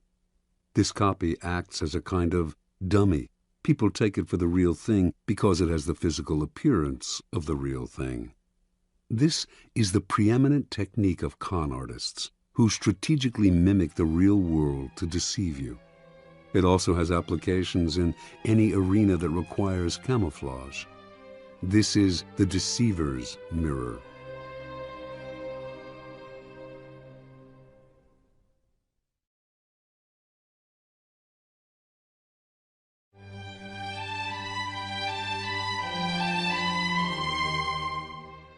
Observance of the mirror effect. Early on in his career, the ambitious statesman and general Alcibiades of Athens, 450 to 404 BC, fashioned a formidable weapon that became the source of his power. In every encounter with others, he would sense their moods and tastes, then carefully tailor his words and actions to mirror their inmost desires. He would seduce them with the idea that their values were superior to everyone else's, and that his goal was to model himself on them or help them realize their dreams. Few could resist his charms. The first man to fall under his spell was the philosopher Socrates. Alcibiades represented the opposite of the Socratic ideal of simplicity and uprightness. He lived lavishly and was completely unprincipled. Whenever he met Socrates, however, he mirrored the older man's sobriety, eating simply, accompanying Socrates on long walks, and talking only of philosophy and virtue. Socrates was not completely fooled. He was not unaware of Alcibiades' other life. But that only made him vulnerable to a logic that flattered him. Only in my presence, he felt, does this man submit to a virtuous influence. Only I have such power over him. This feeling intoxicated Socrates, who became Alcibiades' fervent admirer and supporter, one day even risking his own life to rescue the young man in battle. The Athenians considered Alcibiades their greatest orator, for he had an uncanny ability to tune into his audience's aspirations and mirror their desires. He made his greatest speeches in support of the invasion of Sicily, which he thought would bring great wealth to Athens and limitless glory to himself. The speeches gave expression to young Athenians' thirst to conquer lands for themselves, rather than living off the victories of their ancestors. But he also tailored his words to reflect older men's nostalgia for the glory years, when Athens led the Greeks against Persia, and then went on to create an empire. All Athens now dreamed of conquering Sicily. Alcibiades' plan was approved, and he was made the expedition's commander. While Alcibiades was leading the invasion of Sicily, however, certain Athenians fabricated charges against him of profaning sacred statues. He knew his enemies would have him executed if he returned home, so at the last minute he deserted the Athenian fleet and defected to Athens' bitter enemy, Sparta. The Spartans welcomed this great man to their side, but they knew his reputation and were wary of him. Alcibiades loved luxury. The Spartans were a warrior people who worshipped austerity, and they were afraid he would corrupt their youth. But much to their relief, the Alcibiades who arrived in Sparta was not at all what they expected. He wore his hair untrimmed, as they did, took cold baths, ate coarse bread and black broth, and wore simple clothes. To the Spartans this signified that he had come to see their way of life as superior to the Athenian. He had chosen to be a Spartan rather than being born one, and should thus be honored above all others. They fell under his spell and gave him great powers. Unfortunately, Alcibiades rarely knew how to rein in his charm. He managed to seduce the king of Sparta's wife and make her pregnant. When this became public, he once more had to flee for his life. This time Alcibiades defected to Persia, where he suddenly went from Spartan simplicity to embracing the lavish Persian lifestyle down to the last detail. It was, of course, immensely flattering to the Persians to see a Greek of Alcibiades' stature prefer their culture over his own, and they showered him with honors, land, and power. Once seduced by the mirror, they failed to notice that behind this shield, Alcibiades was playing a double game, secretly helping the Athenians in their war with Sparta, and thus re-ingratiating himself with the city to which he desperately wanted to return, and which welcomed him back with open arms in 408 B.C. Interpretation. Early in his political career, Alcibiades made a discovery that changed his whole approach to power. He had a colorful and forceful personality, but when he argued his ideas strongly with other people, he would win over a few, while at the same time alienating many more. The secret to gaining ascendancy over large numbers, he came to believe, was not to impose his colors, but to absorb the colors of those around him, like a chameleon. Once people fell for the trick, the deceptions he went on to practice would be invisible to them. Understand, everyone is wrapped up in their own narcissistic shell. When you try to impose your own ego on them, a wall goes up, resistance is increased. By mirroring them, however, you seduce them into a kind of narcissistic rapture. They are gazing at a double of their own soul. This double is actually manufactured in its entirety by you. Once you have used the mirror to seduce them, you have great power over them. It is worth noting, however, the dangers and the promiscuous use of the mirror. In Alcibiades' presence, people felt larger, as if their egos had been doubled, but once he left, they felt empty and diminished, and when they saw him mirroring completely different people as totally as he had mirrored them, they felt not just diminished, but betrayed. Alcibiades' overuse of the mirror effect made whole peoples feel used, so that he constantly had to flee from one place to another. Indeed, Alcibiades so angered the Spartans that they finally had him murdered. He had gone too far. The seducer's mirror must be used with caution and discrimination. Law 45. Preach the need for change, but never reform too much at once. Judgment. Everyone understands the need for change in the abstract, but on the day-to-day level, people are creatures of habit. Too much innovation is traumatic and will lead to revolt. If you are new to a position of power, or an outsider trying to build a power base, make a show of respecting the old ways of doing things. If change is necessary, make it feel like a gentle improvement on the past. Transgression of the law. Sometime in the early 1520s, King Henry VIII of England decided to divorce his wife, Catherine of Aragon, because she had failed to bear him a son, and because he had fallen in love with the young and comely Anne Boleyn. The Pope, Clement VII, opposed the divorce and threatened the king with excommunication. The king's most powerful minister, Cardinal Wolsey, also saw no need for divorce, and his half-hearted support of the king cost him his position and soon his life. One man in Henry's cabinet, Thomas Cromwell, not only supported him in his desire for a divorce, but had an idea for realizing it, a complete break with the past. He convinced the king that by severing ties with Rome and making himself the head of a newly formed English church, he could divorce Catherine and marry Anne. By 1531, Henry saw this as the only solution. To reward Cromwell for his simple but brilliant idea, he elevated this son of a blacksmith to the post of royal counselor. By 1534, Cromwell had been named the king's secretary, and as the power behind the throne, he had become the most powerful man in England. But for him, the break with Rome went beyond the satisfaction of the king's carnal desires. He envisioned a new Protestant order in England, with the power of the Catholic Church smashed and its vast wealth in the hands of the king and the government. In that same year, he initiated a complete survey of the churches and monasteries of England, and as it turned out, the treasures and monies that the churches had accumulated over the centuries were far more than he had imagined. His spies and agents came back with astonishing figures.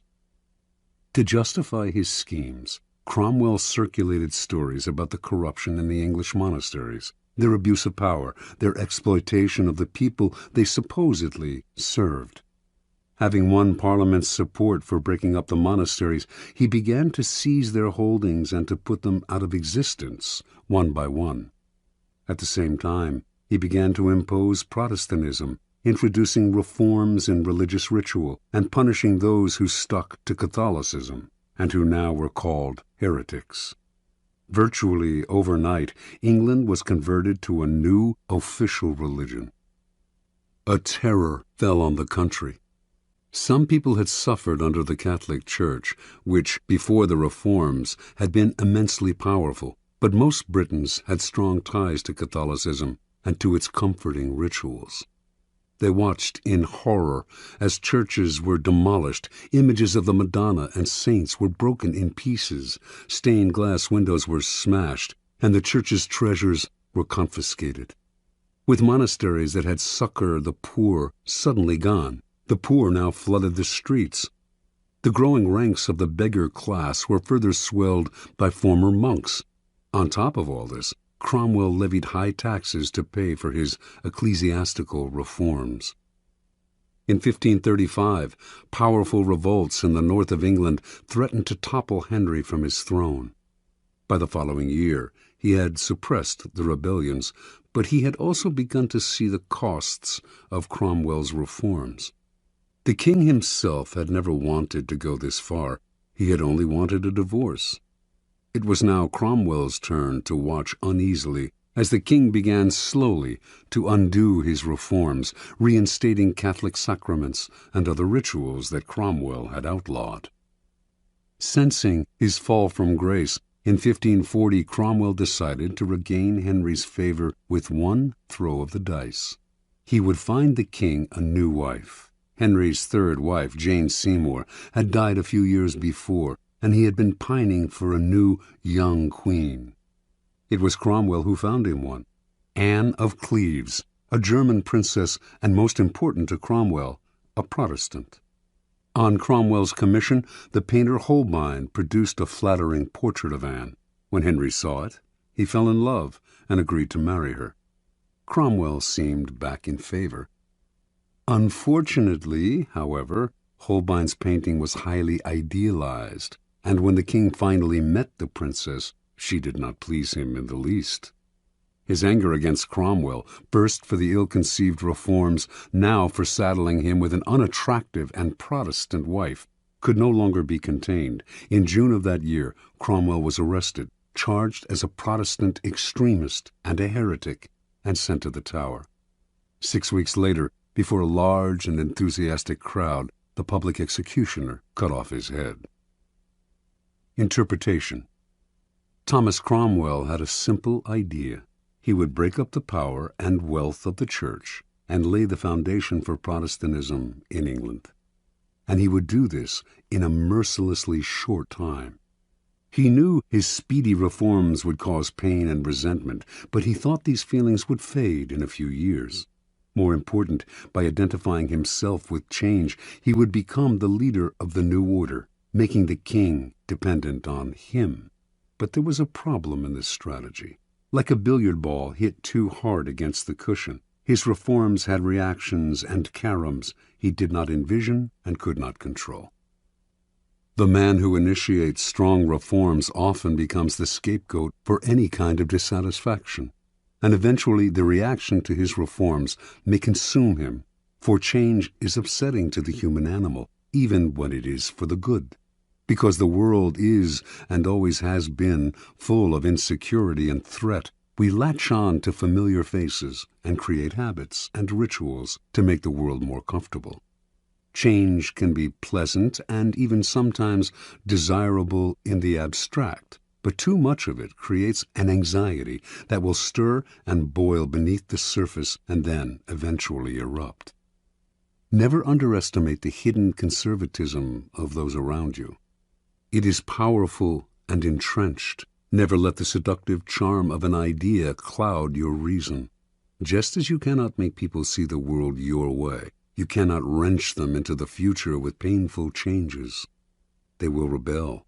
If reform is necessary, anticipate the reaction against it and find ways to disguise the change and sweeten the poison. Keys to power. Human psychology contains many dualities, one of them being that even while people understand the need for change, knowing how important it is for institutions and individuals to be occasionally renewed, they are also irritated and upset by changes that affect them personally. They know the change is necessary and that novelty provides relief from boredom, but deep inside they cling to the past. Change in the abstract or superficial change they desire, but a change that upsets core habits and routines is deeply disturbing to them. No revolution is gone without a powerful later reaction against it, for in the long run, the void it creates proves too unsettling to the human animal, who unconsciously associates such voids with death and chaos. The opportunity for change and renewal seduces people to the side of the revolution, but once their enthusiasm fades, which it will, they are left with a certain emptiness. Yearning for the past, they create an opening for it to creep back in. For Machiavelli, the prophet who preaches and brings change can only survive by taking up arms. When the masses inevitably yearn for the past, he must be ready to use force. But the armed prophet cannot last long unless he quickly creates a new set of values and rituals to replace the old ones and to soothe the anxieties of those who dread change. It is far easier and less bloody to play a kind of con game. Preach change as much as you like, and even enact your reforms, but give them the comforting appearance of older events and traditions. A simple gesture, like using an old title or keeping the same number for a group, will tie you to the past and support you with the authority of history. As Machiavelli himself observed, the Romans used this device when they transformed their monarchy into a republic. They may have installed 2 consuls in place of the king, but since the king had been served by 12 lictors, they retained the same number to serve under the consuls. The king had personally performed an annual sacrifice, in a great spectacle that stirred the public. The Republic retained this practice, only transferring it to a special chief of the ceremony, whom they called the King of the Sacrifice. These and similar gestures satisfied the people and kept them from clamoring for the monarchy's return. Another strategy to disguise change is to make a loud and public display of support for the values of the past. Seem to be a zealot for tradition, and few will notice how unconventional you really are. The answer to innate conservatism is to play the courtier's game. Galileo did this at the beginning of his scientific career. He later became more confrontational and paid for it. So pay lip service to tradition. Identify the elements in your revolution that can be made to seem to build on the past. Say the right things. Make a show of conformity, and meanwhile, let your theories do their radical work. Play with appearances and respect past protocol. Finally, powerful people pay attention to the zeitgeist. If their reform is too far ahead of its time, few will understand it, and it will stir up anxiety and be hopelessly misinterpreted. The changes you make must seem less innovative than they are.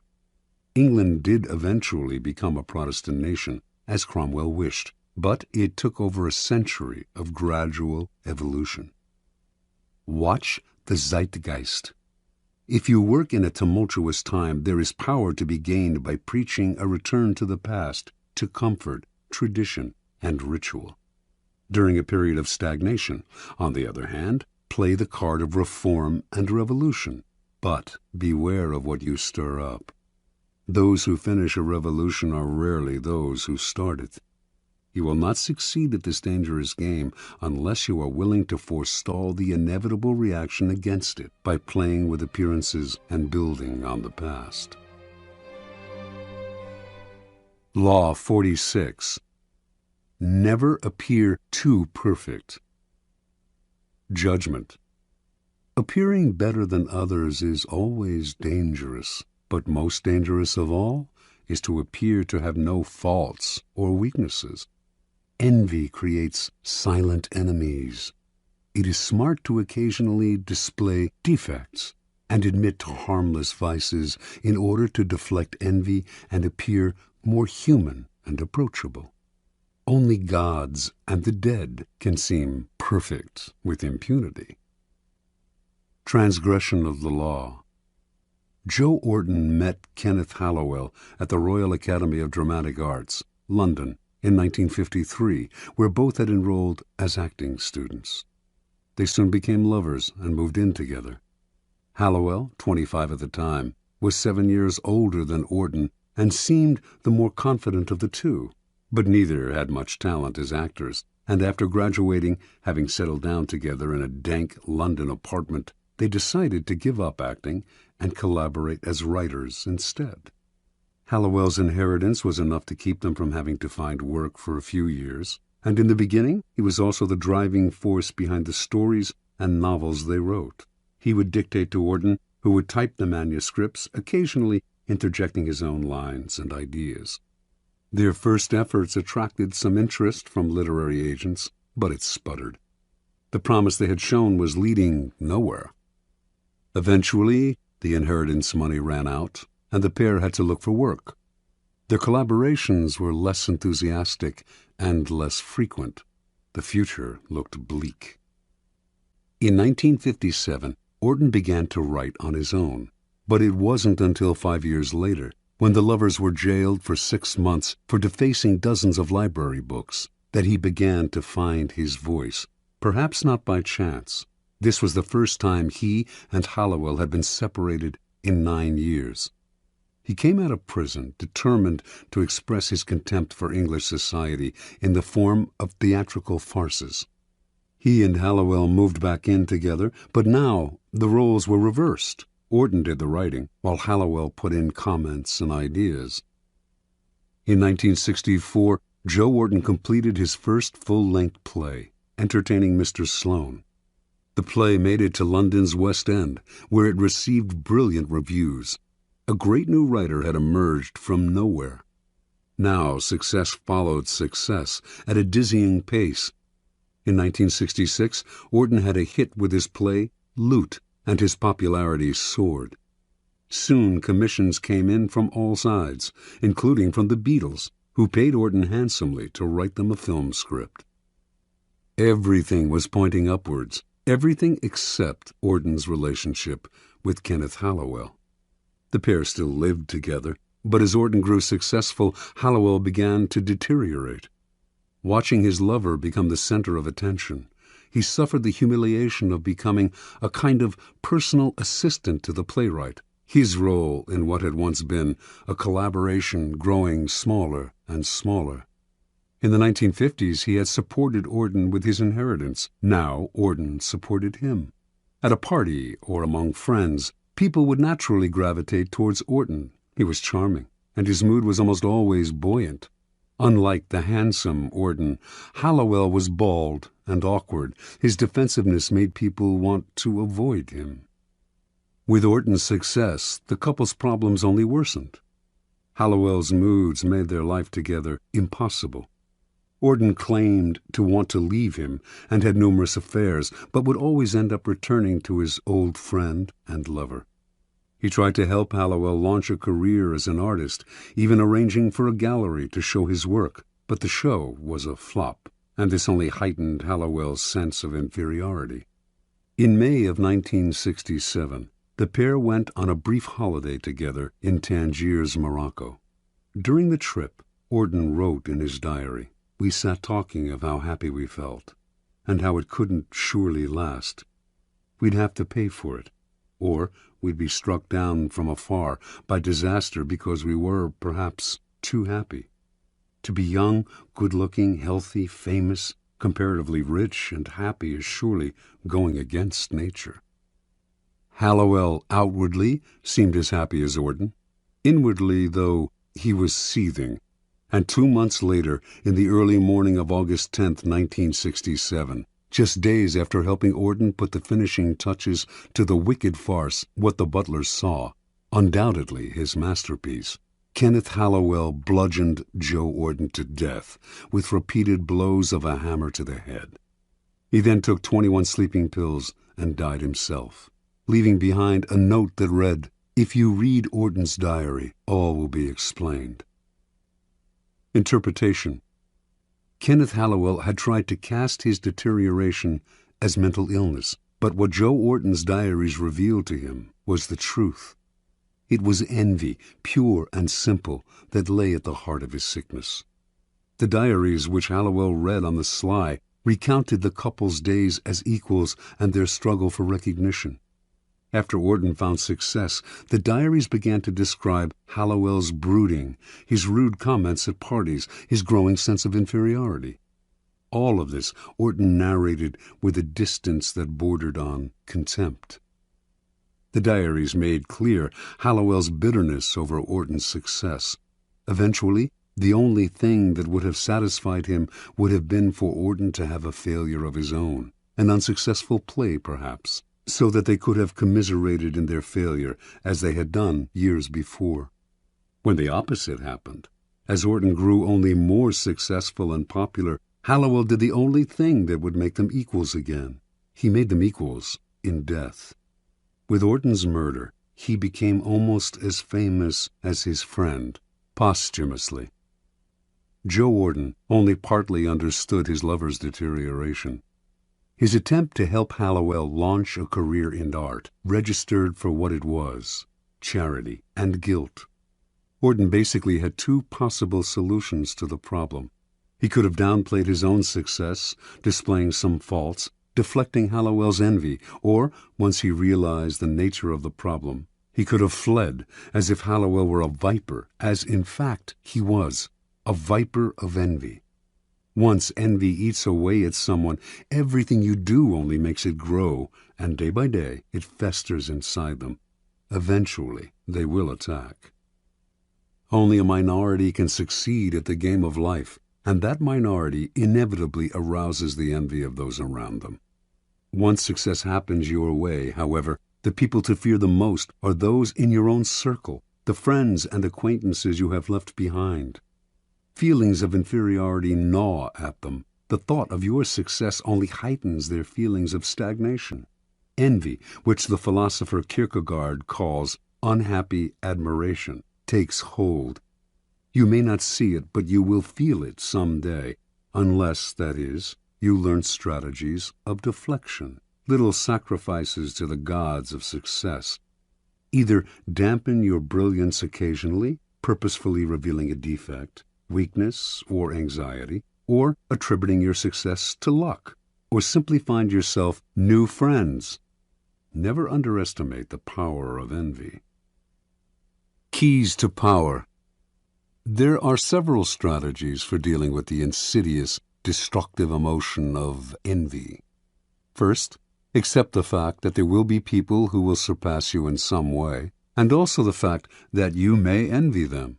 But make that feeling a way of pushing yourself to equal or surpass them someday. Let envy turn inward, and it poisons the soul. Expel it outward, and it can move you to greater heights. Second, understand that as you gain power, those below you will feel envious of you. They may not show it, but it is inevitable. Do not naively accept the facade they show you. Read between the lines of their criticisms, their little sarcastic remarks, the signs of backstabbing, the excessive praise that is preparing you for a fall, the resentful look in the eye. Half the problem with envy comes when we do not recognize it until it is too late. Finally, expect that when people envy you, they will work against you insidiously. They will put obstacles in your path that you will not foresee or that you cannot trace to their source. It is hard to defend yourself against this kind of attack, and by the time you realize that envy is at the root of a person's feelings about you, it is often too late. Your excuses, your false humility, your defensive actions only exacerbate the problem. Since it is far easier to avoid creating envy in the first place than to get rid of it once it is there, you should strategize to forestall it before it grows. It is often your own actions that stir up envy, your own unawareness. By becoming conscious of those actions and qualities that create envy, you can take the teeth out of it before it nibbles you to death. Kierkegaard believed that there are types of people who create envy and are as guilty when it arises as those who feel it. The most obvious type we all know. The moment something good happens to them, whether by luck or design, they crow about it. In fact, they get pleasure out of making people feel inferior. This type is obvious and beyond hope. There are others, however, who stir up envy in more subtle and unconscious ways, and are partly to blame for their troubles. Envy is often a problem, for example, for people with great natural talent. Money others can attain, power as well, but superior intelligence, good looks, charm, these are qualities no one can acquire. The naturally perfect have to work the most to disguise their brilliance, displaying a defect or two to deflect envy before it takes root. It is a common and naive mistake to think you are charming people with your natural talents when in fact they are coming to hate you. A great danger in the realm of power is the sudden improvement in fortune, an unexpected promotion, a victory or success that seems to come out of nowhere. This is sure to stir up envy among your former peers.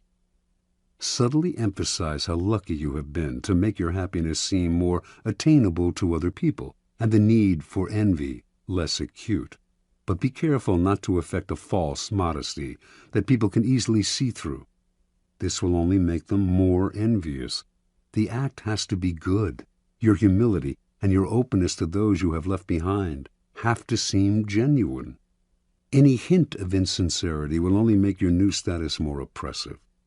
Remember, despite your elevated position, it will do you no good to alienate your former peers. Power requires a wide and solid support base, which envy can silently destroy. According to the Elizabethan statesman and writer Sir Francis Bacon, the wisest policy of the powerful is to create a kind of pity for themselves, as if their responsibilities were a burden and a sacrifice. How can one envy a man who has taken on a heavy load for the public interest? Disguise your power as a kind of self-sacrifice rather than a source of happiness, and you make it seem less enviable. Emphasize your troubles, and you turn a potential danger, envy, into a source of moral support, pity. A similar ploy is to hint that your good fortune will benefit those around you. To do this, you may need to open your purse strings. To deflect envy, Gracian recommends that the powerful display a weakness, a minor social indiscretion, a harmless vice. Give those who envy you something to feed on, distracting them from your more important sins. Remember, it is the reality that matters. You may have to play games with appearances, but in the end, you will have what counts, true power. In some Arab countries, a man will avoid arousing envy by showing his wealth only on the inside of his house. Apply this wisdom to your own character. Beware of some of envy's disguises. Excessive praise is an almost sure sign that the person praising you envies you. They are either setting you up for a fall, it will be impossible for you to live up to their praise, or they are sharpening their blades behind your back. At the same time, those who are hypercritical of you, or who slander you publicly, probably envy you as well. Recognize their behavior as disguised envy, and you keep out of the trap of mutual mudslinging, or of taking their criticisms to heart. Win your revenge by ignoring their measly presence. Do not try to help or do favors for those who envy you. They will think you are condescending to them. Joe Wharton's attempt to help Hallowell find a gallery for his work only intensified his lover's feelings of inferiority and envy. Once envy reveals itself for what it is, the only solution is often to flee the presence of the enviers, leaving them to stew in a hell of their own creation. Law 47.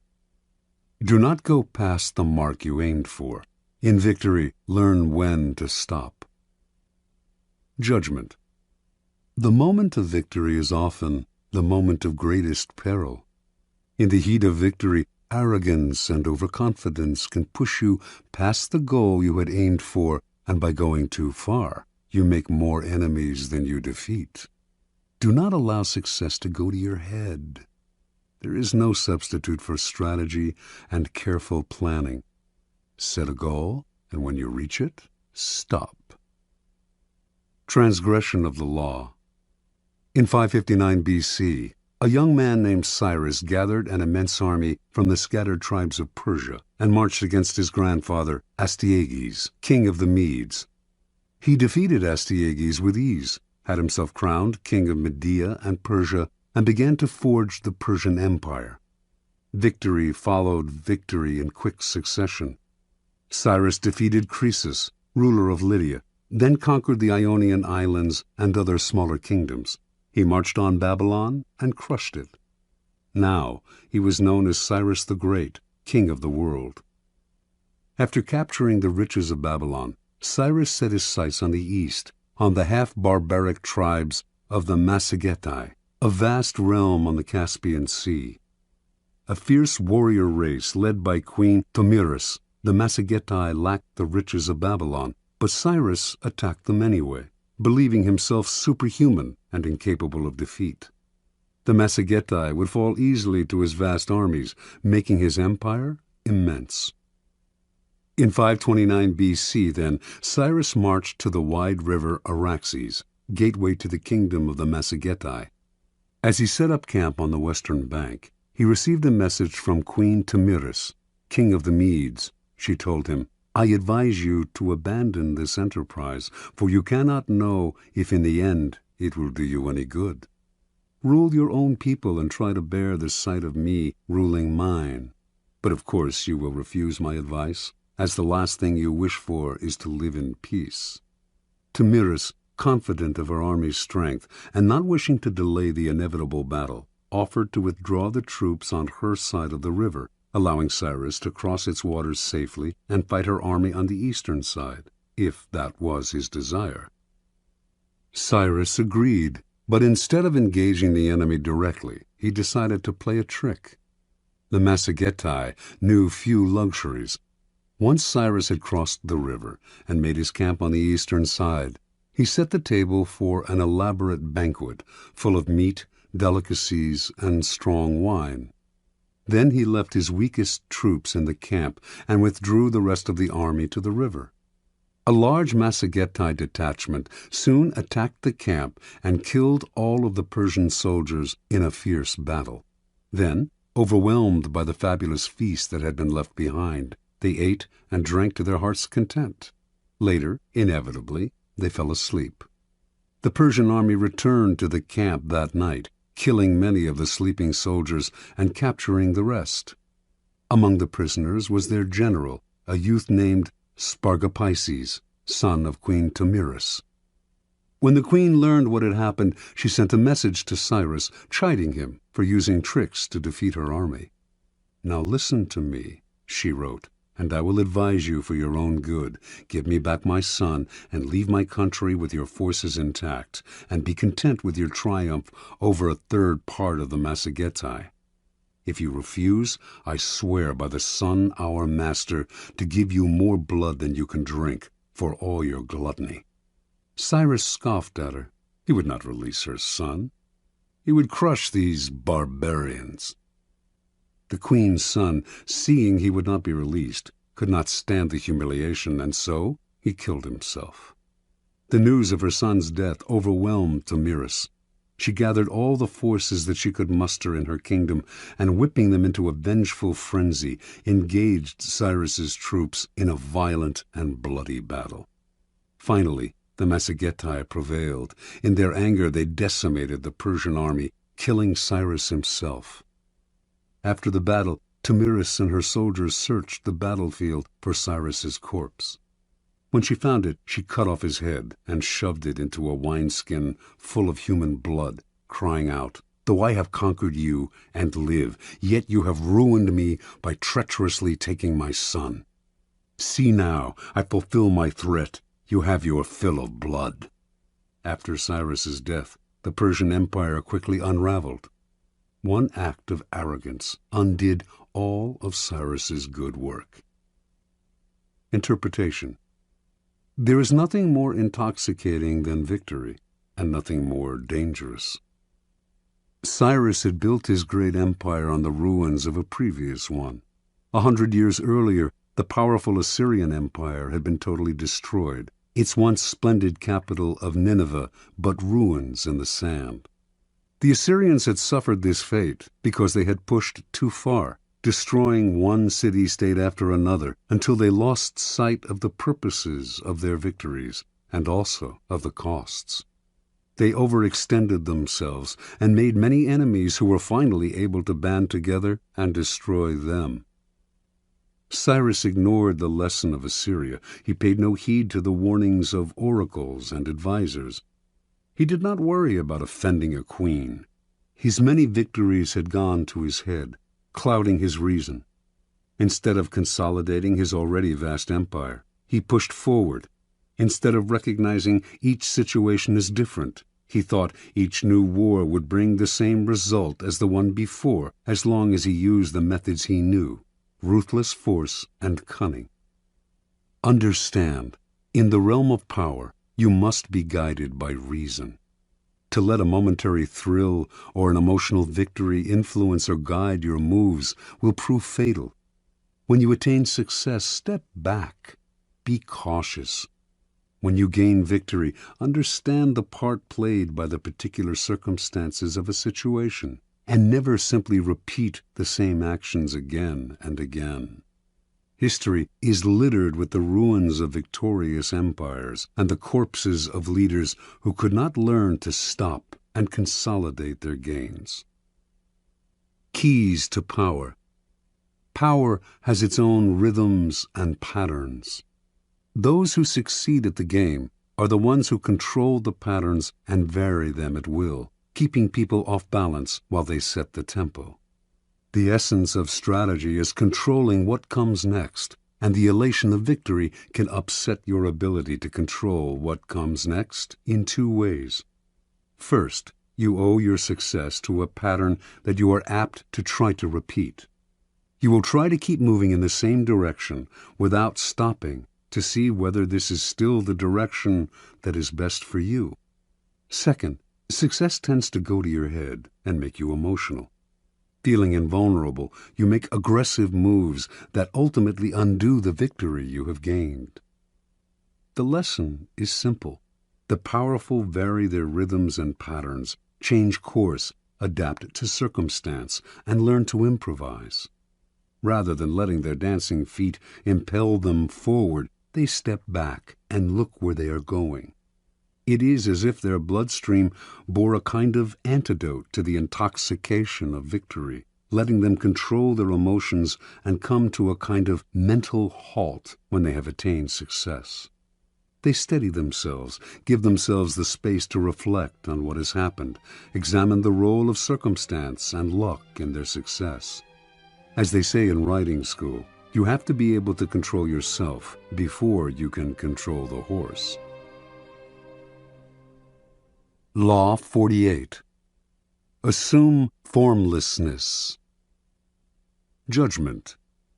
By taking a shape, by having a visible plan, you open yourself to attack. Instead of taking a form for your enemy to grasp, keep yourself adaptable and on the move.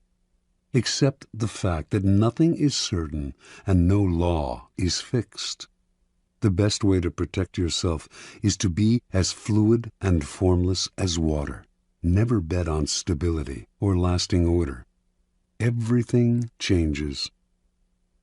Observance of the law.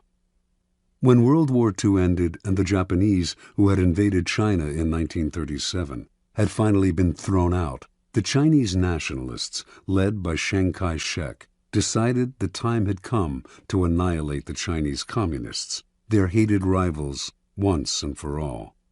They had almost succeeded in 1935, forcing the communists into the Long March, the grueling retreat that had greatly diminished their numbers. Although the communists had recovered somewhat during the war against Japan, it would not be difficult to defeat them now. They controlled only isolated areas in the countryside, had unsophisticated weaponry, lacked any military experience or training beyond mountain fighting, and controlled no important parts of China, except areas of Manchuria, which they had managed to take after the Japanese retreat. Chiang decided to commit his best forces in Manchuria. He would take over its major cities, and from those bases would spread through the northern industrial region, sweeping the communists away. Once Manchuria had fallen, the communists would collapse. In 1945 and 46, the plan worked perfectly. The nationalists easily took the major Manchurian cities. Puzzlingly, though, in the face of this critical campaign, the communist strategy made no sense. When the nationalists began their push, the communists dispersed to Manchuria's most out-of-the-way corners. Their small units harassed the nationalist armies, ambushing them here, retreating unexpectedly there. But these dispersed units never linked up, making them hard to attack. They would seize a town, only to give it up a few weeks later. Forming neither rear guards nor vanguards, they moved like mercury, never staying in one place, elusive and formless. The nationalists ascribed this to two things: cowardice in the face of superior forces, and inexperience in strategy. Mao Zedong, the communist leader, was more a poet and philosopher than a general, whereas Chiang had studied warfare in the West and was a follower of the German military writer Karl von Clausewitz, among others. Yet a pattern did eventually emerge in Mao's attacks. After the nationalists had taken the cities, leaving the communists to occupy what was generally considered Manchuria's useless space, the communists started using that large space to surround the cities.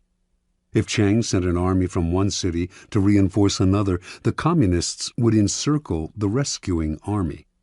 Chiang's forces were slowly broken into smaller and smaller units, isolated from one another, their lines of supply and communication cut. The nationalists still had superior firepower, but if they could not move, what good was it? A kind of terror overcame the nationalist soldiers. Commanders comfortably remote from the front lines might laugh at Mao, but the soldiers had fought the communists in the mountains and had come to fear their elusiveness. Now these soldiers sat in their cities and watched as their fast-moving enemies, as fluid as water, poured in on them from all sides. There seemed to be millions of them. The communists also encircled the soldiers' spirits, bombarding them with propaganda to lower their morale and pressure them to desert. The nationalists began to surrender in their minds. Their encircled and isolated cities started collapsing even before directly attacked. One after another fell in a quick succession. In November of 1948, the nationalists surrendered Manchuria to the communists, a humiliating blow to the technically superior nationalist army, and one that proved decisive in the war. By the following year, the communists controlled all of China. Interpretation. The two board games that best approximate the strategies of war are chess and the Asian game of Go. In chess, the board is small. In comparison to Go, the attack comes relatively quickly, forcing a decisive battle. It rarely pays to withdraw or to sacrifice your pieces, which must be concentrated at key areas. Go is much less formal. It is played on a large grid with 361 intersections, nearly 6 times as many positions as in chess. Black and white stones, one color for each side, are placed on the board's intersections, one at a time, wherever you like. Once all your stones, 52 for each side, are on the board, the object is to isolate the stones of your opponent by encircling them. A game of Go, called Wei Qi in China, can last up to 300 moves. The strategy is more subtle and fluid than chess, developing slowly. The more complex the pattern your stones initially create on the board, the harder it is for your opponent to understand your strategy. Fighting to control a particular area is not worth the trouble. You have to think in larger terms, to be prepared to sacrifice an area in order eventually to dominate the board. What you are after is not an entrenched position, but mobility. With mobility, you can isolate the opponent in small areas and then encircle them. The aim is not to kill off the opponent's pieces directly, as in chess, but to induce a kind of paralysis and collapse. Chess is linear, position-oriented, and aggressive. Go is nonlinear and fluid. Aggression is indirect until the end of the game, when the winner can surround the opponent's stones at an accelerated pace. Chinese military strategists have been influenced by Go for centuries. Its proverbs have been applied to war time and again. Mao Zedong was an addict of Wei Qi, and its precepts were ingrained in his strategies. A key Wei Qi concept, for example, is to use the size of the board to your advantage, spreading out in every direction so that your opponent cannot fathom your movements in a simple, linear way. Every Chinese, Mao once wrote, should consciously throw himself into this war of a jigsaw pattern against the nationalists. Place your men in a jigsaw pattern in Go, and your opponent loses himself trying to figure out what you are up to. Either he wastes time pursuing you, or, like Chiang Kai-shek, he assumes you are incompetent and fails to protect himself. And if he concentrates on single areas, as Western strategy advises, he becomes a sitting duck for encirclement. In the Wei Qi way of war, you encircle the enemy's brain, using mind games, propaganda, and irritation tactics to confuse and dishearten. This was the strategy of the communists, an apparent formlessness that disoriented and terrified their enemy. Where chess is linear and direct, the ancient game of Go is closer to the kind of strategy that will prove relevant in a world where battles are fought indirectly, in vast, loosely connected areas. Its strategies are abstract and multidimensional, inhabiting a plane beyond time and space, the strategist's mind. In this fluid form of warfare, you value movement over position. Your speed and mobility make it impossible to predict your moves. Unable to understand you, your enemy can form no strategy to defeat you.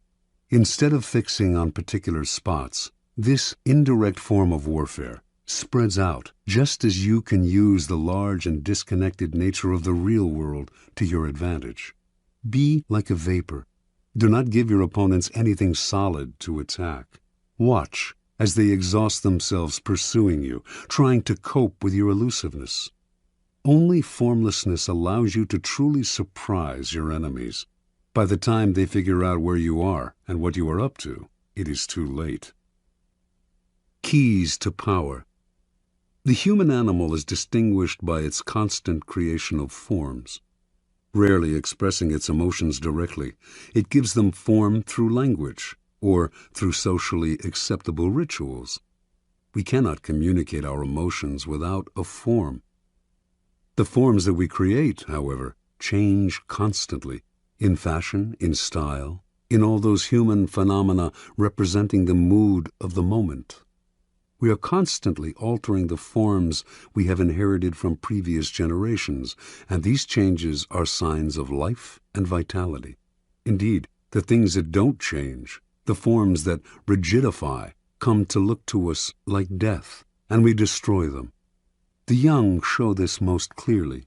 Uncomfortable with the forms that society imposes upon them, having no set identity, they play with their own characters, trying on a variety of masks and poses to express themselves. This is the vitality that drives the motor of form, creating constant changes in style. The powerful are often people who, in their youth, have shown immense creativity in expressing something new through a new form. Society grants them power because it hungers for and rewards this sort of newness. The problem comes later, when they often grow conservative and possessive. They no longer dream of creating new forms. Their identities are set, their habits congeal, and their rigidity makes them easy targets. Everyone knows their next move. Instead of demanding respect, they elicit boredom. "Get off the stage," we say. "Let someone else, someone younger, entertain us." When locked in the past, the powerful look comical. They are overripe fruit, waiting to fall from the tree. Power can only thrive if it is flexible in its forms. To be formless is not to be amorphous. Everything has a form. It is impossible to avoid. The formlessness of power is more like that of water or mercury, taking the form of whatever is around it. Changing constantly, it is never predictable. The powerful are constantly creating form, and their power comes from the rapidity with which they can change. Their formlessness is in the eye of the enemy, who cannot see what they are up to, and so has nothing solid to attack. This is the premier pose of power, ungraspable, as elusive and swift as the god Mercury, who could take any form he pleased and used his ability to wreak havoc on Mount Olympus. Human creations evolved toward abstraction, toward being more mental and less material. This evolution is clear in art, which, in this country, made the great discovery of abstraction and conceptualism. It can also be seen in politics, which over time have become less overtly violent, more complicated, indirect, and cerebral. Warfare and strategy, too, have followed this pattern. Strategy began in the manipulation of armies on land, positioning them in ordered formations. On land, strategy is relatively two-dimensional and controlled by topography. But all the great powers have eventually taken to the sea for commerce and colonization. And to protect their trading lanes, they have had to learn how to fight at sea. Maritime warfare requires tremendous creativity and abstract thinking, since the lines are constantly shifting. Naval captains distinguish themselves by their ability to adapt to the literal fluidity of the terrain and to confuse the enemy with an abstract, hard-to-anticipate form. They are operating in a third dimension, the mind. Back on land, guerrilla warfare too demonstrates this evolution toward abstraction. T.E. Lawrence was perhaps the first modern strategist to develop the theory behind this kind of warfare and to put it into practice. His ideas influenced Mao, who found in his writings an uncanny Western equivalent to Wei Qi. Lawrence was working with Arabs, fighting for their territory against the Turks. His idea was to make the Arabs blend into the vast desert, never providing a target, never collecting together in one place. As the Turks scrambled to fight this vaporous army, they spread themselves thin, wasting energy in moving from place to place. They had the superior firepower, but the Arabs kept the initiative by playing cat and mouse, giving the Turks nothing to hold on to, destroying their morale. Most wars were wars of contact. Ours should be a war of detachment, Lawrence wrote. We were to contain the enemy by the silent threat of a vast, unknown desert, not disclosing ourselves till we attacked. This is the ultimate form of strategy. The war of engagement has become far too dangerous and costly. Indirection and elusiveness yield far better results at a much lower cost. The main cost, in fact, is mental, the thinking it takes to align your forces in scattered patterns and to undermine the minds and psychology of your opponents. And nothing will infuriate and disorient them more than formlessness. In a world where wars of detachment are the order of the day, formlessness is crucial. The first psychological requirement of formlessness is to train yourself to take nothing personally. Never show any defensiveness. When you act defensive, you show your emotions, revealing a clear form. Your opponents will realize they have hit a nerve, an Achilles heel, and they will hit it again and again. So train yourself to take nothing personally. Never let anyone get your back up. Be like a slippery ball that cannot be held. Let no one know what gets you or where your weaknesses lie. Make your face a formless mask, and you will infuriate and disorient your scheming colleagues and opponents. One man who used this technique was Baron James Rothschild. A German Jew in Paris, in a culture decidedly unfriendly to foreigners, Rothschild never took any attack on him personally or showed he had been hurt in any way. He furthermore adapted himself to the political climate, whatever it was. The stiffly formal Restoration monarchy of Louis XVIII, the bourgeois reign of Louis Philippe, the Democratic Revolution of 1848, the upstart Louis Napoleon crowned emperor in 1852. Rothschild accepted them one and all and blended in. He could afford to appear hypocritical or opportunistic because he was valued for his money, not his politics. His money was the currency of power. While he adapted and thrived, never showing a form, all the other great families that had begun the century immensely wealthy were ruined in the period's complicated shifts and turns of fortune. Attaching themselves to the past, they revealed their embrace of a form. Throughout history, the formless style of ruling has been most adeptly practiced by the queen who reigns alone. A queen is in a radically different position from a king. Because she is a woman, her subjects and courtiers are likely to doubt her ability to rule, her strength of character. If she favors one side in some ideological struggle, she is said to be acting out of emotional attachment. Yet, if she represses her emotions and plays the authoritarian in the male fashion, she arouses worse criticism still. Either by nature or by experience, then, queens tend to adopt a flexible style of governing that in the end often proves more powerful than the more direct male form. This feminine, formless style of ruling may have emerged as a way of prospering under difficult circumstances, but it has proved immensely seductive to those who have served under it. Being fluid, it is relatively easy for its subjects to obey, for they feel less coerced, less bent to their ruler's ideology. It also opens up options where an adherence to a doctrine closes them off. Without committing to one side, it allows the ruler to play one enemy off another. Rigid rulers may seem strong, but with time, their inflexibility wears on the nerves, and their subjects find ways to push them from the stage.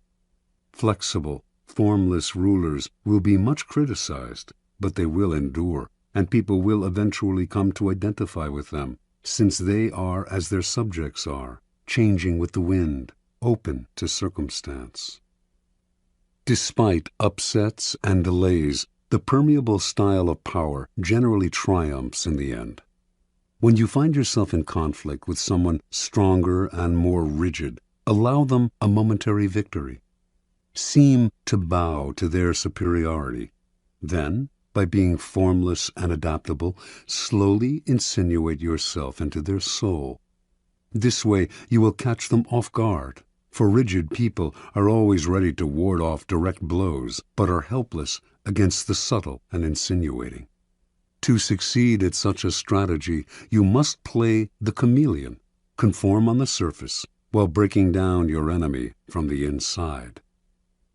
In evolution, largeness is often the first step toward extinction. What is immense and bloated has no mobility, but must constantly feed itself. The unintelligent are often seduced into believing that size connotes power. The bigger, the better. In 483 BC, King Xerxes of Persia invaded Greece, believing he could conquer the country in one easy campaign. After all, he had the largest army ever assembled for one invasion. The historian Herodotus estimated it at over more than 5 million. The Persians planned to build a bridge across the Hellespont to overrun Greece from the land, while their equally immense navy would pin the Greek ships in harbor, preventing their forces from escaping to sea. The plan seemed sure, yet as Xerxes prepared the invasion, his advisor Artabanus warned his master of grave misgivings. "The two mightiest powers in the world are against you," he said. Xerxes laughed. What powers could match his gigantic army? "I will tell you what they are," answered Artabanus. "The land and the sea. There are no safe harbors large enough to receive Xerxes' fleet, and the more land the Persians conquered, the longer their supply lines stretched, the more ruinous the cost of feeding this immense army would prove." Thinking his advisor a coward, Xerxes proceeded with his invasion.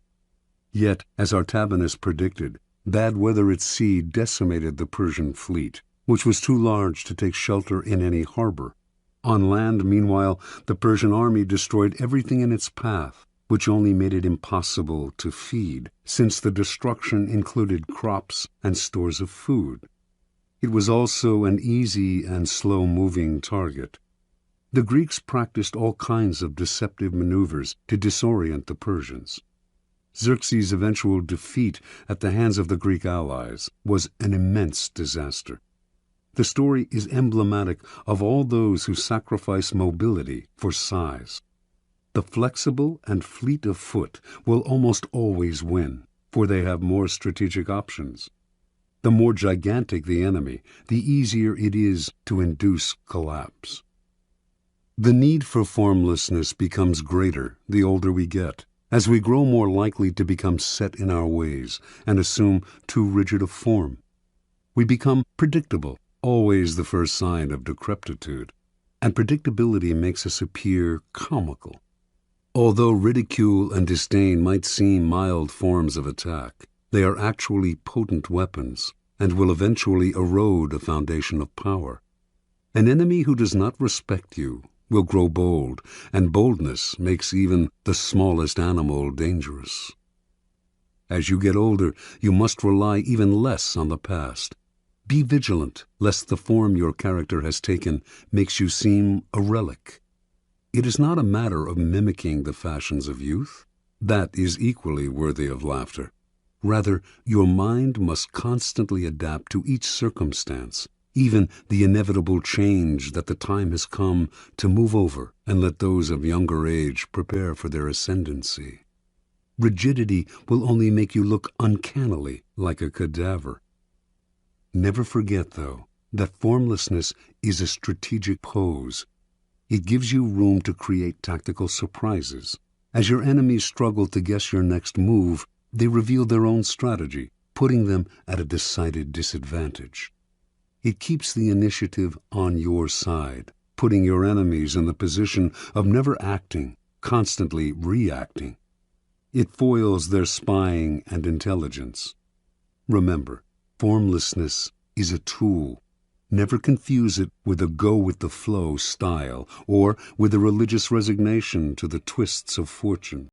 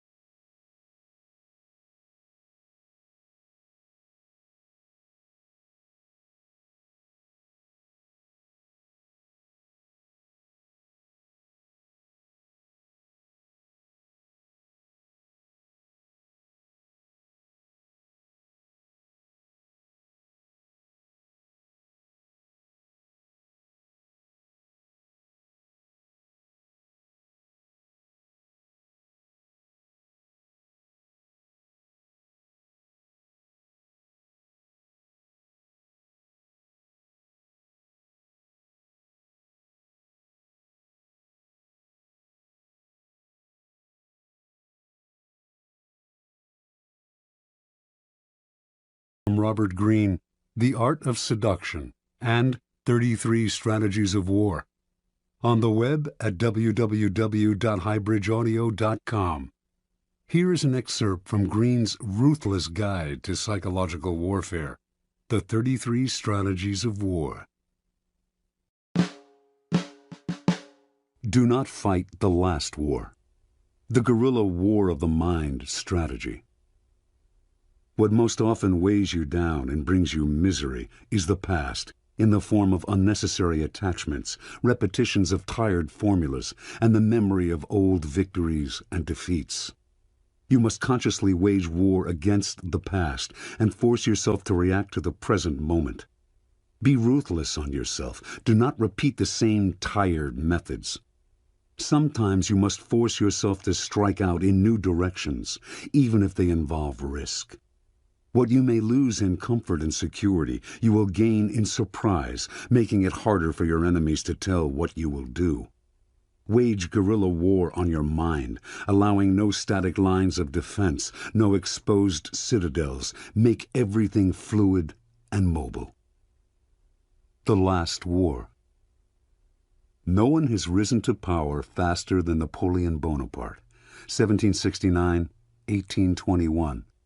In 1793, he went from captain in the French Revolutionary Army to brigadier general. In 1796, he became the leader of the French forces in Italy, fighting the Austrians, whom he crushed that year and again 3 years later. He became first consul of France in 1801, emperor in 1804.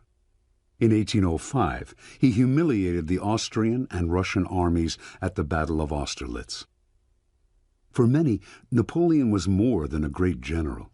He was a genius, a god of war. Not everyone was impressed, though. There were Prussian generals who thought he had merely been lucky. If he ever faced the Prussians, he would be revealed as a great fake. Among these Prussian generals was Friedrich Ludwig, Prince of Hohenlohe-Ingelfingen. Hohenlohe came from one of Germany's oldest aristocratic families, one with an illustrious military record. To Hohenlohe, success in war depended on organization, discipline, and the use of superior strategies developed by trained military minds. The Prussians exemplified all of these virtues. Prussian soldiers drilled relentlessly until they could perform elaborate maneuvers as precisely as a machine. Prussian generals intensely studied the victories of Frederick the Great. War for them was a mathematical affair, the application of timeless principles. To the generals, Napoleon was a Corsican hothead, leading an unruly citizens' army. Superior in knowledge and skill, they would out-strategize him. The Napoleonic myth would lie in ruins, and Europe could return to its old ways. In August 1806, Hohenlohe and his fellow generals finally got what they wanted. King Friedrich Wilhelm III of Prussia, tired of Napoleon's broken promises, decided to declare war on him in 6 weeks. In the meantime, he asked his generals to come up with a plan to crush the French. Hohenlohe was ecstatic. The campaign would be the climax of his career. He had been thinking for years about how to beat Napoleon, and he presented his plan to the generals' first strategy session. Precise marches would place the army at the perfect angle from which to attack the French as they advanced through southern Prussia. An attack in oblique formation, Frederick the Great's favorite tactic, would deliver a devastating blow. The other generals, all in their 60s and 70s, presented their own plans, but these too were merely variants on the tactics of Frederick the Great. Discussion turned into argument. Several weeks went by. Finally, the king had to step in and create a compromise strategy that would satisfy all of his generals. A feeling of exuberance swept the country, which would soon relive the glory years of Frederick the Great. On October 5th, a few days before the king was to declare war, disturbing news reached the generals. A reconnaissance mission revealed that divisions of Napoleon's army, which they had believed was dispersed, had marched east, merged, and was massing deep in southern Prussia. The captain who had led the scouting mission reported that the French soldiers were marching with packs on their backs. Where the Prussians used slow-moving wagons to provision their troops, the French carried their own supplies and moved with astonishing speed and mobility. Before the generals had time to adjust their plans, Napoleon's army suddenly wheeled north, heading straight for Berlin, the heart of Prussia. The generals argued and dithered, moving their troops here and there, trying to decide where to attack. A mood of panic set in. Finally, the king ordered a retreat. The troops would reassemble to the north and attack Napoleon's flank as he advanced toward Berlin. Hohenlohe was in charge of the rear guard, protecting the Prussians' retreat. On October 14th, near the town of Jena, Napoleon caught up with Hohenlohe, who finally faced the battle he had wanted so desperately. The numbers on both sides were equal, but while the French were an unruly force, fighting pell-mell and on the run, Hohenlohe kept his troops in tight order, orchestrating them like a corps de ballet. The fighting went back and forth until finally the French captured the village of Vierzehnheiligen. Hohenlohe ordered his troops to retake the village. In a ritual dating back to Frederick the Great, a drum major beat out a cadence, and the Prussian soldiers, their colors flying, reformed their positions in perfect parade order, preparing to advance. They were in an open plain, though, and Napoleon's men were behind garden walls and on the house roofs. The Prussians fell like ninepins to the French marksmen. Confused, Hohenlohe ordered his soldiers to halt and change formation. The drums beat again. The Prussians marched with magnificent precision, always a sight to behold, but the French kept shooting. decimating the Prussian line.